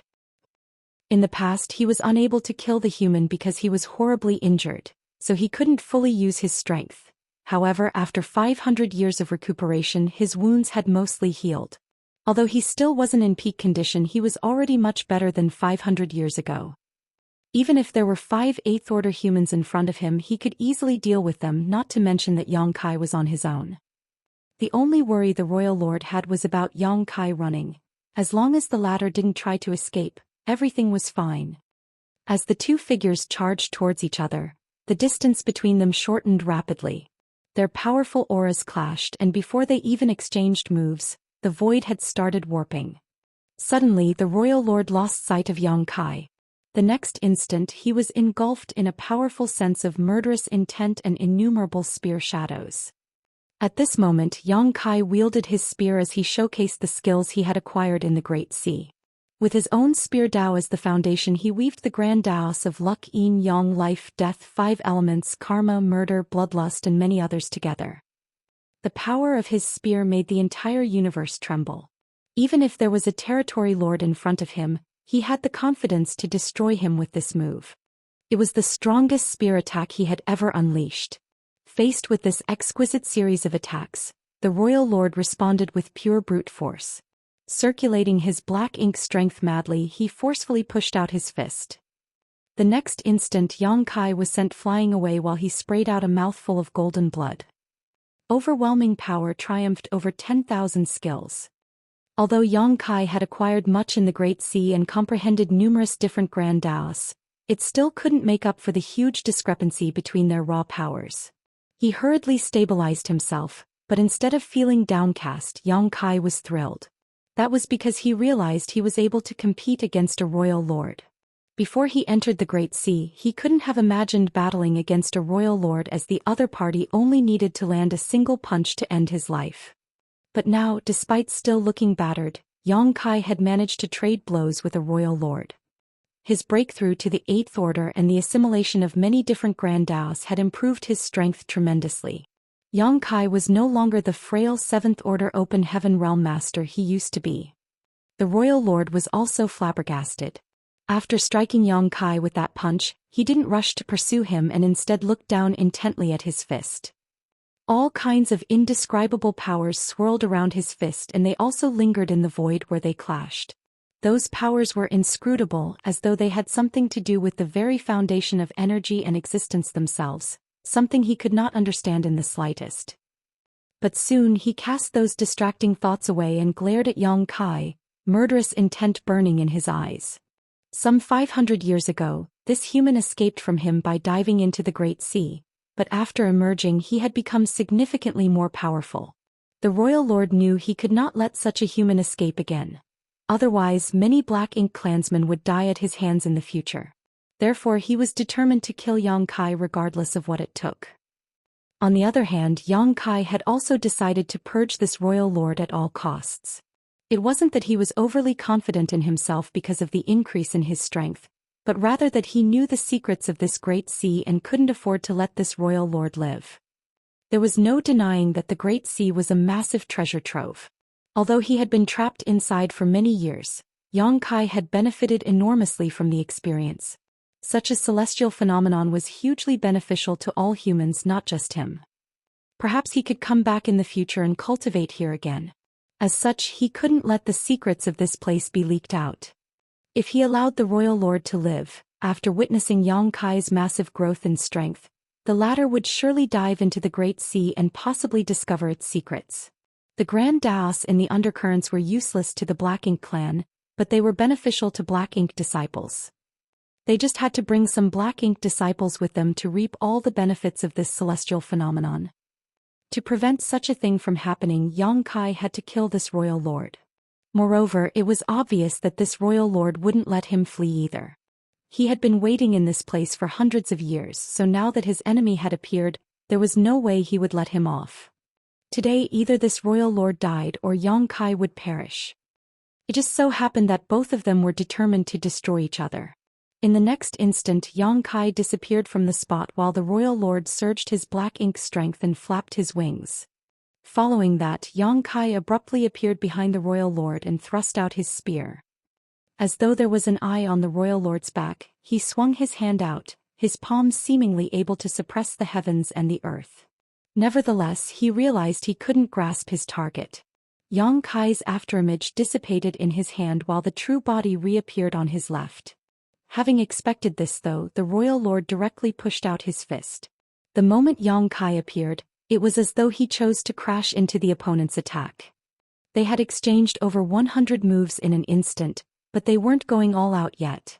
Yang Kai's afterimages scattered around the void, as though there were dozens of him appearing at the same time. Before an afterimage dissipated, a new one had appeared.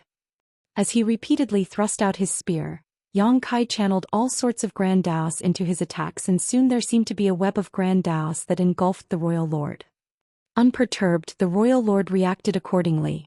He knew that this human was a master of the Tao of space, so despite being the stronger one, he couldn't allow the other party to dictate the flow of this battle. Otherwise he might be the one defeated. As he was not as skillful as this human, all the royal lord could rely on was his immense power. As long as he found a chance, he could kill the other party with a single blow. At that instant the battle appeared quite lopsided. One party repeatedly cast flashy attacks as he activated different sorts of Grand Daoists through his spear, while the other seemed clumsy but unfazed as every move he made exuded immense pressure. Martial Peak, Chapter 5431, Chaotic Time-Space. Not long after the intense battle started, both Yang Kai and the sheep-headed royal lord felt their hearts sinking as they sported solemn expressions. For Yang Kai, even though his strength had increased by several times, he was still no match for the other party. Although there was only a difference of one order between them, it was the biggest gap to cross. When Yang Kai was a 5th order master, he could kill a 6th order master.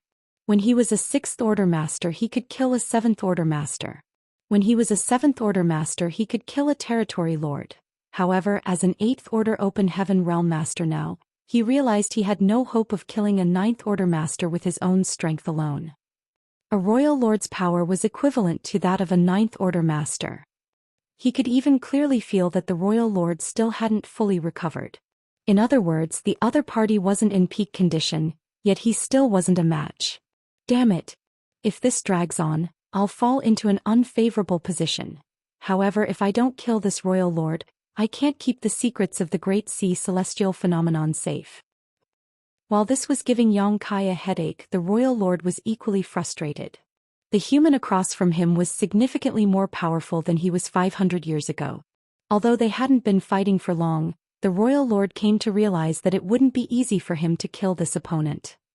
There was no doubt this human still wasn't a match for him, but he already had the power to oppose him. Other powerful 8th order human masters could also probably deal with him for a time, but the royal lord was confident he could kill such enemies sooner or later. However, Yang Kai was different. This guy was a master of the Tao of space, and the royal lord vividly remembered being unable to capture him despite having pursued him for years 500 years ago. If nothing changed in their current battle, Yang Kai would probably flee. I can't give him a chance to run. Otherwise I'll never find out what Song gave him. Song's trump card must be of critical importance and must be controlled by us. Both of them had different thoughts in their minds, but at that moment they decided they needed to go all in to defeat the other party at the same time. The next moment, Yang Kai suddenly leaped away from the royal lord, widening the gap between them. He initially thought that the royal lord would stop him, but instead the royal lord just let him go. Despite his puzzlement, Yang Kai didn't have time to ponder on the issue as he dropped the Azure Dragon Spear and began rapidly forming a set of hand seals. A golden crow cawed as a great sun leaped into existence. Following that, a cold full moon rose from behind him as it cast its glow onto the void. The sun and moon appeared at the same time, forming a wondrous vision. The moment the sun and moon manifested, they began orbiting around Yang Kai, affecting both space and time in the surrounding region. Time principles spread out while space principles undulated and intertwined with them, forming an entirely new kind of strength. Sun and Moon Divine Wheel. This was the most powerful trump card Yang Kai could bring out besides his dragon bead. It was also the divine ability he had invented through his own comprehension.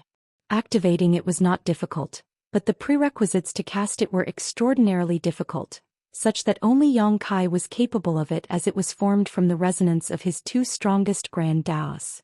Therefore this divine ability displayed an extraordinary might when he used it. He was unable to use his dragon bead casually, so to deal with this royal lord, Yang Kai could only rely on his sun and moon divine wheel. If this move wasn't even useful, he would have no choice but to retreat before trying to come up with another way to kill the royal lord. The instant Yang Kai cast his sun and moon divine wheel, the royal lord also looked up and glared at him. His dark eyes seemed to have turned into a bottomless abyss as though they could devour Yang Kai. His obsidian eyes reflected Yang Kai's figure, which was engulfed in endless black ink strength. It was as if he was burning with a dark flame. Royal Lord's secret technique. At that instant, both Yang Kai and the royal lord brought out their most lethal moves in an attempt to defeat the other party. It could be said that they had made the same judgment in this situation and acted decisively on it. Yang Kai was startled as he was quite familiar with the royal lord's secret technique. For the Black Ink clansmen below the royal lords, if they wanted to corrupt a human, they just had to release their black ink strength to invade that human's body and small universe. If that human couldn't resist, they would be turned into a black ink disciple. Royal lords could naturally do the same, but they also had a better and more efficient method, which was known to the humans as the royal lord's secret technique. It was well known among the humans that when a royal lord activated the royal lord's secret technique, even an 8th Order Open Heaven Realm Master couldn't resist it, instantly turning them into a black ink disciple. This was one of the reasons the 8th Order Masters didn't interfere carelessly when a 9th Order Old Ancestor battled a royal lord. A 9th Order Master could fend off the royal lord's secret technique, but those in the 8th Order couldn't. Once they were struck by the royal lord's secret technique during an intense battle, the humans were bound to suffer immense losses. To deal with a royal lord, a 9th Order Master had to personally make a move. The humans had been studying the secrets behind the royal lord's secret technique for years, but they hadn't found out anything useful yet, mainly because no royal lord would easily activate the royal lord's secret technique. Without a target they could study or examples they could learn from, the humans obviously couldn't gather any useful information. With that said, the high-ranking officers had speculated that the royal lord's secret technique might be a kind of innate divine ability that was exclusive to the Black Ink clan. Only royal lords were able to use this innate divine ability, and it was most likely a kind of attack that directly affected one's soul. Certainly, Yang Kai had heard of such information and even experienced it for himself twice in the past, but he was too weak back then to really understand what was happening.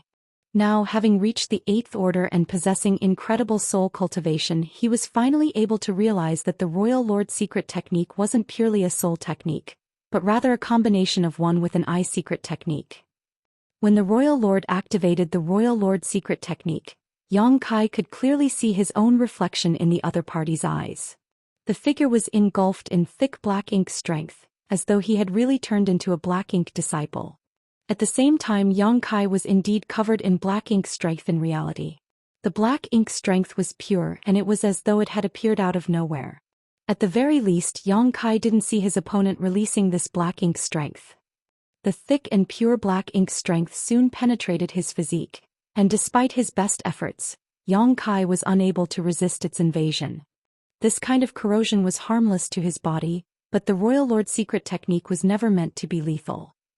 The pure and dense black ink strength invaded Yang Kai's small universe in the blink of an eye, but unlike what would normally happen, the black ink strength just sputtered, like a stone dropping into an ocean. Any other 8th Order Open Heaven Realm Master would have been turned into a black ink disciple and been enslaved to the royal lord by now. However, Yang Kai's small universe had the protection of a world tree clone. He had even planted a low-rank black ink nest in his small universe many years ago to nurture some low-level black ink clansmen to use as training tools for the disciples of the Void Dao Temple. A massive amount of black ink strength had already been suppressed and sealed in his small universe. Therefore, Yang Kai was truly not afraid of its corrosion anymore.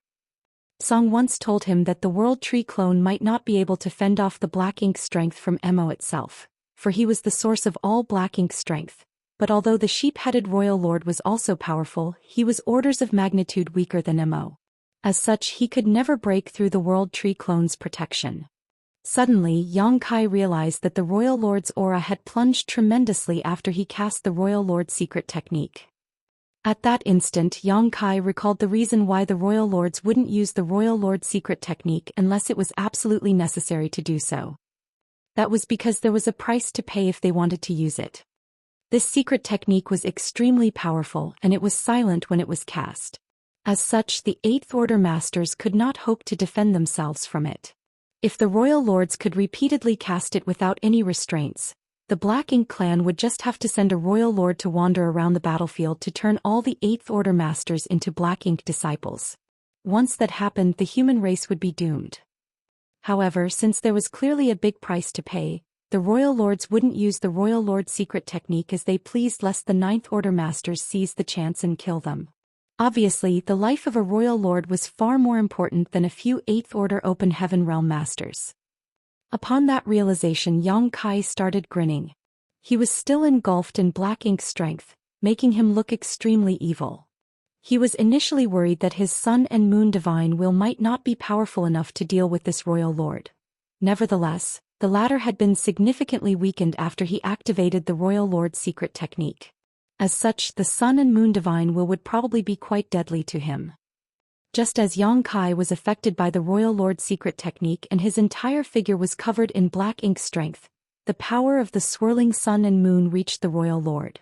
Yang Kai's eyes brightened as he was secretly thrilled. It wasn't the first time he used the Sun and Moon Divine Wheel. In fact, he had cast this divine ability many times back then to deal with opponents who were more powerful than he was. However, the Sun and Moon Divine Will had never been more powerful than it was now. It was to the point where even Yang Kai felt the divine ability was unusually powerful on this day. There was no denying it had something to do with his advancement in the Tao of Time. However, he reckoned the biggest reason was that he had reached a form of equilibrium. In the past, his mastery over the Tao of Space had always been greater than his mastery over the Tao of Time. Before he headed to the no-return pass, his mastery over the Tao of Space had already reached the 8th level while his mastery over the Tao of Time was only on the 6th level. After the training in the Dragon Pool, the power of his Dragon Vein increased tremendously, which resulted in his mastery over the Tao of Time reaching the 7th level. When he was cultivating in the Great Sea Celestial Phenomenon, Yang Kai managed to absorb and refine several dozen temporal rivers, thus pushing his Tao of Time to the 8th level, which was on the same level as his Tao of Space. In the past, when he activated his Sun and Moon Divine Wheel, Yang Kai realized that there was an imbalance between the space principles and time principles that composed the attack. This kind of imbalance stopped the Sun and Moon Divine Wheel from unleashing its full potential. He had speculated that once both of his Grand Taos reached a state of balance, he would see a significant increase in the power of his Sun and Moon Divine Wheel. Now it seemed that his speculation was right. As the powers of both Grand Taos intertwined, they showcased an entirely new space-time strength, which seemed to resonate with the universe itself. The instant the Royal Lord cast the Royal Lord secret technique, his expression changed drastically. His aura was frail at this moment, and faced with the Sun and Moon Divine Wheel, he couldn't help feeling that his life was at risk. The Royal Lord madly surged his Black Ink strength in an attempt to drive it off. However, affected by the strange space-time strength, his mind and movements became sluggish. Before he could come to his senses, the Sun and Moon Divine Will had already struck his figure. An invisible impact then spread across the void. The Sun and Moon exploded and formed into a massive sphere of light. At that instant, time and space seemed to have fallen into a chaotic state. Even Yang Kai, the one who cast this divine ability, felt that everything seemed to have turned upside down. Martial Peak, Chapter 5432 The True Might. At that moment, Yang Kai widened his eyes and looked fixedly at the light sphere. Although tears started sliding down his cheeks in response to the dazzling light, he still didn't close his eyes. That was because he was seeing something inconceivable. There seemed to be some images flashing across the light sphere. In the images, he saw a vague figure that was engulfed in Black Ink strength with a big head in his hand. Black blood was seen spilling from the head and countless Black Ink clansmen surrounded the figure as though they were worshipping him. Before he could see anything clearly though, the images had disappeared and the images he saw next were even more stunning. Thriving stars and universe worlds filled with vitality were shrouded in Black Ink strength as they soon turned into barren wastelands void of any life. These images soon disappeared as well. Then he saw a humongous tree that appeared to be sick.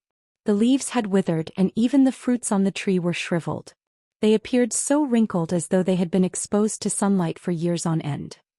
Strange images continued to flicker through the light sphere, but they all disappeared before Yang Kai could look into them. As such, he couldn't take in the details. In just a moment, over 100 scenes had flashed past the light sphere, which was soon replaced by darkness as though there was no longer any light in the universe. Yang Kai fell into a dazed state. What were those images? He had activated the Sun and Moon Divine Wheel before, but he had never seen such a strange phenomenon. The light sphere had disappeared before he could figure anything out. Engulfed in the Sun and Moon Divine Wheel, the sheep-headed royal lord was soaked in black blood, and his face had been transformed by horror. His aura had already turned weak after he used the royal lord's secret technique, and it now seemed even more frail. He had seen the images at the same time as Yang Kai. However, even Yang Kai had no idea what those things were, so how was he supposed to know? Moreover, he wasn't in the mood to ponder on it. The power of the Sun and Moon Divine Wheel had exceeded Yang Kai's expectations and had also gone beyond the royal lord's imagination. The amazing space-time strength was now corroding the royal lord's mind and body, making him suffer indescribable pain. However, he still felt confident that the dust had settled. No human could resist the royal lord's secret technique, or at least the royal lord thought so, as the next instant his expression changed drastically, for Yang Kai, who was covered in black ink strength, suddenly grinned mockingly at him. 4 universe pillars. These words sprang into the royal lord's mind in an instant. The royal lord's secret technique wasn't without its arch-nemeses. The 4 universe pillars could block the royal lord's secret technique, ensuring that the humans who possessed one of them wouldn't be corrupted by black ink strength. However, as far as the royal lord knew, precious treasures like the 4 universe pillars were extremely rare throughout the entire universe. Therefore, only a small number of humans would possess one.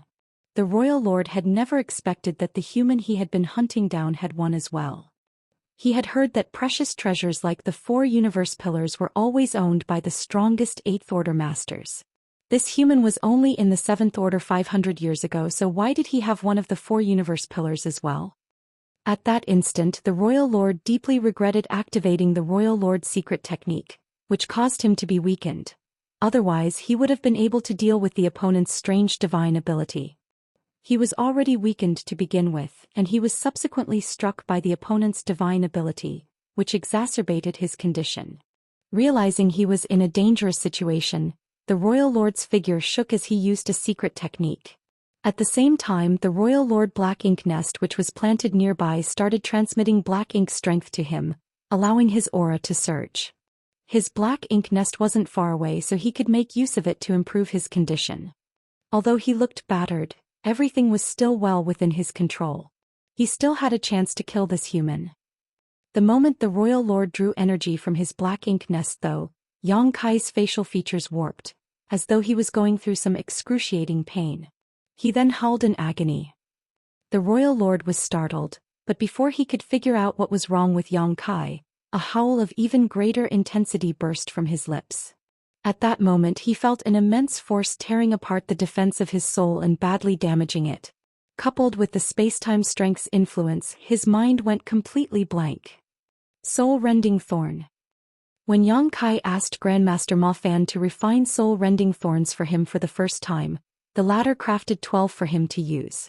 Then Yang Kai used 11 of them in the fight for the mid-rank black ink nest, which resulted in him badly injuring or killing the equivalent number of territory lords and 8th order black ink disciples.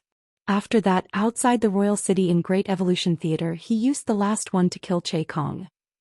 With such a record of success, Yang Kai naturally made sure to get more soul-rending thorns for himself. When the Great Evolution Army set off on their second crusade, Yang Kai gathered some materials and asked Grandmaster Ma Fan to make more soul-rending thorns for him.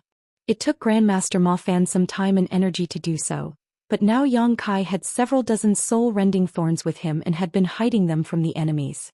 Even when he cast the Sun and Moon Divine Wheel earlier, he did not use them. That was because he would be the first one injured before he could harm his opponent. Using a soul-rending thorn would result in mutual injuries. Therefore, Yang Kai wouldn't use one unless it was necessary to do so. Now, it had come to a point where he had no choice but to use them. The royal lord was indeed powerful. Even though his soul had been struck by the soul-rending thorn and space-time strength, he still managed to pull himself together quickly, but when he looked up he realized Yang Kai was nowhere to be found. When his mind was blank earlier, Yang Kai had vanished. Reacting on instinct, he turned around as he widened his eyes and roared, "You court death." Above the dead universe world where his black ink nest was located, Yang Kai's figure abruptly appeared. He wielded his spear as his weapon turned into a spear light and struck the Royal Lord's black ink nest. Yang Kai didn't directly attack the Royal Lord because he didn't have the confidence to kill him with one strike. It was difficult to deal with a Royal Lord at the peak of his power. Old ancestor Xianxia was unable to succeed back then under similar circumstances, so Yang Kai naturally wouldn't think he could do any better. Therefore he believed that it would be best for him to seize the chance and destroy the other party's black ink nest. A black ink nest could not run away or counterattack after all. Yang Kai had learned his lesson in the Great Evolution Royal City back then, so he held nothing back this time. As the spear light slashed across the black ink nest, it was cut clean in half. Spear intent burst forth and vaporized the black ink nest down to its roots. All the black ink clansmen in the black ink nest were killed in an instant as their auras disappeared. The next moment the low-rank black ink nests around the Great Sea started collapsing and withering as they had lost their support. Without the support from their source, which was the Royal Lord's black ink nest, all the low-rank black ink nests were doomed to perish. With his spear in hand, Yang Kai turned around and faced the Royal Lord who was coming at him. His facial features contorted in pain, but the murderous intent behind his gaze seemed to have materialized as he pointed his spear forward and roared, "It's your turn." The Royal Lord had just reached the peak of his power before his aura plunged again to the point where it was worse than before. Faced with the glistening spear, he felt panic for the very first time. The other party was indeed weaker than him, but after they exchanged finishing moves he was the one badly injured. He couldn't help but think if the fight dragged on he would be killed by his opponent. Soon, however, he cast his fear away and grit his teeth as he charged towards Yang Kai. His expression was more hideous than that of his opponent, for it had come to a point where there was no turning back. Today one of them would fall, there was no other possible outcome. Yang Kai remained unwavering. As they brushed past each other in the void, their blood spattered and they growled at the same time. This couldn't be helped, as Yang Kai seized the chance to use another soul-rending thorn during their exchange of moves. While his soul was again wounded, the Royal Lord wasn't feeling any better. Yang Kai had the soul-warming lotus, so he wasn't worried about his soul being damaged too much, but the same couldn't be said for the Royal Lord. The moment they stabilized their figures, they turned around and charged at each other again. In the void, countless black ink clansmen surrounded them in all directions. Knowing that he was in a perilous situation, the Royal Lord intended to make use of his subordinates. Unfortunately for him, back then he abstained from spawning any territory lords to save some energy, so his most powerful subordinates were only feudal lords.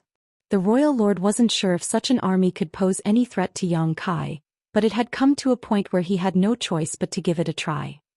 Yang Kai had apparently realized this as well.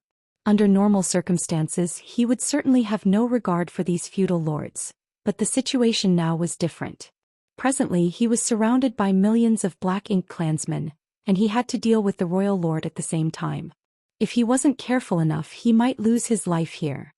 Therefore he became even more ruthless with his moves as he madly activated the soul-rending thorns. After using a fourth soul-rending thorn, Yang Kai realized he had fallen into a dazed state. He secretly cursed because he had used too many soul-rending thorns and had now affected the very foundation of his soul. If he continued to use the soul-rending thorns, his soul would be ripped apart before he could even kill the Royal Lord. When that happened, even the soul-warming lotus couldn't save him. These thoughts all occurred in a flash before his mind suddenly turned blank as he was no longer able to think clearly. Then he lost consciousness. Some unknown amount of time later, Yang Kai abruptly came to his senses when he felt a cool sensation. His head was in pain as his soul had been badly damaged, which made him unable to think clearly. It was only thanks to the soul-warming lotus that he could even regain consciousness. Following that, Yang Kai realized he was surrounded by enemies that stretched out into the distance with no end in sight. They were the Black Ink Clan soldiers. At this moment he was fighting against the Black Ink Clan soldiers, and wherever he went, blood flowed like rivers as countless Black Ink Clan corpses littered the void. Despite the fact that he was unconscious earlier, his body honed by hundreds of years of combat reacted instinctively to kill the enemies, which saved his life. Otherwise, the feudal lords would have been able to kill him. He considered himself lucky that there were no territory lords among the Black Ink clansmen. Otherwise, he wouldn't have stood a chance to survive. The next instant, he realized the royal lord was nowhere in sight. Where is he? The reason he fell into a stupor was because he had activated too many soul-rending thorns. His soul was unable to bear the damage brought about by 4 repeated sacrifices. Since he had fallen into such a state, he reckoned that the royal lord wasn't in a better condition either, despite the fact that the latter was stronger. However, now that he was awake, he couldn't detect the royal lord's aura. Did he run away? No. Suddenly, Yang Kai looked down at his hand and realized he was holding a huge head with sheep horns. This head's eyes were still wide open as though he was unresigned before his death. Black blood could be seen dripping from his severed neck. At that instant, Yang Kai realized he had seen such a sight before. Martial Peak, Chapter 5433, Spying on the Future. The sheep-headed royal lord was dead. What was certain was that the royal lord died by Yang Kai's hand, but Yang Kai didn't know exactly how he had decapitated the royal lord. He also didn't know why he was holding the royal lord's head in his hand.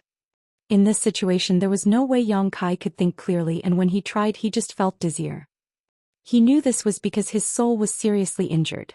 So far, he had relied on the fact that he had the soul-warming lotus and had done many risky things. However, the injury to his soul this time was something that could not be compared to any other in the past.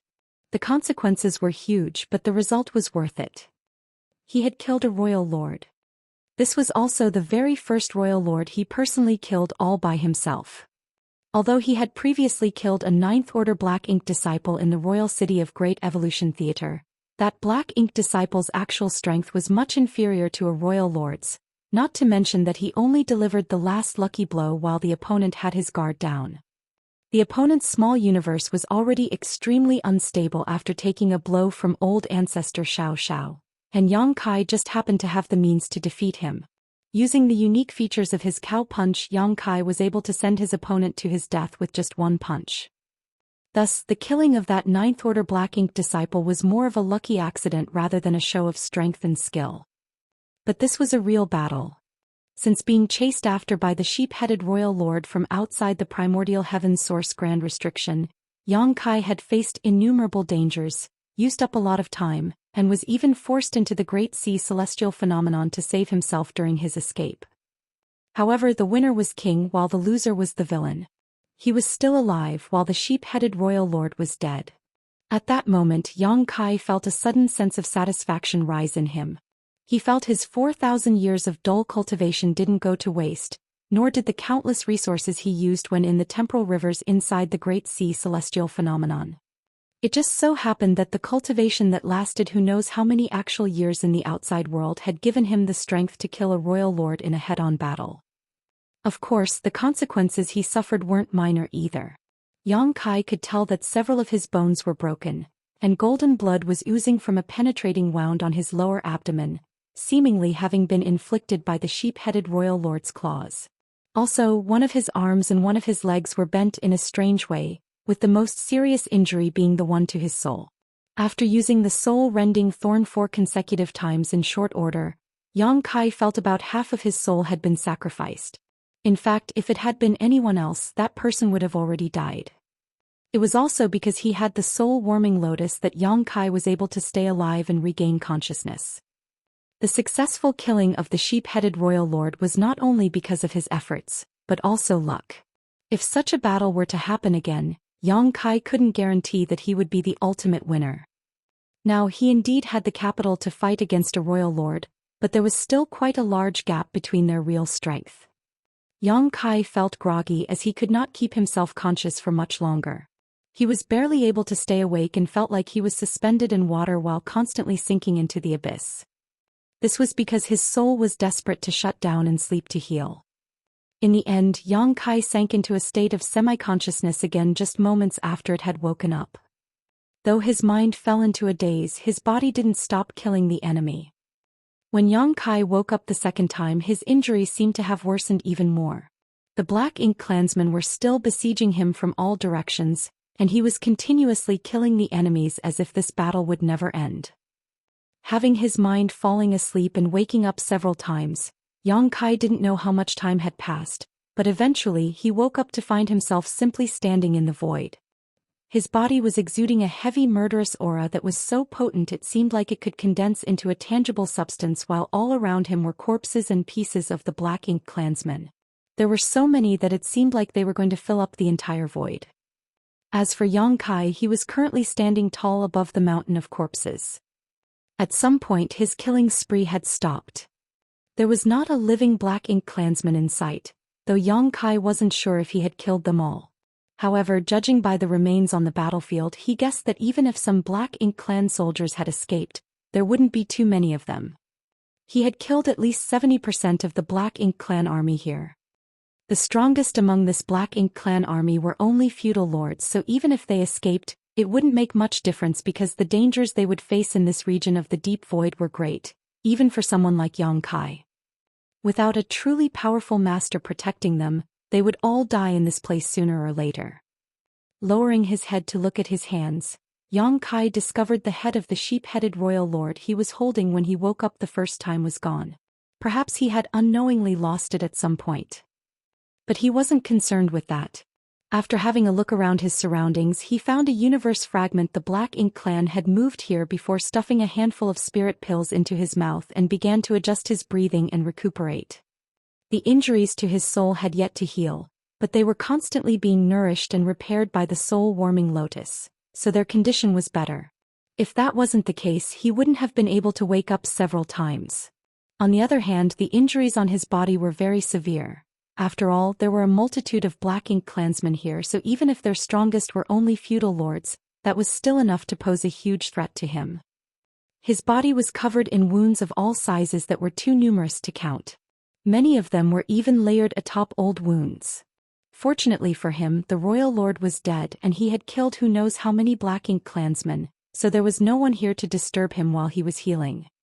The first thing Yang Kai did was to reconnect all his broken bones before correcting his twisted arm and leg, which made him break out in cold sweat during the process.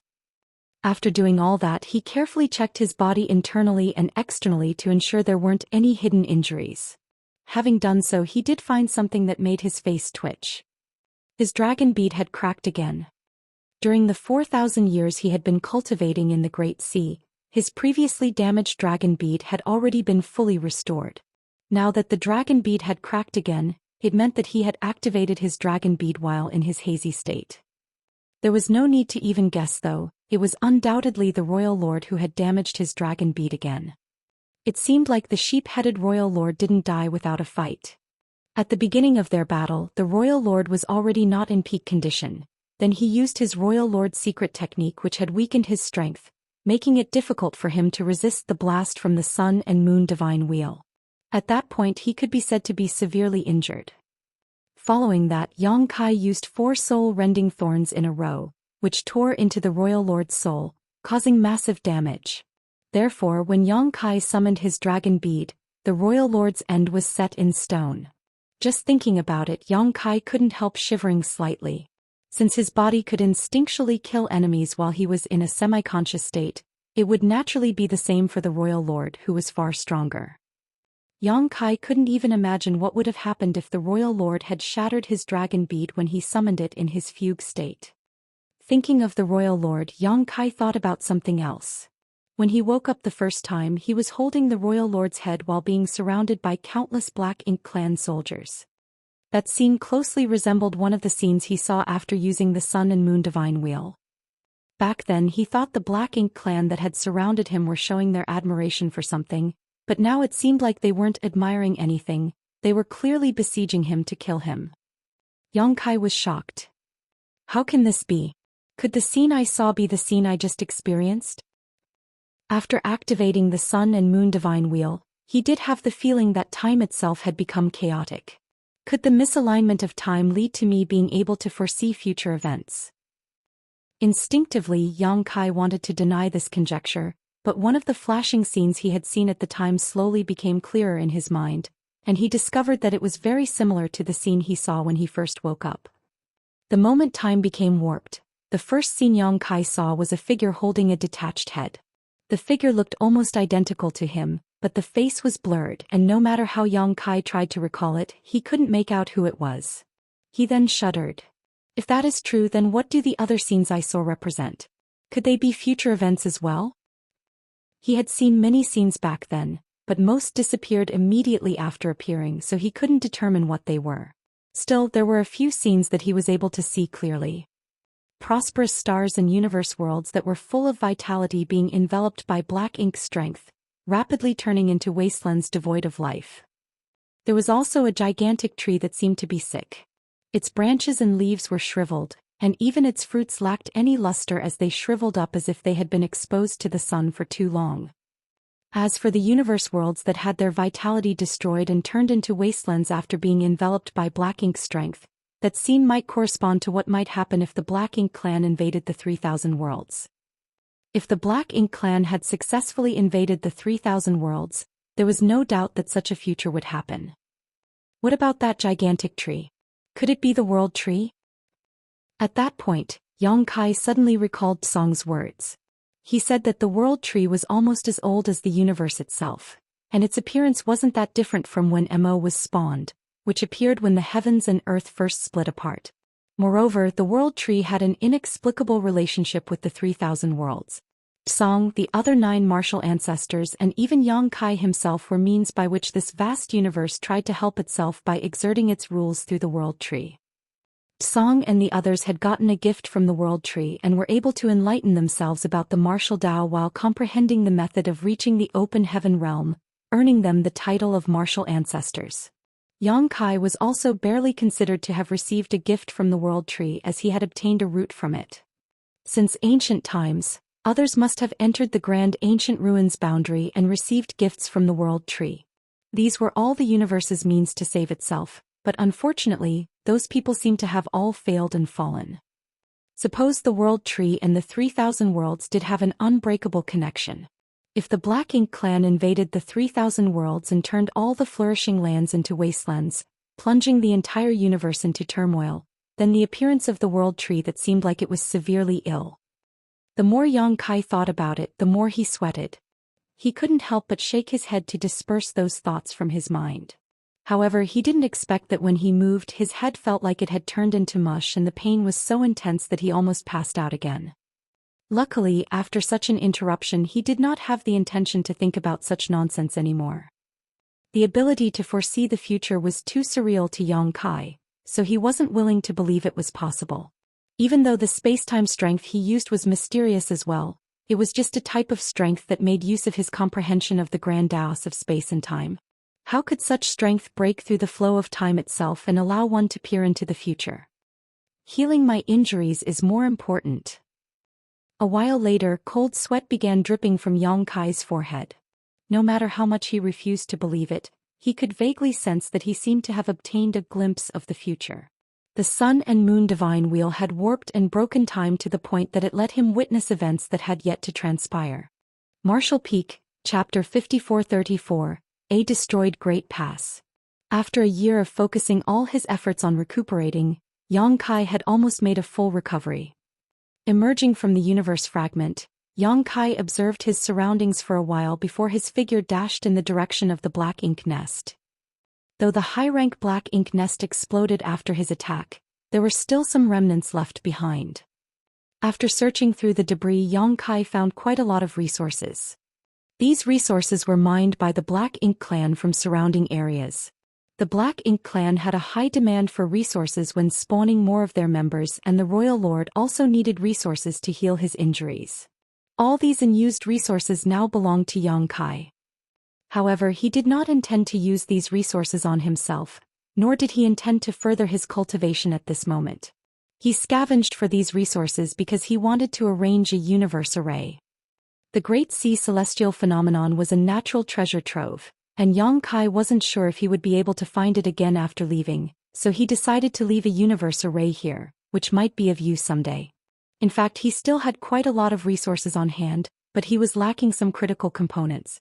It just happened that the resources he found from the Black Ink nest were enough to make up for the shortage. Soon, A universe array took shape in what was left of the universe world where the high-rank black ink nest was originally situated. Yang Kai then made some arrangements to cover up and conceal the universe array. After taking a good look at the Great Sea celestial phenomenon, Yang Kai turned around and left. All that was left now in this vast stretch of void were densely scattered corpses that seemed to be a sign that there was once a tragic battle here. Previously, outside the primordial heaven's source grand restriction, where he was targeted by the royal lord and chased all the way here, Yang Kai planned to follow the path the humans took during their crusade back to the no-return pass to seek help from the Dragon and Phoenix clans to defeat the royal lord. Unfortunately, he got lost on the way, and the longer he ran, the more unsure he was of where he was heading. Now he didn't even know where he was or which way he should travel now. But he wasn't too worried about it because he knew he would eventually find his way back, he just needed to take some time. Another thing that made him feel helpless was that he didn't know how much time had passed. He could accurately calculate the time he spent in the Great Sea celestial phenomenon, but he had no idea about how much time had passed in the outside world.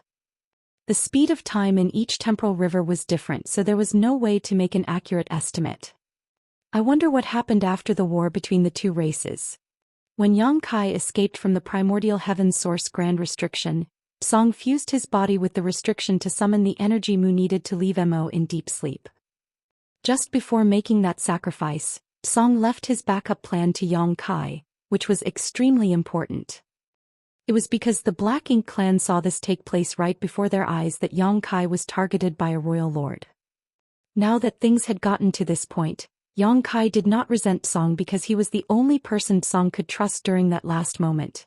After all, he was also one of the means chosen by the vast universe.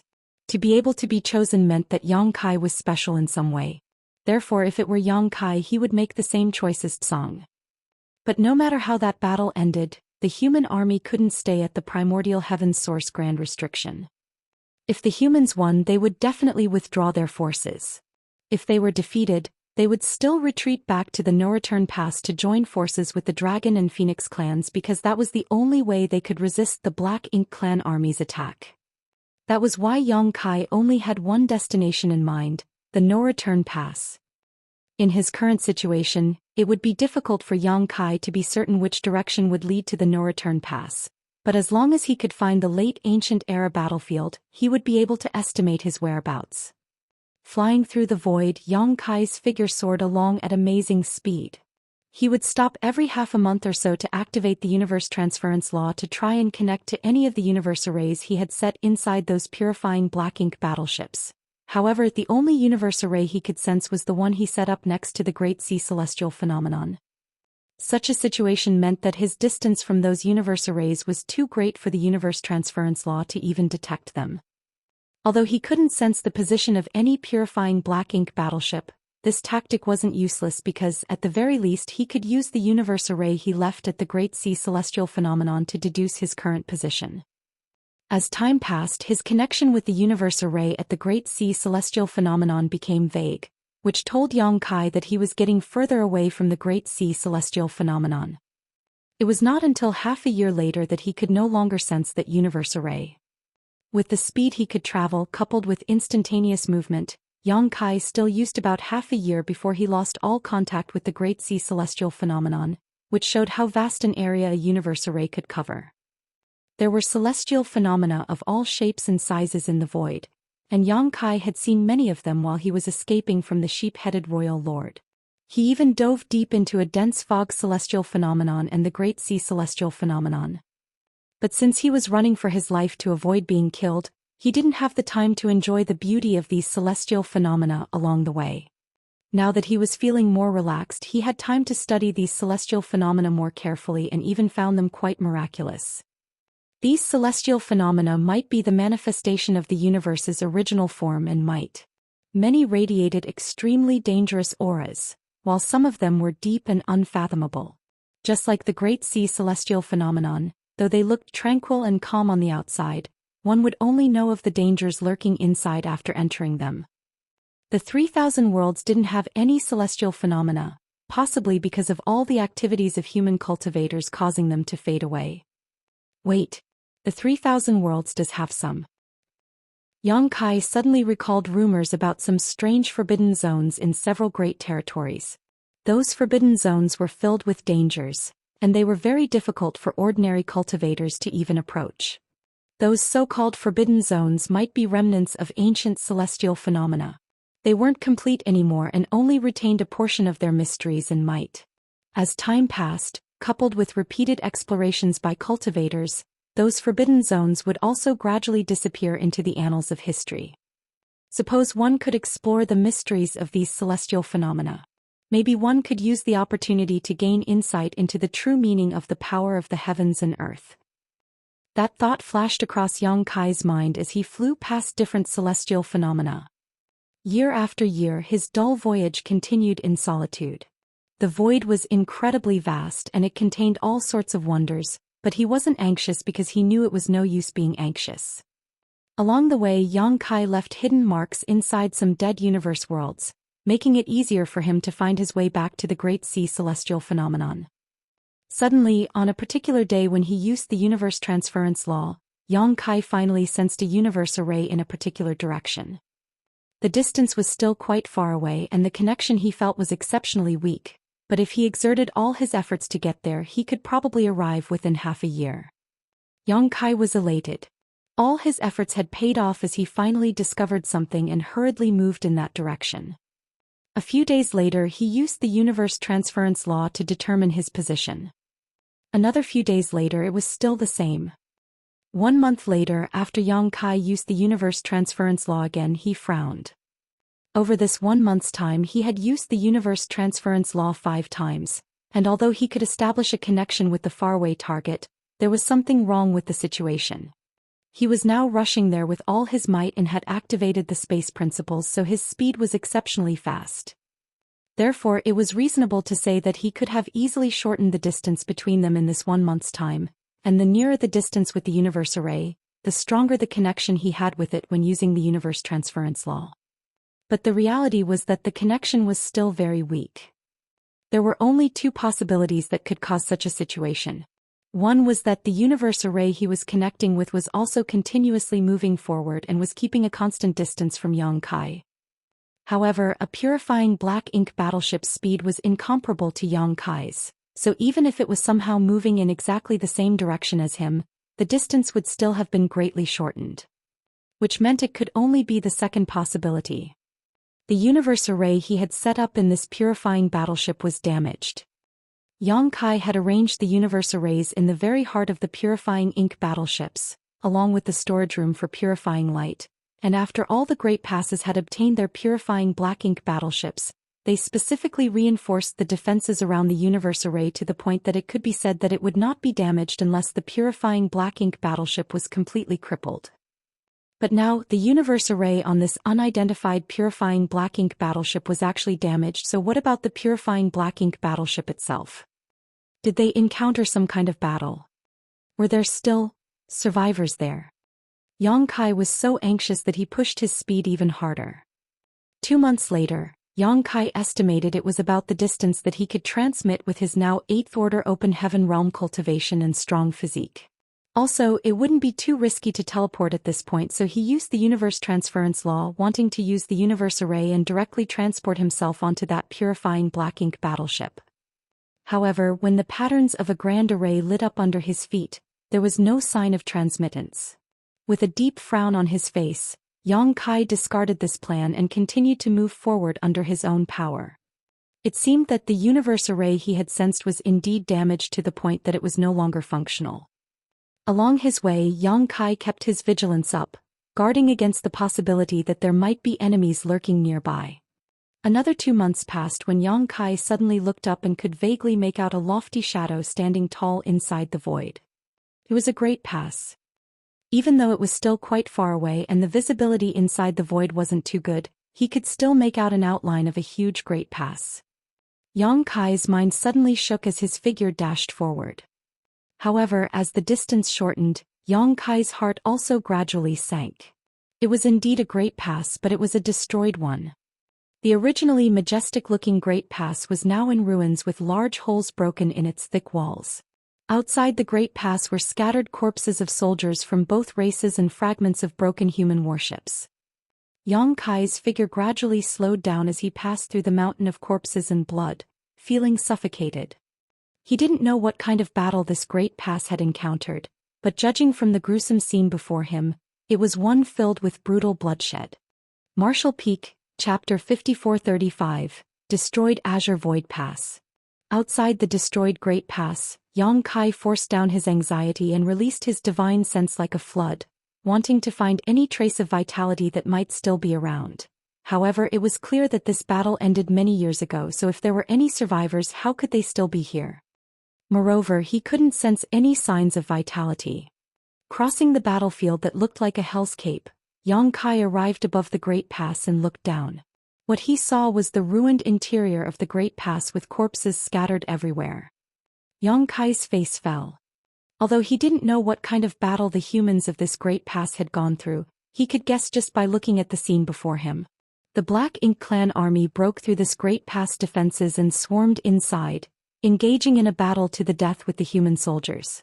Soon he saw a purifying black ink battleship that was broken in two and sensed the weak connection coming from the universe array inside of it. It was this particular universe array that had led him over here. Which Great Pass is this? Yang Kai couldn't figure this out from just a cursory examination, so he continued his search and soon came to the inner sanctum. The inner sanctum of every Great Pass, specifically the central square, could be said to be a human army's drill ground. Now that he looked at this place, he could see obvious traces that were left behind from the battle, as there were numerous Black Ink Clan corpses littered around the area.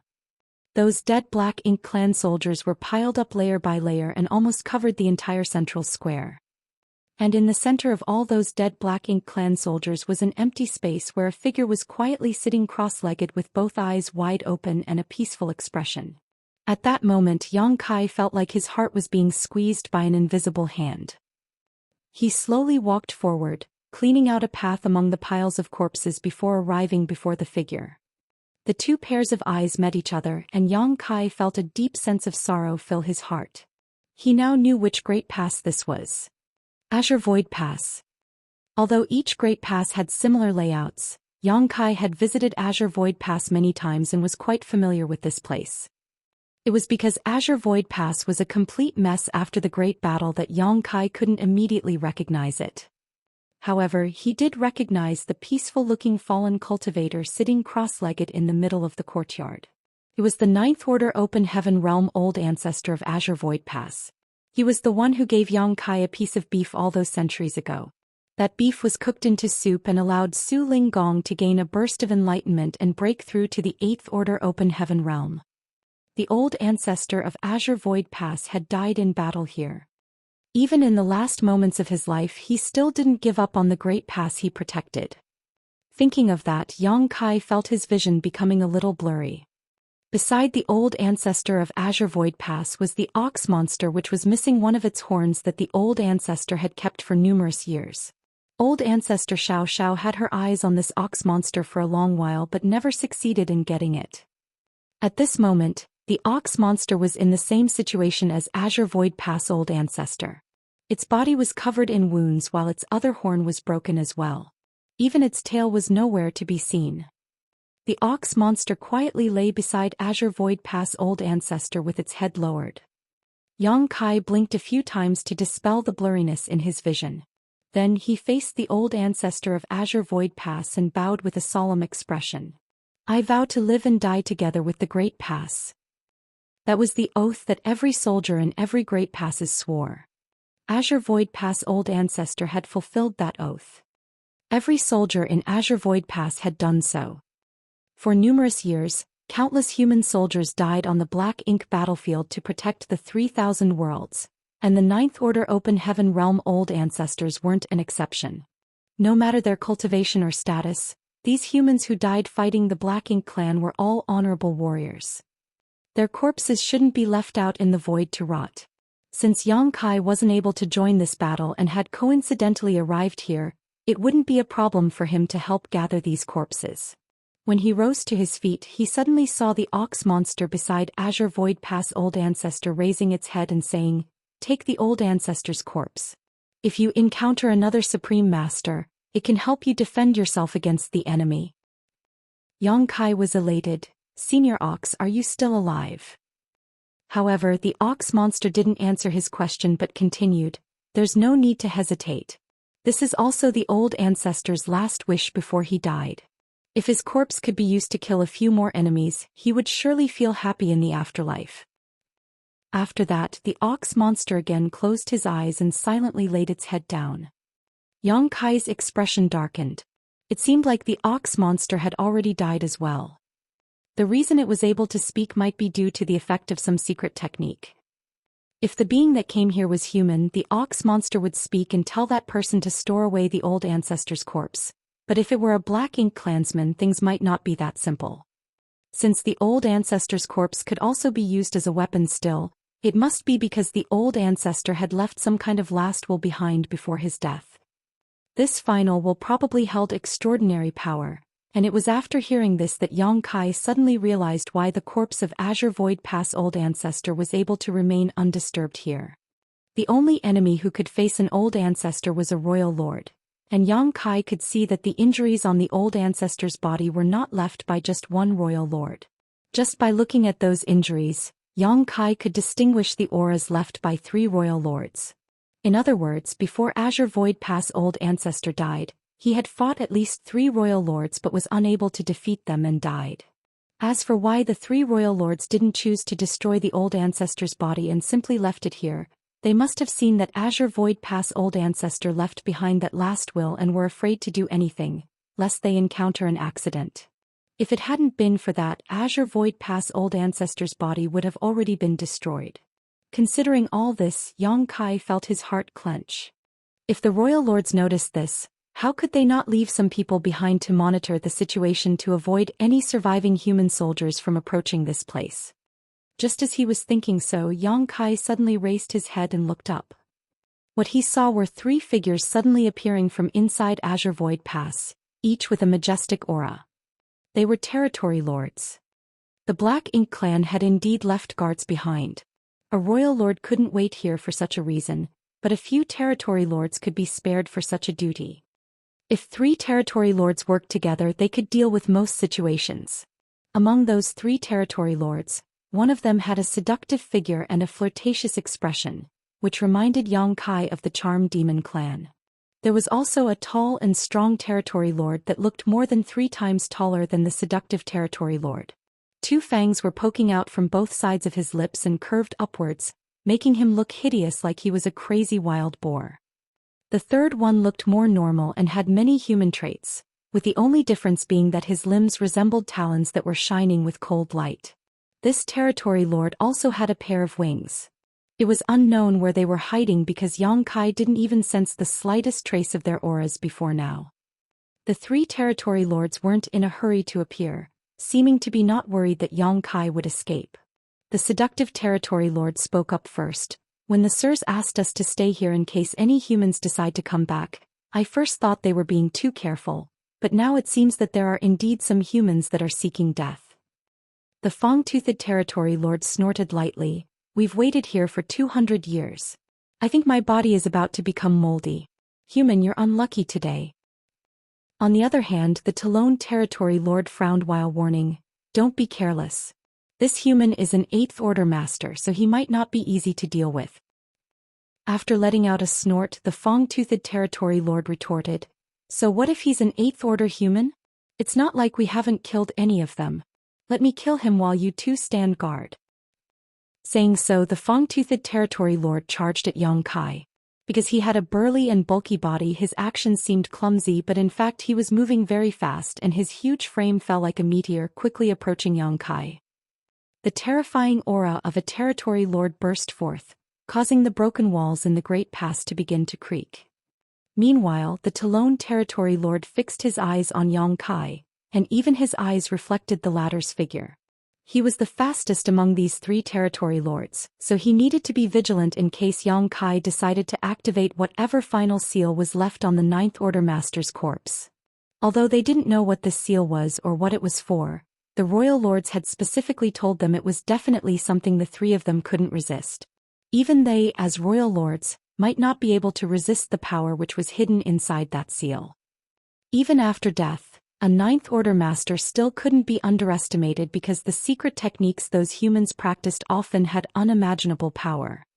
If Yang Kai really did exhibit any intentions of touching that corpse, the Talon Territory Lord had to stop him immediately. While watching Yang Kai's every action carefully, the Talon Territory Lord tried to think in Yang Kai's shoes and predict his next move. Just like he had said, an Eighth Order Open Heaven Realm Master wasn't so easy to deal with. The Territory Lords had indeed killed many Eighth Order Open Heaven Realm Masters outside the Primordial Heaven Source Grand Restriction, but the Territory Lords had suffered huge losses as well. The number of fallen Territory Lords in that battle was 2 to 3 times higher than that of the enemy. Even he himself had been severely injured by a near-dead Eighth Order Open Master.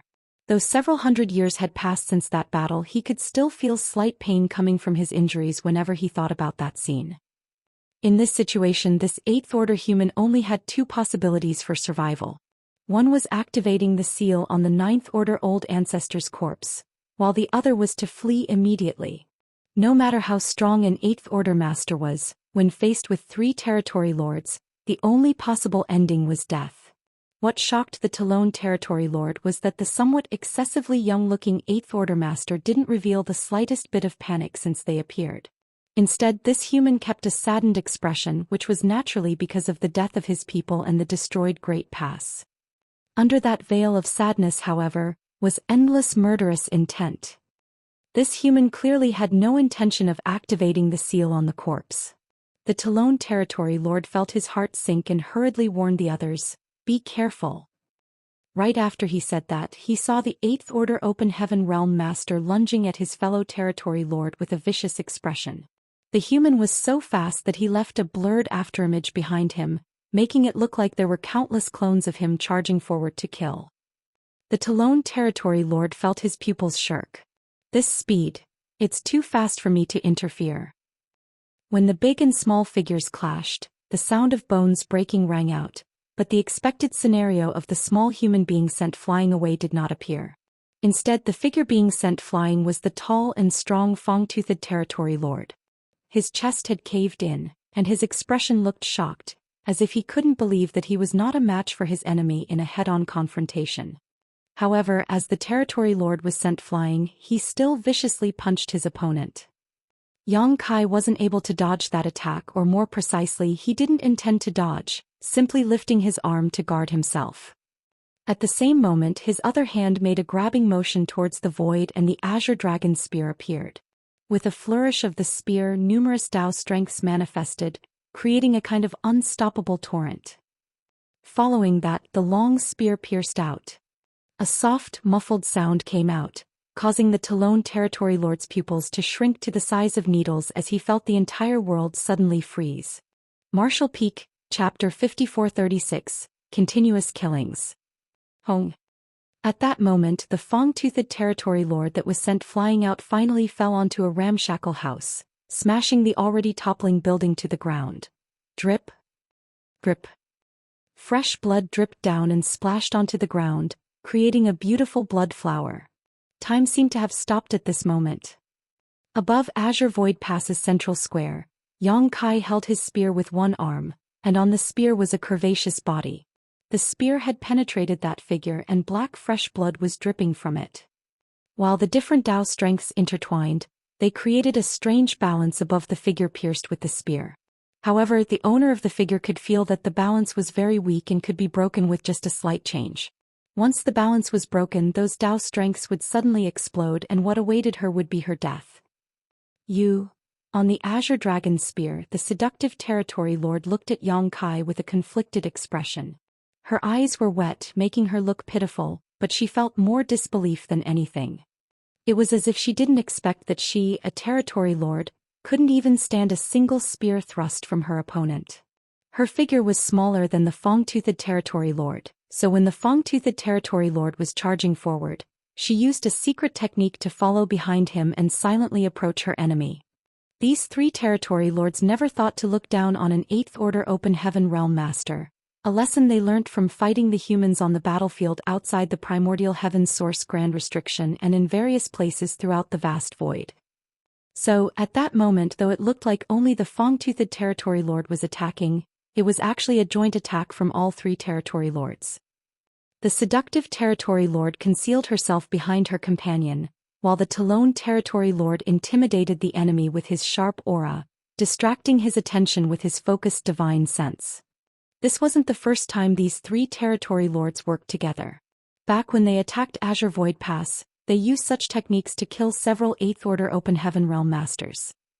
That was why the Royal Lord had specifically left them here, because they were strong enough to deal with any dangers that might arise. By coordinating with each other, these three hadn't made any mistakes and could be said to be unbeatable. However, they had encountered an anomaly this time. The Fang-toothed territory lord was sent flying after a head-on clash, followed by the seductive territory lord being run through by a spear. Meanwhile, the Talon territory lord's pupils just shrank as he didn't dare to make a move. He could detect that the opponent still had an explosive force that had yet to be unleashed condensed inside that spear, so if he moved rashly, the seductive territory lord would immediately die. Although they were shocked at how powerful this 8th Order human was, they had actually won. The seductive territory lord indeed looked quite pitiful at this moment as Yang Kai's spear was piercing her. But her efforts and sacrifices weren't in vain as her jade hand had pierced into Yang Kai's chest and grabbed his heart. She could feel the strong beating of his heart inside his chest in the palm of her hand. Just by tightening her grip, she would be able to crush this human's heart and kill him. However, she didn't do that.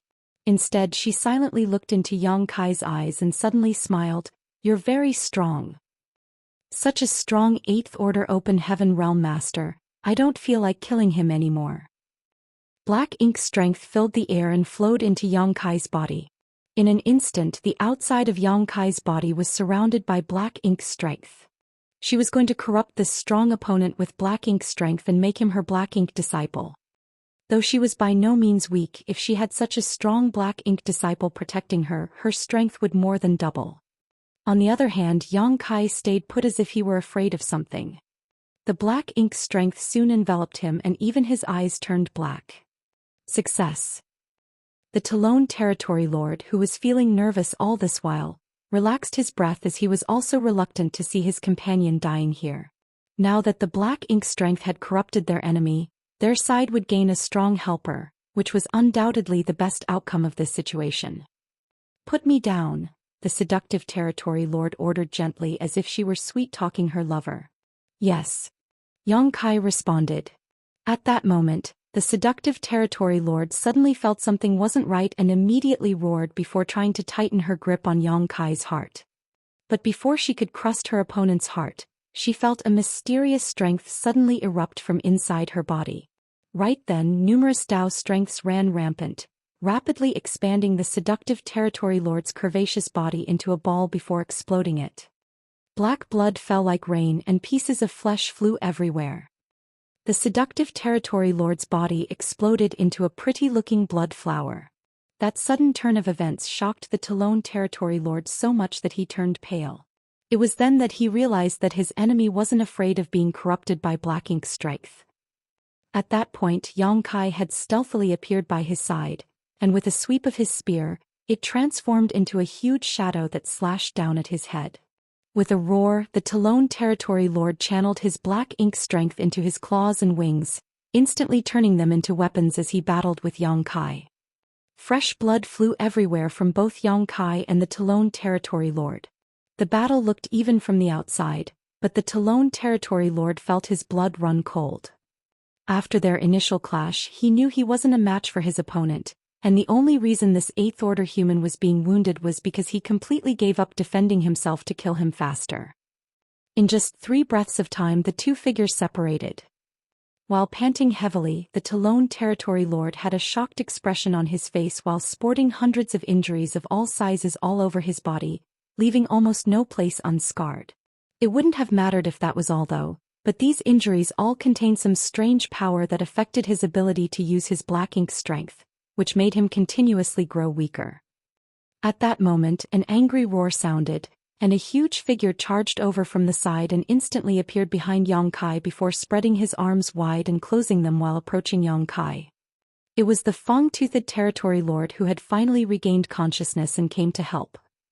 He was still a little confused as to why one of his companions wound up severely injured while the other died during the short moment he was knocked away. All he knew was that he and his companions had greatly underestimated this human Eighth Order master. Just as he was about to slap his hands and crush his enemy, the Fang-Toothed Territory Lord suddenly felt a strange power surging in the air and surprisingly found that no matter how he tried to bring his palms together, he couldn't shorten the distance between them. At this instant, the space between his palms seemed to be infinitely stretching.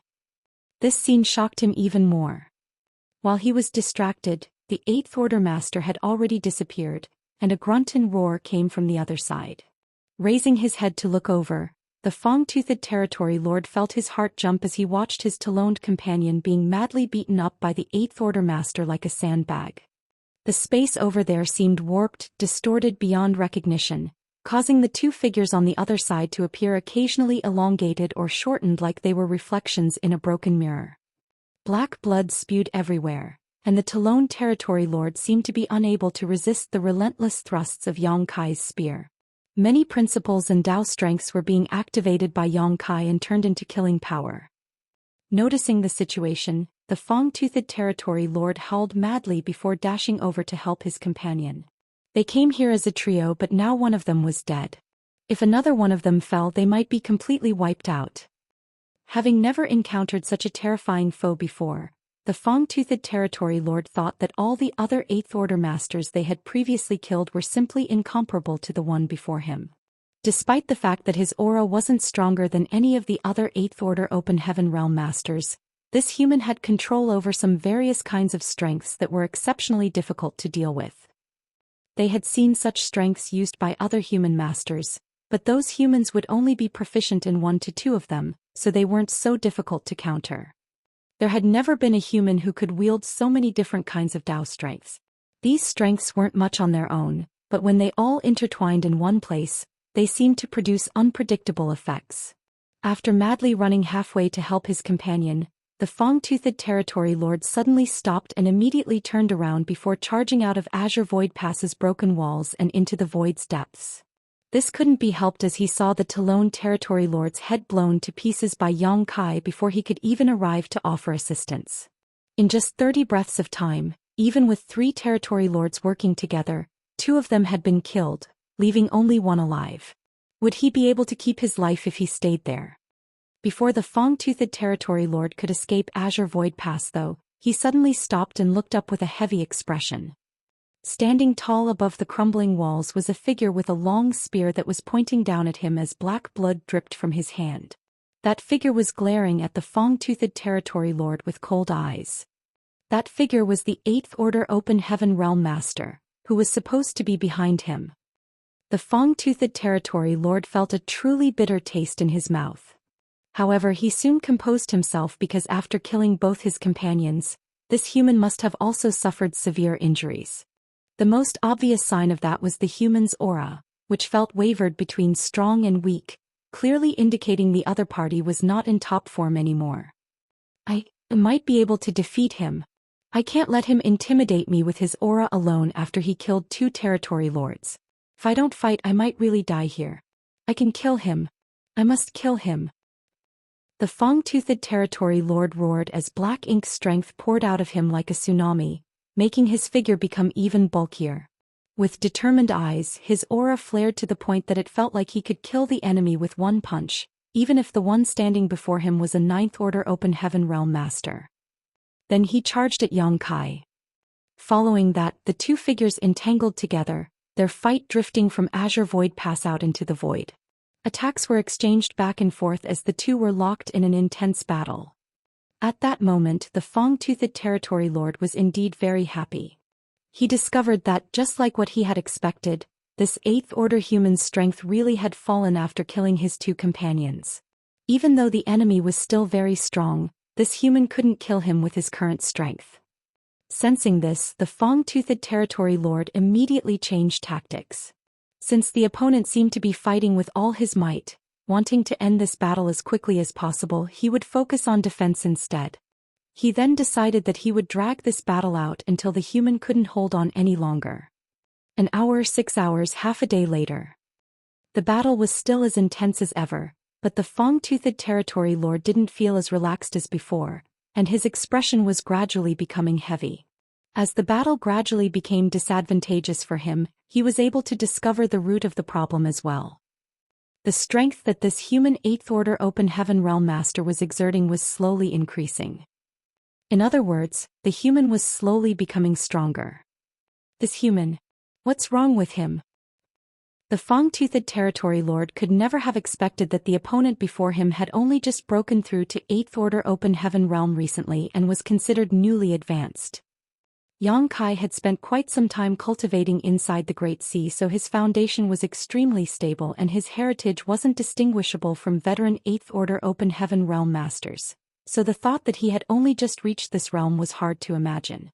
Martial Peak, Chapter 5437, Azure Void Remnants. Under normal circumstances, there were 2 criteria for determining if an 8th Order Open Heaven Realm Master was a veteran or newly promoted. One of them was that the heritage of that person's small universe had achieved a certain threshold. Under normal circumstances, even 2,000 years after a cultivator advanced to the 8th Order Open Heaven Realm, they could still not be counted as a veteran.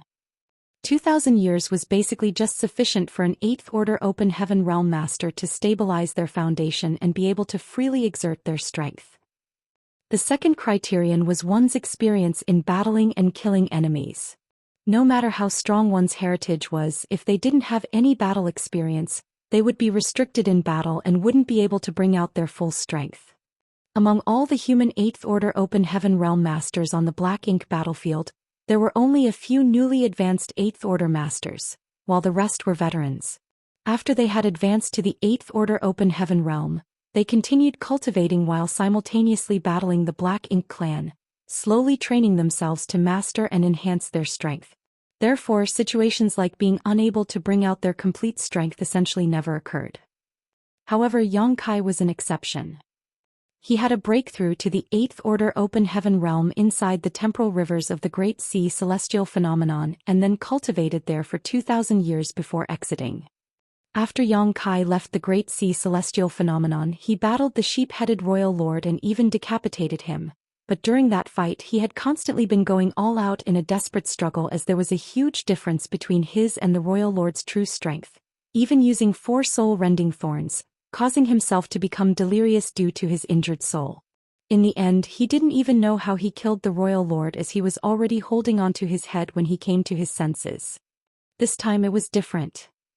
With his current strength, a territory lord wasn't too strong nor too weak, but rather just right for him to use as a polishing stone. After he killed 2 territory lords one after the other, Yang Kai wasn't in a hurry to end the 3rd territory lord's life. Instead, he wanted to borrow this territory lord's strength to hone and familiarize himself with his newfound strength. The many Grand Dao strengths he had refined inside the Great Sea especially were unfamiliar to him. If he could hone them during an intense battle, Yang Kai could gain better control over them and would be able to use them more effectively. That was why the fang-toothed territory lord felt that the Yang Kai's strength was growing. Yang Kai now controlled so many Dao strengths that he wasn't able to skillfully wield them. He desperately needed an opponent to battle against. Therefore he chose to quickly kill 2 territory lords, even if it meant getting hurt in the process. Another half a day later, the fang-toothed territory lord felt despair because this battle, which started with them being on par with each other, then turned against him slightly, was now approaching the point where he was completely overwhelmed. His heart was filled with bitterness. The battle had now made a complete turnaround. Yang Kai's attacks were calm and unhurried as he was still honing his strength, while on the other hand, the fang-toothed territory lord was fighting back desperately as he knew that the longer the battle continued, the stronger his opponent would become. Once this human had reached a certain limit, he would die. But in battle, sometimes fighting with everything one had simply wasn't enough. Another half a day passed and the fang-toothed territory lord's aura had already weakened beyond recognition. His body was covered in every kind of wound imaginable, and his black ink strength was leaking out from all those injuries. If this went on for much longer, there was a high likelihood that his strength would regress from that of a territory lord to a feudal lord. At this moment he felt envious of his 2 companions because at least their deaths were swift. Meanwhile, he was like a piece of meat being slowly shaved by a dull knife, a torturous process for both his body and mind.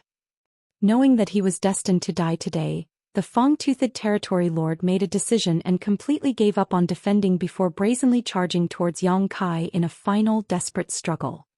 After a dozen breaths, a long spear pierced into his eye socket, and numerous Dao strengths surged into his brain, grinding it into a paste. His originally fierce-looking expression gradually turned peaceful, feeling a sense of relief as the light in his eyes gradually dimmed. Yang Kai withdrew his spear and frowned slightly because he was quite dissatisfied with his current strength.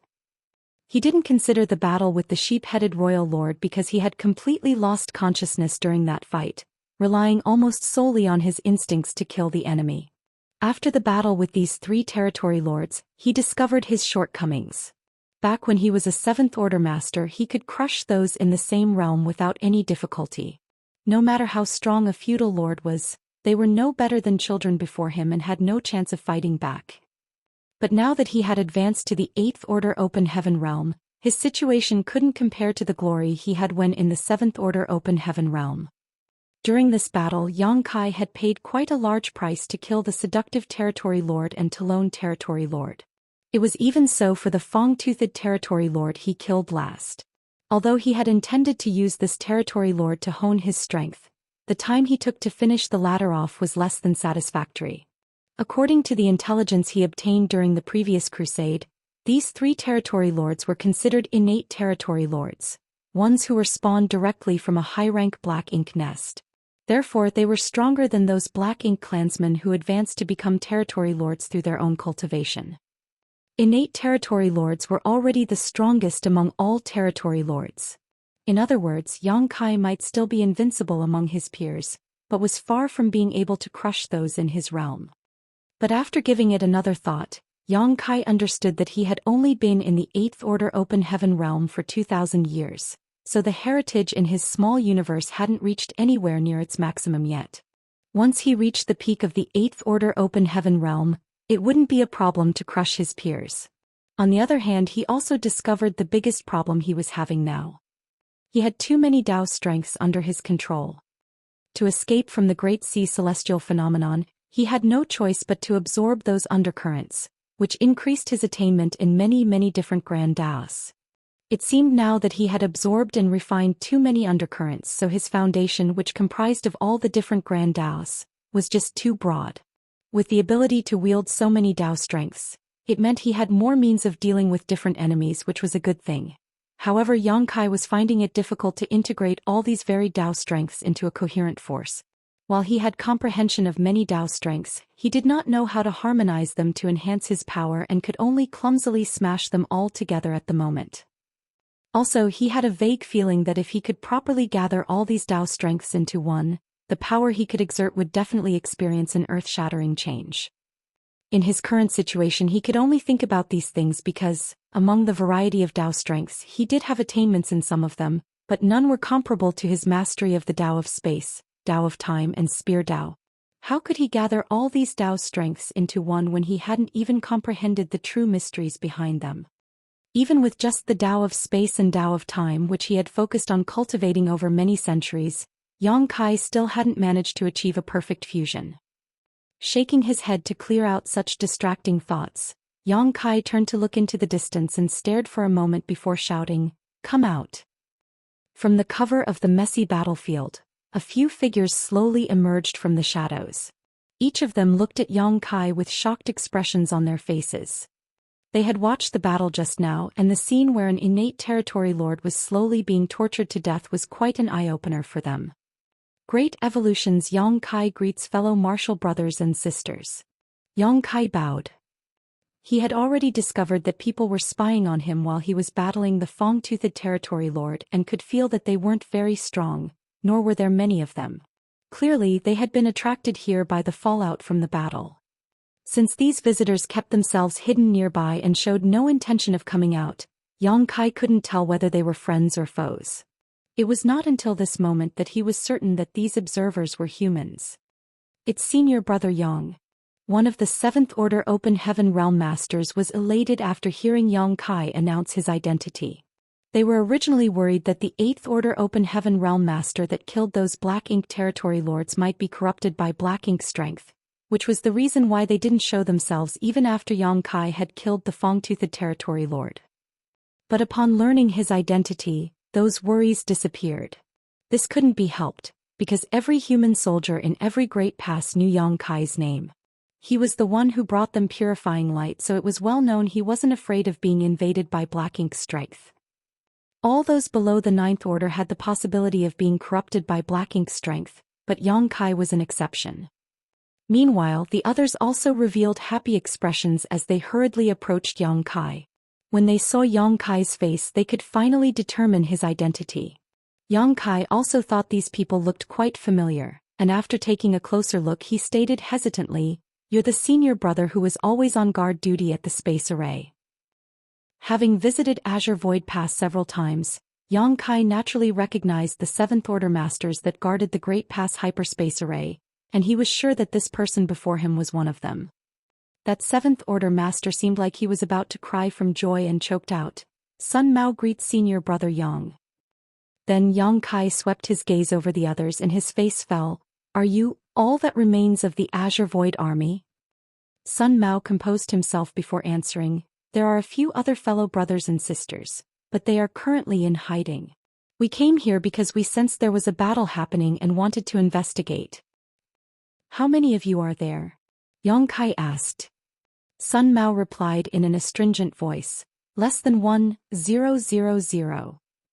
Feeling his face twitching slightly, Yang Kai felt as if his heart was being torn out. Azure Void Pass should have had 30,000 human masters stationed here, about the same as Blue Sky Pass back then. After the attack on the royal city in the Azure Void Theater, they undoubtedly suffered some casualties, but there should have still been more than 20,000 troops here during the Second Crusade. Less than 1,000 of the original 20,000 survived, while even the old ancestor died in battle. It was nothing less than tragic. "Senior brother Yang, are there still any Black Ink clansmen in the inner sanctum?" Sun Mao asked. Yang Kai shook his head. "I didn't make a thorough check, but there shouldn't be any left." Since the 3 territory lords hidden here had been killed, any remaining Black Ink clansmen would have appeared by now, even if it was just to try to flee. Hearing that, Sun Mao felt relieved. If that's the case, then Division Commander Huang and the others can be saved. Yang Kai frowned. "Why did you say that?" Sun Mao explained. "Division Commander Huang and some fellow brothers and sisters were invaded by Black Ink strength. Since we ran out of purifying Black Ink pills and didn't have access to any purifying light, they were unable to eliminate that Black Ink strength. Previously, Division Commander Hai led some troops here, intending to recover the purifying Black Ink battleship. Unfortunately, there hasn't been any news from them since they left, so we assumed they ran into trouble." Quite a number of the remaining soldiers gathered here had been stained by Black Ink strength and had been suppressing the Black Ink strength inside their bodies over the years using various methods, but every once in a while, one of them could not hold on any longer and would have to commit suicide. The battle 200 years ago not only destroyed Azure Void Pass, but also cut off the human supply lines. Even the purifying Black Ink pills and evil purging divine spears were all used up by now. Although there were still alchemists among their ranks, it was impossible for them to refine spirit pills without any spirit herbs or materials. Division Commander Huang Xiong was an 8th Order Open Heaven Realm Master, so even if he was invaded by Black Ink strength, he could still hold on for a time, but if too long passed he would also find it difficult to cope. Now the only thing that could save them was the purifying Black Ink battleship that lay in the inner sanctum. Purifying light might still be sealed inside the battleship, so the only way they could survive was to extract it from the Great Pass. Martial Peak, Chapter 5438 Huang Xiong. When the purifying Black Ink pill was first introduced, Yang Kai did some experiments with the Alchemy Great Grandmasters of Blue Sky Pass. That pill could indeed allow one to resist Black Ink strength and eliminate it from their small universe, but only if one had not completely become a Black Ink disciple. The stronger the cultivator was influenced by Black Ink strength, the more limited the effect of the purifying Black Ink pill. Whenever a human was invaded by Black Ink strength, they would choose the most appropriate method to resolve the crisis. Before a big battle, the human soldiers would take a purifying Black Ink pill, And only if they were unlucky enough to be stained by black ink strength after the pill's effects wore off would they resort to using purifying light.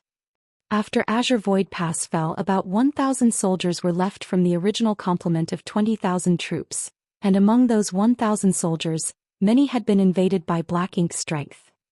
Therefore, the purifying black ink battleship here was their only hope.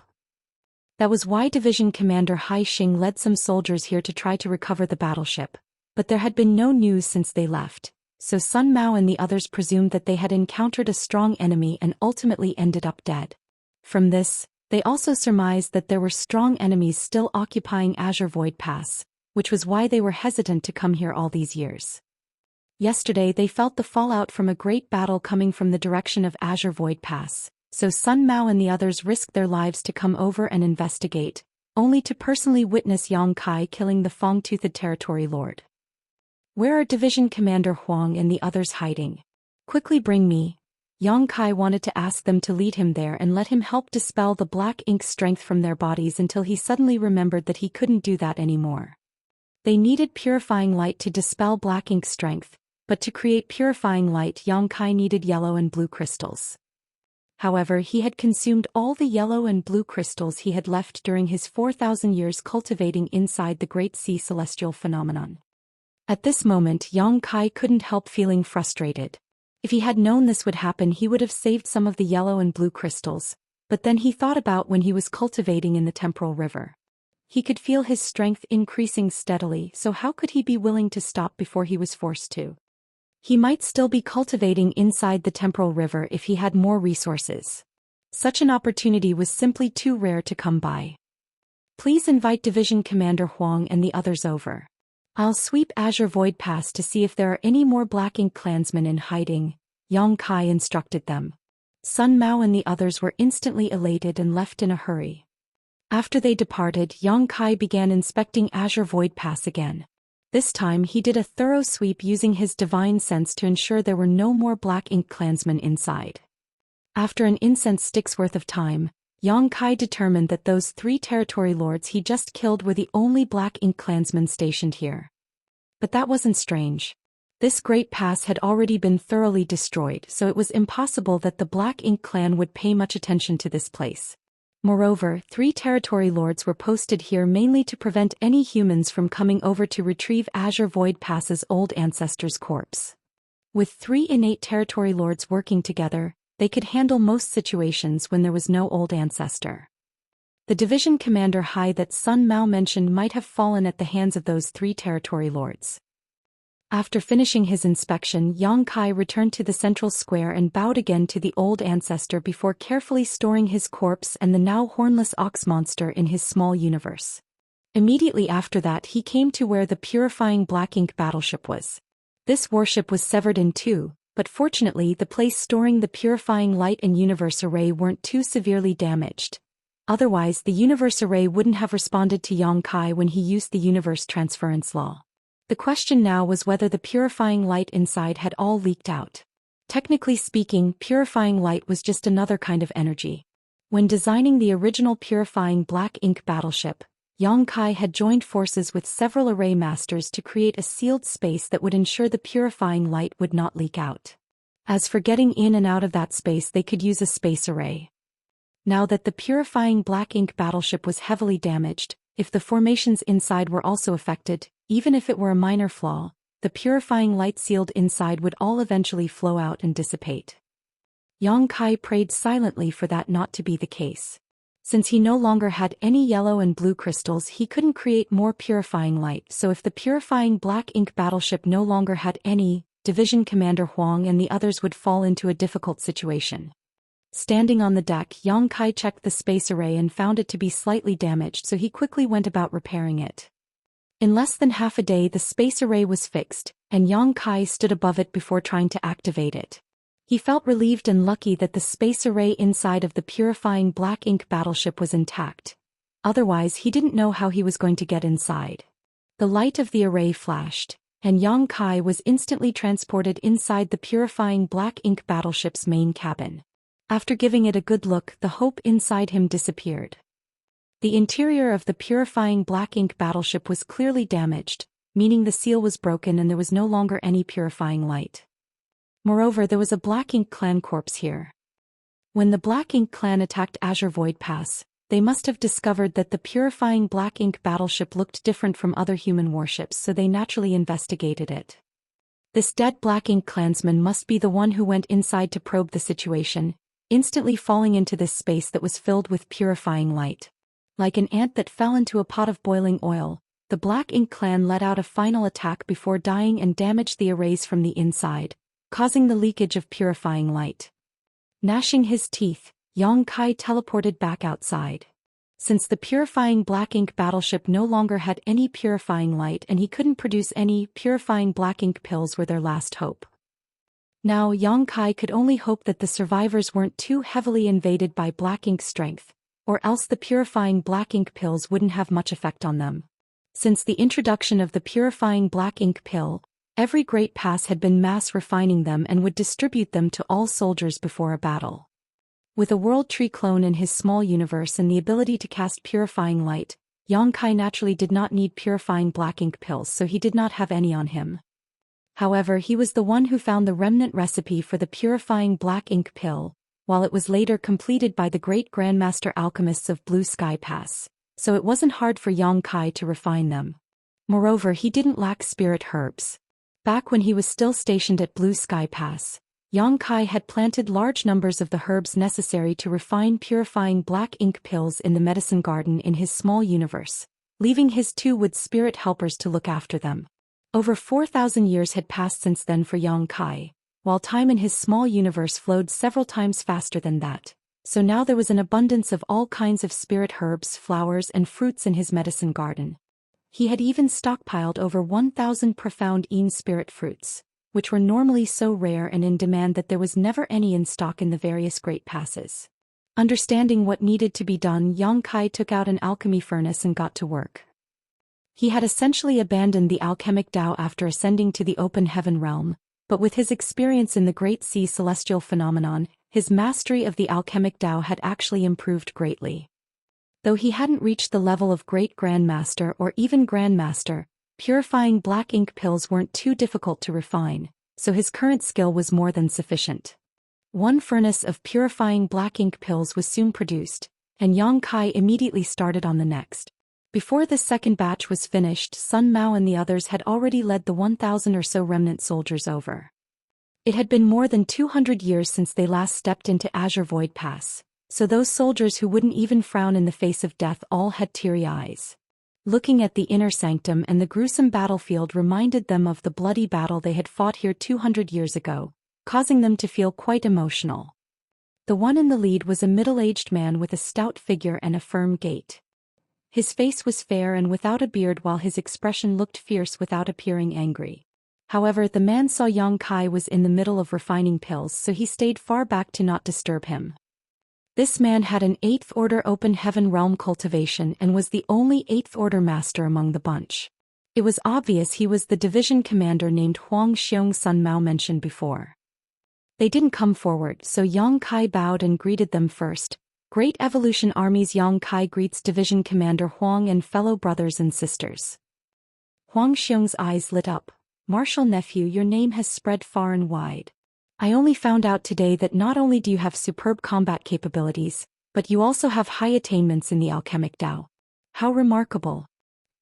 He didn't come forward to disturb Yang Kai just now because he was afraid he might disturb the latter, causing him to fail the refinement of the batch of pills he was currently working on. But when he saw Yang Kai appearing at ease while continuing to refine pills, even greeting them, it showed that he obviously had quite some skill in the Dao of alchemy. Squeezing out a smile, Yang Kai shook his head. Division Commander Huang is too polite. I just finished a furnace of purifying Black Ink pills. Please distribute them to the others. Although it was a happy thing to reunite with his fellow comrades, the current situation made it hard for Yang Kai to truly smile. He swept his gaze over the 1,000 soldiers before him and found that many of them had been stained by Black Ink strength. Even Huang Xiong had a faint Black Ink strength lingering around the surface of his body, and while they were talking, there was even a trace of darkness flashing in the depths of his eyes. That was an obvious sign of being seriously invaded by Black Ink strength. If left unattended, It was only a matter of time before Huang Xiong would be entirely corrupted. Of course, he wouldn't allow such a thing to happen because he would either end his own life or sacrifice part of his small universe before then. Huang Xiong came forward and received the purifying black ink pills that had just been refined before casually tossing them to the soldiers behind him. As for him, he sat cross-legged beside Yang Kai and silently watched him refine pills. A while later, Huang Xiong finally spoke up. Inside the purifying black ink battleship. With a slow shake of his head, Yang Kai replied, "The Black Ink clan sent someone inside to investigate and they damaged the ceiling arrays.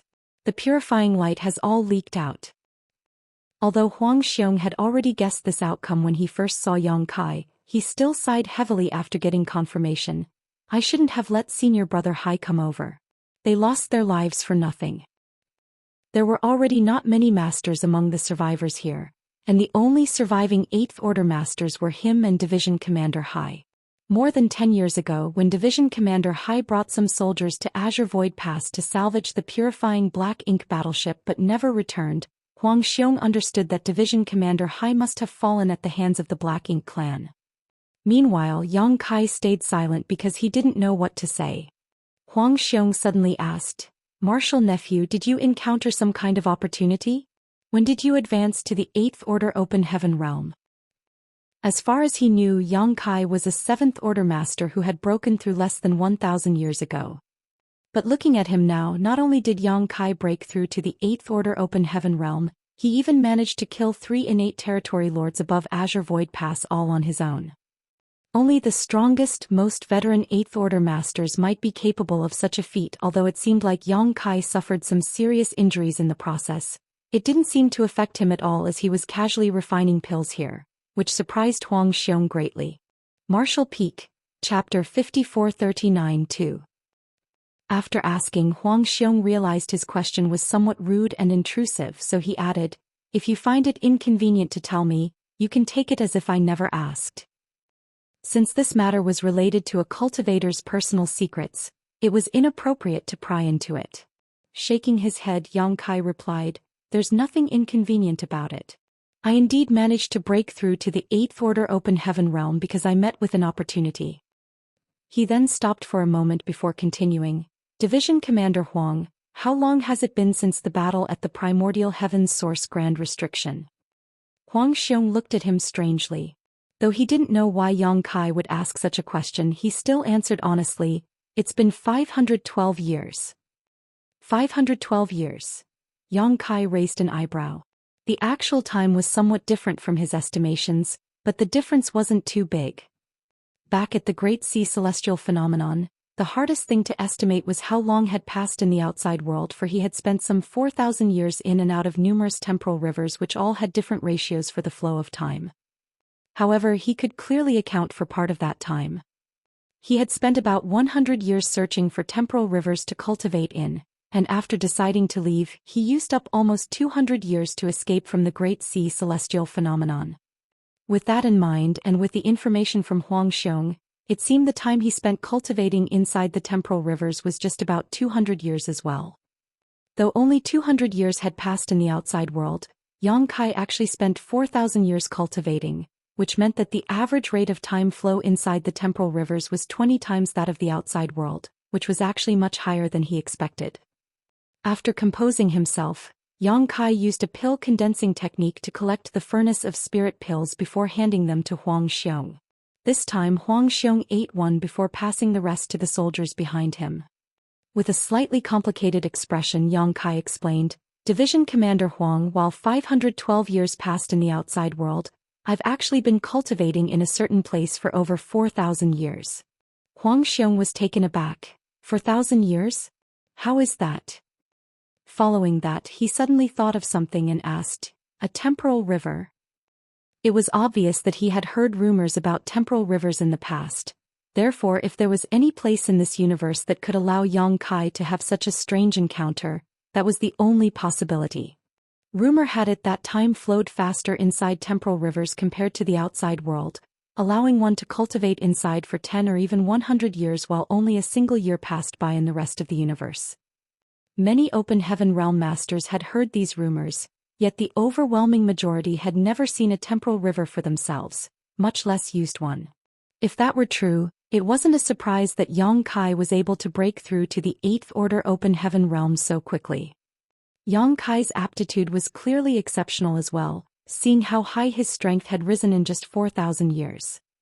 Nodding, Yang Kai answered, "It was a temporal river. Outside the primordial heaven source restriction, I was targeted by a royal lord.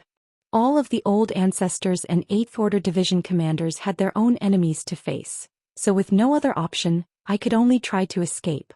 Originally, my plan was to pass through the late Ancient Era battlefield and head for the No-Return Pass to seek help from the Dragon and Phoenix clans to deal with that royal lord, but my plans went astray and I became lost along the way."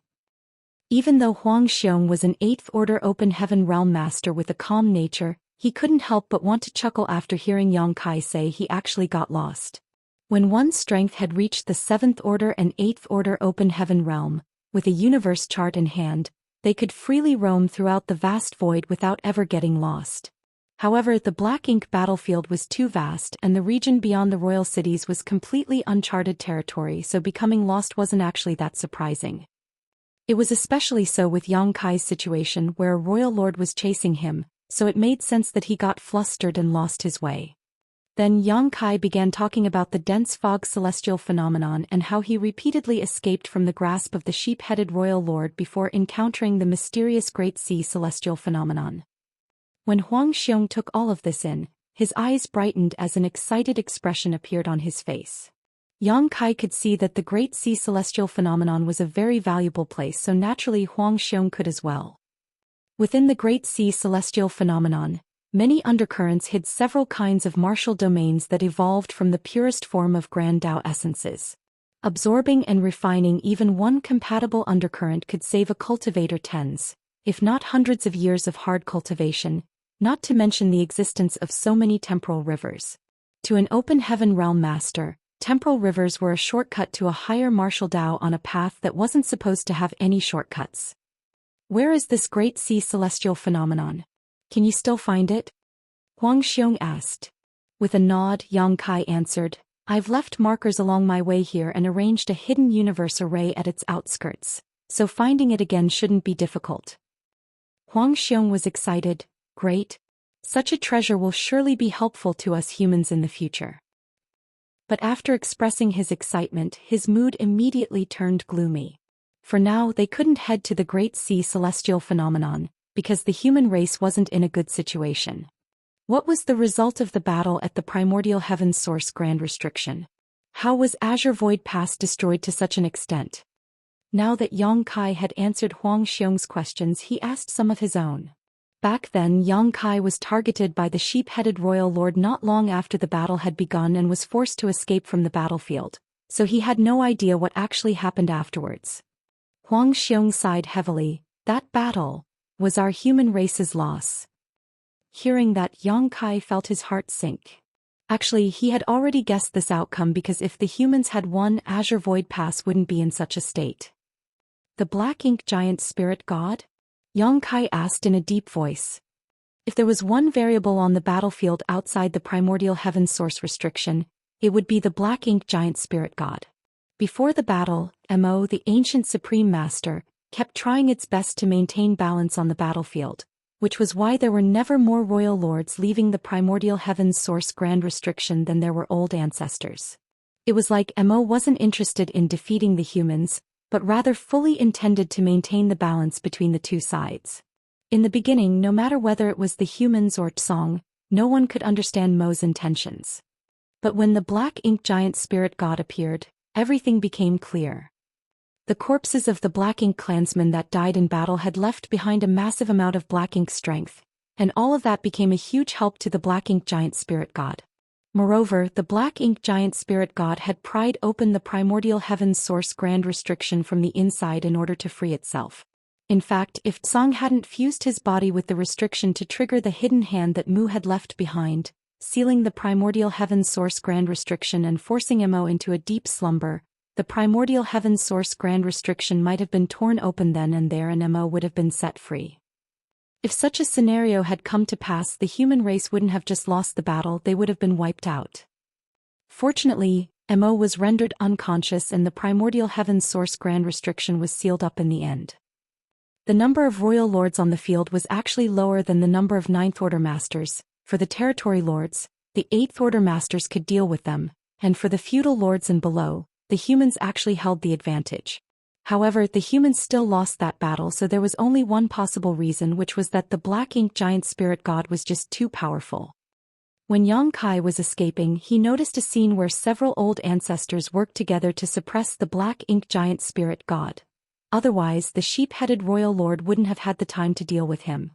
He had only caught a quick glance, but what he saw was that those old ancestors were already stretched to their limit just dealing with the Black Ink Spirit God whose lower half had been cut off by the primordial heaven's source grand restriction when it abruptly closed. How strong would a complete Black Ink Giant Spirit God be? Huang Xiong nodded gravely. It was the Black Ink Giant Spirit Gods. If there had been only one, though the humans would still have had a hard battle, we would still have had a chance to emerge victorious. However, another one of those monsters appeared. Yang Kai's pupils contracted. There were two Black Ink Giant Spirit Gods. Where did it come from? Before the primordial heaven source grand restriction was sealed, there was only one Black Ink Giant Spirit God. In fact, it was only half of one since the grand restriction sheared him in two, so where did the second one come from? Could it be that the grand restriction reopened? Contrary to Yang Kai's worries, Huang Xiong slowly explained, I don't know where the second Black Ink Giant Spirit God came from either. It just suddenly appeared from behind the army and instantly destroyed a great pass, signaling our defeat. From behind the army? Yang Kai was instantly dumbfounded. Why would there be a Black Ink Giant Spirit God that came out from behind the army? Although Mo clearly created the Black Ink Giant Spirit God in the image of the true Giant Spirit God clan, the Black Ink Giant Spirit God wasn't much different in terms of strength and ability. If such a behemoth were to launch an ambush from behind the army, it would be impossible for the humans to react in time. Suddenly, Yang Kai thought of something and asked, did the second Black Ink Giant Spirit God appear from the direction of the late ancient era battlefield? Huang Xiong nodded, indeed. Yang Kai took a breath. I probably know the origin of the second Black Ink Giant Spirit God. Huang Xiong was stunned. You do? He still couldn't figure out how a second Black Ink Giant Spirit God appeared. Even the Azure Void Pass old ancestor couldn't deduce anything after hundreds of years of pondering the issue, so how could Yang Kai uncover the truth after just hearing about it? Yang Kai said solemnly, if I'm not mistaken, it came out of the late ancient era battlefield. During the Second Crusade, old ancestor Xiao and I encountered a true giant spirit god.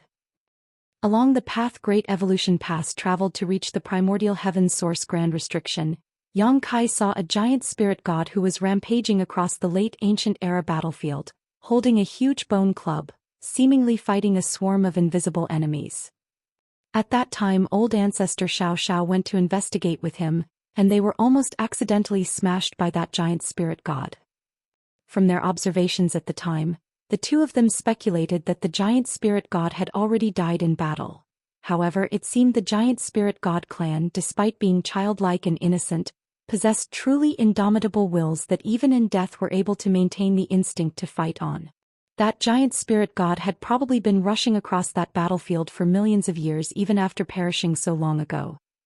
Yang Kai was deeply moved at the time, believing that the giant spirit god's obsession was with trying to save its friends and allies rather than killing the enemy, because with the strength of a giant spirit god, while there might be some enemies it could not defeat, there was no enemy it could not escape from. The fact that it died in battle meant it had chosen to remain behind and keep fighting. However, now it seemed his speculations back then were incorrect and that giant spirit god was not at all what he suspected. That giant spirit god was probably also a Black Ink Giant Spirit God which was created by Mo a long time ago, possibly even before it was trapped by Tsong and the other martial ancestors in the primordial heaven's source grand restriction. When the primordial heaven's source grand restriction was opened this time, Mo must have used some unknown method to revive that Black Ink Giant Spirit God in the late ancient era battlefield and directed it to attack the human army from behind. Although he had not personally witnessed that battle, Yang Kai could still imagine how desperate and helpless the humans must have felt when that second Black Ink Giant Spirit God set foot on the battlefield. Originally, the old ancestors had a slight advantage over the royal lords, but the first black ink giant spirit god occupied at least a dozen Ninth Order masters, flipping that advantage on its head. When the second black ink giant spirit god appeared, it was like the Black Ink clan suddenly received a dozen more royal lords as reinforcements, with no one capable of stopping it. Once that second Black Ink giant spirit god started rampaging, what could be done to stop it? In such a vast yet almost even battle, even the smallest breakthrough could result in a chain reaction that completely tipped the scales of war, much less the intrusion of a being as powerful as a Black Ink giant spirit god. Huang Xiong was stunned when he heard this and couldn't help asking, "Are you saying that the second Black Ink giant spirit god was the one you saw before?" Yang Kai nodded. "Other than that, there is no other possibility." Huang Xiong was speechless as sorrow filled his heart. Martial Peak, Chapter 5440, The Road Ahead. After a long while, Huang Xiong finally spoke up. "The two Black Ink giant spirit gods attacked us from both front and back, destroying a few great passes in the opening moments of the battle. The old ancestors had no choice but to order us to retreat from the primordial heaven's source grand restriction to preserve our strength. The Black Ink clan naturally didn't just let us go, so their army pursued us under the lead of the royal lords. During the bloody battle in the void, the two races both suffered serious casualties. Meanwhile, the two raging Black Ink giant spirit gods were constantly causing havoc.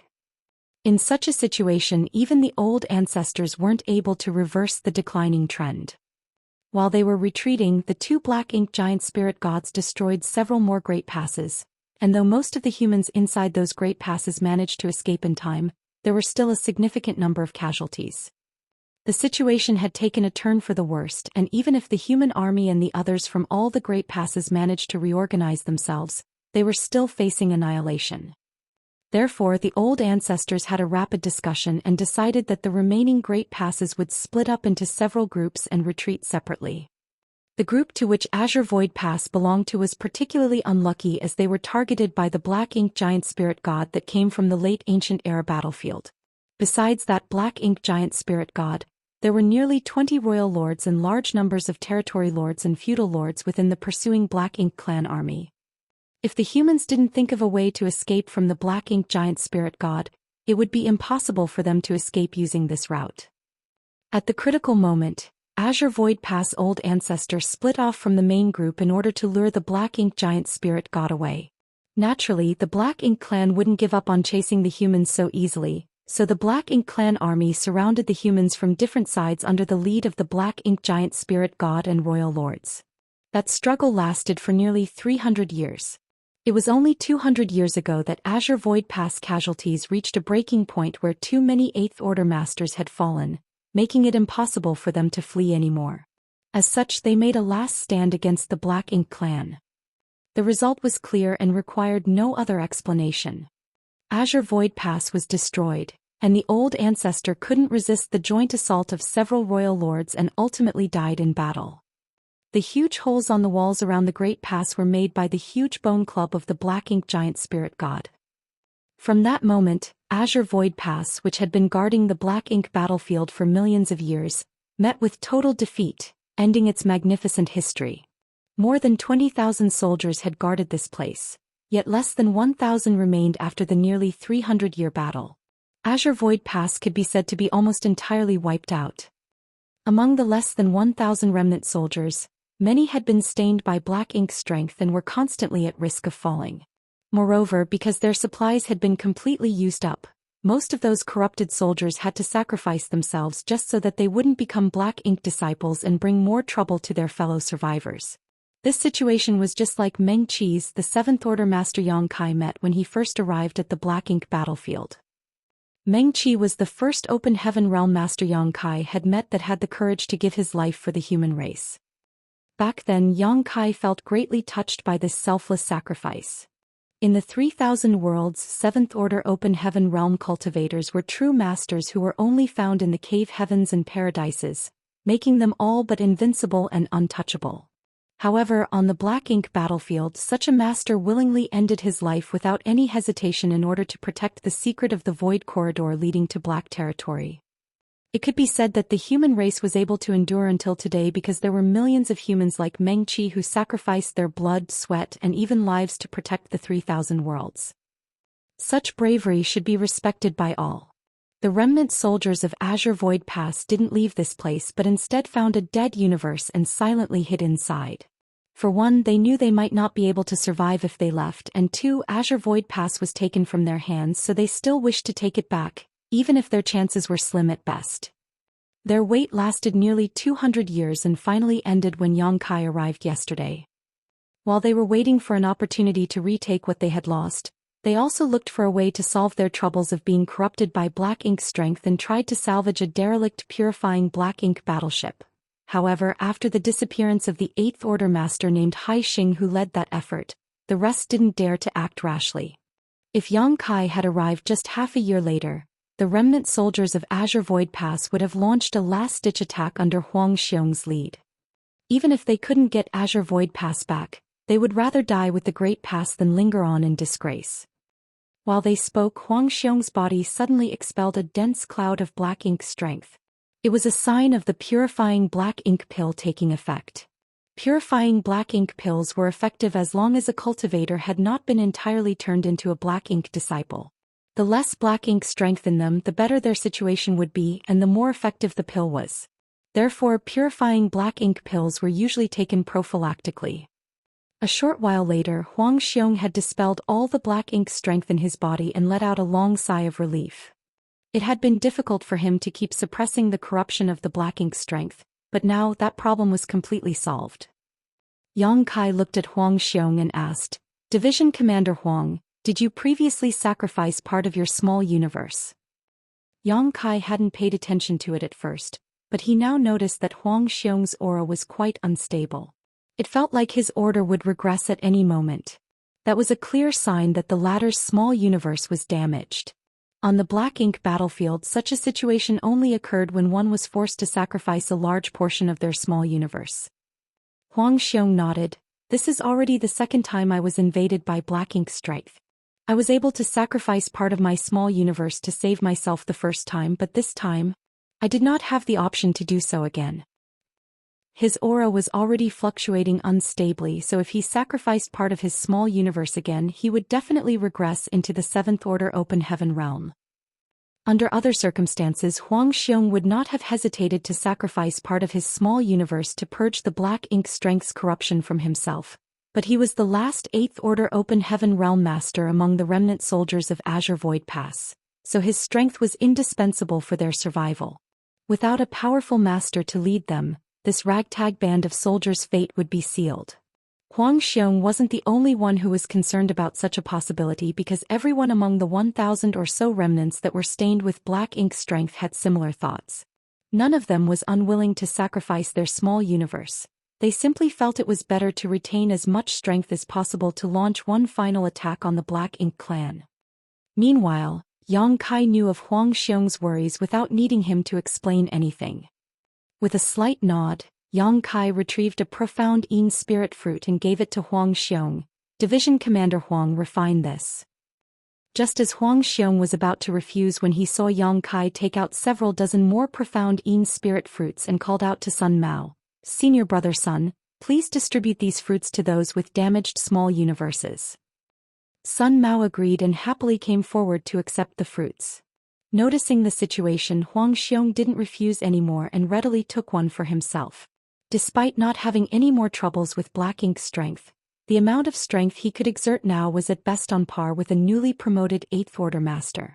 If he could repair his small universe, his strength would increase significantly. After all, he was originally a veteran 8th Order Open Heaven Realm Master. Having suffered hundreds of years of hardships and torment, these soldiers finally attained a moment of peace and could finally dispel black ink strength plaguing them and restore their small universes. Sun Mao came forward and whispered to Xianxia, "Senior brother, I would like to lead a few people to gather the bodies of our fallen brothers and sisters. Might I trouble you to stand guard here?" Nodding, Xianxia agreed, "Of course. Go ahead." Even if Sun Mao hadn't mentioned this, Xianxia had also planned to spend some time helping to gather the remains of the fallen Azure Void Pass soldiers. These soldiers had all died in battle and deserved to be laid to rest with dignity rather than simply being left in the nameless void to rot. Receiving permission, Sun Mao quickly led a few others away to carry out the task. A month later, the interior and exterior of Azure Void Pass had been cleaned out. All the bodies of fallen soldiers they could bring back were buried in the restored cemetery. Then Sun Mao and the others found a way to dispose of the corpses of Black Ink clansmen and the remaining Black Ink strength in the nearby void. Inside the core hall of Azure Void Pass, Huang Xiong led Yang Kai to investigate the situation. Since he had consumed a profound Yin spirit fruit and repaired his small universe, Huang Xiong was no longer at risk of regressing to a lower order, but he still needed some time to cultivate to restore his strength to its peak. Now that Azure Void Pass was rid of its external enemies, the two of them needed to think about what they had to do next. Of course, there was only one idea that came to mind, which was to head towards the no-return pass. There must still be a heaven-shaking war happening there. Although it had been hundreds of years, both of them weren't sure whether the Black Ink clan had captured the no-return pass. Therefore, they needed to head over and take a look for themselves in order to be sure. With 2 Black Ink giant spirit gods and dozens of royal lords, there was no telling whether the divine spirits headed by the Dragon and Phoenix clans would be enough to withstand the enemy. Perhaps the no-return pass had already been defeated. But the 3,000 worlds were everyone's homeland after all, and they all had to return there at some point. Great Evolution Pass had a core, so Azure Void Pass naturally had to have one too. In fact, every Great Pass had its own core, which was placed in the most central location in each Great Pass. Moreover, every Great Pass was only able to function as a mobile palace artifact and engage in a crusade because of the existence of its core. These cores were the crystallization of the wisdom of great experts from the early ancient era. After a thorough investigation, Huang Xiong discovered that a strong force had shattered Azure Void Pass core, and from the lingering aura, he determined that it was the old ancestor's doing. Seeing that Azure Void Pass was lost, the old ancestor must have shattered the core at the last moment, preventing the possibility of the Black Ink clan causing more trouble to the human race after gaining Azure Void Pass. Yang Kai's accomplishments in Dao of Artifact Refining and Dao of Spirit Arrays were quite profound now, but it was still completely beyond his capabilities to refine a new core. Moreover, even if he was able to refine a new core, there were nowhere near enough soldiers in Azure Void Pass to power it. During the Great Evolution Army's crusade, old ancestor Xiao personally controlled the core while 38th Order Open Heaven Realm Masters worked together with her to power it. Now the only 8th Order Open Heaven Realm Masters here were Huang Xiong and Yang Kai, so it was impossible for them to even activate a core if they sank all their strength into it. Huang Xiong also understood this. It was never his intention to regain Azure Void Pass but instead to simply retrieve the core for possible future use. Since the old ancestor had shattered the core though, he could only discard this plan. There are 935 of us in total, so although it will be cramped, one purifying Black Ink battleship should be able to fit everyone. I need a few who are skilled in artifact refining and arranging spirit arrays to assist me. Please help me arrange that, Division Commander Huang. Huang Xiong nodded. Then I shall have to trouble you, Division Commander Yang. On the Black Ink battlefield, once a cultivator reached the 8th Order Open Heaven Realm, they were qualified to become a division commander. Though no old ancestor or army commander had appointed Yang Kai to such a position, the situation was different now, so it was normal for Huang Xiong to address Yang Kai as division commander. If they wanted to head towards the no-return pass, they couldn't only rely on just the few soldiers they had here. A warship was necessary to maximize the strength of the 5th and 6th Order Open Heaven Realm Masters among them and reduce their consumption in battle. Martial Peak, Chapter 5441, Luring the Enemy. At this moment, the strongest warships humans fielded were the purifying Black Ink battleships. Whether it was in terms of capabilities, capacity, or raw power, the purifying Black Ink battleship was not something any other class of warship could compare to. Even Dawning Light was inferior to the purifying Black Ink battleships. Therefore, a purifying Black Ink battleship was the most obvious choice for Yang Kai and the others. With Yang Kai's current capabilities, though it would be difficult, he could refine a new purifying Black Ink battleship from scratch, but that would take far too much time and effort. Instead, the better option was to simply repair the derelict battleship which was lying in the Great Pass. With a plan worked out, the remnant soldiers of Azure Void Pass were in high spirits as, after more than 200 years of fleeing and hiding, they finally had a chance to go on the attack. After a short month of continuous work and using up large amounts of resources, the broken purifying black ink battleship was finally good as new. The soldiers then began salvaging the artifacts that weren't entirely destroyed from Azure Void Pass before letting their fellow soldiers who were proficient in the Tao of Spirit Arrays and Tao of Artifact Refining install them onto the purifying black ink battleship. As for Yang Kai, he was responsible for repairing other warships. When Sun Mao and the others gathered up the bodies of their fallen comrades, they also found several damaged warships. Though none of these warships were functional, they each had parts that were still in working condition, so Yang Kai simply salvaged whatever was usable and combined pieces from 10 to 20 broken warships into a new one. Another half a year had passed before the less than 1,000 lineup of soldiers gathered in the central square. Despite their small number, they still exuded the air of an army many times their size. Meanwhile, the purifying black ink battleship was quietly docked outside the square, displaying its ferocious new appearance. Since preparations had been completed, it was time to set off. Everyone was eager to head to the no-return pass and unwilling to waste a moment more. Huang Xiong swept his gaze over everyone and boomed, "Today we rejoin the war, and even if it is our fate to die, we will take many times as many enemies down with us. Kill. Kill. Kill." When everyone thought back to when Azure Void Pass was overrun and defeated, the old ancestors' death in battle, and all the corpses of their fellow soldiers, their eyes reddened with tears and the murderous intent coming from them soared. Everyone then boarded the battleship. In just a few short moments, the purifying black ink battleship sailed out into the void and melted into the darkness before disappearing from sight. While repairing this purifying black ink battleship, Yang Kai had arranged several other grand arrays, including an illusion array that could be used to conceal it. Although the purifying black ink battleship wasn't small, this array would allow them to move undetected as long as their luck wasn't too poor. If the enemy wasn't wary enough, they might not discover the purifying black ink battleship even if they were just 1,000 kilometers away. This purifying black ink battleship that carried the last forces of Azure Void Pass looked very different from its original design. It was now far more ferocious in appearance. After all, this purifying black ink battleship had gathered all the remaining war potential of the entire Azure Void Pass. While repairing this warship, Yang Kai and the others had installed every usable artifact they could find. Not only was the purifying black ink battleship equipped in such a luxurious manner, every squad-class warship in their possession was similarly armed.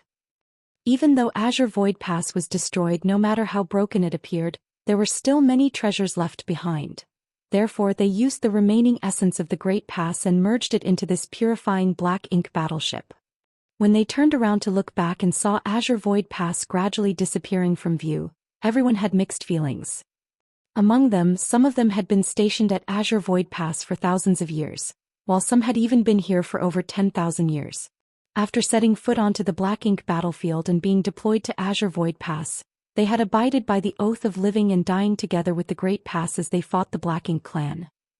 But now they had survived, yet Azure Void Pass was left broken and destroyed. There was no telling whether there would be a chance to recover and restore the Great Pass in the future. Since almost 1,000 soldiers were in their group, they could just about form 2 complete divisions. Each division was comprised of 500 soldiers separated into approximately 40 squads and led by Yang Kai and Huang Xiong respectively. Huang Xiong and the others had been on the run for 200 years, but they didn't only spend their time hiding. At the very least, they had familiarized themselves with this region of the void. Their situation was better than Yang Kai's, who had been lost for a long time and didn't even know where he was before finding Azure Void Pass. How could he know in which direction the no-return pass was when he didn't even know where he was? As they headed in the direction of the no-return pass, their journey was fairly uneventful. Along the way they could vaguely see traces of battles and even pieces of broken human warships. Back when the old ancestors decided to retreat to the no-return pass, the Black Ink clan army had naturally chased after them. It could be said that the battlefield stretched from outside the primordial heavens source grand restriction to the no-return pass. No one knew how many human soldiers had fallen during that war or how many had successfully reached the no-return pass. Whenever they discovered bodies of fallen human soldiers, they would quietly gather them. A couple years later, the purifying black ink battleship was quietly sailing through the void when Yang Kai, who was monitoring the surroundings from the deck, suddenly opened his eyes and turned to look in a certain direction. The next moment his figure disappeared. Sun Mao, who was nearby, heard Yang Kai's order, "Hide." After receiving his orders, Sun Mao quickly relayed the order, and the purifying black ink battleship hurriedly approached a nearby universe fragment to conceal itself. On the other hand, Yang Kai moved rapidly and soon arrived millions of kilometers away. He looked over and saw a severely tattered warship that looked as if it would be destroyed at any moment under the siege of the surrounding black ink clansmen. The warship was clearly a human warship, and the squad on the deck were running around anxiously. The arrays and artifacts were constantly activated, and though they killed and injured many of the black ink clansmen, there were still more besieging them. There were at least 1,000 enemies here, and there seemed to be a territory lord hiding his aura amongst them. Yang Kai's expression brightened. After more than 2 years of travel without meeting any other human survivors, he had finally encountered a remnant squad. Though he didn't know which great pass this squad came from, the current situation didn't allow him to think too much about it. Just as he was about to make a move to assist them, he suddenly paused. He carefully surveyed the surroundings and discovered that despite the situation of the warship being fairly dangerous, the squad manning it were still trying their best to lure the surrounding black ink clansmen in a specific direction. In that direction was a small, tattered universe fragment, probably debris left over after the black ink clan mined all the resources out of it. Immediately, Yang Kai seemed to have seen through this squad's plan and suppressed his murderous intent before quietly following them. The black ink clan's attack was fierce and continuous, so even though the squad's warship moved nimbly, it still couldn't avoid all the incoming attacks. Once the warship's shields failed, the human squad would be facing the mad attacks from the black ink clan head-on. By then their situation would become dire. However, the squad seemed to be very lucky because even after they had retreated to the tattered universe fragment, the light barrier still hadn't been broken through. Meanwhile, the black ink clan was now in position. At that moment, lights from several arrays above the universe fragment suddenly lit up and turned into bolts of light that blasted towards the black ink clan soldiers. Those arrays had powerful artifacts serving as array cores, or else they wouldn't have been able to exert such terrifying might. The light beams blasted towards the black ink clan army, clearing out a few areas and killing hundreds of black ink clansmen. Following that, an even brighter ray of light transformed into a huge net and directly enveloped the territory lord hidden amongst the black ink clan army. Meanwhile, the territory lord obviously didn't expect his whereabouts to be exposed so quickly and was shocked when he was directly targeted. The net that surrounded him was incredibly strong, so he couldn't break free immediately. A dozen or so squads hiding inside the universe fragment suddenly appeared and began firing as they moved to surround and protect the tattered warship approaching them. After that, the black ink clan suffered even more casualties. This was obviously a plan to lure the enemy into a trap. The human squad that was being attacked risked their warship being blown up to lure this small black ink clan army to the spot where they had previously arranged a number of killing arrays that were just waiting to be activated. Though it was a simple trap, it worked perfectly. No matter how vigilant the black ink clan army was against such a plot, it was impossible for them to not chase after the humans once they fled. As long as the black ink clan wanted to kill these humans, they would fall into the trap. When it came to the use of spirit arrays and artifacts, the humans were vastly superior to the black ink clan. The ambushing squads were made up of soldiers who had endured hundreds of battles, so not only did they manage to take the opportunity and trap the hidden territory lord with the help of certain arrays and artifacts, they even neatly split into two teams, one of them corralling the flustered black ink clan army and killing them, while the other team focused on pinning down the territory lord. They didn't have an 8th Order Open Heaven Realm Master with them, so they knew they had to kill the territory lord before he broke free, or else they would suffer heavy losses. Following that, several divine abilities and artifacts were fired at the territory lord, causing him to mumble with a gloomy expression, "I thought we could lure a big fish out, but I didn't expect to see only some small fry." Once those words were spoken, The humans who were vigorously attacking the Black Ink clan army instantly felt their hearts sink. One of the Seventh Order squad leaders who appeared to be the leader of this group wore a grim face as he shouted, "Retreat!" With one shout, every warship turned around wanting to leave this place, disregarding their almost won battle. All of this was because of the fear they felt after listening to the simple message that came out of the Territory Lord's mouth. They had waged this battle to lure out the enemy, but it was not clear which side was the hunter and which was the fish prey. Still not making a move yet? The trapped Territory Lord bellowed.